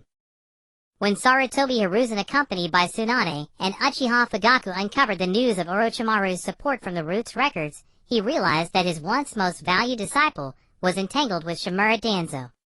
His eyes filled with disappointment and heartbreak. The hopes he once had now turned to ashes. When the three found Orochimaru's laboratory, it was already deserted. Orochimaru had defected. The laboratory was in disarray, with various experimental apparatus carelessly discarded and unfinished research materials scattered everywhere. The air was thick with the acrid smell of chemical agents, as if recounting the taboo experiments that had once taken place here. Tsunade clenched her fists, gritted her teeth, and said, "Teacher, that traitor Orochimaru must not be spared." Uchiha Fugaku's expression was grave, his gaze revealing deep contemplation. Sarutobi Hiruzen stared at the empty laboratory, speechless for a long time, finally letting out a long sigh. "It is my failure as a teacher." Orochimaru's defection and his close friend Shimura Danzo's death left Sarutobi Hiruzen disheartened. After clarifying this case, he resigned from his position as Hokage's advisor and returned home, no longer involving himself in Konoha's affairs, and lived a life of seclusion. In Sarutobi Hiruzen's home, he often reminisced about the past, recalling the time spent with Orochimaru, filled with emotion and helplessness. He knew that his era had passed, and the future belonged to the younger generation. He could only silently pray, hoping that Konoha would stand strong amidst the storm, and stride towards a more glorious tomorrow. After Chimu Shuamao reassumed the position of Umbu captain of Mai, he led the Umbu to take over the route. As they stepped into the gloomy base of the route, a suffocating aura rushed toward them. Chimu Shuamo's face was solemn. Gazing at the cold walls and intricate passageways around him, his aversion to the route grew stronger. During the meticulous inspection, Chimu Shuamao discovered an extraordinary child, only 9 years old, yet he could use with style. The child's eyes were filled with fear and confusion, his body frail and emaciated, evidently having endured inhuman training and torment for a long time. Chimu Shuamao felt compassion and decided to rescue this child from the darkness of the root. He gently stroked the child's head and said, "From today onward you are no longer a tool of the root. I will give you a new name, Day." The child trembled, slightly raised his head, and a glimmer of hope sparkled in his eyes, as if finally seeing a ray of dawn in this dark world. Taking Day back to the Hokage's office, Chimu Shuamao reported the situation of the root to the 4th Hokage Bwefeng Shuemin. Both of them abhorred Jitsu and Tuanzang's actions, and felt that dismantling the root was absolutely correct. They could use with style, which was of great significance to my village. It was with style that Shinsho Jujian pacified the chaotic era and founded my village. Wood style also symbolized the power and legacy of my village. Bwefeng Shuemin entrusted Day to Gangsho for training. Although Gangsho could not use wood style, the techniques of wood style were only recorded in detail by the Chinsho clan throughout the ninja world. Due to Bwefeng Shuemin's extreme busyness, Team Shuemin had to be disbanded. After talking with Chimu Shuamao, Chimu Kakashi joined Yumbu. Yuzhibo Daitu was summoned to the police force. Because of his participation in the Shin Whoopi Bridge destruction mission during the Third War, and his past deeds of helping the elderly in the village, he was highly regarded by the 4th Elder, and was groomed to be a star guard. Yayuan Lin possessed excellent medical talent, and was taken as a disciple by Yaoshi Yayu, primarily responsible for psychological assessment and therapy. A month later, the reputation of the Yuzhibo clan gradually recovered. Some of the handsome Yuzhibo guards even had their own fan clubs. A slogan designed by Yanshin, "You can always trust my guards," was so brilliant that the 4th Elder of the Yuzhibo clan, marveling at it, brought people to print it on the wall of the police headquarters overnight. At the full moon banquet of the son of the 4th Hokage Bwefeng Chaman Xuanhua Mingren, the clan leaders and friends and relatives in the village all came to offer blessings. Why the surname Xuanhua? It was because Bwefeng Shuemin felt that the Xuanhua clan only had 2 women left in my village, so he planned to give this first child the surname of Xuanhua Jixinai, and the second child would take his own surname. The Yuzhibo clan leader Yuzhibo Fuyua brought his wife Yuzhibo Mei Chin and their 2 sons to attend the full moon banquet. Yuzhibo Yu, born in my year 46, was now 5 years old, and displayed the refined upbringing of a great clan at the banquet. He wore the traditional attire of the Yuzhibo clan, his small figure exuding a sense of composure and maturity. At the banquet, people came and went bustling with excitement, but Yuzhibo Yu maintained an elegant demeanor, politely responding to everyone who spoke with him. His gaze often fell on his younger brother Yuzhibo Zuiju, who was only 3 months old, his eyes full of tenderness and affection. When Zuiju cried, he would gently pick up his brother and soothe him softly, his movements practiced and patient. Xuanhua Jixinai watched Yuzhibo Yu's every move, her heart full of admiration. She stepped forward, smiled at Yuzhibo Yu, and said, You are so sensible and kind. I like you very much. I want to take you as my disciple." Yuzhibo Yu's face lit up with surprise. Encouraged by his parents, he quickly bowed respectfully and said, "Thank you, Mistress Jixinai." The people around applauded and congratulated. In this warm and joyful atmosphere, Yuzhibo Yu made a secret resolve to work even harder, live up to Xuanhua Jixinai's expectations, and become a powerful ninja capable of protecting his clan and the village. The Hokage's wife, taking the eldest son of the Yuzhibo clan leader as a disciple, caused a strong reaction in the village. It signified the 4th Hokage's trust in the Yuzhibo clan. This made the Yuzhibo clan overjoyed, and even some radical factions changed their views on my leadership. At that moment, the Hokage's office announced a message. "It has been ascertained that the ninja who invaded and attacked the Hokage's wife a month ago was Yuzhibo Wenhua. Considering that he was deceived by outsiders, the Hokage's office gives him 1 week to surrender. If he returns to my village to surrender within 1 week, he will be dealt with leniently. After the deadline, he will be treated as a rogue ninja." The villagers buzzed with discussion, and the Yuzhibo clan was even more agitated. The 4th Hokage and his wife's respect and assistance to the Yuzhibo clan were evident to all. Yuzhibo Wenhua's actions brought shame to the clan members, and some Yuzhibo ninjas even volunteered to leave the village to capture him. A week later, Yuzhibo Wenhua's rogue ninja profile was made public. Some individuals within the Yuzhibo clan began to have different thoughts. The Yuzhibo Great Elder, who had always been wary of my leadership, coveted Yuzhibo when Ho's awakened Mangekyo Sharingan, believing it to be the future that would restore the glory of their ancestors. The Yuzhibo Great Elder gathered 5 still loyal Yuzhibo radical ninjas, intending to lead them in defecting from the village to follow in Yuzhibo Winho's footsteps. In the secret passage of the Yuzhibo clan compound, the Yuzhibo Great Elder and those 5 ninjas were surrounded by Yuzhibo Fuyue and his men. Great Elder, the clan has reconciled with my village, and the living standards of our clan members are improving. Why do you want to destroy this situation? Yuzhibo Fuyue's reproach did not change the Great Elder's mind. Instead, the Great Elder cursed. Fuyue, you spineless coward, who has forgotten the glory of our ancestors, you are a lapdog, who surrendered to my.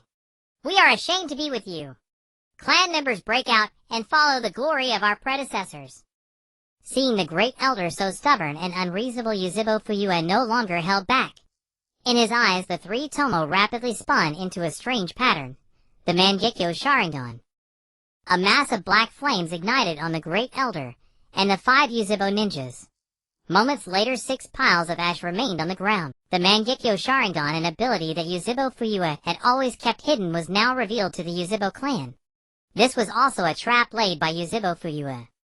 It both eliminated the unstable elements within the clan and enhanced his prestige among the remaining clan members. After the Yuzhibo clan matter was settled, there was still another family in Mai that was plotting rebellion. The Jitsuin clan, who had lost Jitsuin Tuanzang. They believed that the 4th Hokage had deliberately killed Jitsuin Tuanzang to establish authority and seize power, and that Yuanfei Risen Zhuanqin Xiaochun and Shuahuman Yin, as fellow Mai elders, had so easily relinquished power because it was all planned. 60 ninjas of the Jitsuin clan, taking advantage of the nightfall, split into groups to attack Yuanfei Risen Zhuanqin Xiaochun and Shuahuman Yin. Another 50 Jitsuin clan ninjas stormed the Hokage's office building. Mui's Umbu and the police force launched a military suppression. The Yuzhibo clan ninjas in particular were especially hostile toward the Jitsuin clan ninjas, their eyes burning with hatred. They struck without restraint, killing if possible, and leaving no survivors. Yuanfei Risen sustained minor injuries from the attack, while Zhuanqin Xiaochun and Shuahuman Yin were seriously injured and hospitalized. The internal conflicts of my village were resolved, and under the leadership of the 4th Hokage Bofeng Shuiman, the village developed steadily. Yunushin also found himself at leisure. He went to the Yuzhibo clan, and quickly took the now 80-year-old Yuzhibo Jishui under his tutelage. Yunushin had 2 disciples, 7-year-old Yaoshi Do and 80-year-old Yuzhibo Jishui, teaching them the way of medicine and combat tactics respectively. The news of Yunushin taking disciples spread when Yaoshi Yino visited, and was heard by Xuanwu Jixinai. Perhaps because Yunushin was widely recognized as a tactical master during the Second and Third Wars, his close friends successively entrusted their sons and disciples to him for training. In Yunushin's courtyard, besides his own 2 disciples, there were now 14-year-old Chimu Kakashi brought by Chimu Shuomao for advanced training, 14-year-old Yuzhibo Daitu entrusted by Bofeng Shuiman due to his busy schedule, and 5-year-old Yuzhibo Yu sent by Xuanwu Jixinai, who feared he might be misled elsewhere. Facing this group of students of varying ages, teacher Yunushin decided to assign each one a gu insect, and then teach them according to their aptitudes. To ensure the children all possessed gu insects that complemented them, Yunushin explained the reasons to their parents, and teachers then led them into the forest of death. The eldest Chimu Kakashi and Yuzhibo Daitu taught the 3 younger ones knowledge of survival in the forest. Amid repeated cries of, "Brother Kakashi knows so much!" and "Brother Daitu is amazing!" Chimu Kakashi and Yuzhibo Daitu's vanity was greatly satisfied, and they indulged in it. Upon reaching the depths of the forest of death, Yunushin directed the children to set up tents near a water source and establish a camp. Chimu Kakashi had the clearest goal. Having learned the lightning release chakra armor and developed lightning release Chidori, he often found his vision obstructed by the electrical glare during battle, preventing him from fully unleashing his combat power. Yunushin assigned Chimu Kakashi a task: find the spider with the fastest reflexes and bring it back alive, while ensuring the camp's safety during the search. Yuzhibo Daitu's Sharingan had awakened to the 3-mo level, granting him the strength of a jōnin. However, his foundation was unstable, and many basic ninja skills were lacking. Yunushin had him teach the 3 juniors water walking and tree climbing and protect them as they completed their tasks. Yaoshi Do had been studying under Yunushin the longest, and had inherited the essence of the medical path. Yunushin instructed him to collect 300 types of medicinal herbs in the forest, record them, and compile them into a book. Another task was to treat the injuries and illnesses of his companions. Yuzebo Zishui's task was to master water walking and tree climbing, and to capture alive a bat in flight during the night. The youngest Yuzebo, Yu, was tasked with mastering water walking and tree climbing and capturing alive a crow king from a flock of crows.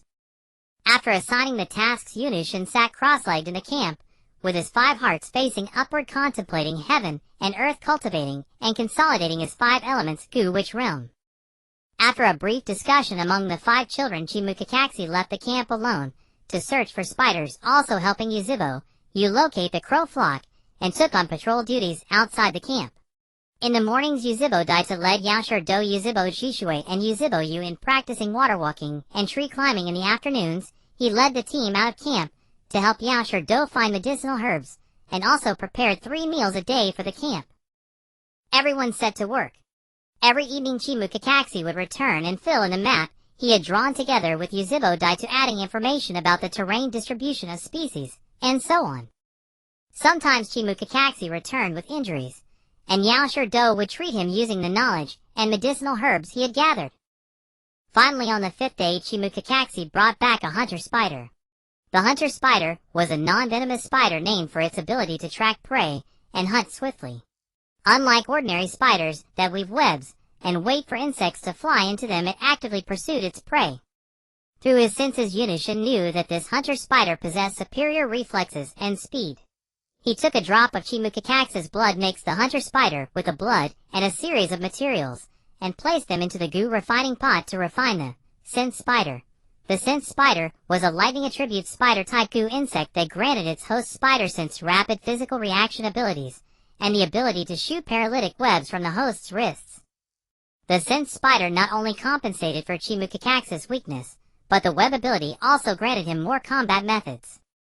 On the other side, Yuzebo Daito was lying on the side with his legs crossed, looking left to see Yashar Do hanging upside down on a tree observing the wood, and looking right to see Yuzebo Jishue and Yuzebo Yu chasing each other on the water, constantly pushing their speed to the limit. They were the ones who needed to capture bats and crows alive. Unaware that danger had quietly descended, a sudden change occurred. A snake disguised as a vine wrapped around Yaoshir Do's neck, and 2 large fish opened their gaping maws to bite at Yuzebo Jishue and Yuzebo Yu on the water. The sudden turn of events caught the leisurely Yuzebo Daito off guard. He could only watch helplessly as Yaoshir Do fell from the tree, and Yuzebo Jishue and Yuzebo Yu were swallowed into the fish bellies. Intense guilt made his eyes redden. The danger to his 3 younger brothers caused Yuzebo Daita's 3 tomo to spin rapidly, forming a pattern of 3 blades connected without a pupil. The Kamui Sharingan. "Brother Daito, are you alright?" Yuzebo Yu's voice reached Yuzebo Daita's ears, snapping him back to his senses. Seeing Yaoshir Do, Yuzebo Jishue and Yuzebo Yu gathered around him, Yuzebo Daito embraced all 3 tightly, his heart filled with lingering fear. After a moment, Yuzebo Daita's emotions calmed. Yunushin appeared behind him with Bluffing Shum and Yuzebo Fuyue and Chimukakaze. "Daita, do you realize your mistake?"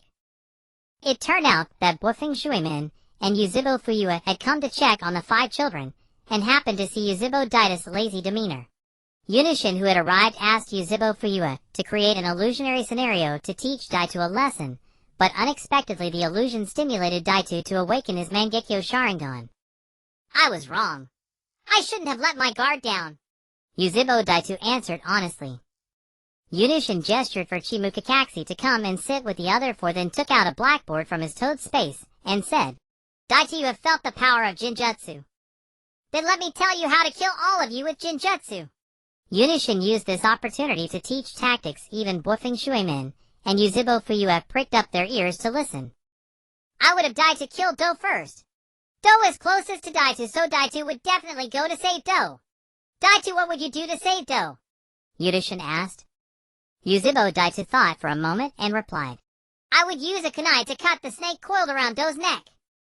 Yunushin wrote and drew on the blackboard, saying, "The snake on Do's neck is fake. With just a slight illusionary misalignment, what you cut would be Do's trachea and artery. At the same time, through Jinjutsu, I would make you believe that you and Jishue are the 2 large fish. You would kill the fish and disembowel them to save you and Jishui, but in reality, you would be killing you and Jishui. Yunushin's scenario made even Bluffing Shuimin and Yuzhibo Fuyua, who were listening nearby, break out in cold sweat. This kind of Jinjutsu killing tactic could indeed be executed if the target was off guard, and the psychological blow to the victim afterward would be even greater. Should I recall, you've never used Jinjutsu in battle? Bluffing Shuimin said uncertainly. Yunushin continued to teach the 5 children. Don't let others know your trump card. The fact that I don't use it doesn't mean I can't. Whether I can or not is known only to myself. Understand? The 5, including Yuzhibo Daitu, all nodded to indicate they understood. Afterwards, Yunushin sent off the visiting Bluffing Shuimin and Yuzhibo Fuyua, then had Yuzhibo Daitu activate his eyes and sense. Just now, when Yuzhibo Daitu activated his Mangekyo Sharingan, a life form beneath the earth had sensed it. This was the goo insect most suitable for Yuzhibo Daitu. Yuzhibo Daitu personally dug out a cicada larva from underground. Yunushin refined it into the empty cicada. The empty cicada was a space attribute sound cicada type goo insect possessing 100 cubic meter space, and the ability to damage enemies by vibrating the space with sound. Within the next 3 days, Yaoshiro Do, Yuzhibo Shishui, and Yuzhibo Yu successively completed their tasks. Yuzhibo Jishui, who would later earn the title Shun Shin Jishui, and possessed the Jinjutsu type Mangekyo Sharingan Bitinshin, was refined by Yunushin into the Heaven Bat. The Heaven Bat was a sound attribute bat type goo insect that induced hallucinations through ultrasonic waves and allowed the host to grow bat wings on their back for flight. Yuzhibo Yu, who would become like a Doraemon-like existence in the future, always able to pull out a countermeasure, no matter how formidable the enemy, was refined by Yunushin into the Feather Crow. The Feather Crow was an attribute crow-type goo insect that allowed the host to grow wings from their back and possessed the ability to manifest countless clones. Yunushin sternly ordered Shimukakaxi and the other 4 to keep silent about the abilities of the insect tool, forbidding any disclosure to outsiders. Then Yunushin took Yaoshiro Do home, while the other 4 returned to their own residences. Thereafter, Yunushin settled into a daily routine of teaching his disciples at home, occasionally offering strategic advice at the Hokage's office, and sometimes visiting the Konoha hospital to assist Rishong Rikhong in treating patients with severed limbs. Thanks to his exceptional perception combined with the lightning armor mode and Chidori, as well as his formidable Chimu swordsmanship, Shimukakaxi excelled in various missions within the Umbu, earning the title Konoha's Lightning Fawn. Yuzhibo Daitu also became a renowned figure within the police force. Whenever ninjas caused trouble, the offenders often heard only a single insect chirp before collapsing unconscious without even catching a glimpse of Yuzhibo Daitu. He was thus known as the Insect Stealth Guard, and was a strong candidate for the 5-yearly election of the police force captain. Urged by Yaoshiro Do, Yuzhibo Jishui, and Yuzhibo Yu, Yuzhibo Daitu confessed his feelings to Yayuan Lin, who gladly accepted. Yuzhibo Daitu secretly decided that once he was elected as the police force captain, he would propose to Yayuan Lin. Yaoshiro Do, Yuzhibo Jishui, and Yuzhibo Yu also had their own plans. The Ninja Academy required enrollment at age 6 and graduation as a jōnin at age 9. Even for early graduation, one had to complete at least a full year of study before applying. Yuzhibo Shishui, being the oldest, was scheduled to graduate in the 52nd year of Konoha, but he repeated a year. In the 53rd year of Konoha, Yaoshiro Do graduated. Normally Yuzhibo Yu graduated early, and together with the repeating student Yuzhibo Shishui, the 3 youngsters managed to form a team. The 4th Hokage, Bluffing Shuimin, under the strong insistence of Yuzhibo Yu's master's wife Xuanhua Jixinai, assigned Yunushin as their instructor. Yunushin, who had hoped to enjoy some leisure after Yuzhibo Shishui and the others graduated from the academy, was left with no choice but to indulge his beloved disciples. What else could he do? Fully aware of the personalities of his 3 young apprentices, Yunushin dispensed with any team-building tests. Considering their strength, he also skipped crank and drank missions, and directly assigned a brank mission to eliminate rogue ninjas along the border of the Land of Fire and the Land of Rain. Although no large-scale war had broken out, the Land of Rain was engulfed in internal strife. Chongman, seeking revenge for Mayan, led the Akatsuki organization in a rebellion against the ninja forces led by Shanjie Banzang, who was ultimately defeated and killed. The defeated ninja forces scattered in all directions, and a small group of them fled to the border of the Land of Fire, harassing local villages. According to intelligence, this rogue group consisted of about 20 ninjas, who were nomadic, and plundered food and livestock from villages. Yunishin led Yaoshiro Yuzebo Shishue and Yuzebo Yu to the harassed village, and gathered information about the rogue ninjas from the village chief. Then handing over the intelligence and the mission to the three, he said, "This time you go and wipe them out. I'll stay in the village to protect the villagers. Remember, leave none alive."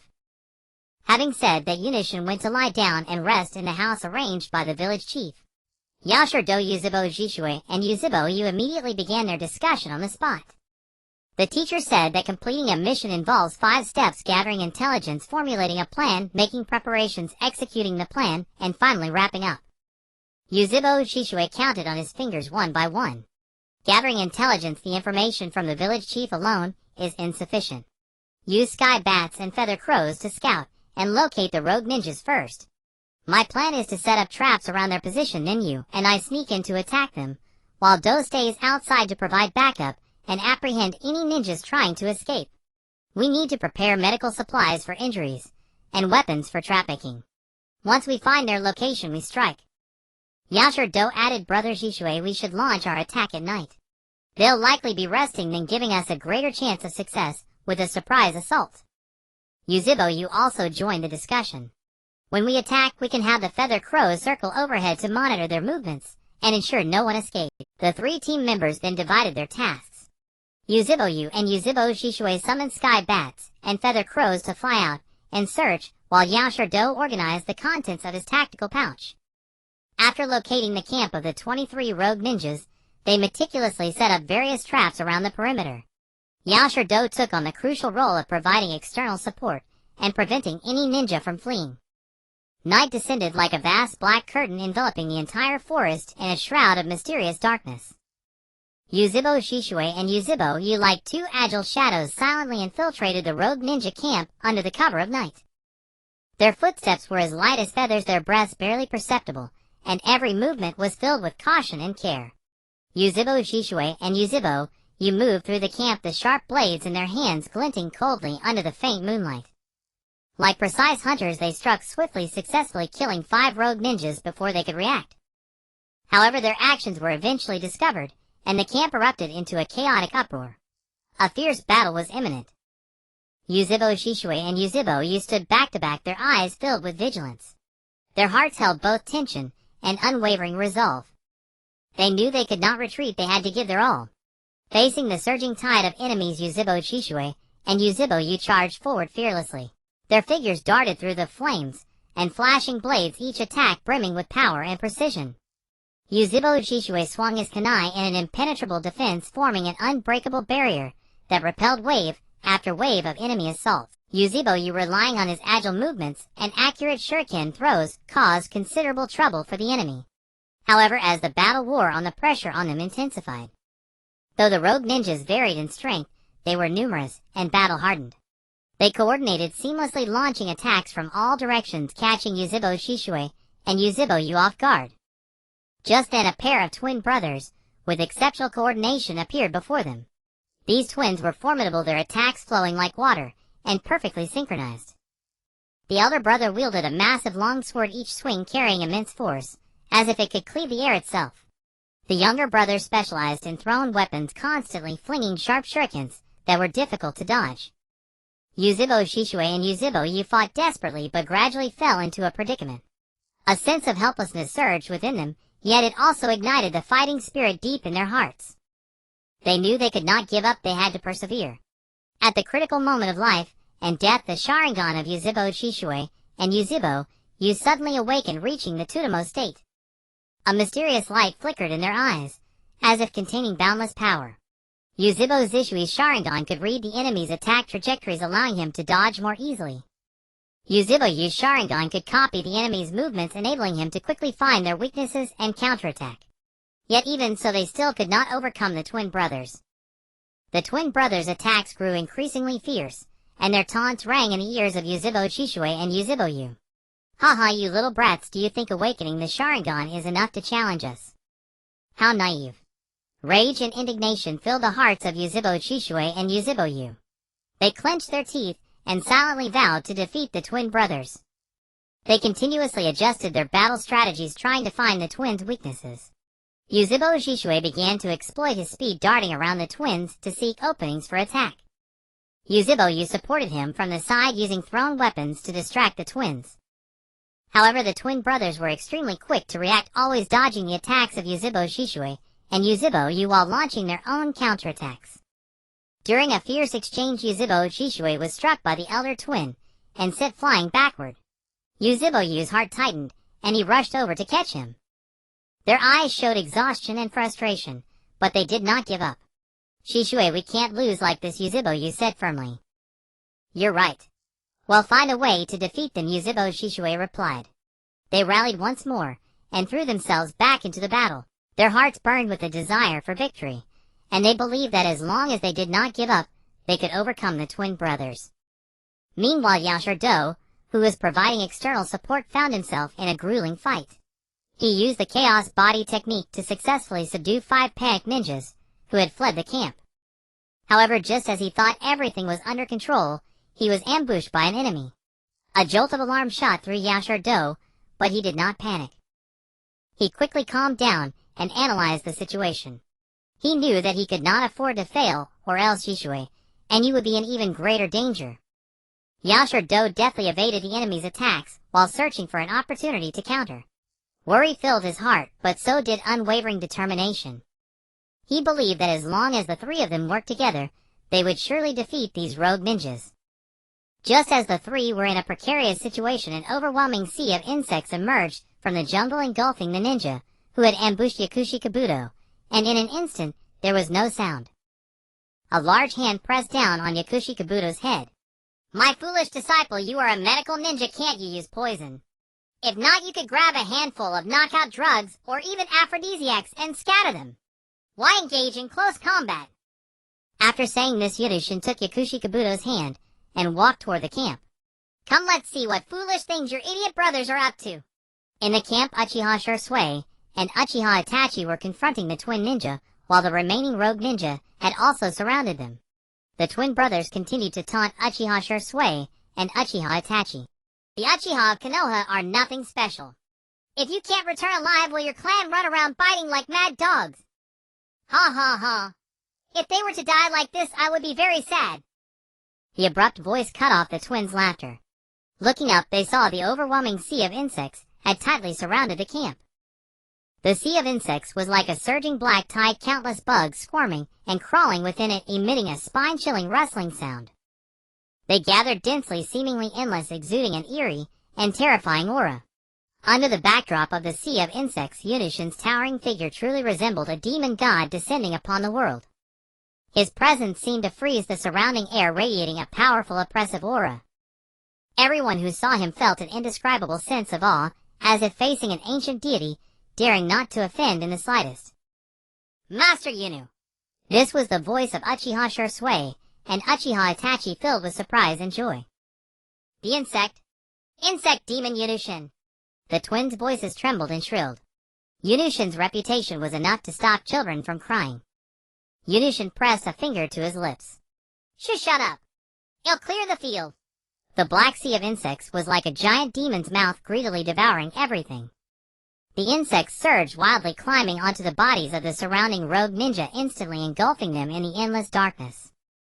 The ninjas' cries and pleas for help were so faint amidst the roar of the insect sea, like fleeting bubbles. The ninjas engulfed by the insect sea struggled desperately, but their strength was insignificant before the vast insect tide. The bugs mercilessly tore at their skin, burrowed into their bodies, bringing unbearable pain. Those once vibrant lives under the erosion of the black insect sea gradually lost their luster, enveloped by darkness, as if they had never existed. The entire scene was like a terrifying nightmare. The black insect sea was like the scythe of death, mercilessly reaping lives, leaving behind despair and silence. Yakushi Kabuto, Uchiha Shisui, and Uchiha Itachi stared at Yunushin in shock. They had never seen him in such a state. Their usually smiling and amiable master actually had such a cruel side. Lord Yunu, we did not know they were your disciples. We dare not do it again. Please spare our lives. The remaining twin brothers knelt trembling on the ground, kowtowing to Yunushin for mercy. Want to live? Defeat my 2 disciples, and you can leave here. Yunushin pointed at Uchiha Shursui and Uchiha Itachi. Then Yunushin said to Uchiha Shursui and Uchiha Itachi, Shursui, why didn't you use Jinjutsu in battle? Don't you know how? Little Itachi, why is your feathered crow in the sky? Is it an observer? Go ahead. If you lose, you'll have no dinner tonight. The 2 sides fought again. Unlike before, Yunushin was watching from the side, giving confidence to Uchiha Shursui and Uchiha Itachi while instilling unease and fear in the twin brothers. The elder twin swung his greatsword, but his strikes only hit an illusion. As his stamina was gradually drained, he became dizzy and saw countless Uchiha Shursui before him. He could only swing blindly to keep Shursui at bay. The younger twin had been evenly matched with Uchiha Itachi in throwing projectiles, but when a crow descended from the sky and pecked his left eye, the situation turned sharply. Projectiles often flew from his left blind spot. Just as the elder twin was about to exhaust his strength, he saw a Konoha ninja with his back turned to him. Without a second thought, he used the last of his strength to slash down with his sword. Ah, that was not a Konoha ninja, but his own brother. Uchiha Shursui used Jinjutsu to affect the elder twin's vision, making him see the Rain Ninja's attire as Konoha ninjas. That slash severed the spine of the unsuspecting younger twin. Uchiha Itachi seized the opportunity to throw several explosive tags, blasting the 2 brothers into pieces.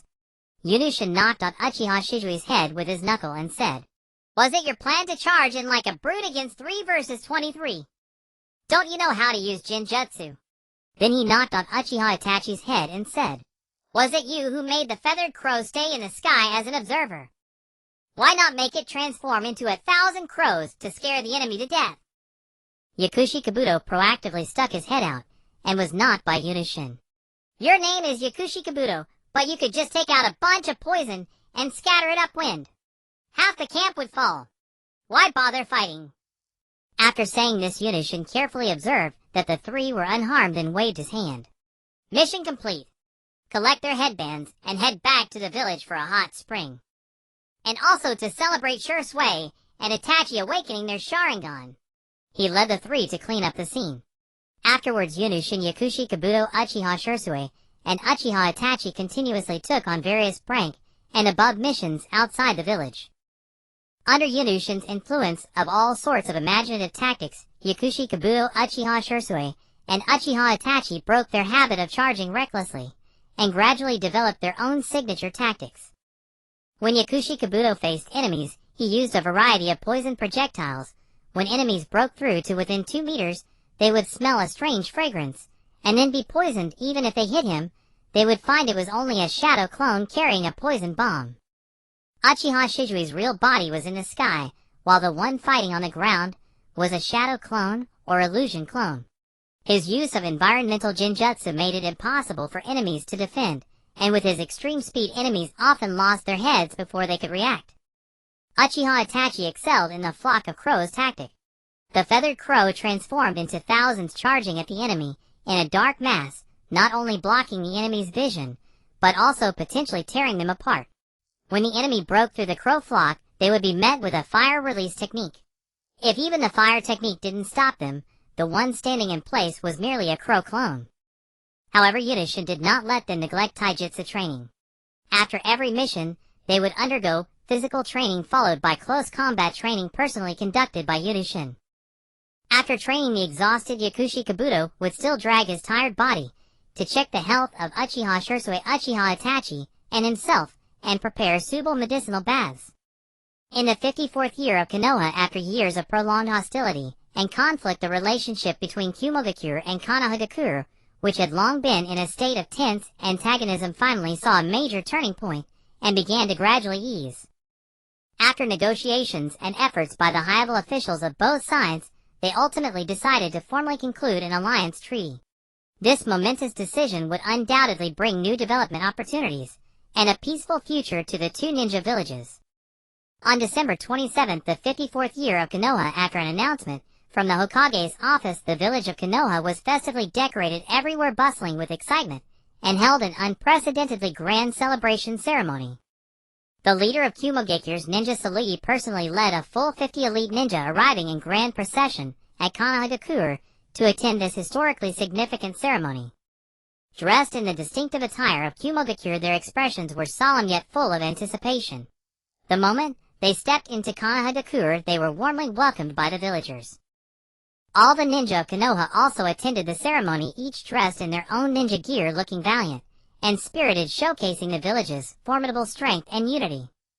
However, that very night, Salui, the seemingly friendly leader of Kumogakure's ninja, harbored malicious intentions, attempting to abduct the young Hyuga Hinata in order to study the secrets of the Byakugan. Under the cover of night, Salui stealthily infiltrated the house where Hyuga Hinata was staying, his eyes revealing greed and calculation. He had meticulously planned his scheme, hoping to strengthen Kumogakure's power by obtaining the secrets of the Byakugan. Little did he know the ninja of Konoha were always vigilant and would never let his plot succeed. In fact, Aburame-shin had long known the intentions of the Kumogakure ninja and had notified Hyuga Hayashi of the Hyuga clan and Uchiha Obito of the security police force. Just as Salui was about to capture Hyuga Hinata, she vanished, and Salui was surrounded by ninja from the Hyuga clan and the security police force. What Salui had seen was merely a Jinjutsu cast by Uchiha Obito. Hyuga Hinata had already been moved away. With a bitter smile, Salui bit open the poison capsule hidden in his tooth and committed suicide by poisoning. Uchiha Obito sneered. Just as teacher Aburame predicted, the Kumogakure ninja would commit suicide. Someone send this corpse to the interrogation department and have the Yamanaka ninja extract the information from his head, especially the secret techniques of Kumogakure. Uchiha Obito, not forgetting that his close friend Hitaki Kakashi needed advanced training methods for the lightning release armor, deliberately added this remark. Meanwhile, the 10 Kumogakure ninja, who were waiting outside the Hyuga compound to provide support, were also captured by the security police force and the Umbu and taken to the Konoha Detention Center. The next day, the Kumogakure ninja, who had not heard from Salui, realized that things might have gone wrong, but they still confidently went to the Hokage's office. The leader, she without even noticing who was in the Hokage's office, directly demanded, "Our village's leading ninja Salui has gone missing in your Konoha village. You must give us an explanation." "He's dead. He was caught trespassing into the Hyuga clan's territory, attempting to harm the Hyuga clan leader's eldest daughter, and then committed suicide by poison." A Hyuga ninja spoke from the corner of the Hokage's office. She turned and glared at the Hyuga ninja, shouting angrily, "Nonsense! You clearly conspired to kill Salui. You don't want to sign the alliance treaty, do you?" At that moment, an Inuzuka clan ninja standing beside the Hyuga ninja nudged his arm and said, "Hayashi, it's been a long time since we've had a good fight together. My bones are itching." The Aburame clan ninja standing between them faced the Kumogakure ninja Shi and said, "If you keep provoking us, we'll submit a war petition to the Hokage, and the three of us will go to your land of lightning and cause a stir. Don't doubt our abilities. My name is Aburame-shin, the Konoha strategist." At the mention of Aburame-shin's name, she realized the identities of the three men before him. The three demons of Konoha, ruthless figures, who made their names in the second and third great ninja wars. She swallowed nervously and redirected his accusation to the fourth Hokage, Minato Namikaze. "Salui was the leading ninja for this alliance treaty. He died within Konoha's territory. Shouldn't Konoha give a proper explanation to our village?" The fourth Hokage, Minato Namikaze, said with a smile, "Do you Kumogakure ninja have a technique to extract scenes from the mind? Let's examine the situation from the corpse together, and then determine who is responsible." Salui was a head of Kumogakure, and his mind's intelligence must not be probed by Konoha.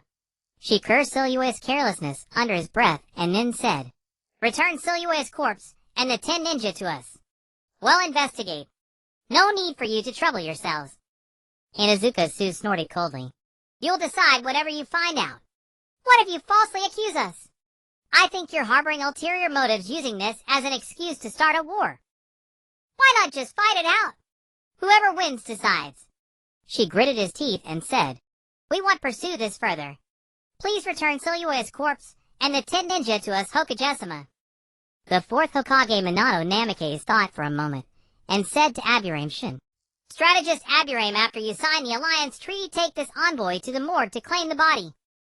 Also have the security police force release those 10 lost Kumogakure ninja. Don't harm the harmony between our villages." Aburame-shin nodded in acknowledgement and then stood still, staring at she.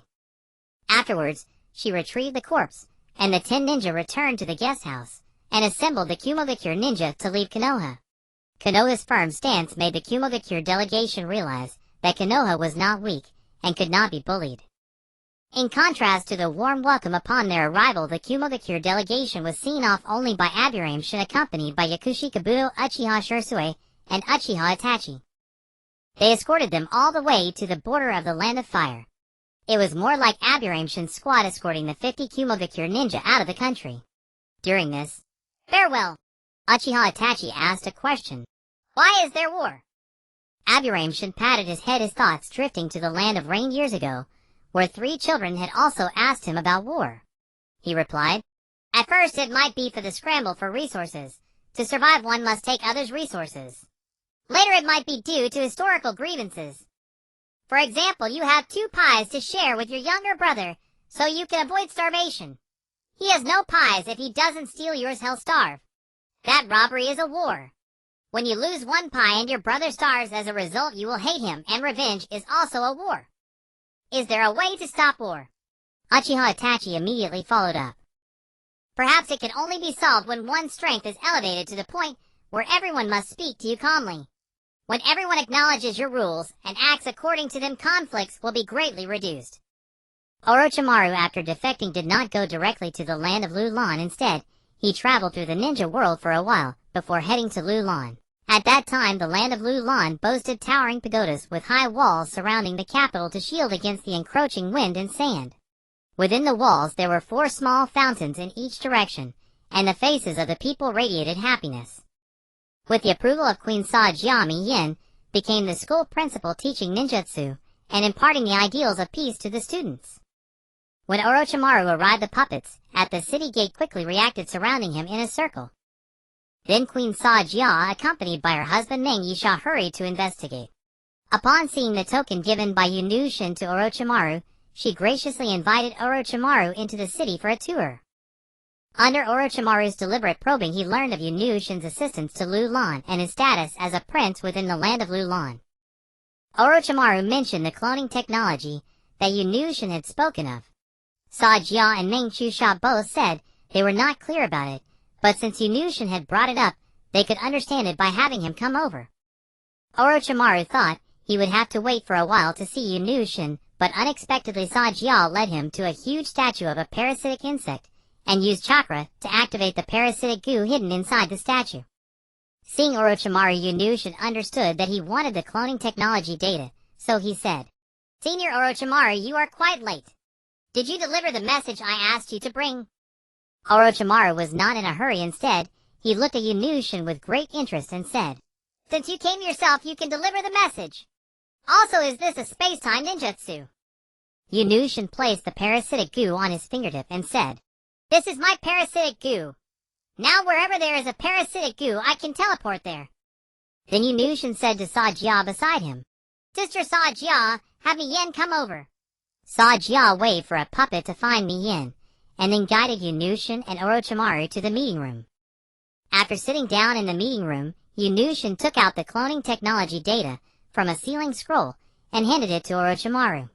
Orochimaru took the data and carefully examined it, nodding repeatedly as he read. Before long, Yen also arrived at the meeting room. Pushing open the door, he saw Orochimaru and instinctively assumed a defensive posture.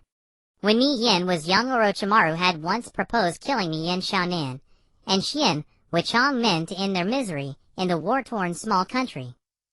Yunyu Shin promptly stopped Yen's reactive behavior and said, Relax, Yen. Senior Orochimaru is here to cooperate.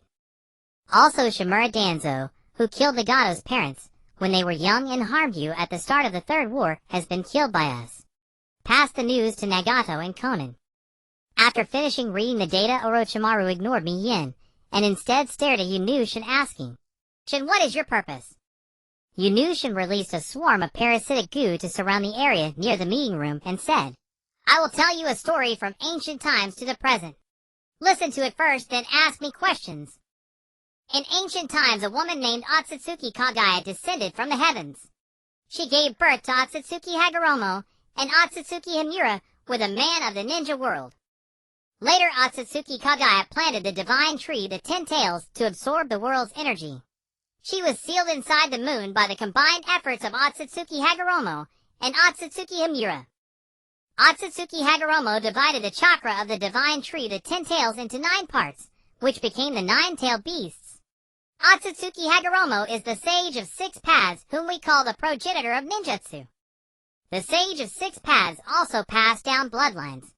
The Senju clan inherited the sage body, so they naturally have abundant chakra. The Uchiha clan inherited the sage, granting them exceptionally powerful abilities when awakening the Mangekyo Sharingan. Uchiha Madara, who died in battle against the first Hokage Senju Hashirama, was resurrected through the Uchiha clan's secret technique Izanagi. He had bitten off a piece of Senju Hashirama's flesh before death and grafted it onto his body, thus allowing the bloodlines of both clans to coexist within him. Finally, Uchiha Madara awakened the Rinnegan of the Sage of 6 Paths. These Rinnegan were transplanted into Nagato, using his body to nurture them. Uchiha Madara's plan was to have Uchiha Aburai and Black Zetsu guide Nagato to collect the tailed beasts. Then, he would be resurrected again, become the Jinchuriki of the divine tree, the 10 tails, and cast the infinite Tsukuyomi to plunge everyone into an illusion, thereby achieving the peace he envisioned. Yunushin fully revealed Uchiha Madara's Moon Eye plan. The astonishing news left everyone present in shock. How did you obtain this information? How can you prove that Nagato's eyes are not his own? Mi Yen was the first to question. Among the 3 great dojutsu, both the Sharingan and Byakugan can be freely closed. Can Nagato close the Rinnegan? If it weren't for his strong Uzumaki clan bloodline, an ordinary person would have been drained to death by the Rinnegan long ago. Uchiha Aburai and Black Zetsu will definitely approach Nagato in the near future to cooperate in capturing the tailed beasts. Then you'll know whether I'm wrong or not. Yunushin's affirmative answer made Mi Yen's heart pound with anxiety. Shien with Chongmin was a brother Mi Yen had grown up with being manipulated, as a pawn would be a terrible nightmare. You can first tell Nagato about Shimura Danzo and confirm whether his Rinnegan cannot be closed. Don't rush to say anything else so as not to alert the enemy. Yunushin was still building up his strength. In his mind, his imagined enemies were Otsutsuki Kagaya and the Sage of 6 Paths Otsutsuki Hagoromo in the Pure Land. At this moment, Orochimaru spoke up, saying, "Can the fusion of Senju and Uchiha bloodlines restore the bloodline of Otsutsuki Hagoromo? Then which clans carry the bloodline of Otsutsuki Himura?" Yunushin thought for a moment and said, "The Hyuga clan has the Sage Eye, while the Sage Body might be the Kagaya clan of the Land of Water." Orochimaru extended his tongue and licked his lips, saying, "Then we can try to replicate the Sage bloodline and verify it." Orochimaru was not actually evil, just overly obsessed with longevity and exploring the mysteries of science. However, Yunushin had to be cautious, so he said, "I can provide you with blood from the Uchiha and Hyuga clans, but we need to make 3 agreements." Orochimaru nodded and said, "Go ahead. Just from the cloning technology you gave me, I know you are someone like me. We can explore the mysteries of ninjutsu together. First, the experiments must not endanger the lives of others. Second, use ninjutsu and technological power to help the development of Lulan and rich resources, so that peace among nations may be achieved in the future." Orochimaru laughed. "So your ideal is to achieve peace? All right, I agree." Sajia heard the 2 mention helping Lulan develop, and immediately said, "Rest assured the land of Lulan will fully support you. I will build you the largest experimental base. If you need money, well, provide money. If you need manpower, well, provide manpower." Sajia left the meeting room happily to summon the ministers and announce Orochimaru's joining and the establishment of the experimental base. Meanwhile, Mi Yen, with a heavy heart, went to send messages to Shien with Chongmin and Xiaonan. Only Orochimaru and Yunushin remained in the meeting room.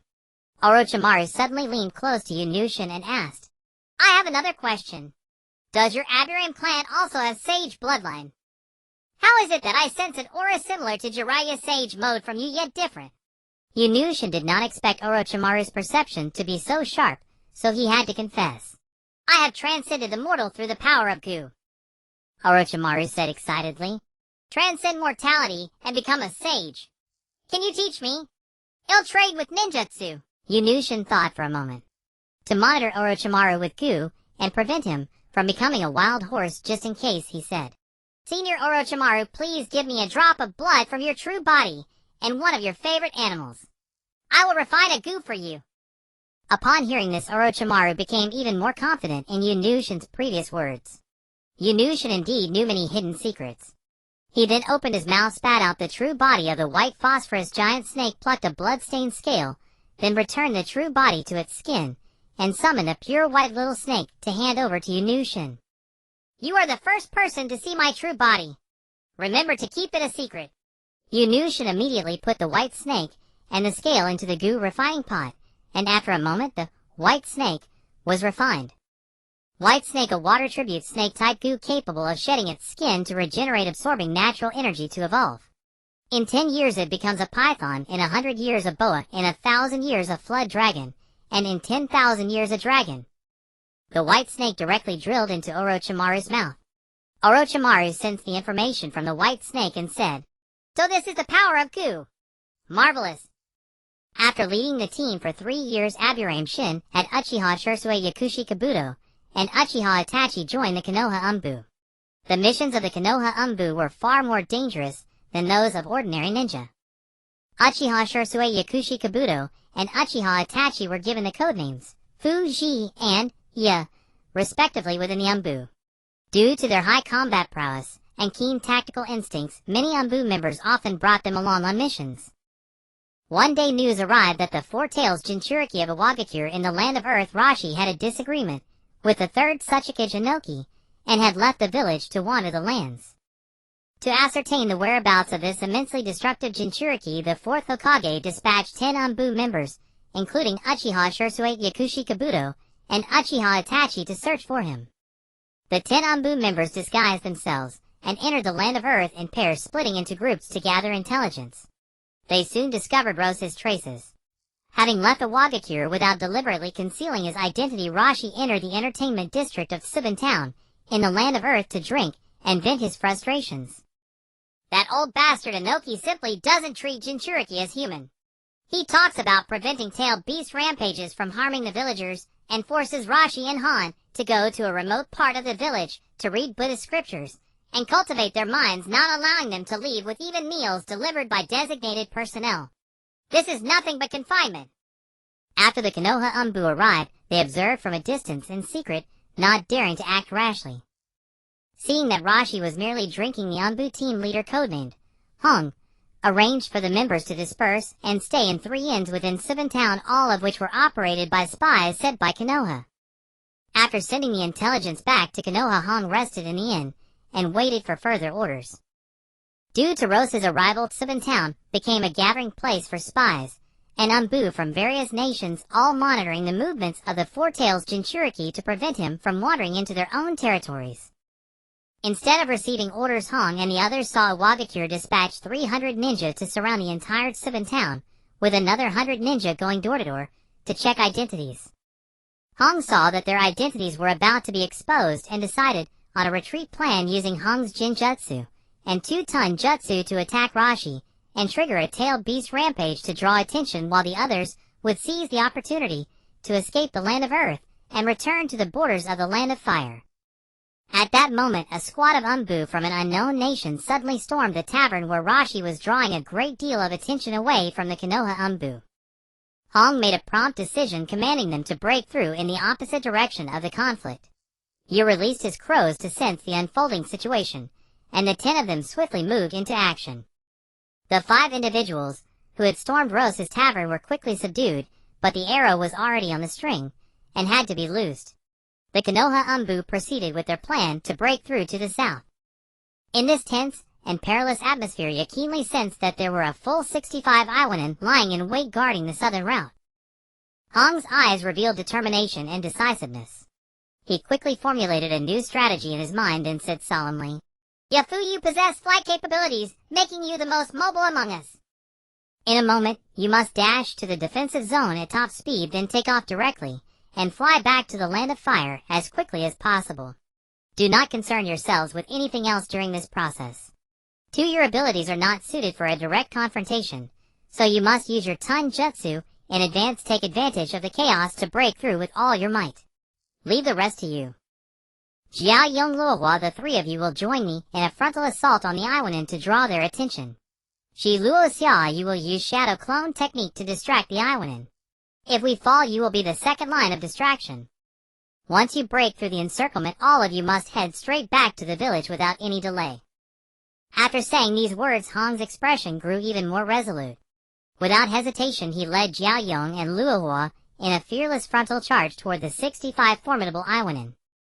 Yong and Luohua worked together to unleash the fire-release Great Fire technique. The fierce flame swept toward the Iwanin forces, like a roaring beast momentarily blocking their view. The Iwanin forces, as expected of a well-trained and coordinated elite unit, quickly reacted. The frontline ninja promptly used Earth-Release Earth Rampart technique to erect sturdy barriers, successfully stopping the blazing flames. Meanwhile, the rearline ninja wasted no time in drawing kunai shuriken and other projectiles, launching long-range attacks at the charging ninja. Ya and Fu, with powerful wings sprouting from their backs, soared into the sky at this critical moment, rushing toward the heavens. They knew in their hearts that this was a path to survival carved out by the sacrifices of others, and they could not waste everyone's goodwill. Hong's eyes sharpened. He instantly cast a Jinjutsu, firmly immobilizing the three ninja in front of him. Then, with a kunai in hand, he moved like lightning, and with a faint sound, he swiftly slashed their necks, cleanly dispatching them. At the same time, Jiao executed a Aido slash, the powerful sword energy, killing one opponent instantly. Then, using the body flicker technique, he deftly maneuvered among the Iwanin forces, making himself difficult to track. Ji Luo and Xiao were not to be outdone.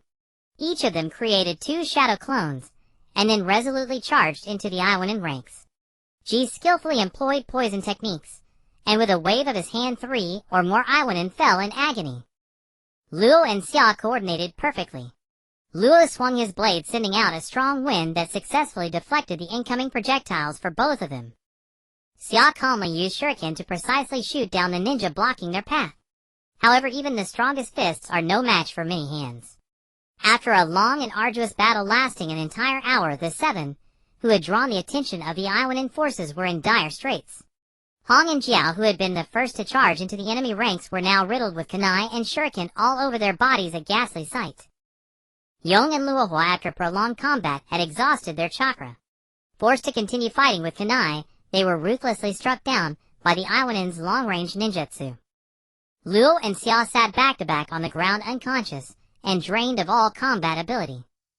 As for Ji, he lay on the ground. When the Iwanin cautiously approached to inspect his body, suddenly burst into a cloud of greenish poison mist. It turned out that his original body had long since escaped, using the Earth Release technique, vanishing without a trace.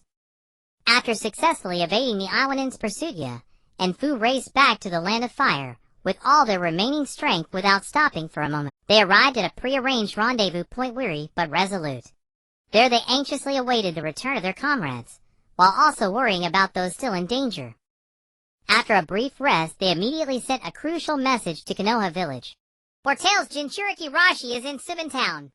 400 Iwanin has surrounded the town, requesting reinforcements." After sending the message, they waited nervously at the rendezvous point, hoping that Konoha's reinforcements would arrive as soon as possible to rescue any other comrades who might be trapped in Subin town. However, time passed slowly. They waited at the rendezvous point for 3 agonizing days. Every second of those 3 days was a torment for them.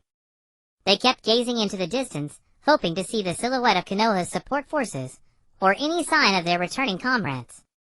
In the end, only Tu and Ji managed to escape from the Iwanin forces and reunite with them after countless hardships. Tu's appearance was somewhat disheveled, his clothes torn, with a complex expression of fatigue and relief on his face. She also looked utterly exhausted, still bearing the marks of battle, clearly having endured numerous dangers during his escape. Their return brought some comfort to Ya and Fu, but also heightened their concern for the safety of their other comrades and the situation in Subin town. Tu, now acting as commander, decided that the entire group should rest and await further orders from the Hokage before taking any action. The reinforcements from Konoha, led by Shin, who was aware of the incident, arrived at the assembly point with 20 Konoha ninjas. Inazuka Su, who had nothing better to do, also tagged along. Shin first checked the physical condition of the 4, then issued orders. "The mission to investigate the whereabouts of the 4-Tails Jinchuriki is complete. Tahiru Bat and Crow, temporarily set aside your A and BU identities and accompany the Konoha envoy to the land of Earth for negotiations in exchange for the return of Red Rin Brave, Falling Flower Luo, and Xia to Konoha. Subsequently, Yuin Shin submitted a diplomatic application to the Stone Village of the Land of Earth. Upon receiving permission, he led the envoy team into the Land of Earth in a grand procession. The stone village situated on the vast expanse of the Land of Earth exuded a rugged and resolute aura. From afar, the towering rocky mountain ranges undulated like the backbone of the earth, forming a natural barrier for the stone village. Some of these mountains were steep and perilous, piercing the clouds like sharp swords. Others were gentler, covered with a thin layer of vegetation that glittered with a unique luster under the sunlight. Entering the stone village, the first sight to greet the eyes was the tall buildings constructed from solid rock. The houses were arranged in an orderly manner with thick and sturdy walls that seemed to narrate the unyielding character of the stone ninjas. The streets were paved with smooth stone slabs, not as delicate as those in other villages, yet possessing a simple, unadorned beauty. At the center of the village stood a massive statue, a symbol of the stone village's heroes throughout the ages. Carved from solid rock, the statue's lines were sharp and powerful, embodying the bravery and tenacity of the stone ninjas. In the surrounding plaza, ninjas clad in red attire moved swiftly, their eyes revealing determination and decisiveness as they passed through. After settling into the stone village's guest house, Yuin Shin and his party awaited an audience with the third Tsuchikage Inoki.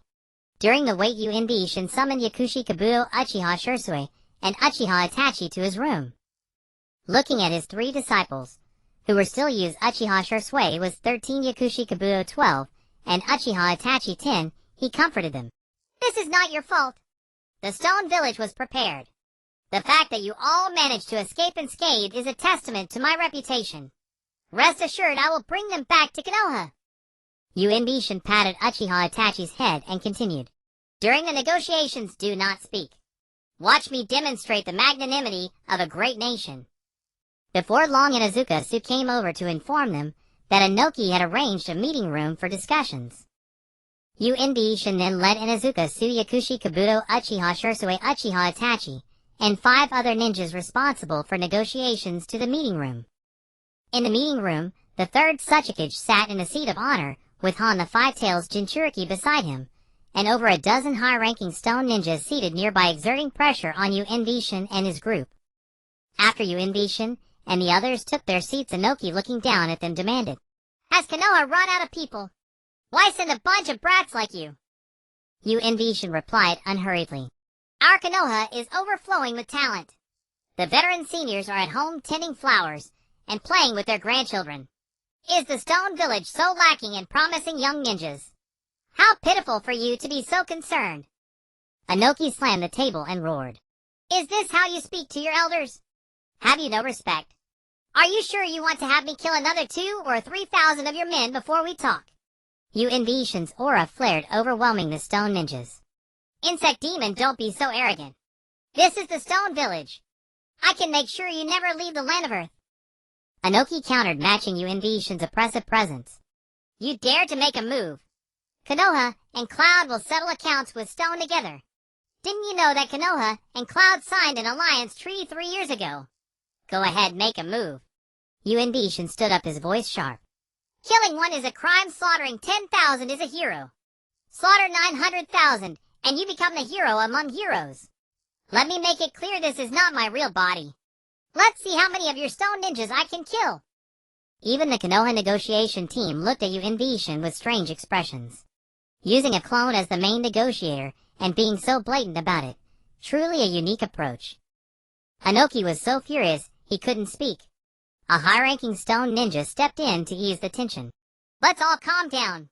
We are here today to resolve issues through negotiation, not to create new ones." This provided a way out for both sides. "Insect demon brat, tell me, what is the purpose of your visit?" Inoki's attitude remained condescending. Yuin Shin produced a document and stated, "First, the war has been over for a long time. The Land of Fire intends to sign an alliance treaty with the Land of Earth, so we can stop wasting manpower on the border and develop together. Second, keep your Jinchuriki in check, so they don't wander into the Land of Fire unless something unfortunate happened. Third, hand over the 6 ninjas who were sightseeing in our territory a few days ago, so I can take them back to Konoha." Inoki remained silent. The high-ranking stone ninja had to pick up the conversation. The first and second points can be discussed slowly. But as for the third, a lot of ninjas showed up in our territory a few days ago. We're not sure which ones belong to Konoha. Shin pointed to Inuzuka Su Yakushi Kabuto Uchiha Shursui and Uchiha Itachi, instructing them. Go with the stone ninjas to bring them back to the guest house. We'll return after finishing the agreement discussions. Subsequently, Inuzuka Su Yakushi Kabuto Uchiha Shursui and Uchiha Itachi followed a stone ninja to the hospital, while Shin and the 5 negotiation envoys remained in the meeting room to discuss the alliance treaty. Inuzuka Su Yakushi Kabuto Uchiha Shursui and Uchiha Itachi entered the hospital with grave expressions. They first went to the general ward, where they saw Luo and Xia, who were relatively lightly injured. Although the two were in poor condition, they could still walk with difficulty. Then they moved to the intensive care unit, where they found Brave and Falling Flower severely injured with multiple fractures and ruptured internal organs, their lives hanging by a thread. However, they could not find Red and Ren anywhere, which filled Yakushi Kabuto Uchiha Shursui and Uchiha Itachi with a sense of foreboding. They searched everywhere, and finally found the bodies of Red and Ren in the mortuary. The sight was heartbreaking. Their bodies were almost entirely mangled, a horrific scene. Tears welled up in Uchiha Shizui's and Uchiha Itachi's eyes. In their emotional turmoil, their eyes instantly transformed into the Mangekyo Sharingan. Yakushi Kabuto could not suppress his grief either, tears streaming down his face. They silently stared at the bodies of Red and Ren, their hearts filled with pain and rage. Yakushi Kabuto forced himself to suppress his sorrow and took over the treatment of Brave and Falling Flower. Inuzuka Su along with Luo and Xia and Uchiha Itachi waited outside the operating room. Uchiha Shursui returned to the meeting room to inform Shin of the news. Upon learning of the SIXS situation, Shin, though mentally prepared, could not help but feel a deep sorrow in his heart. Shin left the negotiation team in the meeting room and followed Uchiha Shursui to the operating room, alone determined to save Brave and Falling Flower's lives. Shin rushed to the operating room, immediately expelled all the Stone Village medical ninjas, leaving only Yakushi Kabuto as his assistant. Then Shin demonstrated the reason behind the moniker, Black Insect Medical Ninja, he had earned during the Second Great Ninja War.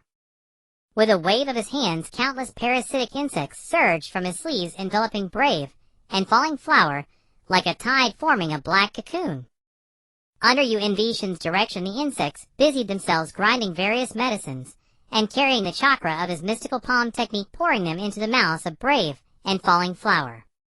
Yakushi Kabuto could even hear the faint sound of bones being repositioned. After Shin successfully delivered all the prescribed medicines into their bodies, the swarm of insects instantly turned into specks of light and vanished without a trace. Yakushi Kabuto quickly stepped forward to examine them, and was astonished to find that the fractured bones of Brave and Falling Flower had been completely realigned and regenerated, and their severely damaged internal organs had been perfectly restored. Now their condition resembled that of two ordinary people in a coma. The medical ninjas of the Stone Village were astounded by Shin's medical techniques regarding the legendary medical ninja, with a mixture of awe and reverence. Shin subsequently arrived at the morgue, gazing at the corpses of Hong and Jiao, and let out a sigh. If even a single breath remained, he was confident he could save them, but alas, he could not seek justice for Hong and Jiao, for both sides had suffered losses, leaving them to lick their own wounds. Shin instructed his parasitic insects to suture the wounds on the two bodies, ensuring they departed intact and returned whole. He sealed the corpses into a sealing scroll and led Inuzuka Su and the others back to the guest house. The ninja codenamed Hong, whose real name was Shirijin Hong, was a renowned illusionary ninja from my village. His daughter was Shiri Hong, who was in the same class as Chimukakaxi. The ninja codenamed Jiao, whose real name was Baiyun Wujian, belonged to a formidable sword-wielding ninja clan. He had a younger brother named Baiyun Zhaojian. The negotiations, laden with numerous treaty clauses, spanned 3 days. Finally, under the watchful eyes of all Rock Shinobi, an alliance agreement was signed stipulating that the Jinchuriki would only wander within the borders of the Tujigua. Shin led the delegation back to Mai as the successor captain of this reconnaissance mission. Tu led his team to bring the bodies back to the Shiri and Baiyun families. The Hokage Bluffing Shuiman also paid a visit and offered compensation for the fallen. Aburame once again began to relish his leisure time. Apart from the secluded Shueiji Gua, the Mai shinobi village of the Hoiji Gua had reached a basic reconciliation and alliance of shared missions with the other three great nations' shinobi villages. Much to his dismay, his tranquility was shattered when Yaoshiro came to him one day bearing a medical report. The medical examinations of Chimukakaxi Yuzibo Daitu Yuzibo Shishue Yuzibo and Yaoshiro himself were all handled by Yaoshiro. The anomalous medical report belonged to Yuzibo, abnormal proliferation of hematopoietic stem cells uncontrollable, and excessive persistent fatigue that failed to alleviate even after rest, dizzy spells, blurred vision, and loss of appetite. These were symptoms of leukemia. Aburame immediately went to personally examine Yuzibo. It was indeed early-stage leukemia. Aburame promptly sought out Xuanhua Jinxinai Bluffing Shuiman Yuzibo Fuyua and Yuzibo Mei-chin, the teachers and parents of Yuzibo, to educate them on the dangers of leukemia and the treatment methods.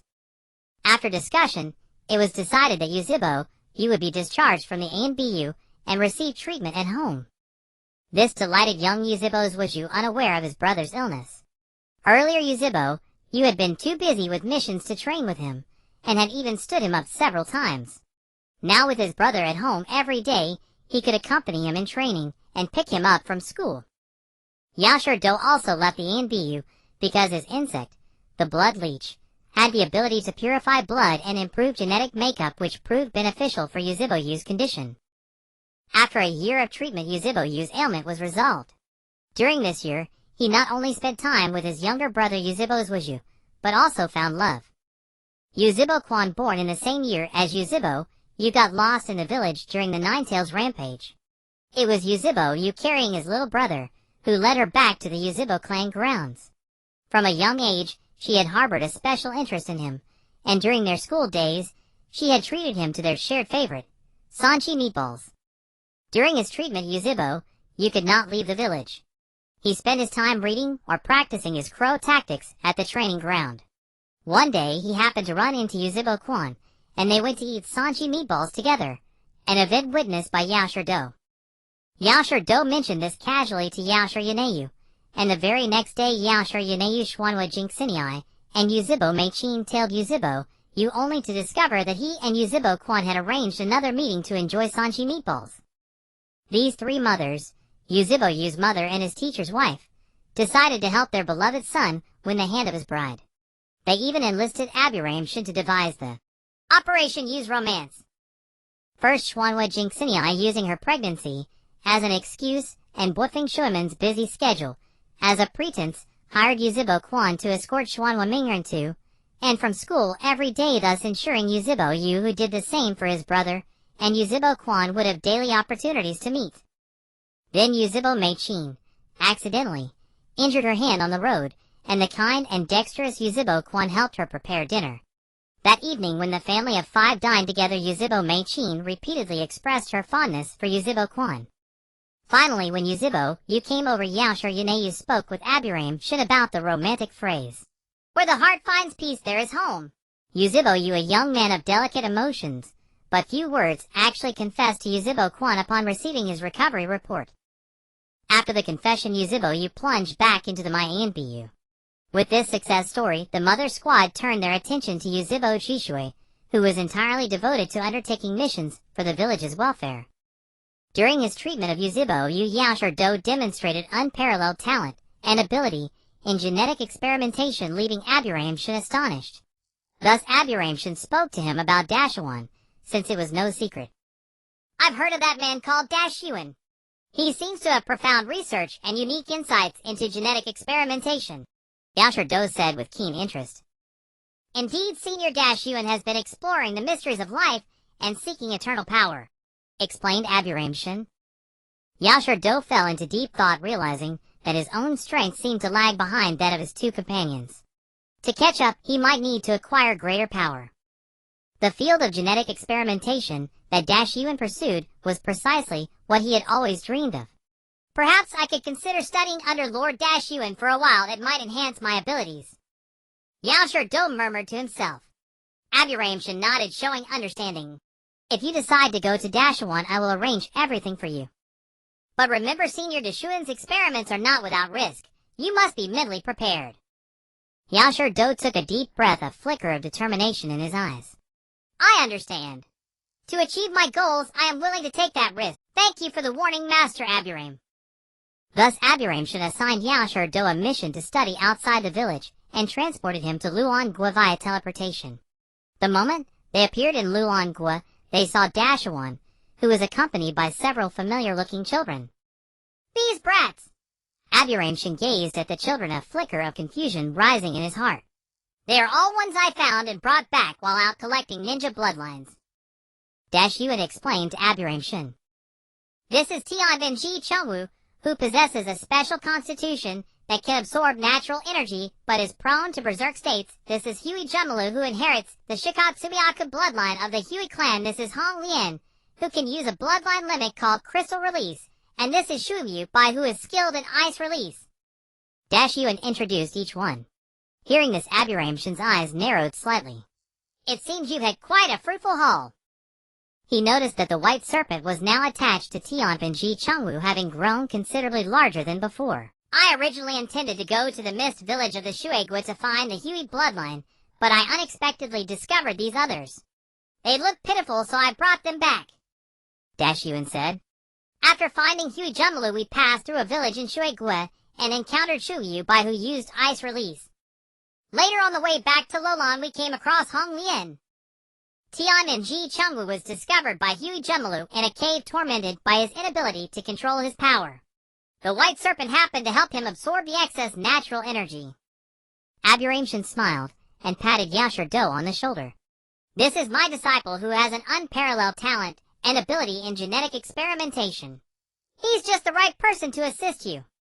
Then Aburame pointed at Hui Jumelu and said to Yashiro, his condition seems similar to Yu's. Show your skills to Senior Dashuan. Yashiro summoned his blood leech to examine Hui Jumelu and discovered signs of bone cancer, indicating that he could treat it. Dashuan applauded in praise. As expected of the black insect medical ninja, you spotted a condition I hadn't even noticed, and you've trained an excellent disciple. At that moment, Aburame produced a sealing scroll and handed it to Dashawan, a mysterious smile on his face. This is blood I retained from the Rishiong and Yuzibo families when they came for medical checkups. But the quantity is limited.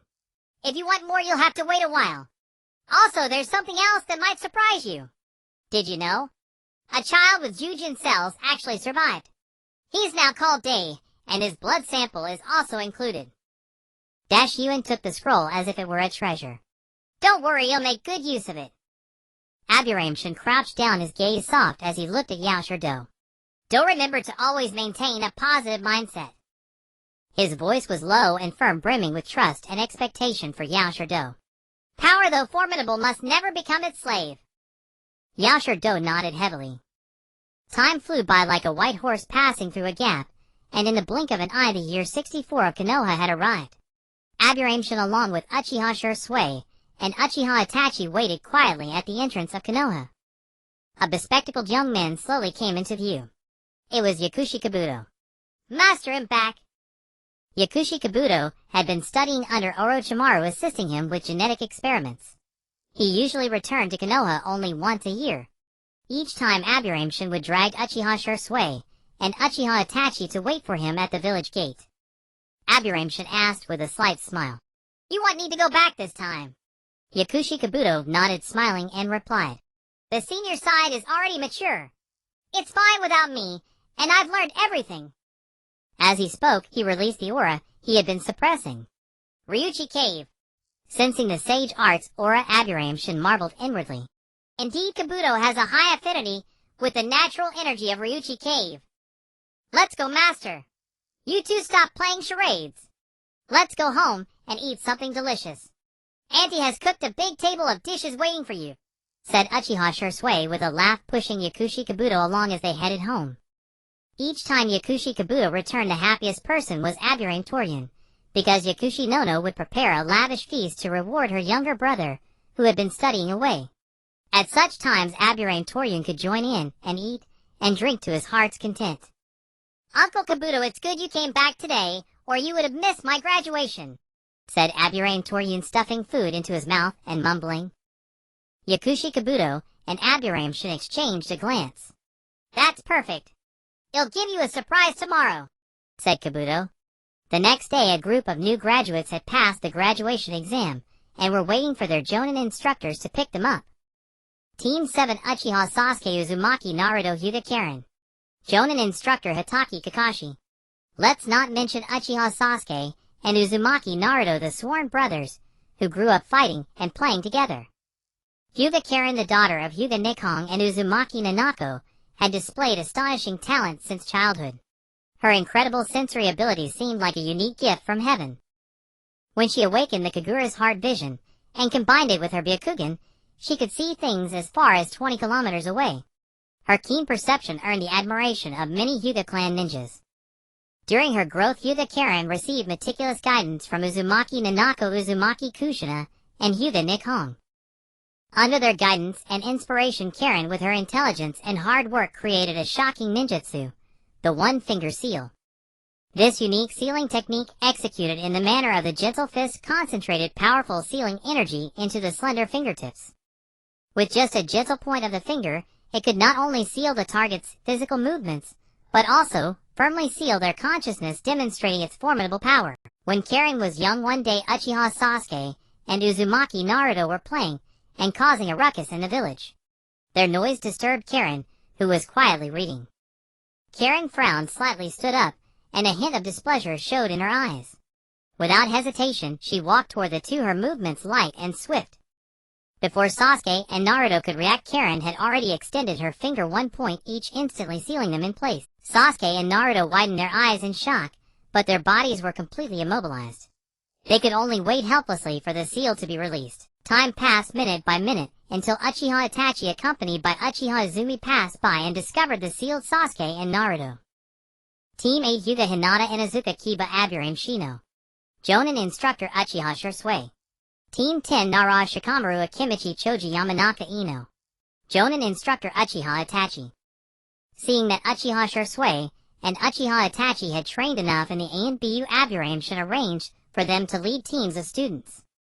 As Aburame Shin's disciple, Uchiha Shursui was well versed in the combat styles of the Hyuga Inuzuka and Aburame clans, enabling him to guide them effectively to become excellent ninjas. Uchiha Itachi was entrusted with high expectations by the elders. With the support of the Nara, Akimichi, and Yamanaka clans, his path ahead would be a little smoother. Team 12 Aburame Toryun Hyuga Niji Inuzuka Sora. Jōnin instructor Yakushi Kabuto. These three children were essentially all personally trained by Aburame Shin. Aburame Toryun, Aburame Shin's biological son, had been bonded with the Lin Huaigu since childhood. He possessed a smaller insect body than the Kakashi, capable of absorbing toxins. Aburame Shin taught him everything he knew, both in tactics and ideology. Inuzuka Sora was the daughter of Inuzuka Su and Shan. As a child, when her pet calico cat was about to die of old age, she cried uncontrollably. Helpless Inuzuka Su brought her to Aburame Shin's house. Aburame Shin said she could only choose one goo insect. The little girl resolutely made a decision that went against her clan's name and chose the cat. Aburame Shin refined the calico into a spirit cat, which was later called the cat ninja of the Inuzuka clan by her peers. The spirit cat was a fire tribute feline goo insect. It granted its host a cat's agility and reflexes, covered the body in chakra flames, and possessed extraordinary regenerative abilities. Hyuga Niji, son of Hyuga Hizashi and disciple of Hyuga Nichong, had been taken to the moon for training by Aburame Shin, and Hyuga Nichong delaying his graduation by a year. Thus he graduated in the same year as Aburame Toryun. However, he had good relationships with Tenten and Rock Lee from the previous year. It could be said that Team 12 was a replica of Aburame Shin's own team. Hyuga Nichong discovered that Hyuga Niji had exceptional talent in the gentle fist within the Hyuga clan. He proposed to Hyuga Hizashi to take Niji as his disciple. Hyuga Hizashi, being the strongest fighter in the Hyuga clan, naturally did not refuse. At the apprenticeship banquet, Hyuga Nichong found Aburame Shin and said, "I feel that my eyes can still evolve, but I just can't break through. Do you have any solution?" Aburame Shin looked up at the moon and said to Hyuga Nichong, "Search your clan's records to find a way to the moon." Let's go to the moon together. There is a branch of your Byakugan there. After Uchiha Madara awakened the Rinnegan and summoned the Gedo statue, the shell of the 10 tails from the moon to the ninja world, the Otsutsuki clan, who witnessed this, fell into disagreement. The branch family believed that the world created by the Sage of Six Paths had been plagued by war for 1,000 years, and was a failure, and should be destroyed. The main family advocated for peace. Thus war broke out between the main family and the branch family.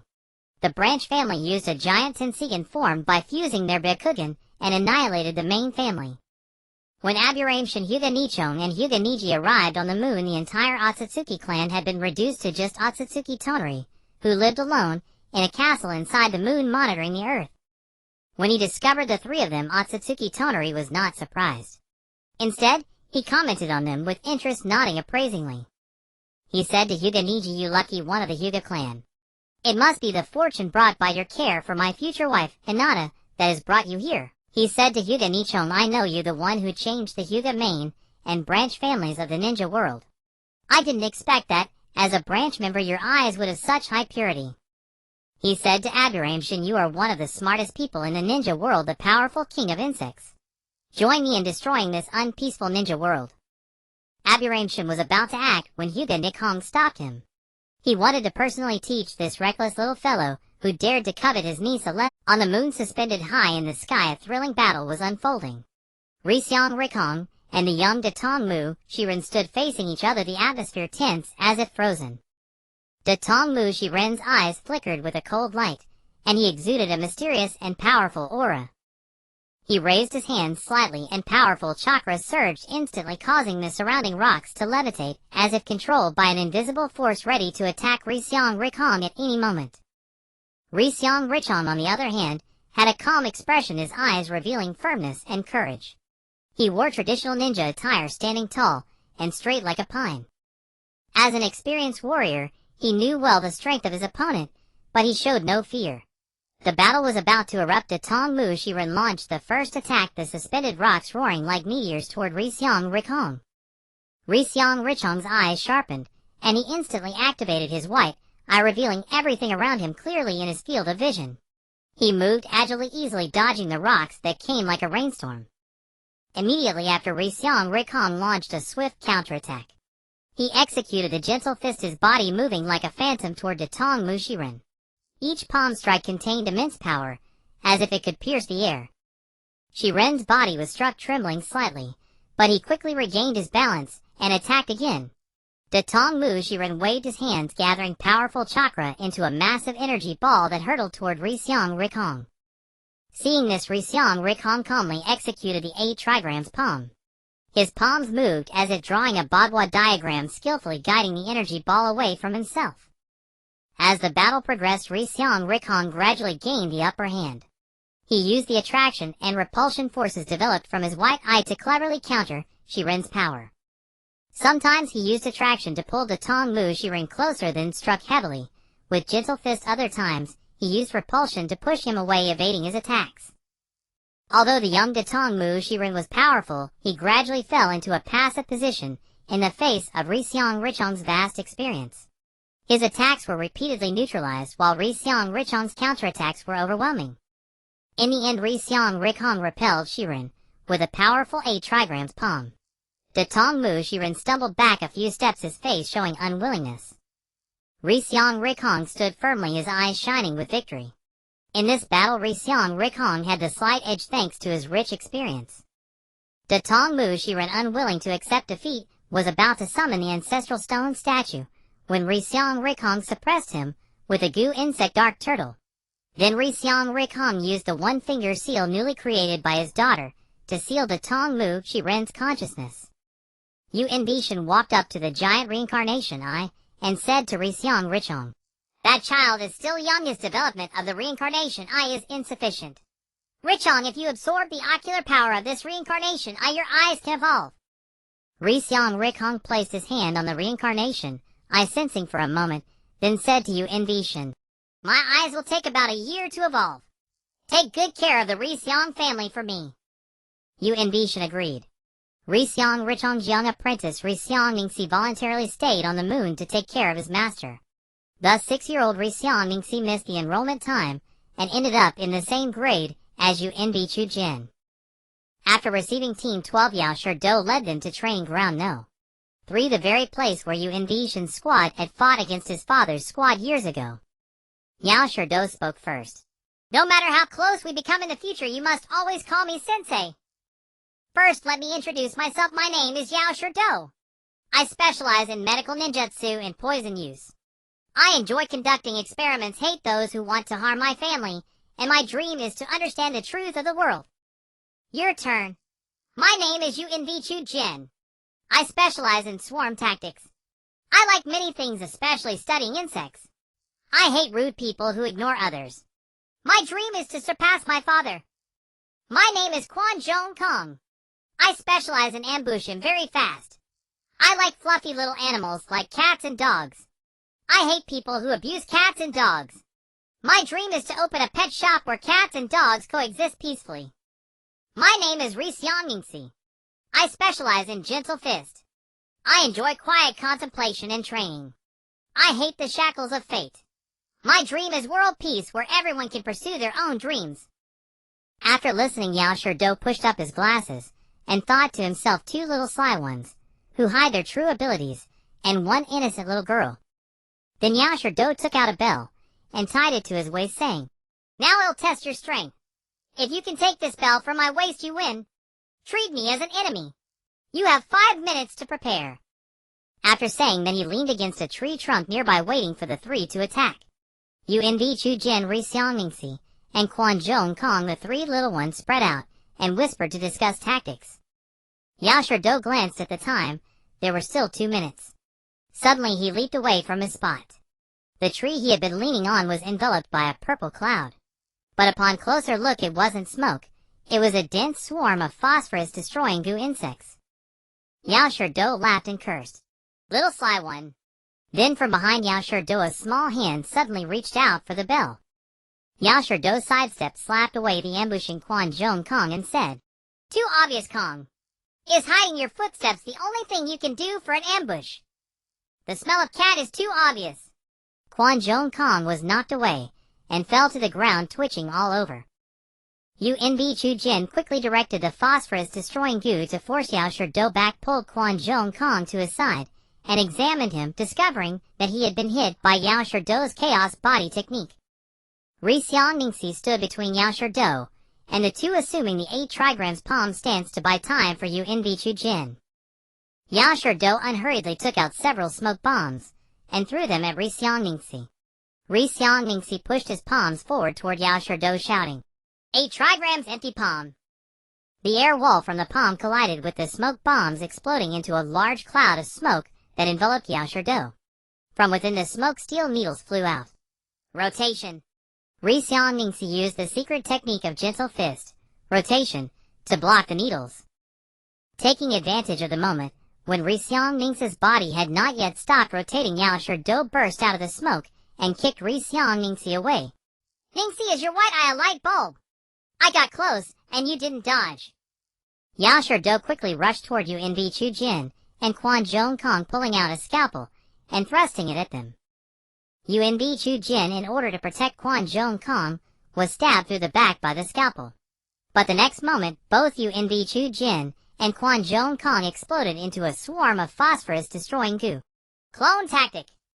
The phosphorus-destroying goo surrounded Yao Shirdo, but Yao Shirdo also exploded into a cloud of poisonous mist. The same. Clone tactic. The phosphorus-destroying goo swarm absorbed the poisonous mist and grew even larger. Just as Yunbi Jin was about to crush Yao Shirdo with a swarm, he heard Yao Shirdo say, Jin, did you not listen properly when your mother taught you about medicinal properties? What? Yunbi Jin was startled. Why did Yao Shirdo bring that up? At that moment, Kong, who had just recovered from the chaos body technique, had a flushed face and was gradually losing consciousness. Yunbi Jin realized what was happening and jumped away from Kong, also pulling Ningxi away. He quickly begged for mercy. Teacher Do, we surrender, we lost. Uncle Do, spare us, give us the antidote quickly. Ningxi looked at Yunbi Jin in confusion, not understanding why they gave up so easily. Yunbi Chujin picked up the steel needles that had fallen to the ground and showed them to Ri Xiangmingxi. The steel needles had several small holes at the tail from which wisps of fine smoke drifted out. These were specially made hollow needles containing small incense sticks mixed with drugs. The medicinal properties of the incense spread through the smoke, making it impossible to guard against. To make it worse, Yashirdo had not only placed poison and sleeping drugs, but also outrageously a specially made aphrodisiac. The Quanzhong clan's sense of smell was 10 times more sensitive than ordinary people, so Quanzhong Kong was the first to be affected. Since it was not a poison, even Yunbi Chujin could not neutralize it. Yashirdo shook his head and sighed. Just giving up like this. Chujin, you still want to surpass Master Shin. You're far from it. Then he threw 3 pungent smoke bombs at the 3 of them, dispelling the drug effects. At the same time, a loud crash came from the Huiying's office. Gang Shou had smashed the table. It turned out that during the new generation's graduation, a group of Muyi high-ranking officials were observing the various teams through the telescope technique in the Huiying's office. Seeing Yao Shirdo's actions, Gang Shou was furious. She grabbed Yunbi Shin by the collar and demanded, "Is this how you teach your disciples? One uses Jinjutsu to make team members paranoid, another uses speed to beat them into doubting their existence, and the third actually uses aphrodisiacs on his team members. All 3 are your disciples. What have you taught them?" Yunbi Shin looked up at the sky and muttered, "I'm tired. Let's just end it all." Although the teaching methods of Yakushi Kabuto Uchiha Shursui and Uchiha Itachi seemed absurd, the underlying intention was to foster growth through practical combat. Team Kabuto Aburame Shino Hyuga Niji Inazuka Kiba. The 3 worked in perfect harmony, with their basic tactic being Aburame Shino hiding in the shadows, to continuously produce a swarm of parasitic insects, Hyuga Niji engaging the enemy hidden, and Inazuka Kiba waiting for an opportunity to strike. This team used the most poison, and even Inazuka Kiba, who disliked reading borrowed medical books from Yakushi no. Team Shursui Hyuga Hinata Inazuka Kiba Aburame Shino. Under Uchiha Shizui's guidance, they used the body flicker technique with the blunt side of a blade to imprint muscle memory, so that whenever an attack came they instinctively dodged and countered. This team had the fastest reaction time. Inazuka Kiba was even learning the body flicker technique, gradually incorporating it into his Fang over Fang. Team Itachi Nara Shikamaru Akimichi Choji Yamanaka Ino. Under Uchiha Itachi's relentless Jinjutsu provocations, they developed a unique set of team signals, using whistles hidden in their mouths to mimic bird calls, thereby conveying messages and distinguishing teammates. This team had the greatest synergy. Nara Shikamaru continually updated his tactical knowledge. Every week these 3 teams would gather for practice sparring, then head to the hot springs together. The teachers exchanged notes on mentoring, while the students banded together to grumble about their mentors' inhumane training methods. Later Team Kakashi and Team Might Guy also joined. Might Guy led Tenten Rock Lee and Sai. Both teams entered a hellish training regime. They sometimes arranged to visit Aburame Shin, who generously offered adjustments to each person's training regimen. After witnessing the gatherings and exchanges of the 5 teams, Minato Namikaze had a sudden inspiration to convene all the villages of the shinobi world, with the higher-ups discussing the development of the ninja world, and the jōnin sparring and communicating with each other. This would greatly reduce conflicts caused by lack of communication. Thus Minato Namikaze summoned the strategy department to plan a grand assembly of the entire shinobi world. Aburame Shin proposed hosting a joint chōnin exam, which would allow the leaders of various nations to gather and watch the selection matches of the jōnin, while also showcasing Konoha's strength and promising future. Nara Shikaku believed this proposal could gauge the attitudes of the other nations toward Konoha. Soon the strategy department drafted the joint chōnin exam plan, which was reviewed and stamped by the 4th Hokage Minato Namikaze before being issued. The entire village of Konoha responded swiftly, participating in the preparations in an orderly fashion. After Minato Namikaze and Tsunade notified the Fire Daimyo, they received a substantial budget. The Fire Daimyo intended to invite nobles from other countries to visit and open gambling parlors with wealthy merchants from various nations. As a result, Konoha received many international notification and escort missions. Aburame Shin designed the content of the chōnin exam, a written test assessing basic ninja knowledge and tactical acumen, a survival battle in the forest of death to test wilderness survival skills, and 3-man team battles, and unknown duels for the audience to watch. The Sand Village of the Wind Country sent 36 jōnin, the Grass Village sent 12, the Rain Village sent 15, the Star Village of the Bear Country sent 12, the Luon Village of the Luon Kingdom sent 6, with a smiley face emblem. The Waterfall Village sent 3, and the Kozakura Village sent 3. Together, with the host Konoha's 39 jōnin, there were 126 participants in the Konoha Joint Chunin exam. The Rock Village refused to participate. As the third Tsuchikage Inoki put it, "Why should everyone go to Konoha? Does Konoha want to declare itself the strongest in the ninja world? If they want to hold an exam, let it be held in the land of Earth." The Cloud Village expressed the same refusal. The Mist Village of the Water Country did not participate due to its isolationist policy. In the second year after Aburame-shin arranged for Yakushi Kabuto to study under Orochimaru, the Luon Kingdom established diplomatic relations with the Fire Country. Aburame-shin along with Minato Namikaze Tsunade and Uchiha Fugaku went to resolve the misunderstandings with Orochimaru. They explained that Orochimaru was merely a tool used by Shimura Danzo to study bloodlines. Now Orochimaru was serving the Luon Kingdom, using technology to improve the living environment of Lolon, having turned over a new leaf. With the assurances of Aburame-shin and Queen Saga of Lolon, the fourth Hokage Minato Namikaze revoked Orochimaru's status as a missing nin. Jiraiya also went to investigate Lolon, where he met Nagato, and learned of Orochimaru's peaceful philosophy of using technology to change the environment. Jiraiya conducted an in-depth investigation into the unusual circumstances of Orochimaru and Nagato in the Luon Kingdom. As the investigation progressed, Aburame-shin realized that things had reached a point where he had to reveal everything. With a grave expression, Aburame-shin found Jiraiya and Minato Namikaze. Taking a deep breath, he said, "Master Jiraiya Minato, there are things I must tell you. The current situation is extremely complex. Uchiha Madara is plotting a Moon Eye plan, and if it is carried out, the consequences would be catastrophic. Moreover, there is a heartbreaking matter. Shimura Danzo, in collusion with Hanzo of the Salamander, persecuted Nagato Konan and the others. Many conspiracies lie behind this." Jiraiya's brows furrowed in shock. What? Danzo dared to commit such a despicable act? And Uchiha Madara's Moon Eye plan, what is it all about? Aburame-shin explained in detail Uchiha Madara's Moon Eye plan, including the threat of Nagato's Rinnegan. Minato Namikaze interjected, "Then what should we do now?"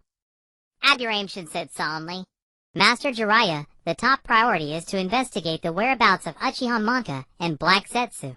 Uchiha Manka possesses the Mangekyo Sharingan, whose ability is Ame no Minaka, allowing him to accelerate and reverse time. He is extremely dangerous. As for Black Zetsu, its abilities are also formidable. I have dossiers on Uchiha Manka and Black Zetsu's abilities. I will hand them over to you now." Jiraiya took the documents, flipping through them with a growing seriousness. "It seems we must act quickly before their schemes succeed. Minato returned to Konoha and bolster our defenses. I will travel the shinobi world to track them down." Minato Namikaze nodded. "Very well, Master Jiraiya. Please be careful. I will await your news in Konoha." Jiraiya clenched his fist, speaking with determination. "Rest assured, I will find them for the sake of world peace." After spending a day with Nagato, Jiraiya set out on a challenging investigative journey. Once the conflicts in Konoha were resolved and Jiraiya's investigation was underway, Orochimaru continued his bloodline experiments in a secret laboratory. He successfully cultivated Hagoromo Jin, a fusion of Senju and Uchiha bloodlines, and Hagoromo Shin, a fusion of Hyuga and Kagaya bloodlines. For this Chunin exam, the Luon Kingdom sent 27 participants: Kagaya Kimimaro leading Haku Hagoromo Jin, and Hagoromo Shin Haiden leading Kadamaru Taiyuya, and Sakan Yukon, and Snake Princess leading a 15-person exchange group from Luon Yugo, and Jirobo serving as escorts. Aburame-shin stared at the diplomatic roster from Lolon, sinking into deep contemplation. "Orochimaru, are you sure you're not here to cause trouble? To demonstrate the strength of in this Chunin exam, Shin personally led the guidance of the 15 most promising Jōnin from Yui's new generation. He also had Shimukakaxi teach lightning armor and Thousand Birds to use Zippo's Wuju, and had Bofeng Shuimen recall Zilai to teach Xuan Waming in the summoning technique. The Chunin exam lasts 1 week. The first day is a written test. The second day, morning results are announced, and those who pass enter the Death Forest Survival Elimination Tournament in the afternoon. Only the winners of the Elimination Tournament on the second day can proceed to subsequent matches. On the third day, winners of the Elimination Tournament freely form teams to participate in group team matches. The fourth and fifth days are for battles to determine the champion runner-up and third place.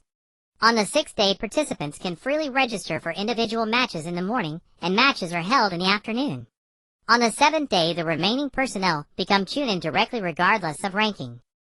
During the week, the various diplomatic delegations can exchange with each other, working together for the development of the ninja world.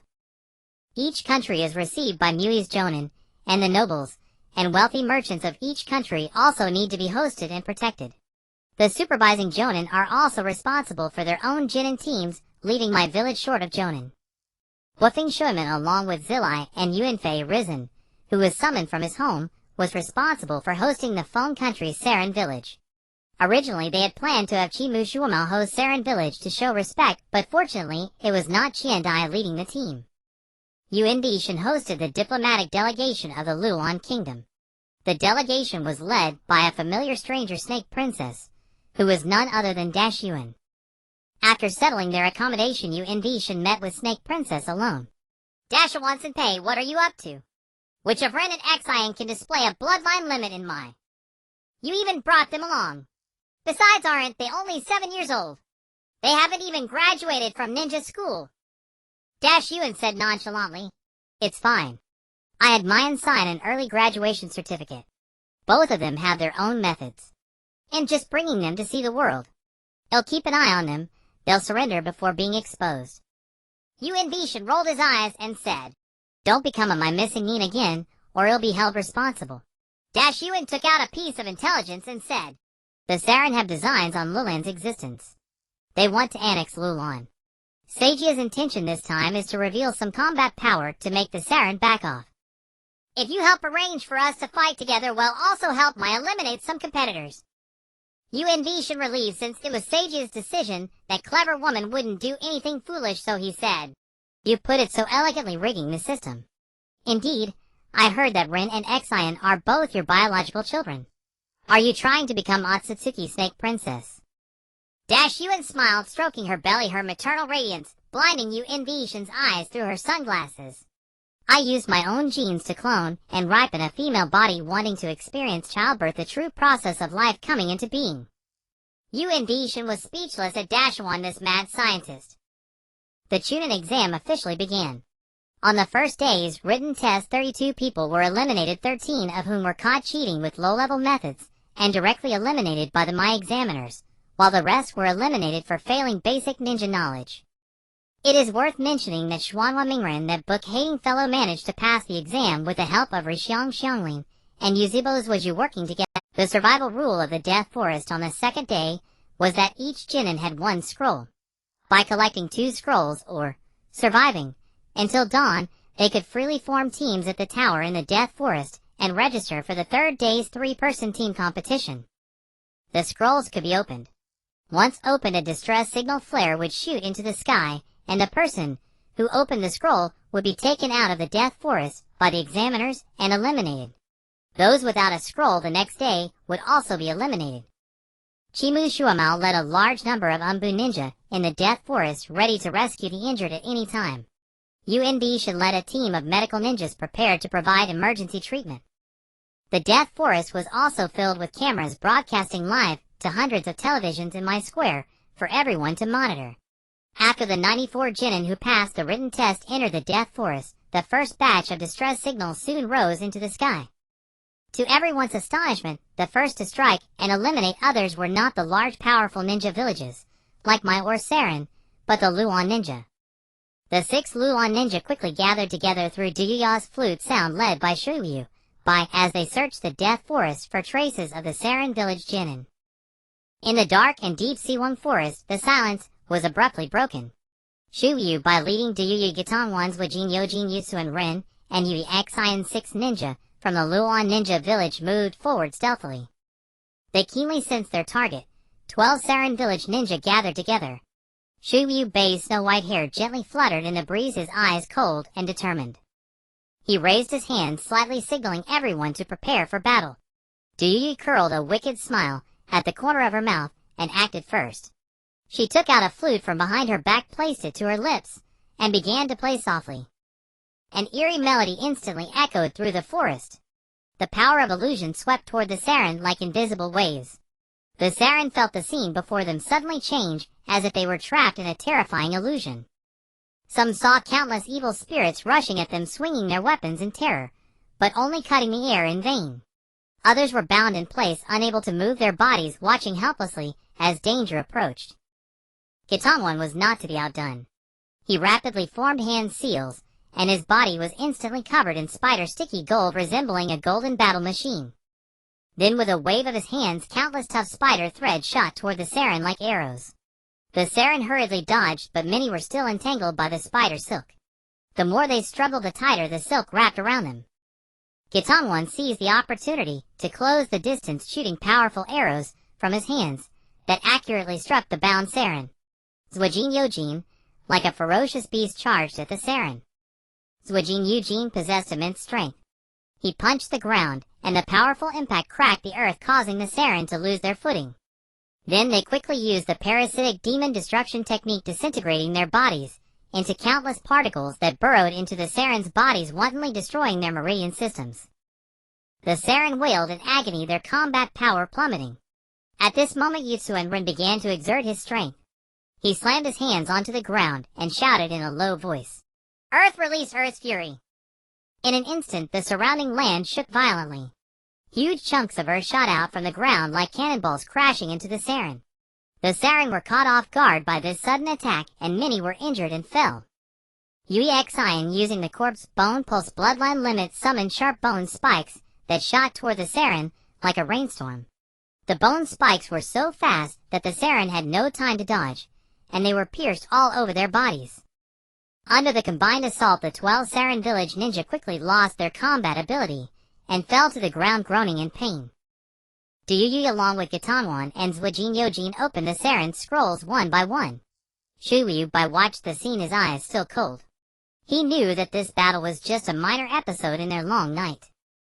They would continue forward to find the Saren village jōnin, fighting for the glory of the Luon ninja village. Soon they discovered another group of Saren village ninja, Wolu Shoju and Kanji Ilang. In the death forest, the tranquility was suddenly shattered. Mizuki led Duyuyi, Gitanwan, Zwajin Yojin, Yumura Jin, and Yui Xian in a quiet search. Finally, they found Gaara, Temari, and Kankuro. The atmosphere instantly grew tense as both sides faced off. The gourd on Gaara's back trembled slightly, and sand began to flow slowly, as if ready to launch an attack at any moment. Temari gripped her fan tightly, her gaze scanning the opposing Luon ninjas with vigilance. Kankuro manipulated his puppet, prepared for battle. Mizuki raised his hand, slightly signaling everyone to be cautious. Duyuyi smirked coldly, tightly holding his flute.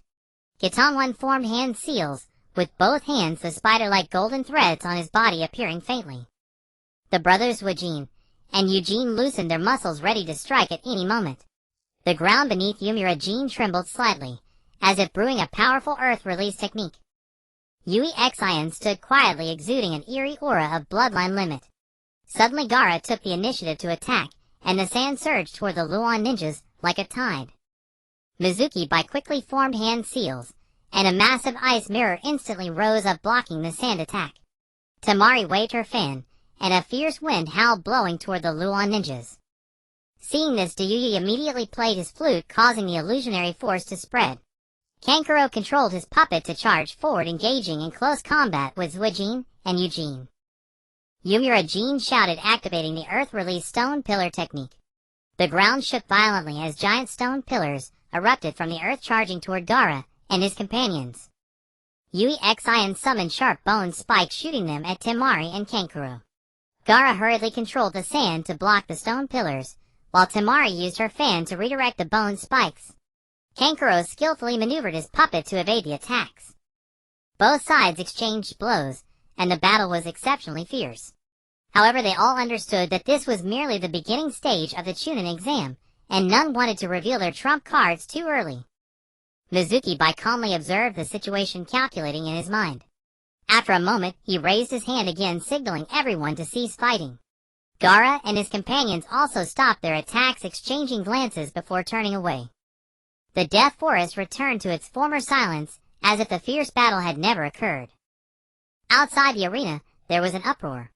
Whether it was the first time the Luon 6 easily defeating 12 Sand Ninjas, or the Luon 6 battling Gaara's team, it was clear that Luon was targeting the Sand Ninjas, and the strength displayed by both sides was far beyond that of mere jōnin.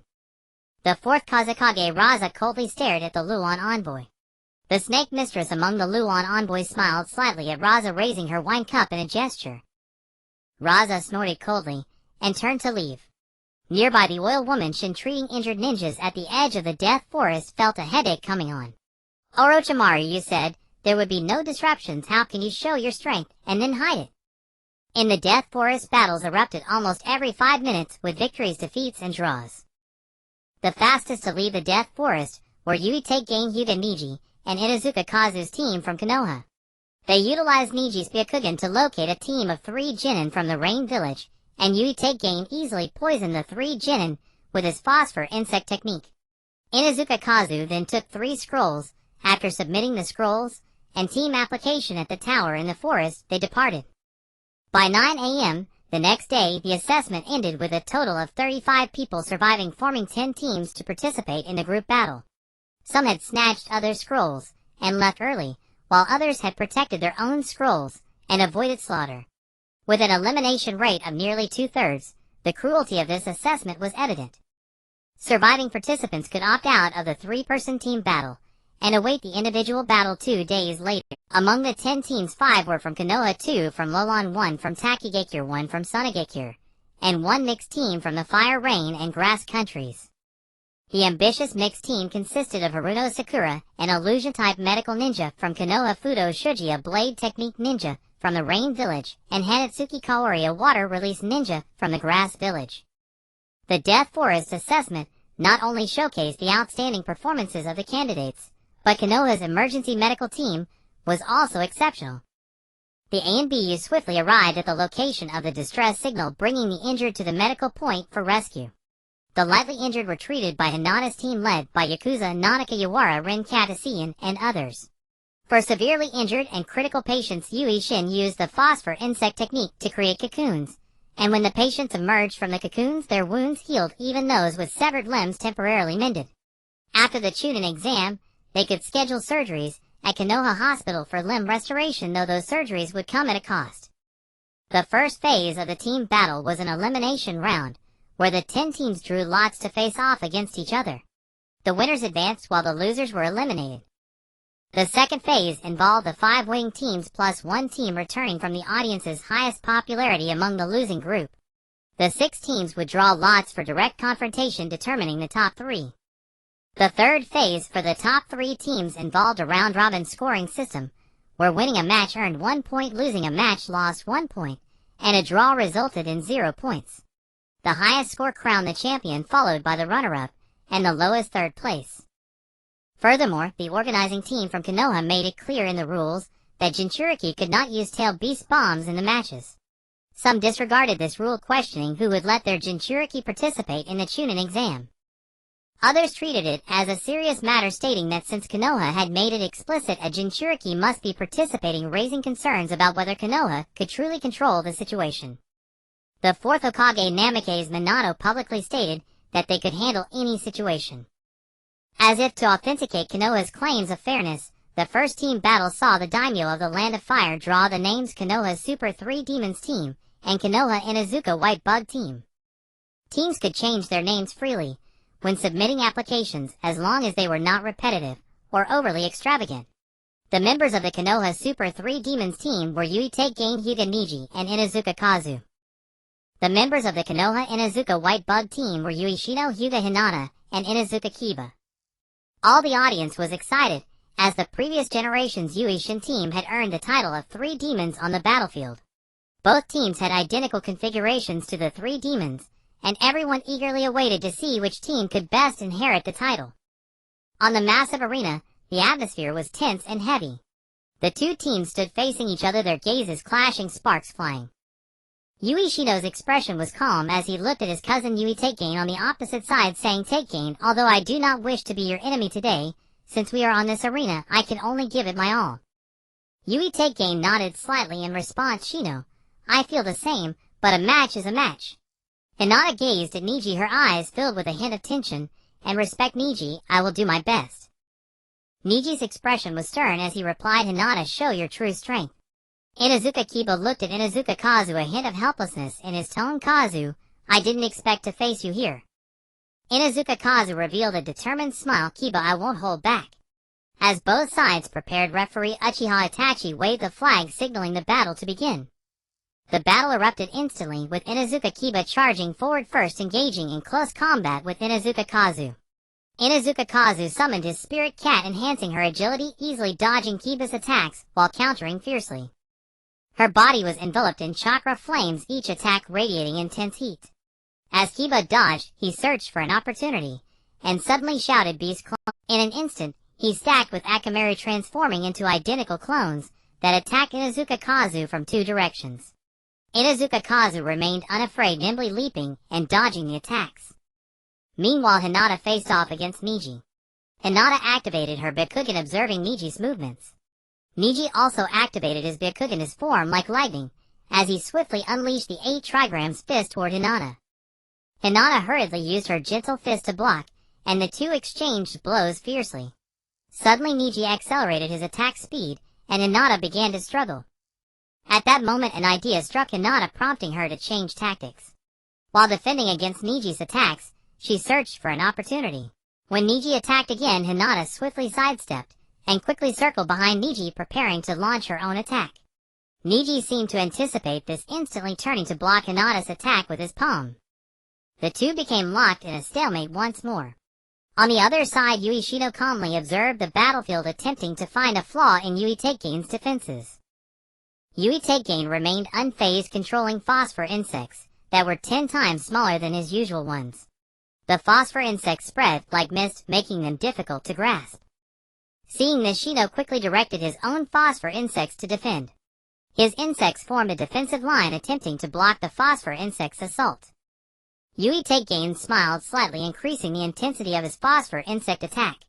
The phosphor insects began to infinitely clone themselves, releasing toxins that gradually filled the entire arena. Realizing he couldn't remain passive, Yui Shino began to devise a strategy. Suddenly he thought of a plan.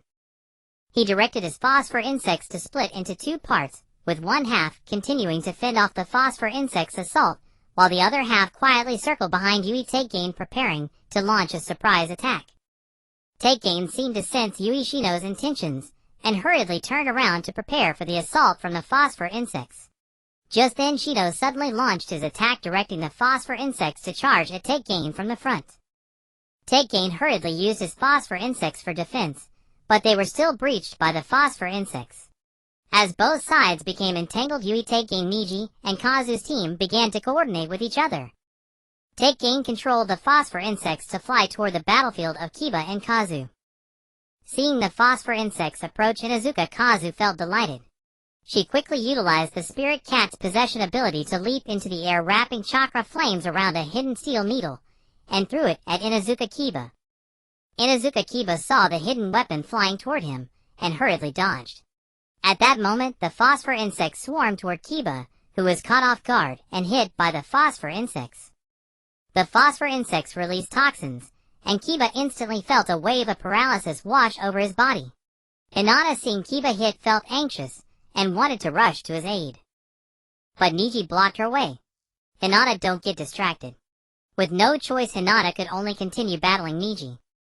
Yui Shino, seeing Kiba struck, felt a tightening in his heart. He knew that if things continued like this, their team would surely lose. Thus, he decided to go all in. He commanded all his phosphor insects to charge toward Yui Teikane, preparing to launch a final assault. Yui Teikane saw the swarm of phosphor insects coming, and quickly used a group of phosphor insects for defense, holding off the attack. Both sides remained in a stalemate, pulling back to opposite ends of the arena. Inuzuka Kiba took the antidote, preparing for the next assault. When the atmosphere was tense, Aburame Torian suddenly bellowed, "Yaosure Plan A!" Hyuga, Niji, and Inuzuka Sora understood tacitly, and stood with Torian in a triangular formation, the 3 of them continuously launching steel needles from their hands. Team Aburane Shino Hyuga Hinata and Inuzuka Kiba had been trained by Uchiha Shursui using the ultra-fast body flicker technique.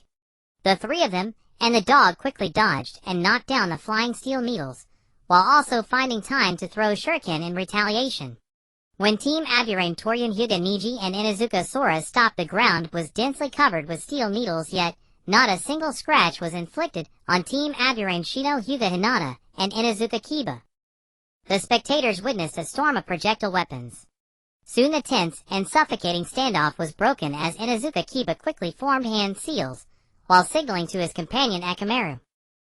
Akamaru immediately understood his master's intent and coordinated closely with Inuzuka Kiba.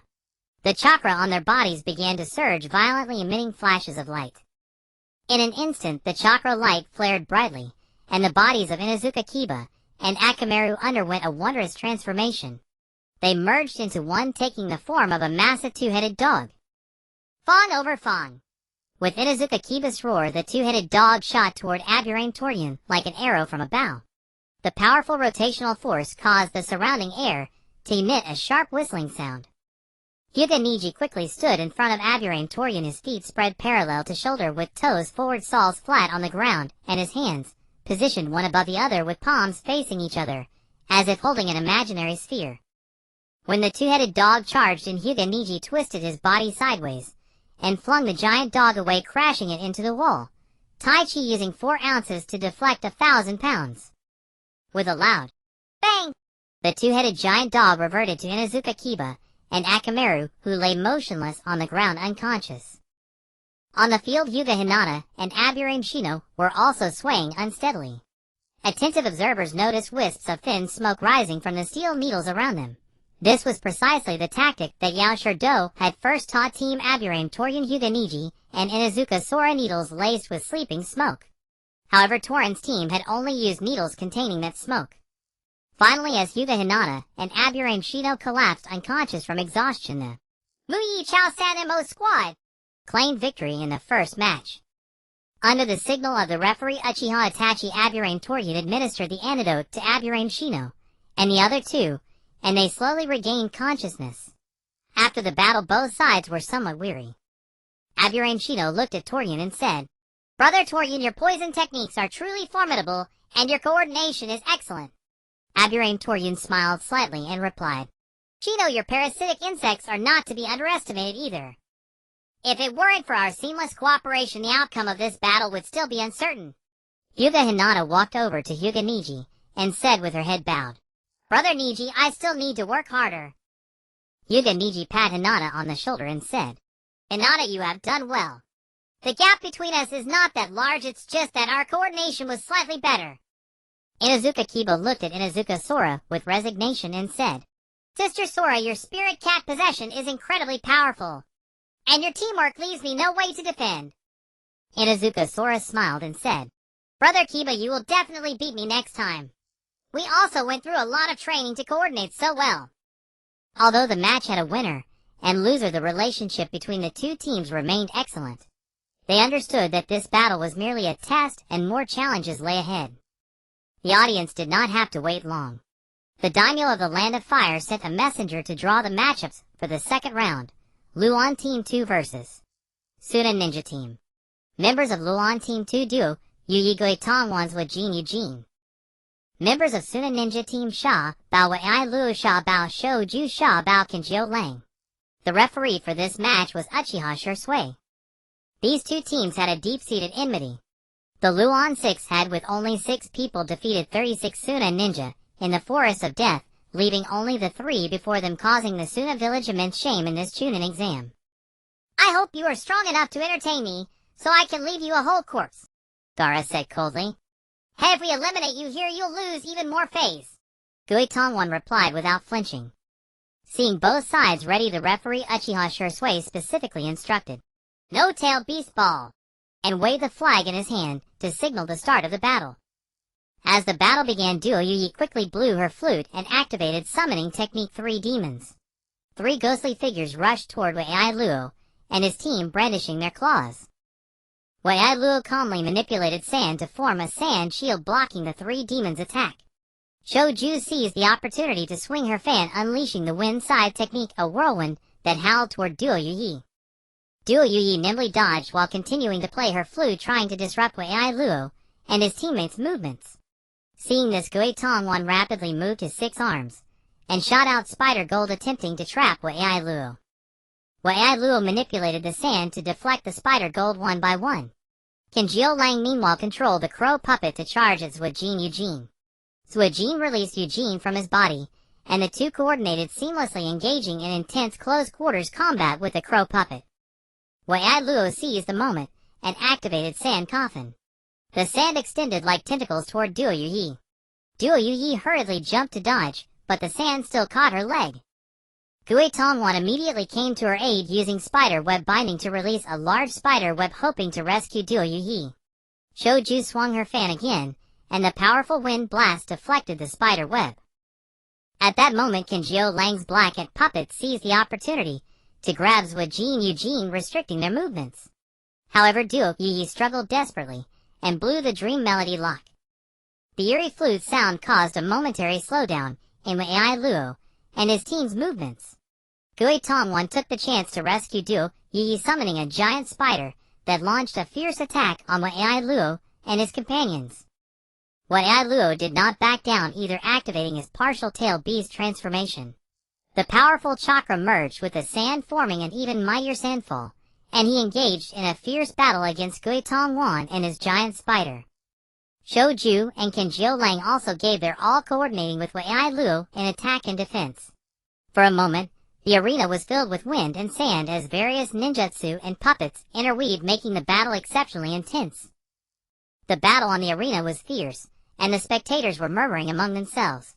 Seeing Gaara's appearance, half his body covered in sand with dark purple patterns, they found it somewhat similar to the legendary One-Tail, the tail beast of Suna Village. This made people wonder if Suna Village had truly sent a Jinchuriki to the Chunin exam.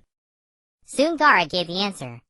Seeing that he couldn't take down the opponent for a long time, he ignored Shoju and Kenjio Lang's protests and formed hand seals, activating the ball sleep technique. Gaara's consciousness fell into sleep, and the One-Tail Shikaku appeared on the scene with a wild roar. Ha ha ha! Am free again! I will destroy everything, ha ha! Just as the audience fell into panic and prepared to flee, the voice of the 4th Hokage came from the loudspeaker. One-Tail, this is the Chunin exam arena. You are not allowed to use the tail beast ball. Otherwise, we will take necessary measures to stop you. The One-Tail laughed wildly. Stop me! Can you? With that, it opened its mouth to prepare a tail beast ball. At that moment, the One-Tail's eyes suddenly turned into cross-shaped Sharingan. It was Uchiha Shursui who had acted. However, he did not use BT Onshin. Instead, he used the pupil power of his Mangekyo Sharingan to drive a Jinjutsu and directly control the One-Tail. The One-Tail dispersed the tail beast ball and stood frozen in place. Suddenly, a giant in green armor appeared and pinned the One-Tail to the ground. This was Uchiha Shizui Susanoo. After subduing the One-Tail, Uchiha Shursui released the Jinjutsu control and warned, You attempted to use the tail beast ball. This is your first warning. Next time you will be disqualified. The One-Tail tried to struggle, but the Susanoo's large hand firmly held it in place. Seeing the situation, the One-Tail nodded, agreeing not to use the tail beast ball.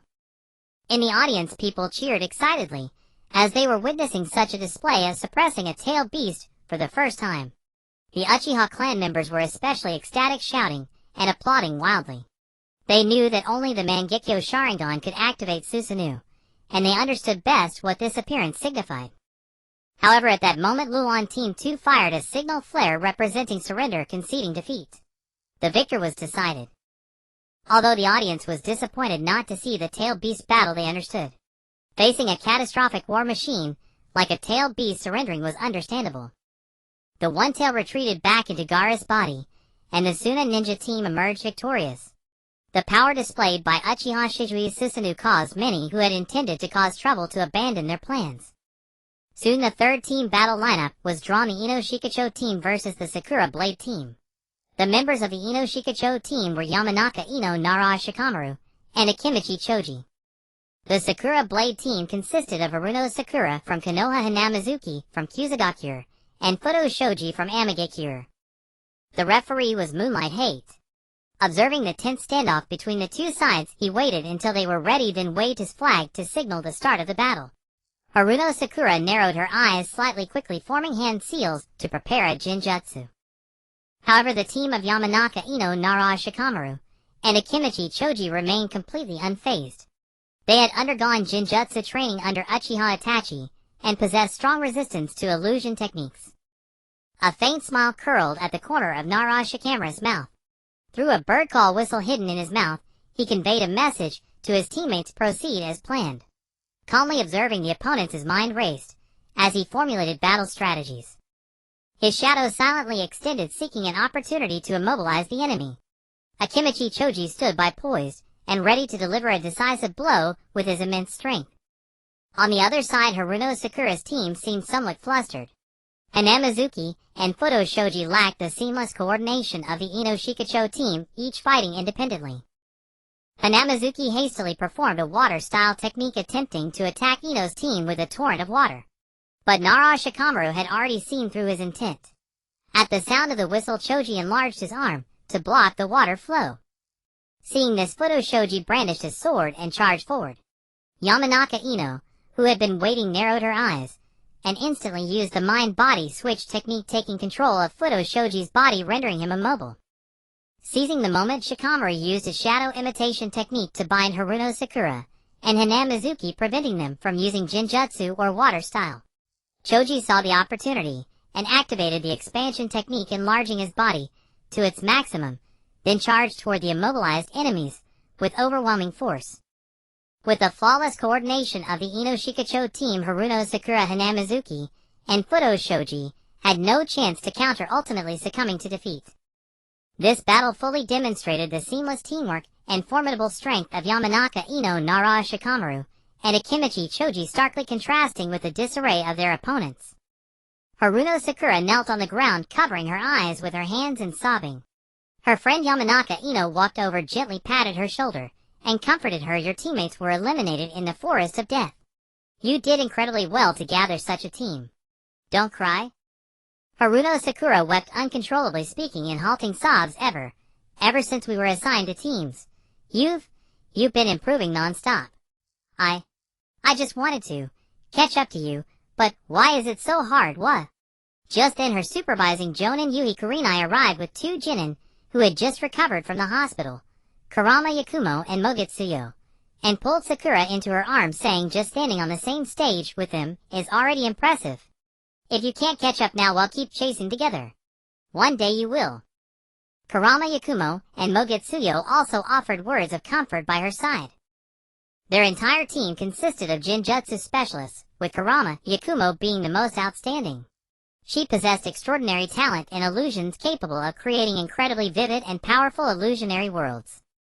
This immense power likely placed a tremendous burden on her body. Overuse of Jinjutsu or prolonged exposure to strong mental forces caused physical weakness, and gave rise to a terrifying inner demon.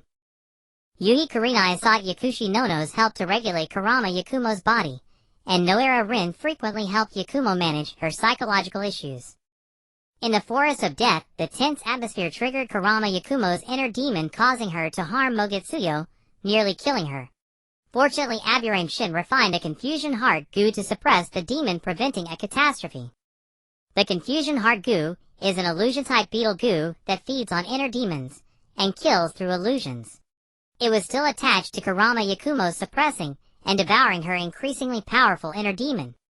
Mogitsuyo's injury and Kurama Yakumo's inner demon rampage caused both of them to be eliminated. Haruno Sakura carried their hopes into the next round of the examination. The next match was between the Luon Team 1 and the Fu Team. Members of Luon Team 1: Haku, Himura Jin, and Himura Shin. Members of Fu Team Fu from Takigakure Jinka and Yoro. The referee was Yakushi Kabuto. Luon Team 1 was a favorite in the team battles. Although Himura Jin and Himura Shin were the youngest participants in this Chunin exam, only 7 years old, Himura Jin's large-scale Earth style, and Himura Shin's dead bone pulse bloodline limit combined with powerful taijutsu made people forget their age and acknowledge their strength. Adding Haku's ice style, the audience had great confidence in them. Even in the outside betting pool, the odds for Luon Team 1 losing were the highest, 1-3. Before Yakushi Kabuto could announce the start, Fu dashed over to Haku and the others and said, "Big sister, little brothers, let's be friends.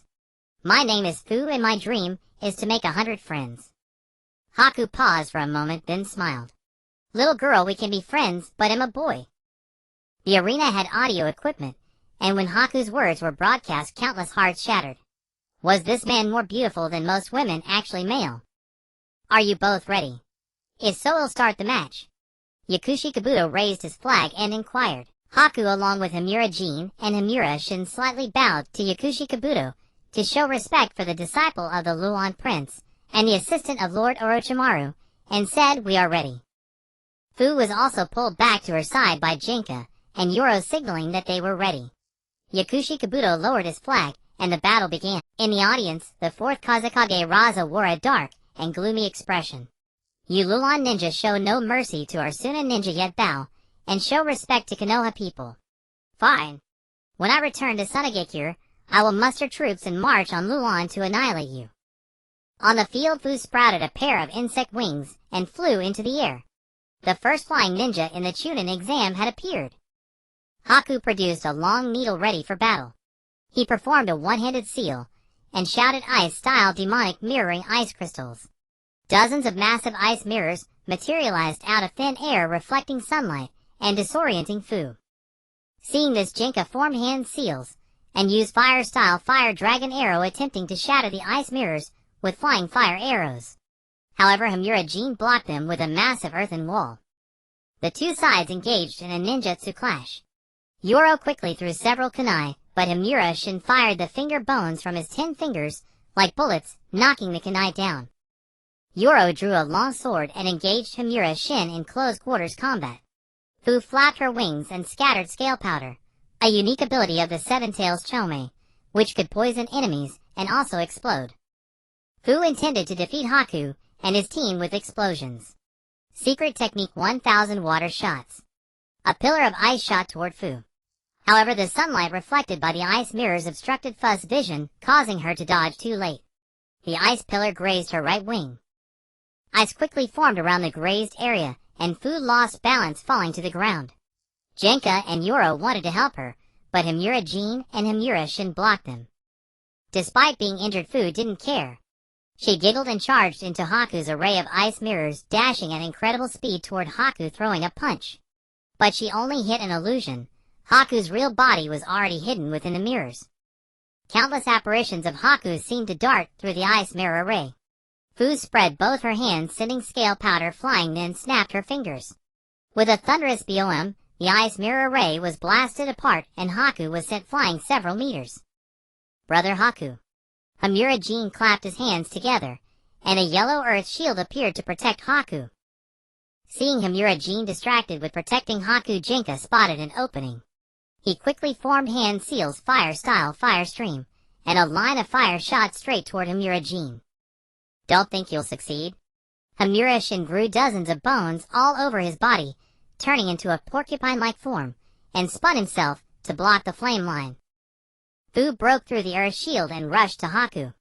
She heard a voice: "Ice-style ice rock dome of magnificent nothingness." A sturdy ice wall blocked her fist. Then 3 more ice walls rose around her, trapping her. By the time Fu tried to fly into the air, it was already too late. A total of 6 ice walls had encased her. "Surrender. You're already trapped. Soon you'll be frozen solid. Give up." Haku placed his hand on the ice wall and advised. "Brother Haku, you underestimate me. Let me show you my full power. Komei, I leave it to you." A tremendous insect cry echoed as the Seven-Tails Komei burst out of the ice. Chome let out a long roar. "Lucky 7 Chome. Today you'll show you the might of the insect king of the ninja world. I am the king of all insects." Ha ha ha. Komei's laughter abruptly stopped, as if sensing something. The laughter ceased. Then Chome retreated back into Fu's body, and Fu collapsed to the ground motionless. Jinka and Yoro grew anxious. The village chief Kabuki had told them to showcase the splendor of Takigakure and build its reputation, but Fu's safety was clearly more important. "We surrender." Jinka withdrew from the battle and announced their forfeit. Thus Luon Team 1 advanced. At the same time, many people stared at the referee Yakushi Kabuto, wondering if this Konoha jōnin possessed some invisible ability to countertail beasts. After the battle, when Fu woke up, she clamored to find the Insect Emperor, but she didn't know who it was, only that he was among the crowd.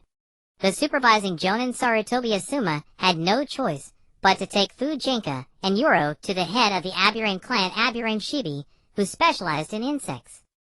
Upon meeting Aburame Shibi, Fu took the initiative to shake his hand and asked, "Uncle, you carry the scent of the Insect Emperor. Do you know who it is? Chomei wants to find him." Aburame Shibi frowned slightly, pondering what Insect Emperor. Is it a very powerful insect? What does it look like? Is it beautiful? What species? As his thoughts began to drift toward the concept of the Insect Emperor, Fu thought Aburame Shibi might not be able to take her to meet him. But as a friend, she couldn't disappoint Chomei. So Fu pleaded, "Uncle, please take me there. Just a chat to make a friend." Aburame Shibi replied, "Honestly, I don't know who the Insect Emperor is either. But I recall someone whose aura once made my insects bow down. Maybe he has the Insect Emperor. He'll take you to him." Great, great, great. Fu was overjoyed. Aburame Shibi led the three from Takigakure and Sarutobi Asuma to the medical station, where Aburame Shin was observing the matches. As soon as she saw Aburame Shin, Fu immediately asked, "Are you the Insect Emperor? Chomei says you're about to become a god, is that true?" Fortunately, at that moment, the medical station was only occupied by Yakushi Nono and the group. Aburame Shin looked at the cheerful and lively girl and smiled. "It's a mortal, not a god.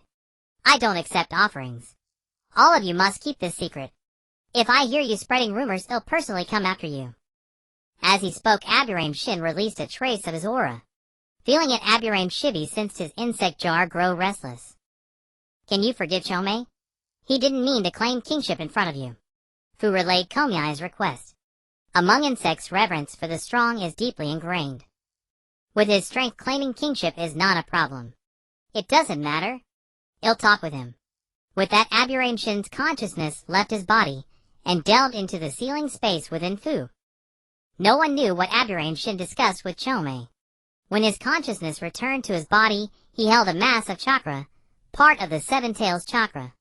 He placed it into his refining pot to create a new Chomei. Komai, when attribute Beal Taiku, can automatically combine tail beast chakra with natural energy, transforming into an immortal insect that flies at supersonic speeds. Aburame Shin handed the new Chomei to Fu, then told him to leave. He and his wife stayed at the observation point to watch the matches. The last team does not need to draw lots, only one pair remains. The strongest team of Konoha consists of Xuanhua Mingren Yuzhibo Zuozhu and Rixiang Xianglin. Hot-blooded combat team Li Luaka Tiantian's Wujing. The referee is Yuzhibo Daitu. As the battle begins, Wujing used ninja art Super Beast Scroll to fly into the sky with Tian. Tian unrolled a scroll and summoned a crossbow, manipulating it to fire bolts at Xuanhua Mingren and his team. This was the tactic devised by Yunushin, aerial bombardment. Since Tian was their comrade, she did not attach explosive tags to the bolts. Rixiang Xianglin activated her Byakugan, releasing 6 chains of chakra that danced in the air, sweeping all the bolts to the ground. Xuanhua Mingren used the multiple shadow clone technique to create dozens of clones, coordinating with Yuzhibo Zuozhu to attack Li Luaka on the ground. Li Luaka wielded 2 nunchaku with such speed that they formed an impenetrable defense, blocking all attacks from Yuzhibo Zuozhu and Xuanhua Mingren. After 2 rounds of probing, both sides began to display their true strength. Li Luaka leaped onto another ink bird prepared by Zuozhu, unfastened the weights on his calves, and dropped them to the ground with a thunderous roar, and a towering cloud of dust revealing the astonishing weight. 8 gates release: open, gate of opening, gate of rest, gate of life, gate of pain, gate of limit. Li Luaka instantly opened 6 gates, his body enveloped in green chakra steam, his strength and speed multiplied over 10-fold. He darted across the entire arena, shattering dozens of Xuanhua Mingren's clones in an instant, and charging at Yuzhibo Zuozhu with dual nunchaku. Seeing Li Luaka charging, Yuzhibo Zuozhu activated his single Tomo Sharingan, formed hand seals, and his body crackled with lightning as he stimulated his cells. Lightning armor. With his Sharingan and lightning armor, he barely matched Li Luaka's speed with 6 gates open, but bruises began to appear on his body. Even many chōnin in the audience could not keep up with the speed and reactions of Yuzhibo Zuoju and Li Luoka. Under the guidance of Bufeng Shuimin and Xuanhua Juxinai, Xuanhua Mingren had begun to harness the power of Nine-Tails Kurama. His body was enveloped in a layer of red-tailed beast chakra, with a single tail of tailed beast chakra extending from his coccyx.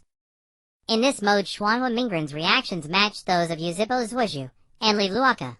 He was about to assist Yuzhibo Zuoju when Zuojing intercepted him with ninja art Super Divine Beast Scroll. Super Divine Beast Scroll, it materializes the painted deities, and the materialized deity's fast straight punch has the power to shatter rocks. Moreover, as the caster's emotions change, the deity's expression also changes, and its power increases with the caster's will.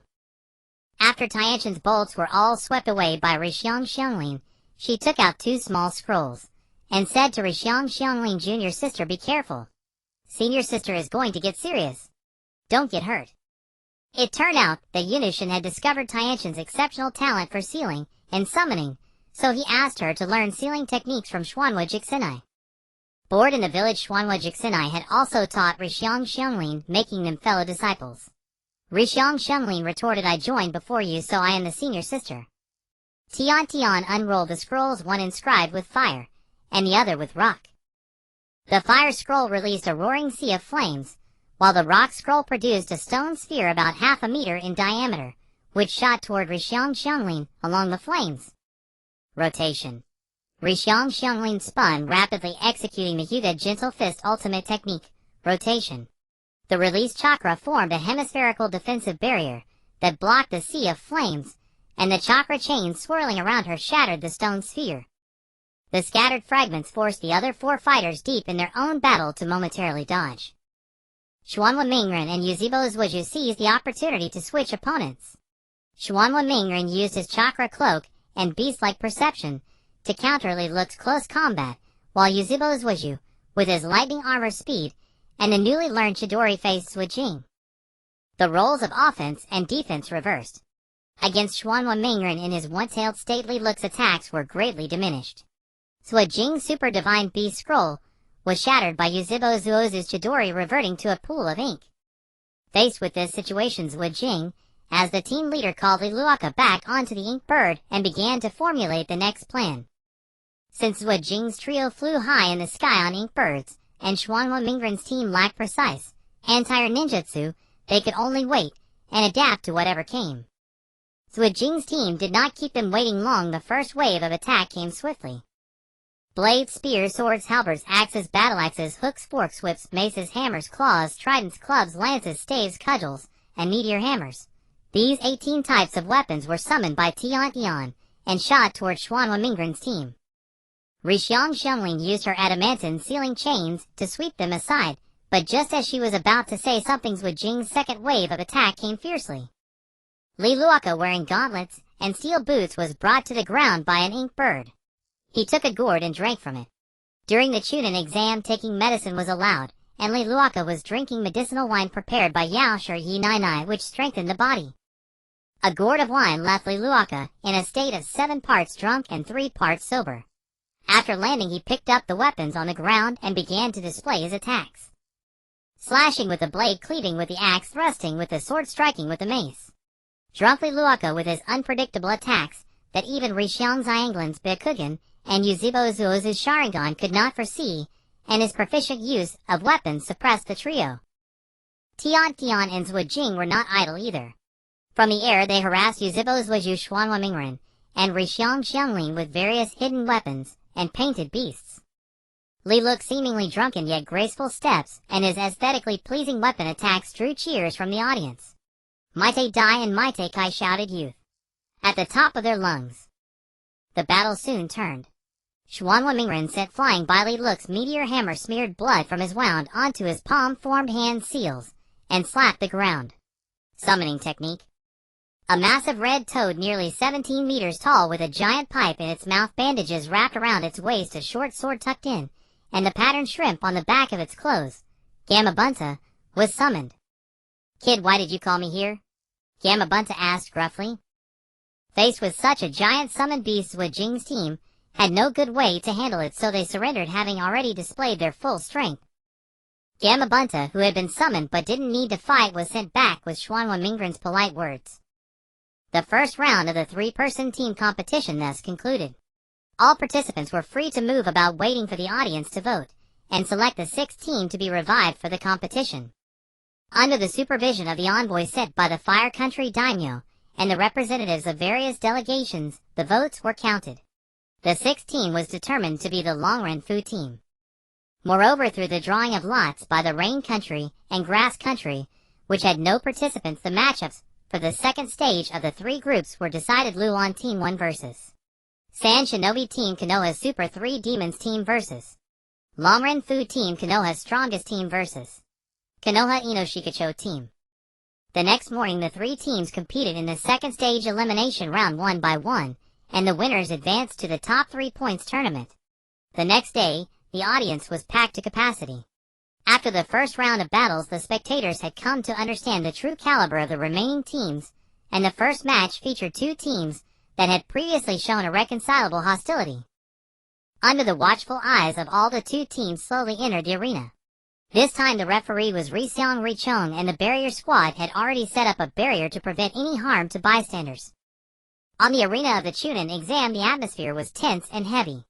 The conflict between Sharon Village and the Luon Kingdom was on the verge of eruption, and this battle was destined to be filled with fierce clashes and challenges. The Luon team, Mizu no Yuki by Yumura Ren and Yumura Shin, stood at one side of the arena, their eyes filled with determination and resolve. They bore the heavy responsibility of avenging Lulan's disgrace, and were determined to humiliate the Sharon Village in this battle. Meanwhile, the Sharon team, Gaara Temari and Kankuro, showed no sign of weakness. They represented the honor of Sharon Village, and would not be easily defeated. As the battle began, Mizu no Yuki faced Temari. With a cold gaze he said in a low voice, "Sharon Village, today, we will show you the power of Lulan." Temari lifted her chin, slightly sneering. "Lulan ninjas are nothing special. Watch me defeat you." With that she swung her 3-star fan, unleashing a powerful gust of wind blades. Mizu no Yuki reacted swiftly, unleashing the ice-release ice pillar swallows. Countless ice needles rained down, like a torrent, forming ice pillars, upon impact instantly dispersing the wind blades. Temari was startled, realizing her opponent's strength was formidable. She swung her 3-star fan again, this time with even greater wind release power, clashing against the ice needles in a series of thunderous explosions.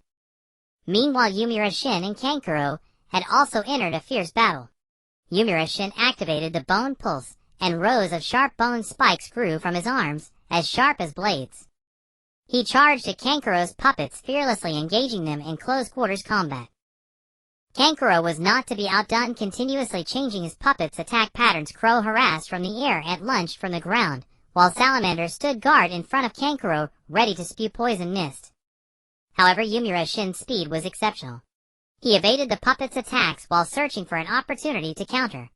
During a dodge of Salamander's poison mist, he spotted a flaw in Kankuro's defense. He instantly accelerated, charging at Kankuro, with his bone spikes aimed at a vital point. Startled, Kankuro hastily manipulated his puppets for defense. But Yumura Shin's speed was too great. His bone spikes still grazed Kankuro's arm. Wincing in pain, Kankuro's anger surged. He decided to hold nothing back, unleashing all 3 puppets in a coordinated assault. Crow, Ant, and Salamander attacked simultaneously with throwing weapons, poison mist, and ambushes. Yumura Shin remained calm, activating the defensive ability of the bone pulse to form a shield of bone spikes in front of him. The throwing weapons bounced off the shield one after another. He seized the opportunity to search for a counterattack, waiting for Kankuro to reveal another opening. Meanwhile, the battle between Yumura Run and Gaara had reached a fever pitch. Yumura Run formed hand seals and shouted, "Water release, great waterfall technique!" Surging torrents erupted, overwhelming Gaara's sand with their immense force. Gaara knew his opponent was well prepared, frowning in anger. "Do you think that can defeat me?" Yumura Run smirked slightly. "This is just the beginning." He then performed an earth release technique, causing the ground to tremble violently, as a massive rock giant rose up and bore down on Gaara. Gaara hastily manipulated his sand to block, but the rock giant's power still injured him. A trickle of blood appeared at the corner of his mouth, igniting his fury. He had never been so humiliated. Deciding to hold nothing back, he used the false sleep technique to release the one-tailed Shikaku. The colossal form of Shikaku appeared on the arena, emitting a deafening roar. Yumura Rin showed no fear, controlling the rock giant to engage Shikaku in a fierce battle. Each punch of the rock giant carried immense power, while Shikaku retaliated with massive claws and tail, exchanging blows in a relentless struggle. The entire arena trembled under the shockwaves of the battle, and the audience watched in tense awe, their hearts filled with astonishment. No one knew who would ultimately prevail, but one thing was certain: this would be an unforgettable clash. Outside the arena, nobles and wealthy merchants from various countries pondered Lowland's value, while spies gathered information on the ninjas from this obscure little nation. In the midst of the battle, the one-tailed Shikaku swept the rock giant away with its massive tail, and fired 2 air bullets, shattering the rock giant's arms. Just as Shikaku thought victory was at hand, Mizu no Yukibai and Yumura Shin leaped out of their respective fights, and landed on the rock giant's shoulders, one on each side. Activate the curse seal. As soon as Mizu no Yukibai spoke, dark patterns spread across the bodies of the 3 Luon ninjas. The curse seal was developed by Orochimaru through research on Yugo. Those bestowed with it could gain power, speed, stamina, and enhance jutsu potency beyond their natural limits by activating the seal. Mizu no Yukibai, Yumura Rin, and Yumura Shin combined their efforts, transforming the rock giant into a heavily armored giant wielding a thick ice shield in its left hand, and a long coarse bone spear in its right, its entire body clad in deep rock armor. The giant used the ice shield to deflect the one-tailed Shikaku's air bullets, then thrust the bone spear into Shikaku's neck, pinning the beast against the arena barrier with immense force. Temari and Kankuro were utterly helpless. Temari's full-powered wind-released Great Sickle Weasel failed to even scratch the giant's rock armor, and Kankuro had no way to deal with the 10-meter-tall colossus. The heavy armored giant pinned the one-tailed Shikaku, struck it a few times with the ice shield, and then amid the roaring cheers of the audience, Mizu no Yukibai declared their surrender. Under these circumstances, Mizu no Yukibai's surrender seemed more like a display of mercy toward the 3 Sharon ninjas, a gift of victory. Are you sure you surrender? Once confirmed, you cannot proceed to the next round. Referee Riseong Richang's calm words sparked widespread protests from the audience, especially the gamblers, who had bet on Luland's victory, unleashing a torrent of curses. We confirm our surrender. Both sides step back. The Sharon team wins. Riseong Richang's verdict sealed the outcome, ending the battle. The freed Shikaku, unwilling to concede, attempted to attack, but was instantly pinned against the barrier by Riseong Richang's repulsive force, unable to move. Riseong Richang's intervention made the audience from various nations keenly aware of Konoha's might. The one-tailed Shikaku obediently returned to Gaara's body. It had sensed a peculiar aura from Riseong Richang, somewhat similar to that of the old man's younger brother. In fact, many spectators had already understood that the Chunin exam was essentially a platform for different nations to showcase their military strength, and the display of power greatly influenced the diplomatic status among them. After watching this match, 4th Kazekage Shabao Luosha led the Wind Country delegation to negotiate with the Luon delegation. With the intense battle between the Luon team and the Sand Ninja team, the second match will also draw significant attention. Before the battle begins, Young Tsugen visits the medical point to find Young Shan, as he intends to reveal some of his strength to face the upcoming opponents, and seeks Young Shan's advice. This time we are hosting a joint Chunin exam, firstly to promote communication between various factions, and simultaneously to mediate the conflicts between them as a major nation. Your desire to showcase strength as long as the Chunin exam concludes smoothly will symbolize the power of Konoha.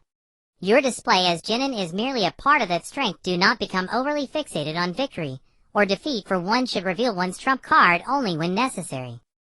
Regarding the training of Young Tsugen, Young Shan primarily offers suggestions. As everyone has their own unique path in life, he does not wish for Young Tsugen to become his replica.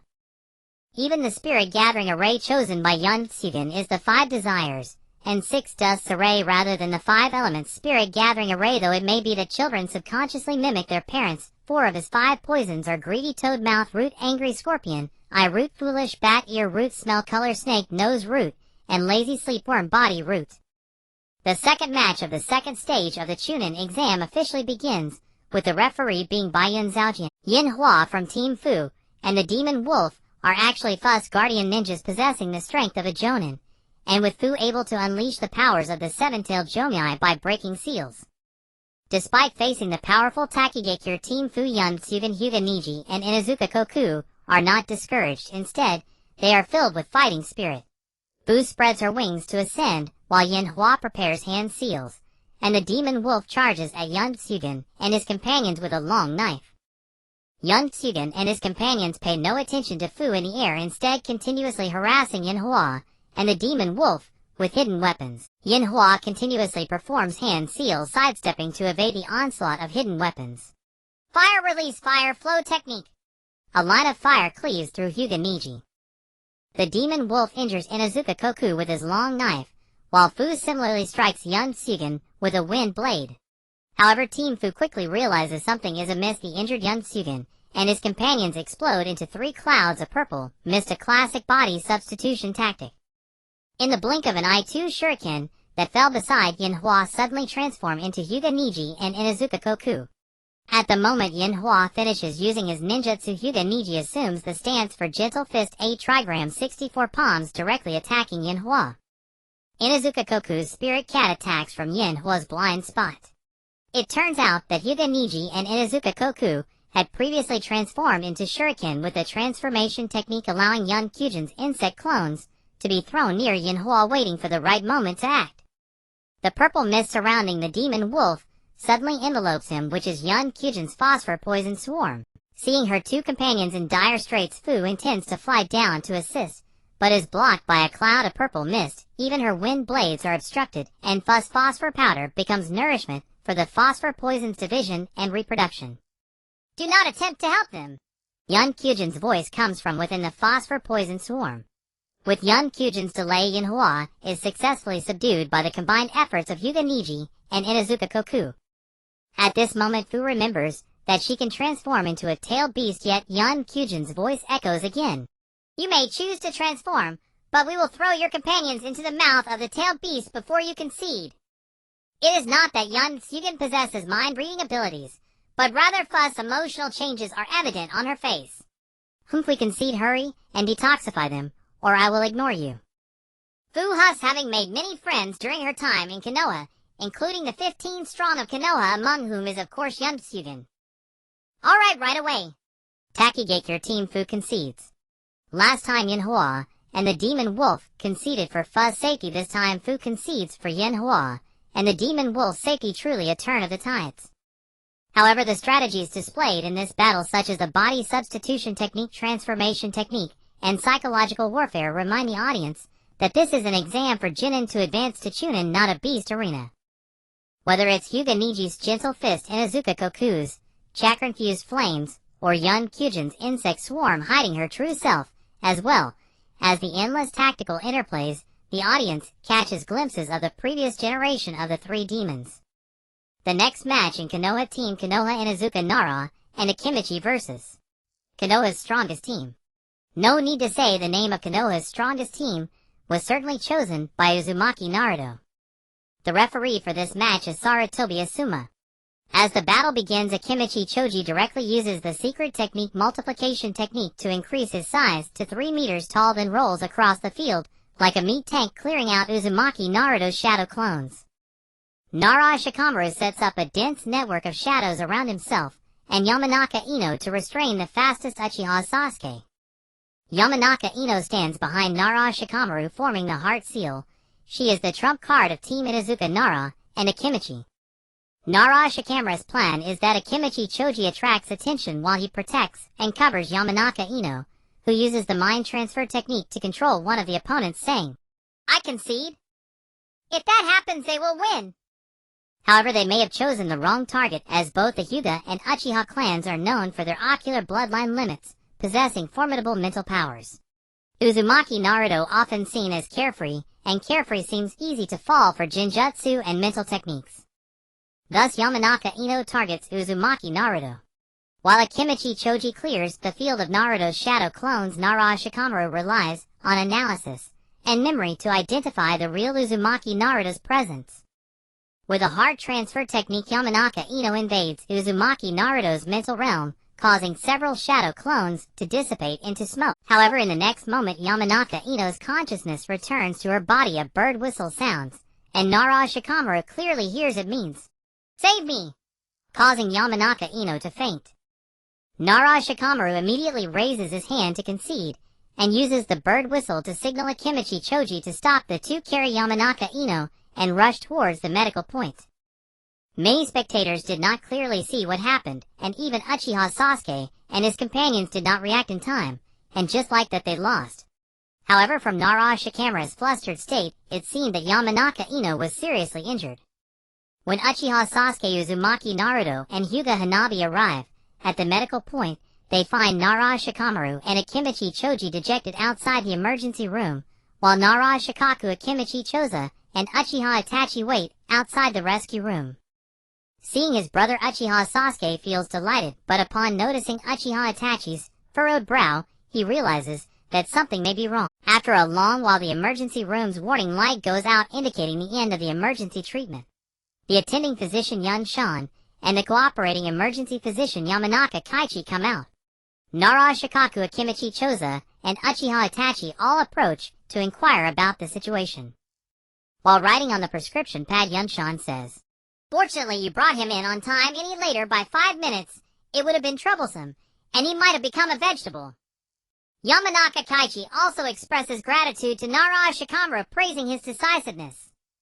The younger generation is still unaware of the situation, and Yun Shan explains, "Naruto is our Nine-Tails. Jinchuriki Ino's mind transfer technique invaded Naruto, and he was injured spiritually by the Nine-Tails, nearly turning Ino into a soulless vegetable. Only then does Uzumaki Naruto realize that it is due to his actions, and the guilt in his heart causes his chakra to run wild, with his eyes turning into slits." But among those present, Uchiha Itachi's Sharingan is enough to pacify the Nine-Tails. Yun Shan continues, "You can't think it's like when Koku's spirit cat possesses someone, but Naruto's state is actually the tail beast chakra mode. It's just that we elders have concealed it well, which has created this information gap. You cannot blame yourselves." After finishing, Yun Shan gently pats Uzumaki Naruto and Nara Shikamaru on the head, as these two children feel the deepest guilt. The list of the top 3 teams in the joint Chunin exam's 3-person team battles has been announced, which are Sand Ninja Team Gaara Temari, and Kankuro Konoha's Super 3 Demon Team Aburame Shino Hyuga Niji, and Inuzuka Kiba Konoha's strongest team Uzumaki Naruto Uchiha Sasuke, and Hyuga Hanabi. The next match will be between the Sand Ninja Team and Konoha's Super 3 Demon Team. The referee will be Uchiha Obito. As both sides take their positions, the atmosphere instantly becomes tense. Gaara's gaze was icy as he initiated the attack, decisively waving his hand and calling out, "10,000 no!"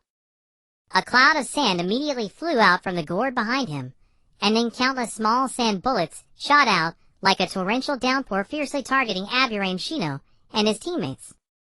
Seeing this, Aburame Shino calmly waved his hand, instantly releasing a swarm of poisonous insects.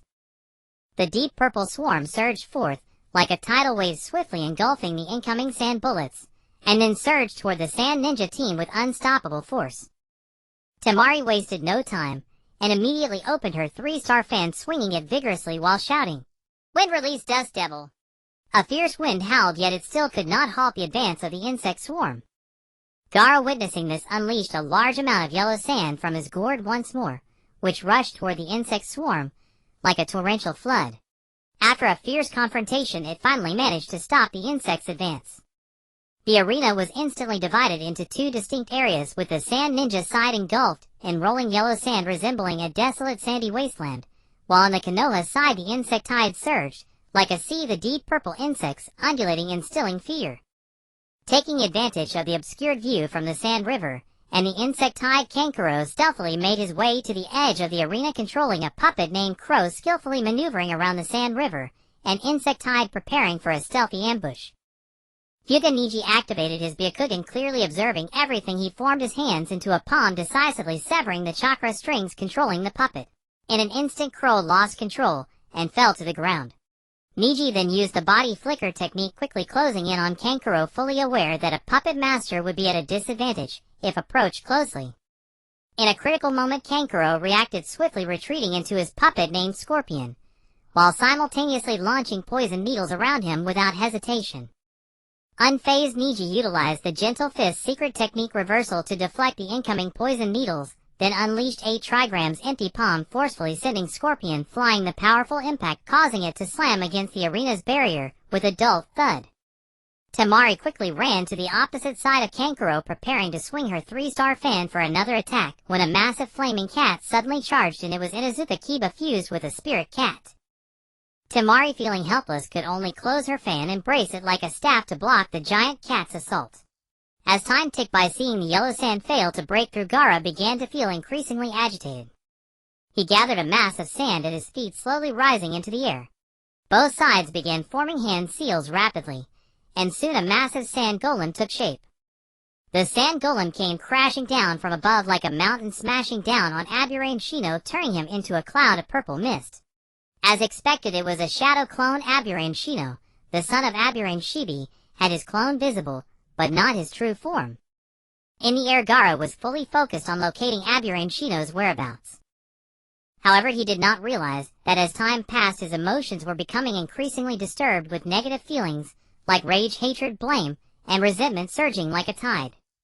Release it, let it out, express the suppressed emotions in your heart. Aburame Shino's words echoed faintly in Gaara's ears. Suddenly, Gaara let out a long howl, and in an instant his entire body was enveloped by sand, followed by the emergence of a massive yellow sand raccoon, Shikaku. Before Hyuga Neji and Inuzuka Kiba could react, they were enveloped by the tidal wave of insects on the field and burrowed underground. Just as Temari and Kankuro were filled with confusion and deep in thought, Shikaku's mouth emitted Gaara's voice. Raza, I have never felt your love and warmth. You only brought me fear and hatred. You sent people to kill me. You sent my most trusted uncle to kill me. I hate you. I wish I could kill you. Ah. Gaara's resentment directly overwhelmed Shikaku's consciousness, thoroughly venting the long-suppressed thoughts. Shikaku wildly pounded the arena, roaring loudly, the tremendous noise striking fear into the hearts of many. Temari and Kankuro panicked, hastily seeking refuge within Scorpion. The audience erupted in a flurry of discussions, the noise overwhelming, while Raza's face turned ashen, his emotions complex and hard to decipher. Meanwhile, deep underground in the dimness, Aburame Shino, Hyuga Neji, and Inuzuka Kiba quietly gathered together. Hyuga Neji, activating his Byakugan, fixed his gaze on the rampaging Shikaku Gaara above, asking gravely, Are we just going to let him attack wildly like this until he exhausts himself? Shino. At that moment, Aburame Shino was seated atop a Tunterlung purple scorpion, furious scorpion, his hands forming the immovable wisdom seal, which was solemn and mysterious. The scorpion's tail stinger was raised high, swaying gently in an extremely eerie rhythm, as if responding to some mysterious force. Aburame Shino spoke slowly. Let him vent it out. If negative emotions are suppressed for too long, a person cannot endure it. Is it the psychological disease that Shibi uncle mentioned? He really is pitiful. Inuzuka Kiba exclaimed, his big eyes wide open, answering hurriedly. A look of sympathy appeared on Kiba's face, as if he could feel Gaara's inner pain. After a frenzied rampage, Shikaku Gaara finally began to gradually cease its movement. He stood still, head bowed, his massive form seemingly drained of all strength. Suddenly he murmured softly, Mother! And then that gigantic figure transformed into a cloud of yellow sand, slowly dissipating. The unconscious Gaara was cradled by a soft mass of sand, gently landing on the ground, as if caught by tender hands. Temari and Kankuro hurriedly leaped out from the scorpion puppet, their faces filled with anxiety. Shouting Gaara's name, they rushed toward him quickly. Their footsteps echoed in the silent space, carrying endless worry. At that moment, Aburame Shino, Hyuga Neji, and Inuzuka Kiba broke through the ground, suddenly blocking Temari and Kankuro's path. Calmly, Aburame Shino said, Are we still fighting? You should concede. Temari unhesitatingly pushed aside the obstructing Aburame Shino and rushed to Gaara's side, carefully checking for injuries. Kankuro also tried hard to overcome his fear of Gaara, carefully picking him up, then quickly running towards the medical point, their figures gradually disappearing from everyone's sight. Wa'ad Luo slowly awoke in the quiet rest area of the Chunin exam grounds. As he opened his eyes, the first things that came into view were his sister Shoju and brother Kinjio Lang sitting beside him. He sat up slowly, his expression still icy, and said in a detached tone, Did we lose again? Shoju opened her mouth, as if to speak, but hesitated, unsure how to respond. Kenjio Lang's body trembled involuntarily, and he remained silent. At that moment Yuan Shin knocked gently on the door, and then walked slowly into the room. Seeing the three sitting in silence, the atmosphere heavy and awkward, he immediately broke the tension and said calmly, "Wei Lu, your body is not injured, but prolonged lack of sleep has caused your anxiety and depression to worsen, making you prone to feelings of unease, tension, frustration, or despair." Perhaps influenced by the unique doctor's aura of Yuan Shin, Wei Lu answered honestly, "Whenever I sleep, the one-tail takes the opportunity to break out and cause destruction." Yuan Shin listened, his expression unchanged, and said nonchalantly, "Your seal is indeed imperfect, and the one-tail is a tail beast highly skilled in sealing techniques. You can ask Xian Wujio Xi and Nai of our hidden leaf to strengthen the seal. Another method is to try to communicate with the one-tail and reconcile with it." Wei Lu was silent for a moment, a complex emotion flickering in his eyes. When he saw Yuan Shin about to turn and leave, he couldn't help but ask, "Aren't the villagers in your village afraid of the Jinchuriki? Is the Jinchuriki in your village living happily?" Yuan Shin stopped and patiently explained, "We keep the Jinchuriki's identity well hidden. She has many relatives and friends who care, so the person is quite cheerful and optimistic." Hearing this, Wei Lu's heart stirred, and he asked eagerly, "How did you manage that? Actually, you also have a sister and brother who care about you. Today they disregarded the outcome of the match to look after you first. You just never gave them the chance. Talk it out among yourselves." Yuan Shin pointed at Shoju, and Kenjio Lang then turned and left, gently closing the rest area door behind him, leaving the space for the three siblings. Wei Lu seemed unaccustomed to this warm atmosphere. He whispered to Shoju, "Sis, I'm here. Your sister is here." Shoju's eyes instantly filled with tears.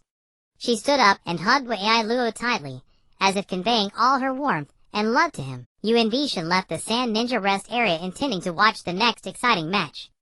As he walked along the corridor, he suddenly encountered the leader of the Luan delegation, Shiji. However, this Shiji was Dashiwan in disguise. A cold smile crept across Dashiwan's face, carrying a hint of chill. He said slowly, "Poor child, treated only as a weapon of war. How pitiful and lamentable." Hearing this, Yuan Shin was intrigued and asked, "Is Renhi Xian also one?" Dashiwan narrowed his eyes slightly, a strange curve at the corner of his mouth, and replied, "Am not that psychologically twisted guy. I love children the most." As he spoke, Dashiwan extended his tongue and licked his lips lightly, a sight that sent chills down one's spine. Yuan Shin smiled wryly and joked, "Yes, senior, you love abducting kids." Dashiwan was unperturbed, lifting his chin slightly, and said meaningfully, "I prefer to abduct children who have no parents to care for them." Sensing the implication in Dashiwan's words, Yuan Shin's expression turned serious. He said sternly, "Don't go too far. Now is not the time to start a war." With that, Yuan Shin did not linger, and turned to leave quickly, leaving Dashiwan standing there, a mysterious gleam in his eyes. When Yuan Shin returned outside the arena, the second match of the top 3 battle had already begun. In the eyes of the audience, this was a contest between 2 Leaf Genin teams to claim the title of strongest Leaf team. Quan Joan Kong stood in the center of the arena, her chakra flames blazing fiercely. The flames took the form of cat claws, cat ears, and a cat tail so lifelike that it seemed a fierce fire cat spirit had possessed her. Her eyes were sharp, fixed on Xian, when Ming ran across from her, whose entire body was covered in a red fox-shaped chakra. Xian Wen Mingren was equally imposing, like a wild little fox beast. After a moment of confrontation, the two lunged at each other like wild beasts. Quan Joan Kong swung her flaming cat claws, carrying scorching heat, aiming fiercely at Xian Wen Mingren. Xian Wen Mingren sidestepped and threw a punch, the chakra on his fist colliding with the cat claws, producing a dull sound. Quan Joan Kong turned agilely, her cat tail snapping like a steel whip toward Xian Wen Mingren. Mingren hastily leaped to dodge, flipped in the air, and swiftly dived down, kicking at Quan Joan Kong. The two exchanged blows in close combat, each collision sending ripples of energy. Meanwhile, Ri Xiang Ning Xiai and Ri Xiang Xiang Lin had also activated their Byakugan, and were engaged in an intense gentle fist duel.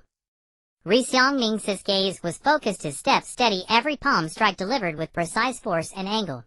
Ri Xiang Xiang Lin was agile, constantly evading his attacks while looking for a chance to counter. Their fists clashed in midair, producing soft, puff sounds as the power of gentle fists surged back and forth between them. Even Yunbi Chujin, wielding the beast-headed short sword given by Yunbi Shin, was engaged in close combat with Yujibwa's Waju, whose body crackled with electricity, and whose Sharingan was activated. Yujibwa's Waju's eyes were cold, his Sharingan spinning rapidly, reading every move of Yunbi Chujin. Yunbi Chujin wielded the short sword with fierce precision, thrusting repeatedly at Waju. Yujibwa's Waju dodged sideways, thrusting his kunai with lightning, while Yunbi Chujin quickly swung his sword to block. Their battle was tense and fierce, the clash of steel and thunder echoing continuously. Seeing various shuriken, kunai senbon, and other projectiles scattered across the arena floor, Yunbi Shin knew that they had first competed in projectiles, then close combat, so the next phase would be ninjutsu warfare. Sure enough, after dozens of exchanges, the 6 fighters simultaneously leaped back to their own sides. Yujibwa's Waju laughed heartily. Ha ha ha! The warm-up is over! Let's fight to our heart's content! His laughter was full of confidence and dominance. Xian Mingren also declared, "We are the strongest Leaf Jinin." Mingren's eyes were firm, and his chakra surged even more violently. Rixiang Xianglin said nothing, but her adamantine sealing chains whirling in the air expressed her intent. The chains danced as if telling her determination. On the other side, Yunbi Chujin commanded, "This is the final battle of the 3-3. Use the second form and finish it quickly." Quan Zhong Kong's chakra flames instantly surged, transforming her into a 3-meter flaming giant cat. The giant cat arched its back, its flames burning even more fiercely, as if to devour the entire arena. It opened its mouth and let out a meow. The sound wave cracked the ground and shattered rocks wherever it passed. The powerful sonic impact shook everything around, making eardrums ache. Yunbi Chujin pointed to the sky, and a bat Chi Fu with a wingspan of over 3 meters appeared in midair.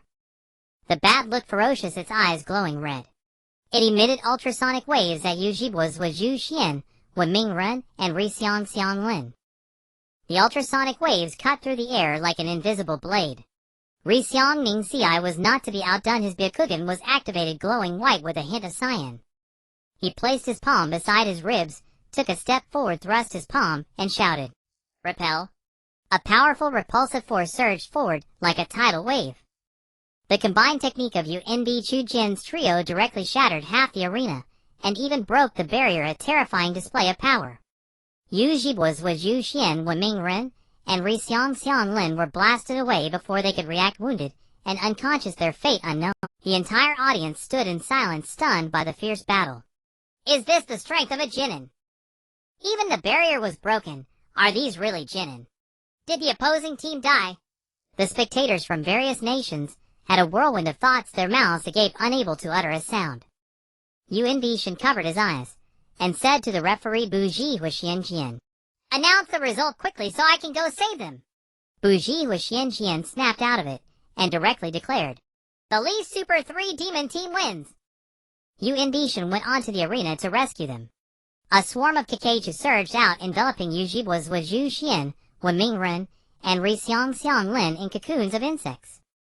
Yunushin's incomprehensibly powerful medical abilities once again shocked the shinobi world. For the very next day, Uchiha Sasuke Uzumaki Naruto and Hyuga Xianglin stood unscathed on the arena, ready to face the Sunagakure team.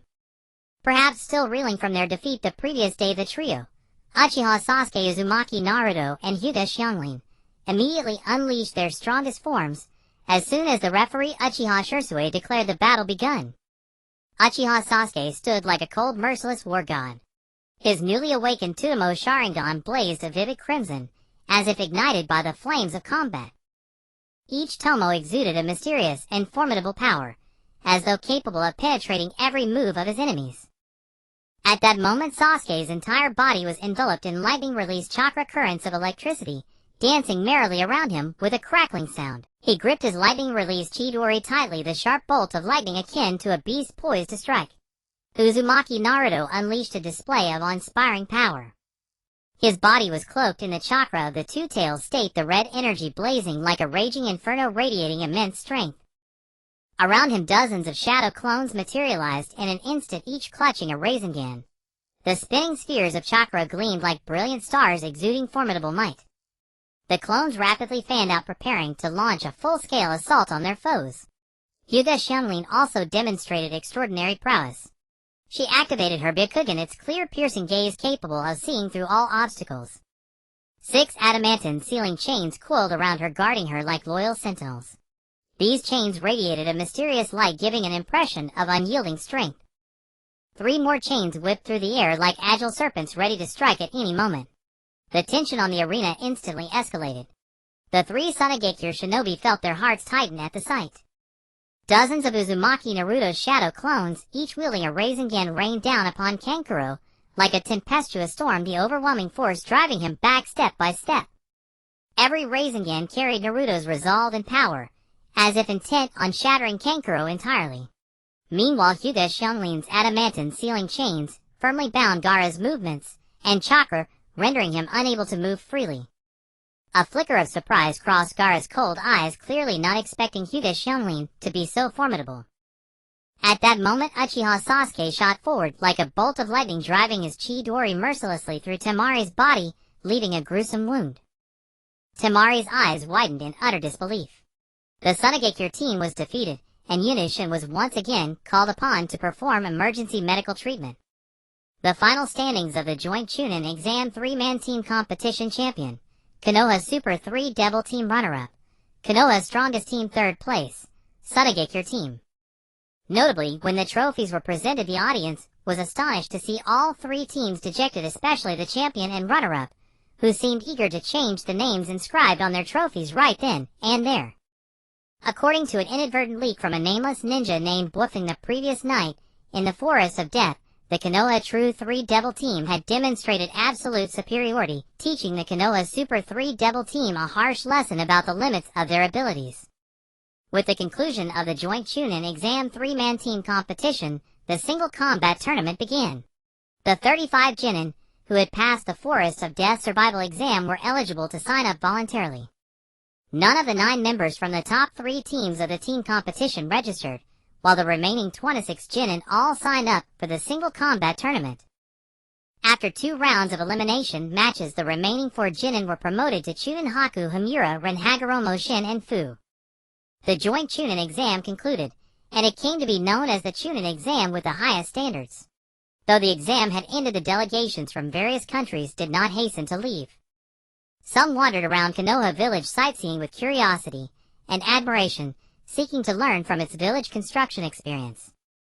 The well-planned layout of buildings, the comprehensive infrastructure, and the harmonious daily life of the villagers all drew their praise. Other delegations actively negotiated cooperation agreements with Konoha, hoping to advance together in the future and achieve mutual development. Still others, under the careful mediation of Konoha, endeavored to resolve conflicts with neighboring villages, striving to contribute to a stable and peaceful environment. However, one conflict proved exceptionally intractable, remaining beyond the resolution of even the Hokage, his advisory staff, and the envoys of the Land of Fire's daimyo. This was the dispute between the Land of Wind and the Luon Kingdom.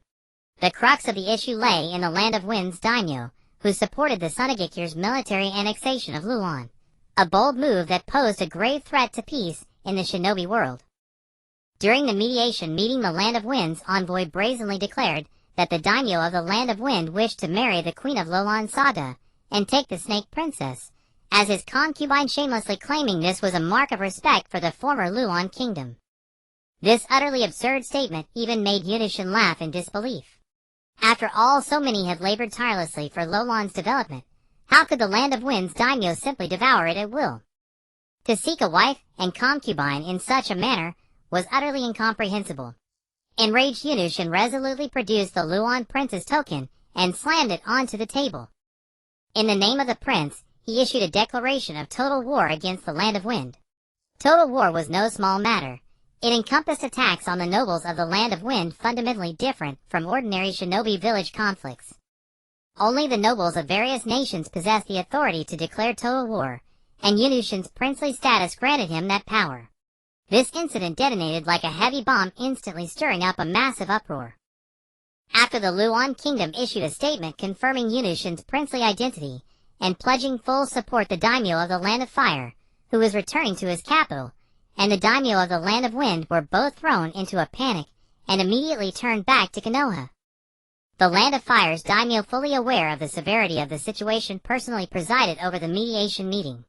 In the end, the previously arrogant envoy of the Land of Wind was forced to apologize, and was executed to appease the collective outrage. The total war was downgraded to a shinobi village conflict, with the stipulation that Yunushin could not participate as a Konoha ninja to avoid further complicating the situation.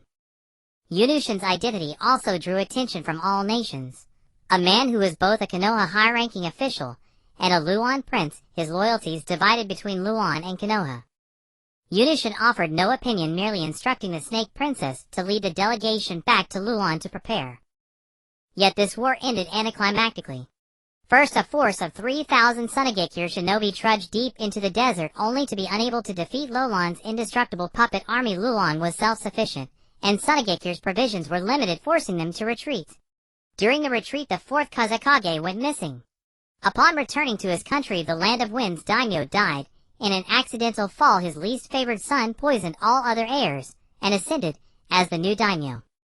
The new daimyo reversed the policies of his predecessor, who had cut Sunagekure's funding and instead increased it. The former daimyo had sought to forcefully annex Luon. The new daimyo signed a strategic agreement with the Luon kingdom, exchanging other resources for Lolon's water. Now that the younger generation had been nurtured, even his son Unv Chujin had entered the 3-phase realm through the 5 desires and 6 dust array. It was time for Unv Shin to venture out. Mere secluded meditation could no longer elevate his cultivation to the 6 paths Gu sorcerer, thus he had to gather powerful forces from outside to fuel his advancement. Unv Shin stimulated the memories within his soul using the 5 elements spirit gathering array, then wrote down 4 names in his notebook. His gaze fixed intently on the only name among the 4 with whom he had ever crossed paths. A faint, meaningful smile curled at the corner of his mouth as he slowly uttered, "Let us begin with you, Shinon." Shinon was a physician of extraordinary skill, renowned throughout the ninja world. Not only was his medical expertise exceptional, but he also served as the leader of the Sky Ninja, possessing formidable leadership and decision-making abilities. Most crucially, he was also the summoner of Zero Tails. Zero Tails was a mysterious entity composed of dark chakra, its birth deeply intertwined with the darkness within human hearts, accumulating vast amounts of dark chakra by feeding on people's negative emotions. The formation of Zero Tails was not man-made, nor did it originate from the 10 tails, like the other tail beasts from 1 to 9. For this reason, it was not counted among the tail beasts. Unv Shin's target was precisely this Zero Tails, which did not belong to the tail beast category. As early as over 20 years ago, with great foresight, he had planted a parasitic insect on Shinon. Through this parasitic insect, Unv Shin could easily track Shinon's whereabouts no matter where he was. At that moment, Shinon was in a peaceful village by the sea in the Land of Fire. With focused attention, he patiently taught his newly accepted disciple Yuyo medical ninjutsu. Every gesture of demonstration and every word of explanation brimmed with his passion and expectations for the transmission of medical arts. Unv Shin pondered his plan and approached the 4th Hokage Bofeng Shuiman to request permission to leave the village for travel. To avoid arousing suspicion, he gave a seemingly reasonable excuse, claiming he intended to investigate the whereabouts of Uchiha Madara and Uchiha Winhua. Since the Nine-Tails incident, Uchiha Winhua and his group had only appeared in the Akatsuki organization in the Land of Rain. When Jiraiya went to Luon and met Yahiko before heading to the Land of Rain for investigation, Uchiha Winhua had quietly slipped away from the Land of Rain.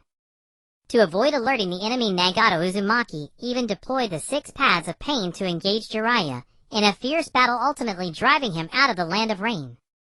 However, due to the mysterious and elusive mayfly technique of Black and White Zetsu, neither Bofeng Shuiman nor Nagato Uzumaki could track the movements of Uchiha Winhua and Black and White Zetsu. Unv Shin, as the strongest insect user of the Aburin clan, possessed a tracking technique using insects that might be able to locate them. Moreover, his understanding and analysis of Uchiha Winhua and Black and White Zetsu were the most profound among everyone. After careful deliberation, Bofeng Shuiman assigned a secret mission to Unv Shin. To ensure Unv Shin's safety, during the mission, Bofeng Shuiman specially gave him a special kunai inscribed with the Flying Thunder God seal, just in case.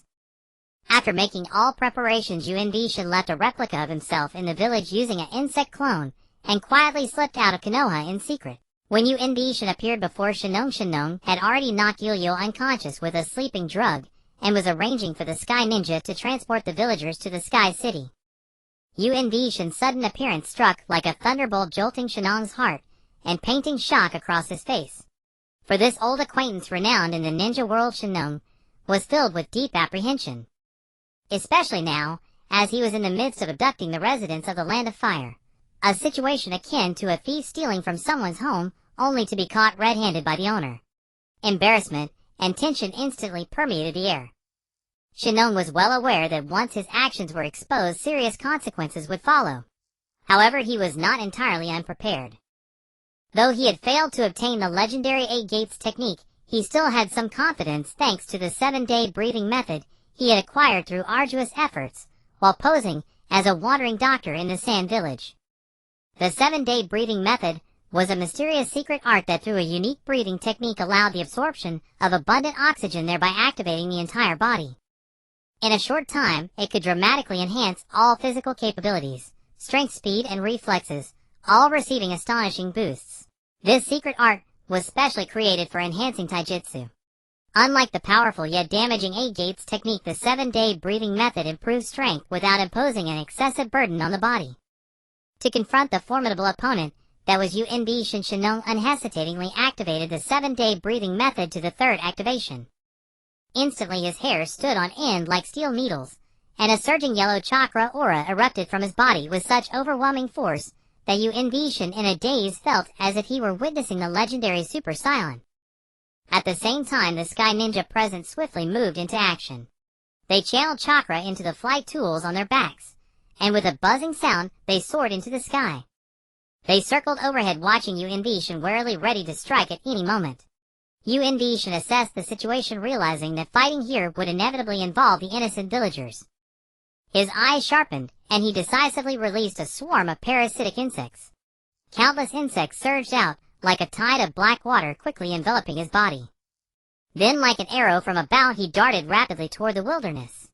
Seeing Shin flee, Shinong rejoiced inwardly, believing that Shin was afraid of him. He immediately led dozens of Sky Ninja in a fierce pursuit. Deep in the jungle far from the village, Shin came to a halt. He knew this was the ideal place to settle the battle. Now he no longer needed to conceal his true strength. With a mere thought, a vast swarm of insects appeared instantly like a black cloud, tightly surrounding Shinong and the pursuing Sky Ninja. Shinong, gazing at the awe-inspiring insect swarm, remained confident. He let out a loud roar and thrust his fist forward with fierce momentum, striking at Shin like lightning. Shin stood still, utterly unmoved. The swarm of parasitic insects seemed to become his countless arms, attacking Shinong and the Sky Ninja with blinding speed. The insects flew and wove through the air, emitting a hair-raising buzz. The battle erupted instantly, as the Sky Ninja unleashed various ninjutsu in an attempt to fend off the swarm. Yet the sheer number and agility of Shin's parasitic insects overwhelmed him. Like a relentless tide, the swarm broke through the Sky Ninja's defenses. One by one, the Sky Ninja let out shrill screams as they were devoured by the swarm. Shinong gradually realized something was wrong, his face turning extremely grim. He tried to escape the terrifying encirclement of insects, but the swarm around him was as impenetrable as iron walls. As time passed, the pressure on Shinong mounted. Soon he too was completely wrapped in parasitic insects. Countless bugs like ferocious ants invaded his body, savagely destroying his chakra pathways. Under the assault of the insects, Shinong's 7-day breathing method and his flesh regeneration technique were forced to stop. His body rapidly aged, turning into a frail old man stripped of all his former majesty. Facing this old man full of malice toward Konoha, a cold glint flashed in Shin's eyes. He knew that words were useless with such a person. Speech was futile here. Thus, without hesitation, he commanded the parasitic insects to invade Shinong's mind, like a swarm of hungry ants exploring a mysterious treasure. Under the effect of the insects, Shin began to carefully examine Shinong's memories. Those memories flashed through his mind like scenes from a film, and he focused intently, sifting through the useful information. As time passed, Shin successfully recorded the complete 7-day breathing method and the flesh regeneration technique onto a ninja scroll. Then he manipulated the parasitic insects to transport the precious scroll back to Konoha. Having dealt with Shinong, Shin did not stop. Using the clues gleaned from Shinong's memories, he began searching for the location of the Sky City. After a thorough hunt, he finally found it. Shin cautiously entered the control center of the Sky City. There he saw Zero-Tails composed of dark chakra. Zero-Tails seemed to sense the approaching danger. It stirred restlessly, trying to resist Shin's approach. However, Shin was prepared. He quickly summoned the refining goo pot. The moment the pot appeared, it expanded in the wind, becoming immense. An enormous suction force emanated from the refining goo pot, like an invisible giant hand gripping Zero-Tails tightly. Zero-Tails struggled desperately, but against the pot's powerful pull it was helpless. In the end, Zero-Tails was drawn into the refining goo pot. Meanwhile, Shin's gaze swept across the entire Sky City. This city full of mystery possessed advanced technology and formidable power. An idea struck him. He decided to claim the Sky City as well. Using his insect arts, he left a special mark on the city, allowing him to control this temporarily buried metropolis at any time. Having dealt with Shinong and collected the Zero-Tails, Shin's gaze fell upon the next name in his notebook, Wang Liang. Wang Liang, a legendary and fearsome demon possessing terrifying power enough to destroy the world. It seemed to have existed since ancient times, bearing an extremely ancient and powerful evil force. This malevolent power was like an endless abyss of darkness, exuding a suffocatingly terrifying aura. Not only was it immensely powerful itself, but it could also command ghost legions to attack.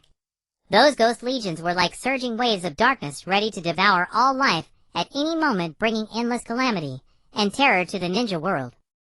Mila, the previous shrine maiden of the demon country, deeply understood the terror of Wang Liang. To protect the world, she resolutely sacrificed her own life to perform a powerful sealing technique, separating Wang Liang's body and soul and sealing them apart.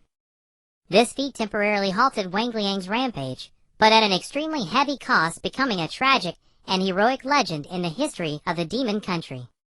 Just as Shin was investigating the matter of Wang Liang, Ziyu, on the current shrine maiden of the demon country, out of concern for the fate of her country, requested a protection mission from the powerful Konoha village. The reason was that Huang Quan had actually broken the seal on Wang Liang's soul. With the seal broken, that terrifying evil force began to stir once more, threatening the peace of the entire ninja world. Perhaps influenced by the great impact of the joint Chunin exams, when applying for the protection mission, Ziyuan specifically requested the truly strongest Super 3 Demon Squad from the Chunin exams to carry out this task. After receiving the request, both Feng Shui men, after careful consideration, dispatched Yao Sherdou to lead Yunutsugan Rixiang Ning Ci and Quan Zhong Kong to the demon country to protect the crucial shrine maiden Ziyuan. At this time, Wang Liang's soul had already possessed Huang Quan of the demon country. Under the influence of Wang Liang's soul, Huang Quan gained the terrifying ability to command ghost legions. Moreover, Huang Quan also created a dark medical ninjutsu using Wang Liang's power. This evil technique could grant his subordinates extraordinary ninjutsu abilities, making them fiercer and more difficult to deal with in battle. When Yao Sherdou led Yunutsugan Rixiang Ning Ci and Quan Zhong Kong to arrive, they happened to encounter Huang Quan's men attacking Ziyuan. Yao Sherdou's team immediately stepped forward to intervene. Huang Quan's 4 subordinates were Jiu Sha, Itai Cha Na, and Na. Yunutsugan, holding a uniquely shaped beast-headed short sword, swiftly released a swarm of phosphorus destruction goo insects. These goo insects surged like a tide, instantly forming a sturdy barrier between Huang Quan's 4 men and the shrine maiden Ziyuan, successfully blocking their attack on Ziyuan. Seeing this, Jiu Sha's face darkened, and he immediately commanded loudly, "Itai Cha Na, use the combined attack to burn them to death." Upon hearing the order, Itai stomped his right foot on the ground, and in an instant 2 fierce lines of fire surged along the ground like 2 roaring fire serpents. At the same time, Cha Na spread his arms, and a howling gale arose, unleashing the full power of the wind. Release divine wind. Fire and wind combined, instantly forming a massive and fierce fire tornado that surged irresistibly toward Yunutsugan and Ziyuan. At this critical moment, Yao Sherdou quickly formed hand seals, and then slammed his hands on the ground. With a loud bang, 3 huge iron doors with demonic release rose from the ground. The triple Rashomon, successfully blocked the ferocious attack of the fire tornado. Meanwhile, Ri Xiang Ming Xiai and Quan Zhong Kong unhesitatingly charged directly at Jiu Sha and Na. Jiu Sha and Na hastily dodged, looking somewhat flustered. Seeing the unfavorable situation, Jiu Sha gritted his teeth and reluctantly commanded, "Retreat!" With his order, Huang Quan's 4 men quickly withdrew from the scene. Yao Shidou's team then revealed their identities, and the shrine maiden Ziyuan finally felt relieved. Then Ziyuan said, "Thank you for arriving in time. You've traveled a long way and must be tired. Please rest for a while, and tomorrow escort me to seal Wangyang." Yao Shidou asked in confusion. "The intelligence says that Huang Quan has unsealed Wang Liang's soul, but Wang Liang's body remains sealed. May I ask, is the shrine maiden planning to seal Wang Liang's soul?" Ziyuan nodded and explained. "Huang Quan has already summoned the Ghost Legion. I asked Konoha to ambush the Ghost Legion, but no matter what attack method we used, we couldn't annihilate them. They are still advancing toward the Seal Shrine. We can only try to use Wang Liang's body in the Seal Shrine to summon back its soul and seal them together." Yao Shidou nodded and agreed. "We guarantee to escort you to the Seal Shrine." Yunutsugan stood quietly aside, his gaze fixed intently on Ziyuan. Ziyuan seemed to sense something and slowly turned her head. At that moment their eyes met, unexpectedly locking together. In that instant, the Insekku sorceress power of Yunutsugan, who was at the 3-phase realm, unexpectedly resonated strongly with Ziyuan's sealing sorceress power. This powerful surge of sorceress energy was extremely astonishing, nearly breaking the bell that Ziyuan used to suppress her own sorceress power. The bell trembled slightly under the impact, as if it might shatter at any moment. Both realized the urgency of the situation and hurriedly suppressed their surging sorceress powers in their own ways. After the power gradually calmed, Ziyuan asked, with a puzzled expression, "You also have sorceress power?" Yunutsugan nodded slightly and replied, "I have been cultivating the sorceress power since childhood. I must say your sorceress power is truly formidable." Meanwhile, Yunushin, who was hiding in the demon country, naturally sensed this sudden sorceress power resonance. He couldn't help but feel amused, thinking to himself, could it be that the boy he raised was finally showing interest in a girl? However, it seemed a bit too early. After all, the conditions for sorceress power resonance were extremely demanding. Every sorcerer's power is unique. Take Yunutsugan for example. At birth, he triggered a riot of phosphorus destruction insects, something that Yunushin had never experienced. Only when 2 sorceress powers can complement each other can resonance occur. In a past life, Hou-Yi and Change were classic examples of sorceress power resonance. However, Change's talent was not high, but the arrow she created with her own sorceress power helped Hou-Yi successfully shoot down 9 golden crows. Yunushin quietly sent a message to Yao Shidou instructing him to arrange more opportunities for Yunutsugan and the shrine maiden Ziyuan to be alone together. After receiving the message out of respect for his master and concern for his junior brother's future happiness, Yao Shidou carefully arranged for the most capable Yunutsugan to be the primary escort for Ziyuan. The others were assigned tasks to block enemies or attract their attention along the way. The next day, sunlight spilled across the earth. Ziyuan gazed at the ghost country's escort corps, her heart filled with reluctance. She knew well that these brave guards might sacrifice their lives at any moment to protect her. Unwilling to let them fall into danger again on her account, Ziyuan deliberately sought out Yakushi Kabuto and the others to discuss a plan. After careful deliberation, they decided that the Leaf team would escort her via a shortcut to the sealed shrine. Considering that Ziyuan could not use chakra to jump and run through complex terrain, Yakushi Kabuto, after thorough consideration, arranged for Aburame Toryun, who could fight without hand seals, to carry Ziyuan on his back. Ziyuan gently leaned against Aburame Toryun's sturdy back. At that moment, she suddenly felt an inexplicable stirring of her spiritual power within her body. A strange sensation instantly coursed through her entire body. Her heartbeat involuntarily accelerated, and a flush of crimson gradually tinged her cheeks. During the journey, perhaps to ease the somewhat awkward atmosphere, Aburame Toryun took the initiative to chat with Ziyuan. In their conversation, when Aburame Toryun learned that Ziyuan's innate spiritual power was too potent and had to be suppressed by a spirit bell to avoid harming the people, a surge of admiration welled up in his heart. Aburame Toryun unhesitatingly promised Ziyuan that, after resolving the current matter, He would refine a goo insect to help her regulate her spiritual power, granting her sufficient ability to protect herself. Thus Ziyuan would no longer have to rely on the bell at all times, and could better control her immense spiritual power. On the way to the sealed shrine, the group advanced along a winding mountain path. When they reached a perilous cliff, the atmosphere suddenly grew tense. As if conjured by phantoms, Huang Quan's underlings, Jiushaitai Shana and Shizuku, launched a sudden assault. Yakushi Kabuto's expression sharpened as he instantly activated Sage Mode. His keen perception, like an invisible net, rapidly enveloped the surroundings.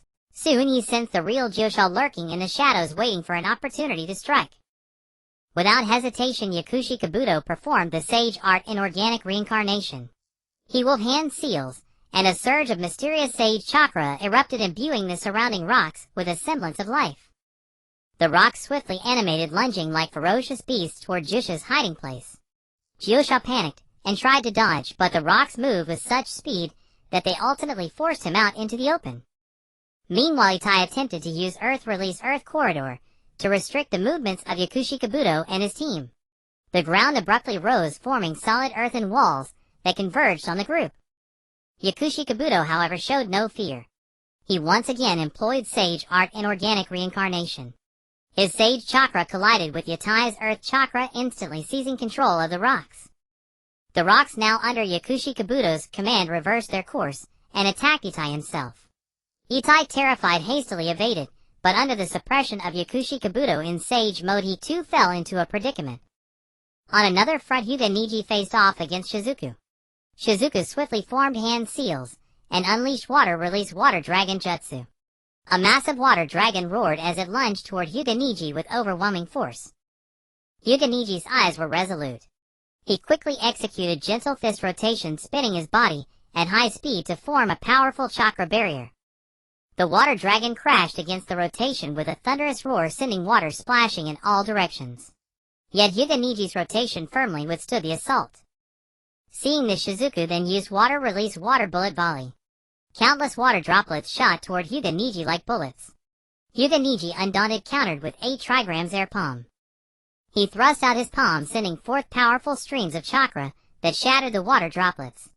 Then, seizing the moment, Hyuga Niji closed in and used Gentle Fist 8 trigrams 64 palms to suppress Shizuku's movements. His palms struck like lightning, each blow imbued with the formidable force of the Gentle Fist, making it difficult for Shizuku to defend. Meanwhile, Inuzuka Sora emerged with his feline companion, transforming into a 3-maternal flame giant cat.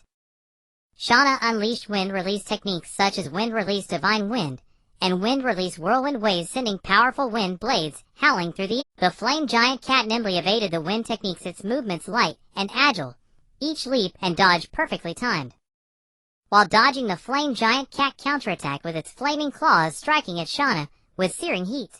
Shana was forced into a defensive posture, constantly evading the flame giant cat's attacks.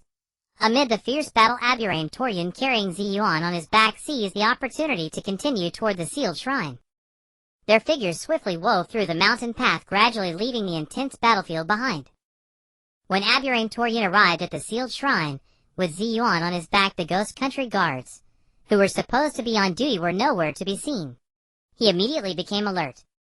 As expected, a legion of ghosts possessing stone dolls appeared all around. At that moment, a vast swarm of black insects surged in from all directions. Father. Aburame Toryun recognized the Kakachu swarm as his father's. Aburame Shin appeared before Aburame Toryun and Ziyuan suddenly felt as if she were meeting her in-laws. You two go inside, I'll hold them off here. Son, protect Ziyuan well. Aburame Shin glanced at the brooch on Aburame Toryun's chest. With Aburame Shin's assistance, Aburame Toryun carried Ziyuan into the sealed shrine. At the center of the shrine stood an altar meticulously nourished by volcanic power, its formidable energy seemingly narrating the vicissitudes and legends of time. At that moment, Huang Quan was in the center of the sealed shrine, his body already cruelly consumed by the demon, appearing in a state of utter exhaustion. He spoke weakly about the oneness of the demon, and the priestess, emphasizing that the demon was the dark side of the priestess. Though faint, his voice was filled with profound meaning and warning. Ziyuan turned a deaf ear to Huang Quan's words, and resolutely stepped onto the mysterious altar. She formed hand seals and chanted incantations intending to seal the demon. However, unexpectedly the hand seals and incantations were not a sealing technique, but rather unlocked the seal. Instantly a surge of powerful energy erupted, and the demon's body and soul merged into one. Then the sturdy altar began to crack, emitting a series of alarming sounds. Beneath the altar the terrifying true form of the demon was revealed. Ziyuan, caught off guard, fell into the demon's body. At the moment Ziyuan fell, Aburame Toryun unhesitatingly used the power of the bat insect to spread a pair of enormous wings with a 3-meter span from his back. Like a heroic eagle he soared into the air, and then dove down at tremendous speed. Suddenly a clear bell sound echoed throughout the space. It turned out that a pale yellow protective barrier had formed around Aburame Toryun. Ziyuan, having foreseen Aburame Toryun's death omen, had pinned her own spirit bell onto his chest. This bell normally attracted and suppressed Ziyuan's spiritual power, but in times of danger, it would generate a protective barrier, becoming a precious talisman. After Ziyuan gave the bell to Aburame Toryun, her own spiritual power began to erupt without restraint. She had never learned any techniques, so she could only let her spiritual power run wild, determined to perish together with the demon. Feeling Ziyuan's resolve to die along with the demon, Aburame Toryun was filled with anxiety. He swiftly flew to her side, embraced her tightly, and tried to carry her away. I must fulfill my mission. The priestess power is the root of the demon. The priestess is born to return to the demon together with it. Ziyuan struggled to break free from Aburame Toryun's embrace and leave the protective barrier, her eyes filled with determination and resolve. If that is the fate, I will never accept it. When power is greater than fate, one must seize fate by the throat. Aburame Toryun's gaze was resolute. If you lack power, take mine as well. Tarinkun. Ziyuan looked at the young man of similar age, tears of gratitude slowly flowing from her eyes, carrying endless emotion and hope. Ahem. Although I'm happy to see this scene, could you two move aside? You're blocking me. At this critical moment, an untimely voice abruptly interrupted, cutting off the tender gaze between Aburame Toryun and Ziyuan. Their eyes were drawn to the voice. 5 enormous goo insects encircled Aburame Shin with an imposing presence. Under that powerful aura, the originally menacing demon seemed frozen in time, standing still. It turned out that Aburame Shin had successfully suppressed the demon with the 5 elements goo formation. Father, how did you? Aburame Toryun was astonished, about to speak, but Aburame Shin interrupted. Son, Ziyuan doesn't know how to use her spiritual power. You teach her. Step aside and watch your old man take care of this beast. Aburame Toryun was taken aback, then obediently carried Ziyuan to the entrance. Ziyuan, her face flushed with shyness, buried her head deeply in Aburame Toryun's chest, looking like a startled ostrich, both adorable and amusing. On the other side, Aburame Shin's expression was solemn. He formed hand seals, and then summoned the goo refining pot. The goo refining pot, as if imbued with magical power, expanded in size, with its mouth aimed at the demon. It began to absorb the demon with a powerful suction. Soon, under the immense suction, the demon was drawn into the goo refining pot. Seeing this, Aburame Shin immediately sat down cross-legged. He first activated the power of the barbed spider, then used the power of the stone frog to skillfully absorb and convert the volcanic energy here, initiating the 5 elements spirit gathering formation. The formation radiated brilliant light, channeling a continuous stream of spiritual power into the goo refining pot. Aburame Shin focused all his attention preparing to refine the Zero-Tails, and the demon he had previously absorbed into a powerful goo insect. Lingwei and Wang Yan are both products born from negative energy. Combining them to refine into a goo insect, as expected, it becomes a top-tier Ina-tribute goo insect. Inai Ina-tribute spiritual entity, goo insect absorbs the negative energy of heaven and earth. As long as the negative energy of heaven and earth persists, its existence is immortal. The Inai and Unit-Kyujin's 5 desires and 6 dusts array are a perfect match, but the current Inai is too powerful for Unit-Kyujin to control. They can only wait for Unit-Kyujin and Unit-Shin to first seal it within themselves, because a goo insect refined by a goo which cannot rebel. Unit-Kyujin carefully led Cheyenne to the entrance of the sealing shrine. At this moment sunlight bathed them, as if bestowing a soft radiance upon them. Unit-Kyujin's eyes were full of tenderness. He slowly began to tell Cheyenne about how their family used goo insects to absorb the spiritual essence of heaven and earth, convert it into witch power, and how to channel and utilize it. His voice was steady and magnetic, like a babbling brook flowing beside Shine's ears. At first Shine was a bit shy, her cheeks slightly flushed, but as Yunitsugen spoke, she gradually became captivated by the goo-witch power he described. That mysterious and powerful force seemed to open a brand new door for her. She slowly forgot her shyness, her eyes sparkling with curiosity, and even took the initiative to ask about the life-on goo insect. Kyujinkin, you said you would refine a goo insect for me. What kind of goo insect do you think suits me best? Yunitsugen replied without the slightest hesitation. A robin. Its symbolism includes kindness, courage, and beauty. In his heart, he silently added. And it also symbolizes unwavering love.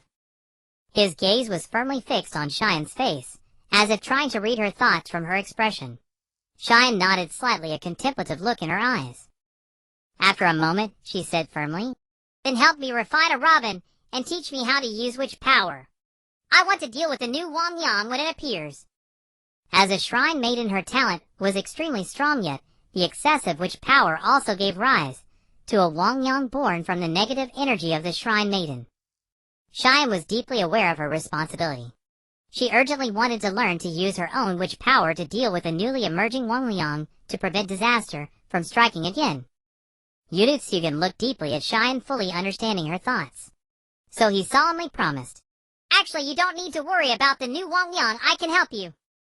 Yunitsugen said, My foundational array is the 5 desires and 6 dusts array, which can purify the greed, anger, ignorance, lust, and sloth of the world. So I can definitely help you. Yunitsugen did not hesitate to reveal even his foundational array to Shine, showing how deeply he cared for her. Meanwhile, after a fierce battle, Yakushi Kabuto Hyuga Niji and Inuzuka Kong finally defeated Huanquan's subordinates. They rushed to the entrance of the Sealing Shrine without stopping. After learning from Yunitsugen that Yunushin was dealing with the Wangliang, everyone decided to set up camp outside the Sealing Shrine to protect the area and wait quietly. They busily set up tents and arranged defensive measures. By the time Yunushin walked out of the Sealing Shrine, 3 days had passed. During these 3 days, the Shrine Maiden's guard unit and the ninja from Konoha, who were handling the Ghost Corps, also stationed themselves outside the Sealing Shrine. The Ghost Corps had actually fallen silent since the moment the Wang Yang was sucked into the goo refining pot. The Konoha ninja were also waiting for the dust to settle just in case. They remained vigilant at all times, not daring to relax in the slightest. Yunushin slowly walked out of the Sealing Shrine, his figure appearing exceptionally tall under the sunlight. Seeing such a formation outside, a gratified smile appeared on his face. He raised his head slightly and announced loudly, The Wang Yang has been destroyed. Upon hearing this news, everyone immediately cheered and leaped with joy.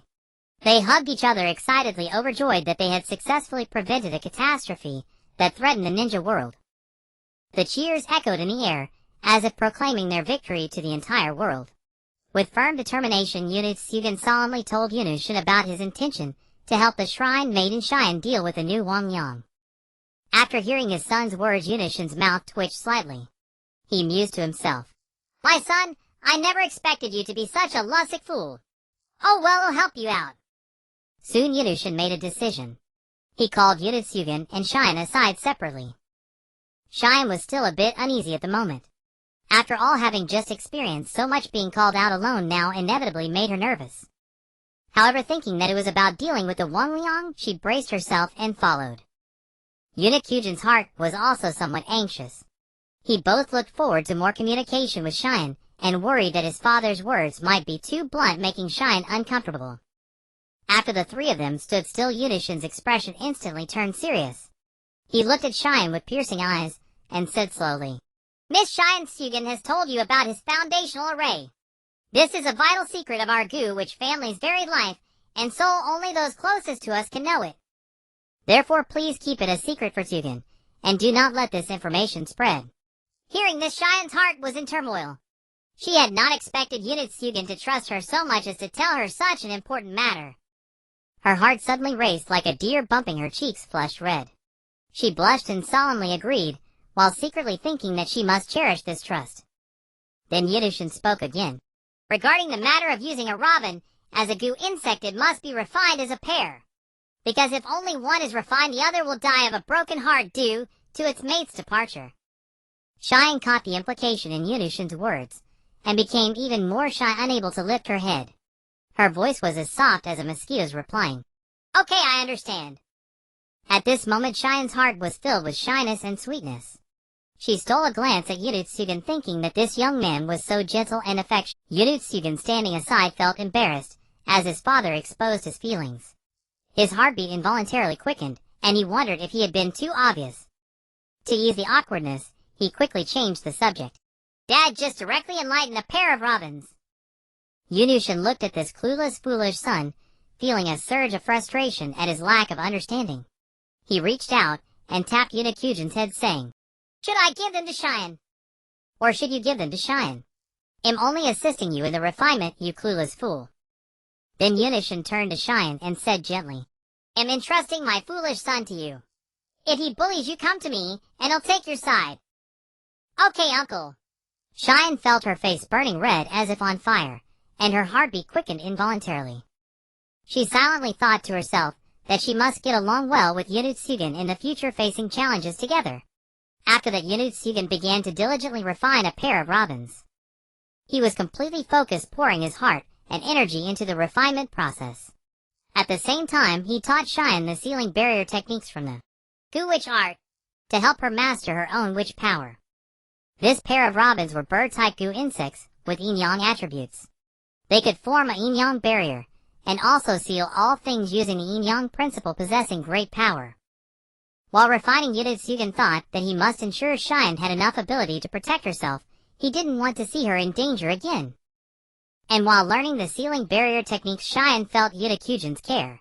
She secretly resolved to master these powers and live up to Unikugin's expectations. After resolving the affairs of the Ghost Nation, Yunushin used a puppet clone to follow Jin back to Konoha, while his main body continued to wander through the ninja world with the goal of seeking the elusive Grail or Mine. The Grail or Mine harbors vast amounts of energy, which is its most significant characteristic.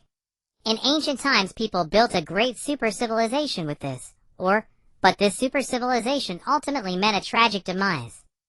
The energy contained within the Grail or can awaken the genetic capabilities within a human body, transforming individuals into werewolves, bat people, and other special beings existing independently of chakra. Yunushin was filled with confusion regarding the location of the mysterious Grail or Mine. He only knew it was somewhere by the sea. By the vast ocean, the coastline was long and winding, with the coastlines of various countries resembling an endless puzzle waiting for him to explore. Resolutely, Yunushin set off on his journey, slowly walking along the coastlines of various countries. Along the way, he faced the trials of storms and endured the scorching sun, yet never once showed any signs of retreat. At each location, he meticulously observed and inquired, leaving no stone unturned in his search for any clues related to the Grail or Mine. Time quietly passed, and throughout the lengthy span of over a year, Yunushin persevered in his quest. Finally, after experiencing countless hardships and obstacles, he was fortunate to obtain a clue regarding the approximate location of the Grail or Mine. This clue was like a beacon of light in the darkness, providing Yunushin with renewed hope and motivation, strengthening his resolve to continue moving towards his goal.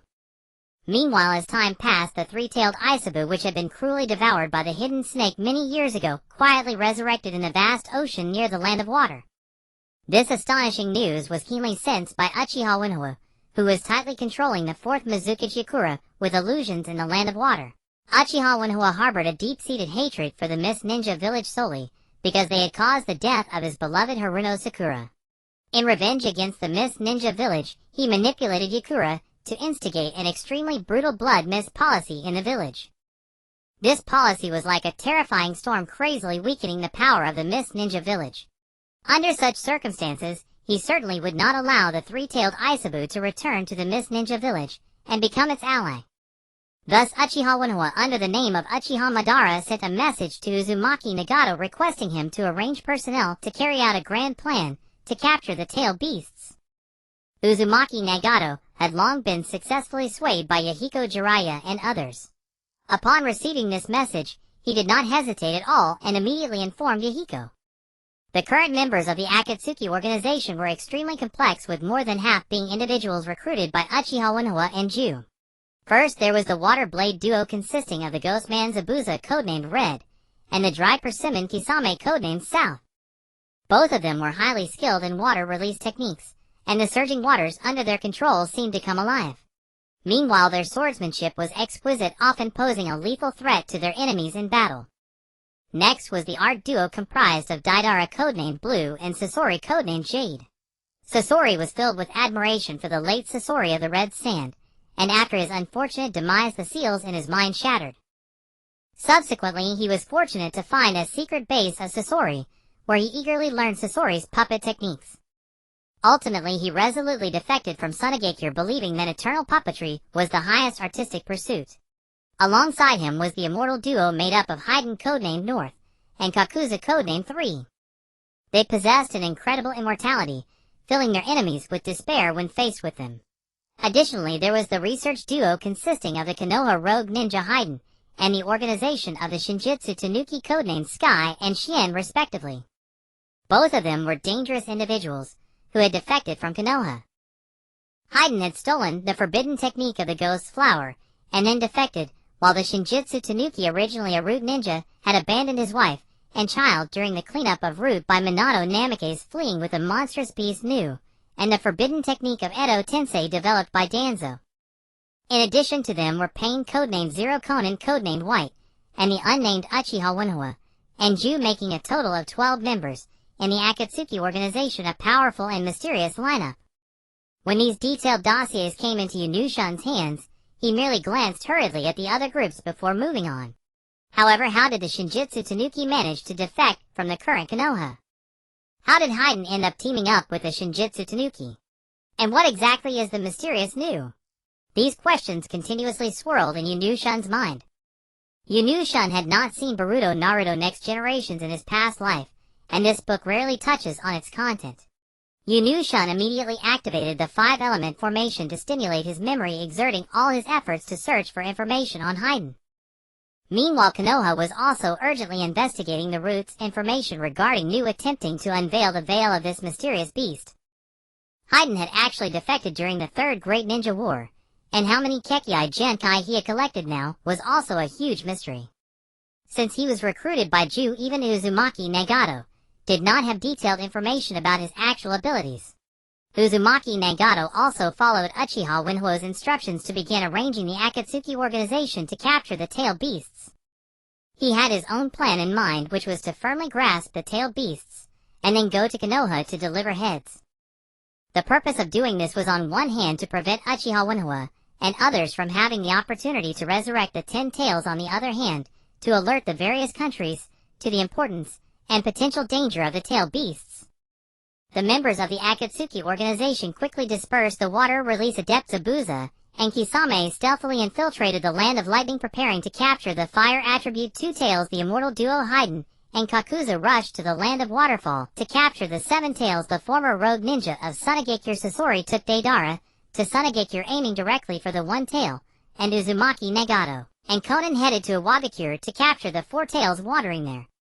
Uzumaki Nagato, knowing that Haiden and the Shinjitsu Tanuki were most familiar with the Land of Fire, dispatched them to infiltrate Konoha to capture the 9 tails. In reality, this was a clever reversal of roles between prey and hunter, and a meticulously planned ambush awaited them.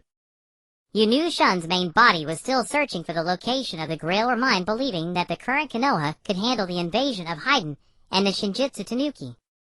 After learning of the potential crisis, Konoha quickly made ample preparations. First, the experienced Jiraiya decided to take Uzumaki Naruto to the mysterious Miyaboka Mountain to learn sage techniques.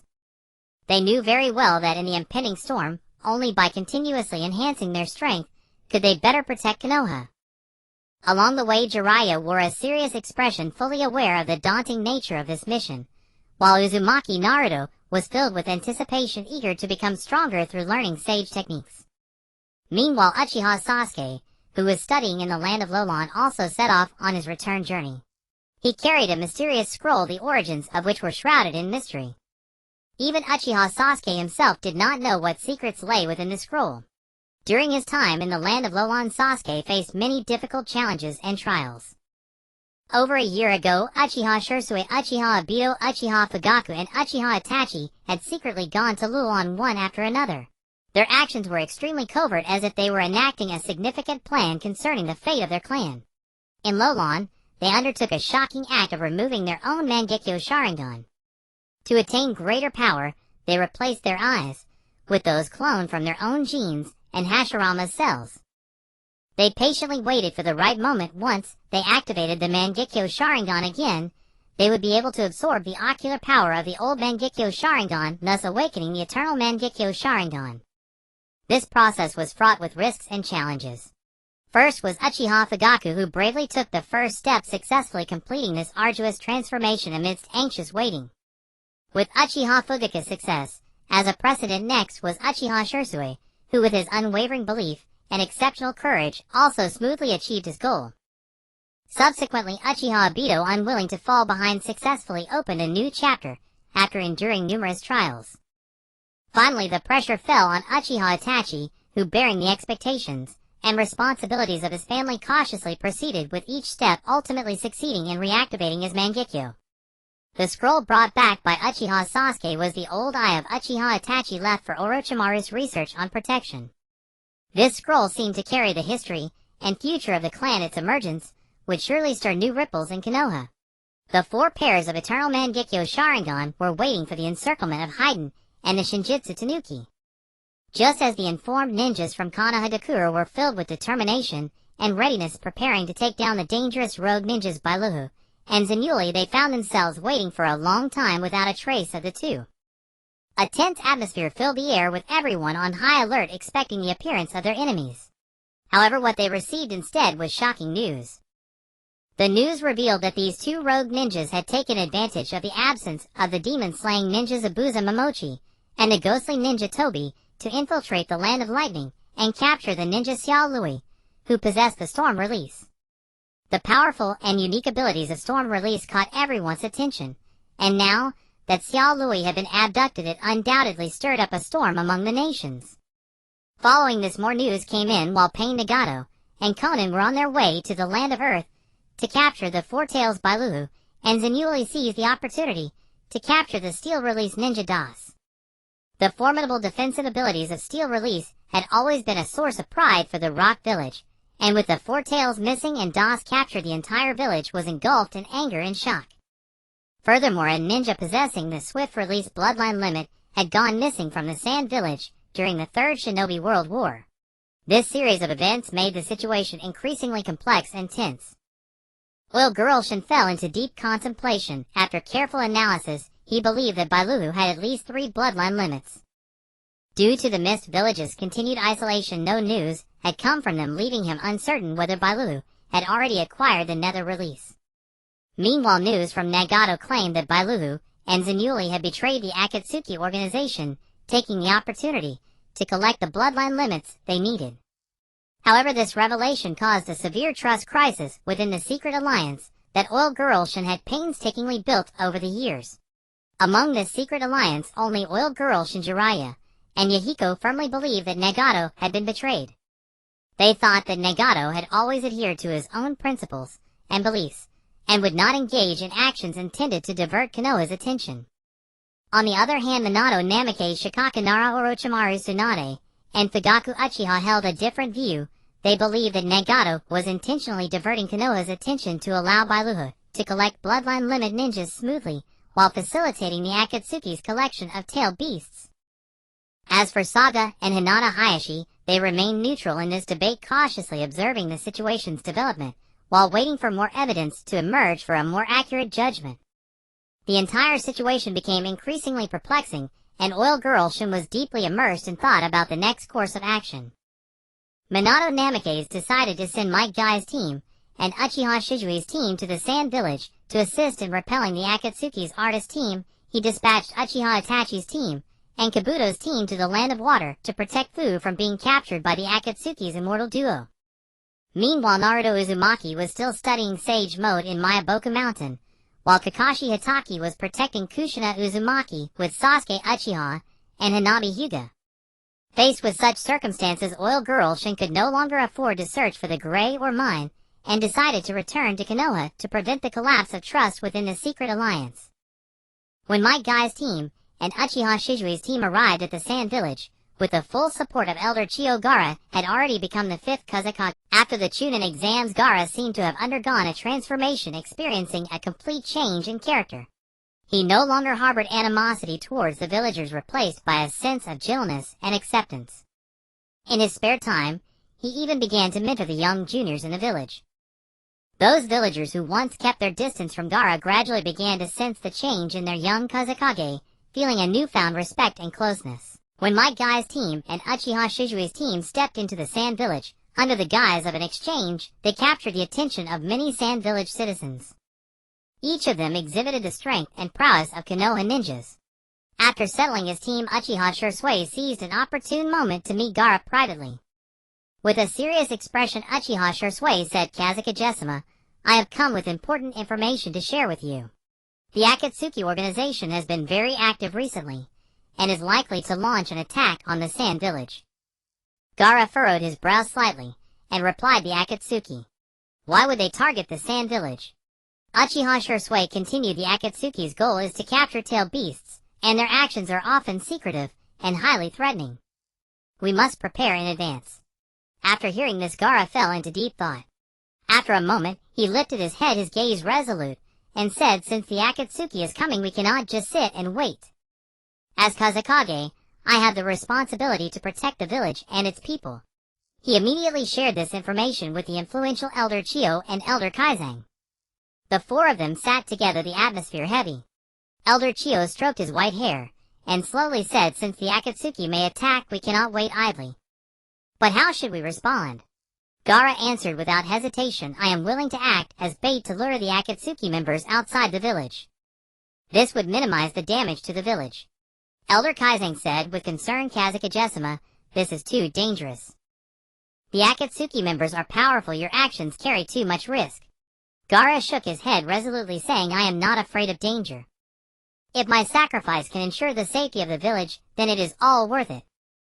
I cannot allow the village and its citizens to suffer harm any longer. Just as I once brought fear to everyone, now I must use my strength to protect them." Elder Chiyo looked at Gaara with admiration in his eyes, saying, "Kazekage-sama, your courage and spirit of sacrifice are commendable. But we cannot let you face danger alone. We will fully cooperate with your plan." After some discussion, the 4 ultimately decided to use Gaara as bait to ambush the Akatsuki member Sasori and Deidara outside the village. The next day, Gaara personally welcomed the Konoha exchange team, smiling, as he said, "Welcome to the Sand Village. I hope our exchange will enhance the friendship between our 2 villages." Might Guy cheerfully replied, "Kazekage-sama is too kind. We are also looking forward to this exchange." Gaara then announced plans to take the Konoha exchange team to visit the medicinal herb nursery outside the village, and this news quickly spread throughout the Sand Village. As Gaara, Elder Chiyo, and the Konoha teams led by Might Guy and Uchiha Shizuki headed towards the medicinal herb nursery base, the Akatsuki members Sasori and Deidara indeed launched their attack. Sasori sneered, "Gaara, our target is you. After you die, it'll turn you into an everlasting human puppet." Deidara excitedly shouted, "Haha, get ready to welcome the explosion of art." The battle was about to erupt, and a tense atmosphere filled the air. As Shachi and Deidara boasted arrogantly, the air seemed to be filled with an atmosphere of tension and arrogance. A complex expression flashed across Chiendaya's weathered face as she suddenly asked, "Shachi, you inherited Scorpion's legacy. Do you know who killed Scorpion?" The tremor in her voice was barely perceptible, revealing the reason Chienday had followed. In her heart, she was always concerned about her missing grandson. She wanted to know who killed her grandson and where his body was. At this moment, Chienday was no longer the formidable elder with substantial power, but merely a lonely old woman who had lost her loved ones.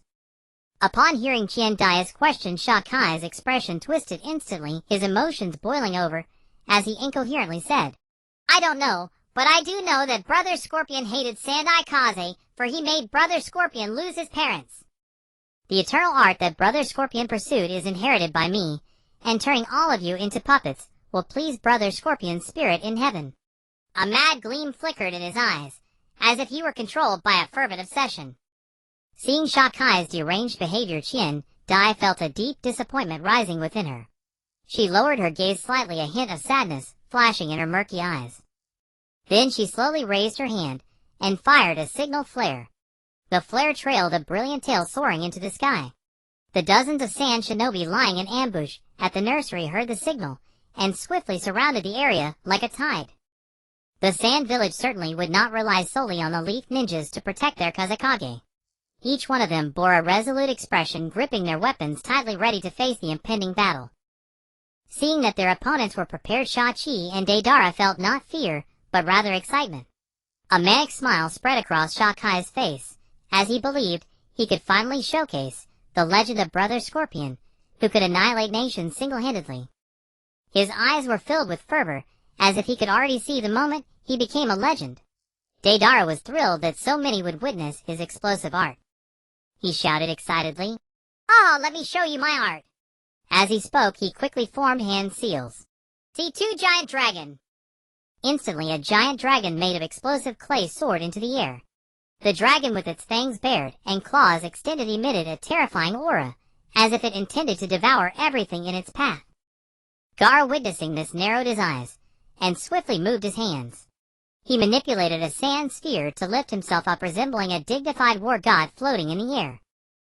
Sasuke summoned an ink bird using his super beast imitation technique. The ink bird spread its massive wings and carried Sasuke into the sky. Uchiha Shisui grew bat wings from his back using the power of the bat, quickly following suit. Seeing the three pursuing him, Deidara revealed a cold smile. He used explosive clay once more to create various flying birds, which shot towards the trio like cannonballs, the explosive shockwaves blocking their pursuit.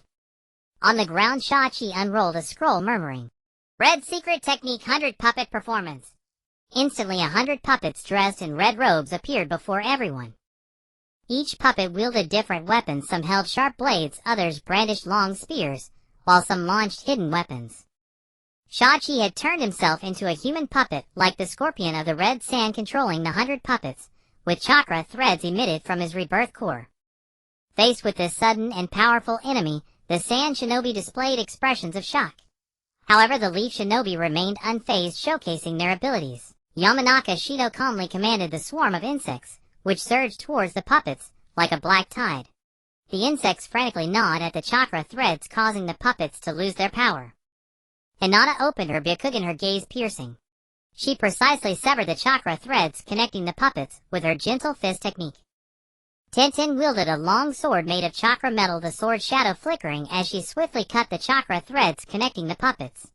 Compared to the previous four who dealt with the chakra threads skillfully, the remaining three appeared blunt and crude.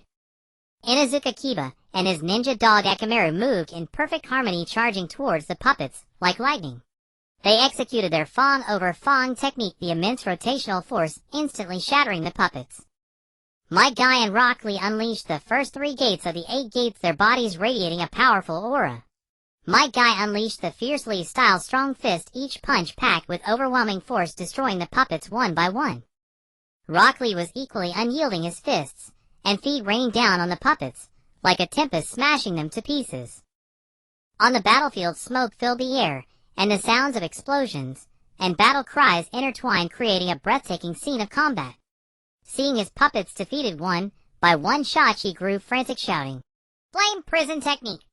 Shachi used a fire scroll to unleash flames with powerful melting force and temperature from his palms towards the ninjas on the ground.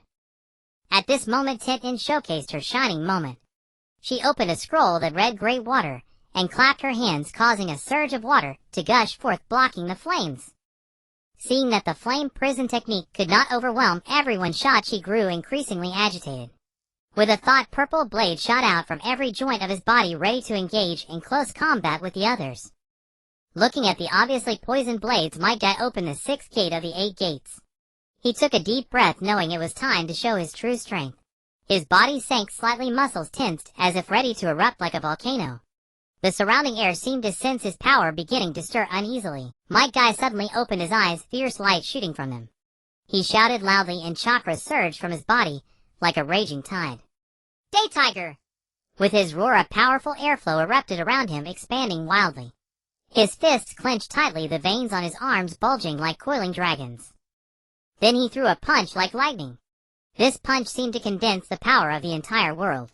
Wherever the punch went past, the air was compressed to the extreme, forming a massive white tiger. This tiger with its fangs bared and claws extended charged towards the enemy with an unmatched momentum. It roared a sound that shook the heavens and earth, instilling fear. Wherever it went, the earth trembled and dust swirled. Shachi looked at this fierce white tiger in terror, feeling unprecedented pressure. The day tiger approached with astonishing speed, its powerful impact sweeping everything away. Shakai's puppets in the face of its strength were like fragile toys, instantly shattered to pieces. Shakai's rebirth core was also shattered at this moment, and the Akatsuki member Shachi followed his brother Scorpion into the afterlife. In the sky, Deidara saw Might Guy's eruption and began to contemplate retreat. This guy is too terrifying. This can't continue. I must leave here quickly. Deidara gritted his teeth, deciding to use his trump card. C4 Garuda. Deidara shouted, quickly forming hand seals. His gaze became incredibly focused, beads of sweat forming on his forehead. As he moved, the explosive clay began to transform rapidly in his hands. Moments later, a massive humanoid clay puppet appeared before him. This puppet emitted a bizarre aura, seemingly a messenger from hell. Deidara formed seals again, and the puppet exploded, instantly transforming into countless tiny particles scattering in the air like dust. These tiny particles quickly spread out, forming a massive cloud of mist. Within the mist, each particle contained immense explosive power, and upon contact with a human body, it would trigger an explosion from within, making it nearly impossible to defend against. Deidara looked at this cloud of mist, a smug smile appearing on his face. This is my art? Let you taste the power of Garuda. He controlled the giant dragon, quickly retreating to a safe distance to admire his masterpiece. The eerie mist created by Deidara's C4 Garuda spread rapidly like the shadow of death, bringing a chilling sense of oppression. The crowd looked at the ever-expanding mist in terror, as if they could see death approaching step by step. At this critical moment, Gaara's eyes sharpened, and he instantly reacted. He raised his hands sharply, and powerful chakras surged from his body. The sand grains on the ground began to move wildly, quickly gathering into a massive sand sphere. Gaara focused intently on controlling the sand sphere, which roared to life and soared into the air. The massive sand sphere emanated a steady and powerful aura resembling an indestructible wall. The cloud formed by C4 Garuda relentlessly slammed against the sand sphere, attempting to break through this defense. However, Gaara gritted his teeth tightly, veins bulging on his forehead, continuously pouring his chakra into the sand sphere. The sand sphere stood firm, like a rock, steadily resisting the impact of the cloud. The grains of sand collided with the minute particles in the mist, producing a rustling sound. Each collision felt like a battle of strength. At this moment, Gaara's will was unwavering. He would not allow this terrifying attack to harm anyone. Under Gaara's control, the massive sand sphere became a protective fortress, firmly shielding everyone behind it. The swirling sand and the eerie mist intertwined, forming a breathtaking scene. And Gaara stood beneath the sand sphere, resembling a guardian deity, using his power to uphold a safe sky for everyone. Just as Deidara began to contemplate retreat, controlling the giant dragon to escape this perilous battlefield. His gaze was fixed on the distance, calculating his next move. However, just as he thought he was about to successfully escape, an odd sensation surged up in his heart like a tide. The world before him seemed to undergo a dramatic upheaval. In an instant, the space began to warp, and everything became chaotic. Deidara's eyes widened in shock and disbelief. Genjutsu. When? His voice was filled with panic and confusion, as his mind raced to remember when he had fallen into the Genjutsu. But the power of the Genjutsu was too overwhelming. His thoughts gradually became muddled, and his senses felt as if they were being devoured by darkness, disappearing little by little. Just as Deidara's consciousness blurred and his body lost balance, tumbling from the back of the giant dragon, Sasuke manipulated the ink bird, steadily catching Deidara. And the instigator of it all, Uchiha Shisui, stood quietly not far away. His eyes shimmered with mysterious light, and the bat behind him gently flapped its wings. It was Uchiha Shisui who used the bat's ultrasonic waves imbued with Genjutsu to silently pull Deidara into the illusion. The ultrasonic waves were formless and colorless, yet contained extremely powerful Genjutsu energy, acting before the enemy had any awareness.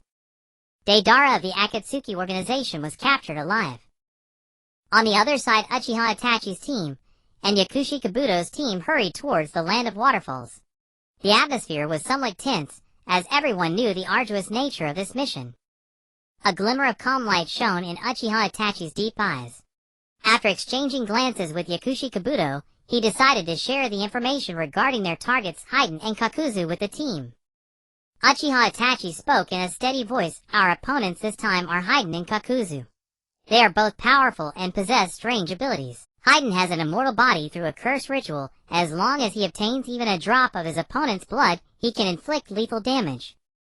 Everyone must be cautious and never let Haiden draw a drop of blood." Yakushi Kabuto added, "Indeed, these two are extremely dangerous, and we cannot afford to be careless." After hearing this, the team members looked serious and nodded in understanding. After a long journey, they finally arrived at Takigakure. Takigakure was shrouded in tranquility, but beneath this calmness seemed to lie an impending storm. They met with the village chief Fumoto, who warmly welcomed them. During their conversation, Uchiha Itachi and Yakushi Kabuto explained their purpose to Fumoto, and informed him that the Akatsuki organization was collecting tailed beasts, with food being one of their targets. Upon hearing this news, Fumoto was taken aback, and his smile instantly froze. He had heard of the Akatsuki's terrifying nature, and understood that if Fu fell into their hands, the consequences would be unimaginable. He immediately said quickly, "We must find Fu right away." Thus Fumoto led Yakushi Kabuto and the others to Fu's mission location. The group rushed forward filled with worry. When they arrived at the mission site, the scene before them made their hearts sink. On the ground lay the bodies of Fu's guardian Yinhua and a demonic wolf. Yinhua's body was covered in wounds indicating a fierce battle. The corpse of the demonic wolf was also a gruesome sight surrounded by chaos. The group quietly observed this scene, a strong sense of unease surging within them. They speculated about what Fu had encountered with Haiden and Kakuzu and wondered if she was safe. The atmosphere became exceptionally heavy, with everyone silently praying for Fu, the cheerful girl, to be unharmed. Yamanaka Ino, Hyuga Niji, and Inuzuka Kiba immediately utilized their family's tracking abilities upon seeing the scene. Yamanaka Ino narrowed her eyes slightly, her hands quickly forming seals. A swarm of phosphorescent insects flew out from her sleeves, like living sprites swirling in the air, and beginning to search the surroundings for any traces. Hyuga Niji activated his Byakugan, his pure white eyes seemingly containing endless insight. He meticulously scanned the area, not letting any subtle clues escape his notice. Inuzuka Kiba worked closely with his Ninken, using his keen sense of smell to sniff out unique scents in the surrounding land and air. Before long, they found a secluded cave. Yamanaka Ino cautiously guided the swarm of insects towards the cave to probe it. As the swarm approached the cave, they seemed to touch an invisible barrier, and were bounced back. Yamanaka Ino frowned and said, "This cave is enveloped in a 5 elements barrier. To break this barrier, we must simultaneously remove 5 array symbols." Upon learning the situation, Yakushi Kabuto and Uchiha Itachi quickly discussed their plan. After a moment, they made their decision. Nara Shikamaru, Akimichi, Choji, Yamanaka Ino, and Inuzuka Kiba would uncover the hidden array symbols around the cave, while Hyuga Niji would remove the one in front, and Yakushi Kabuto, Uchiha Itachi, and Yamanaka Ino would prepare to rush into the cave to rescue. Nara Shikamaru, Akimichi, Choji, Yamanaka Ino, Inuzuka Kiba, and Hyuga Niji, equipped with radio communication devices, quickly set off according to the locations of the array symbols, guided by Hyuga Niji's Byakugan. As Nara Shikamaru ran, he calmly analyzed the situation, tightly gripping his kunai, ready to respond to any potential dangers. Akimichi Choji was panting heavily, striving to keep pace with the group, knowing that his task was of utmost importance. Yamanaka Ino's beautiful face was filled with determination as she coordinated with her companions to advance towards their goal. Inuzuka Kiba sped forward, his eyes filled with vigilance. With 5 seconds left in the countdown, the 5 of them simultaneously removed the array symbols. However, the symbols that Nara Shikamaru, Akimichi Choji, Yamanaka Ino, and Inuzuka Kiba uncovered were booby-trapped. As they removed the array symbols, a doll that resembled each of them appeared around the symbols. These dolls were lifelike, as if they were their duplicates. Nara Shikamaru looked at the identical doll in front of him. His heart tightened, and he whispered, as expected, "It's a trap. Everyone be careful." Akimichi Choji's eyes widened in shock as he exclaimed, "What is this thing?" Yamanaka Ino bit her lip, eyeing the doll with caution. Inuzuka Kiba sneaked in, took a fighting stance. They knew that defeating the dolls was the only way out, so they gripped their weapons tightly, ready for this challenging battle. Yamanaka Ino used her swarm of insects to devour the rocks blocking their path. With the path cleared, Yakushi Kabuto, Uchiha Itachi, Yamanaka Ino, and Hyuga Neji confidently entered the cave. As soon as they stepped into the cave, their eyes were drawn to a shocking sight before them. Fu lay motionless on the ground, devoid of any signs of life. Beside Fu, Haiden wore a wild grin, his eyes revealing endless madness and evil. He raised his hands high and bellowed, "You came just in time. I shall offer you all to Lord Evil God." Ha ha ha. His arrogant laughter echoed throughout the cave. Kakuzu, on the other hand, appeared exceptionally composed, standing quietly with hawk-like sharp eyes scrutinizing the four, who entered the cave, seemingly calculating their bounties in his mind, pondering how to defeat them and reap generous rewards. Yakushi Kabuto's eyes sharpened as he decisively issued orders. "Itachi, let's take care of Kakuzu first. Ino and Neji, you two handle Haiden." As soon as his words fell, Uchiha Itachi's figure flickered like lightning, instantly transforming into thousands of shadowy ravens swirling like a black tornado at an astonishing speed towards Kakuzu. The flock of ravens danced in the air, emanating a mysterious and powerful aura. Yakushi Kabuto wasted no time, swiftly activating Sage Mode, an overwhelming surge of chakra emanating from him, as he followed closely behind Uchiha Itachi like a beast poised to pounce.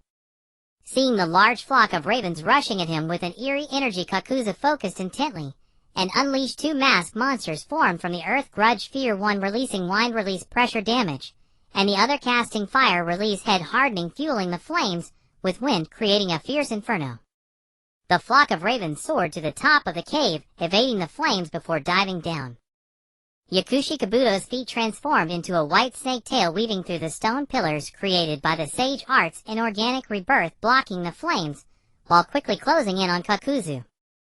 Suddenly, two crisp crack sounds startled Kakuzu. A raven engulfed in black flames pierced through the wind attribute heart of the earth Grudge Fear monster, while Yakushi Kabuto's scalpel precisely cut through the fire tribute heart of another earth Grudge Fear monster. Uchiha Itachi used an illusion to swap the positions of the flock of ravens and Yakushi Kabuto, causing Kakuzu to misjudge the distance, allowing Yakushi Kabuto to land a strike that destroyed both of Kakuzu's hearts. Meanwhile, Yamanaka Ino waved her hands once more, unleashing a torrent of phosphorescent insects that surged towards Haiden, as if intent on devouring everything. Hyuga Neji's expression was grim as he activated his Byakugan, standing protectively in front of Yamanaka Ino. He focused intently on Haiden's every move to guard against any sudden attacks. Haiden excelled in unknown combat, but dealing with this swarm of insects was not as effortless. He planned to draw a drop of blood, hoping to take down one before the other. However, he was up against no ordinary opponents. Yamanaka Ino's insects poisoned upon contact, gnawing at him. As he dodged the insect tide, Haiden swung his blood-red three-bladed scythe in an attempt to counterattack against Yamanaka Ino and the others, but was sent flying by Hyuga Neji's gentle fist, a trigram's air palm. As time passed, Haiden's limbs were gnawed to the bone by the swarm of insects, leaving him with less and less space to evade. Ultimately, Haiden was devoured by the swarm, his head severed from his body and sealed in a scroll. Thus, the Akatsuki's Haiden was captured alive. Kakuzu was soon left with only one heart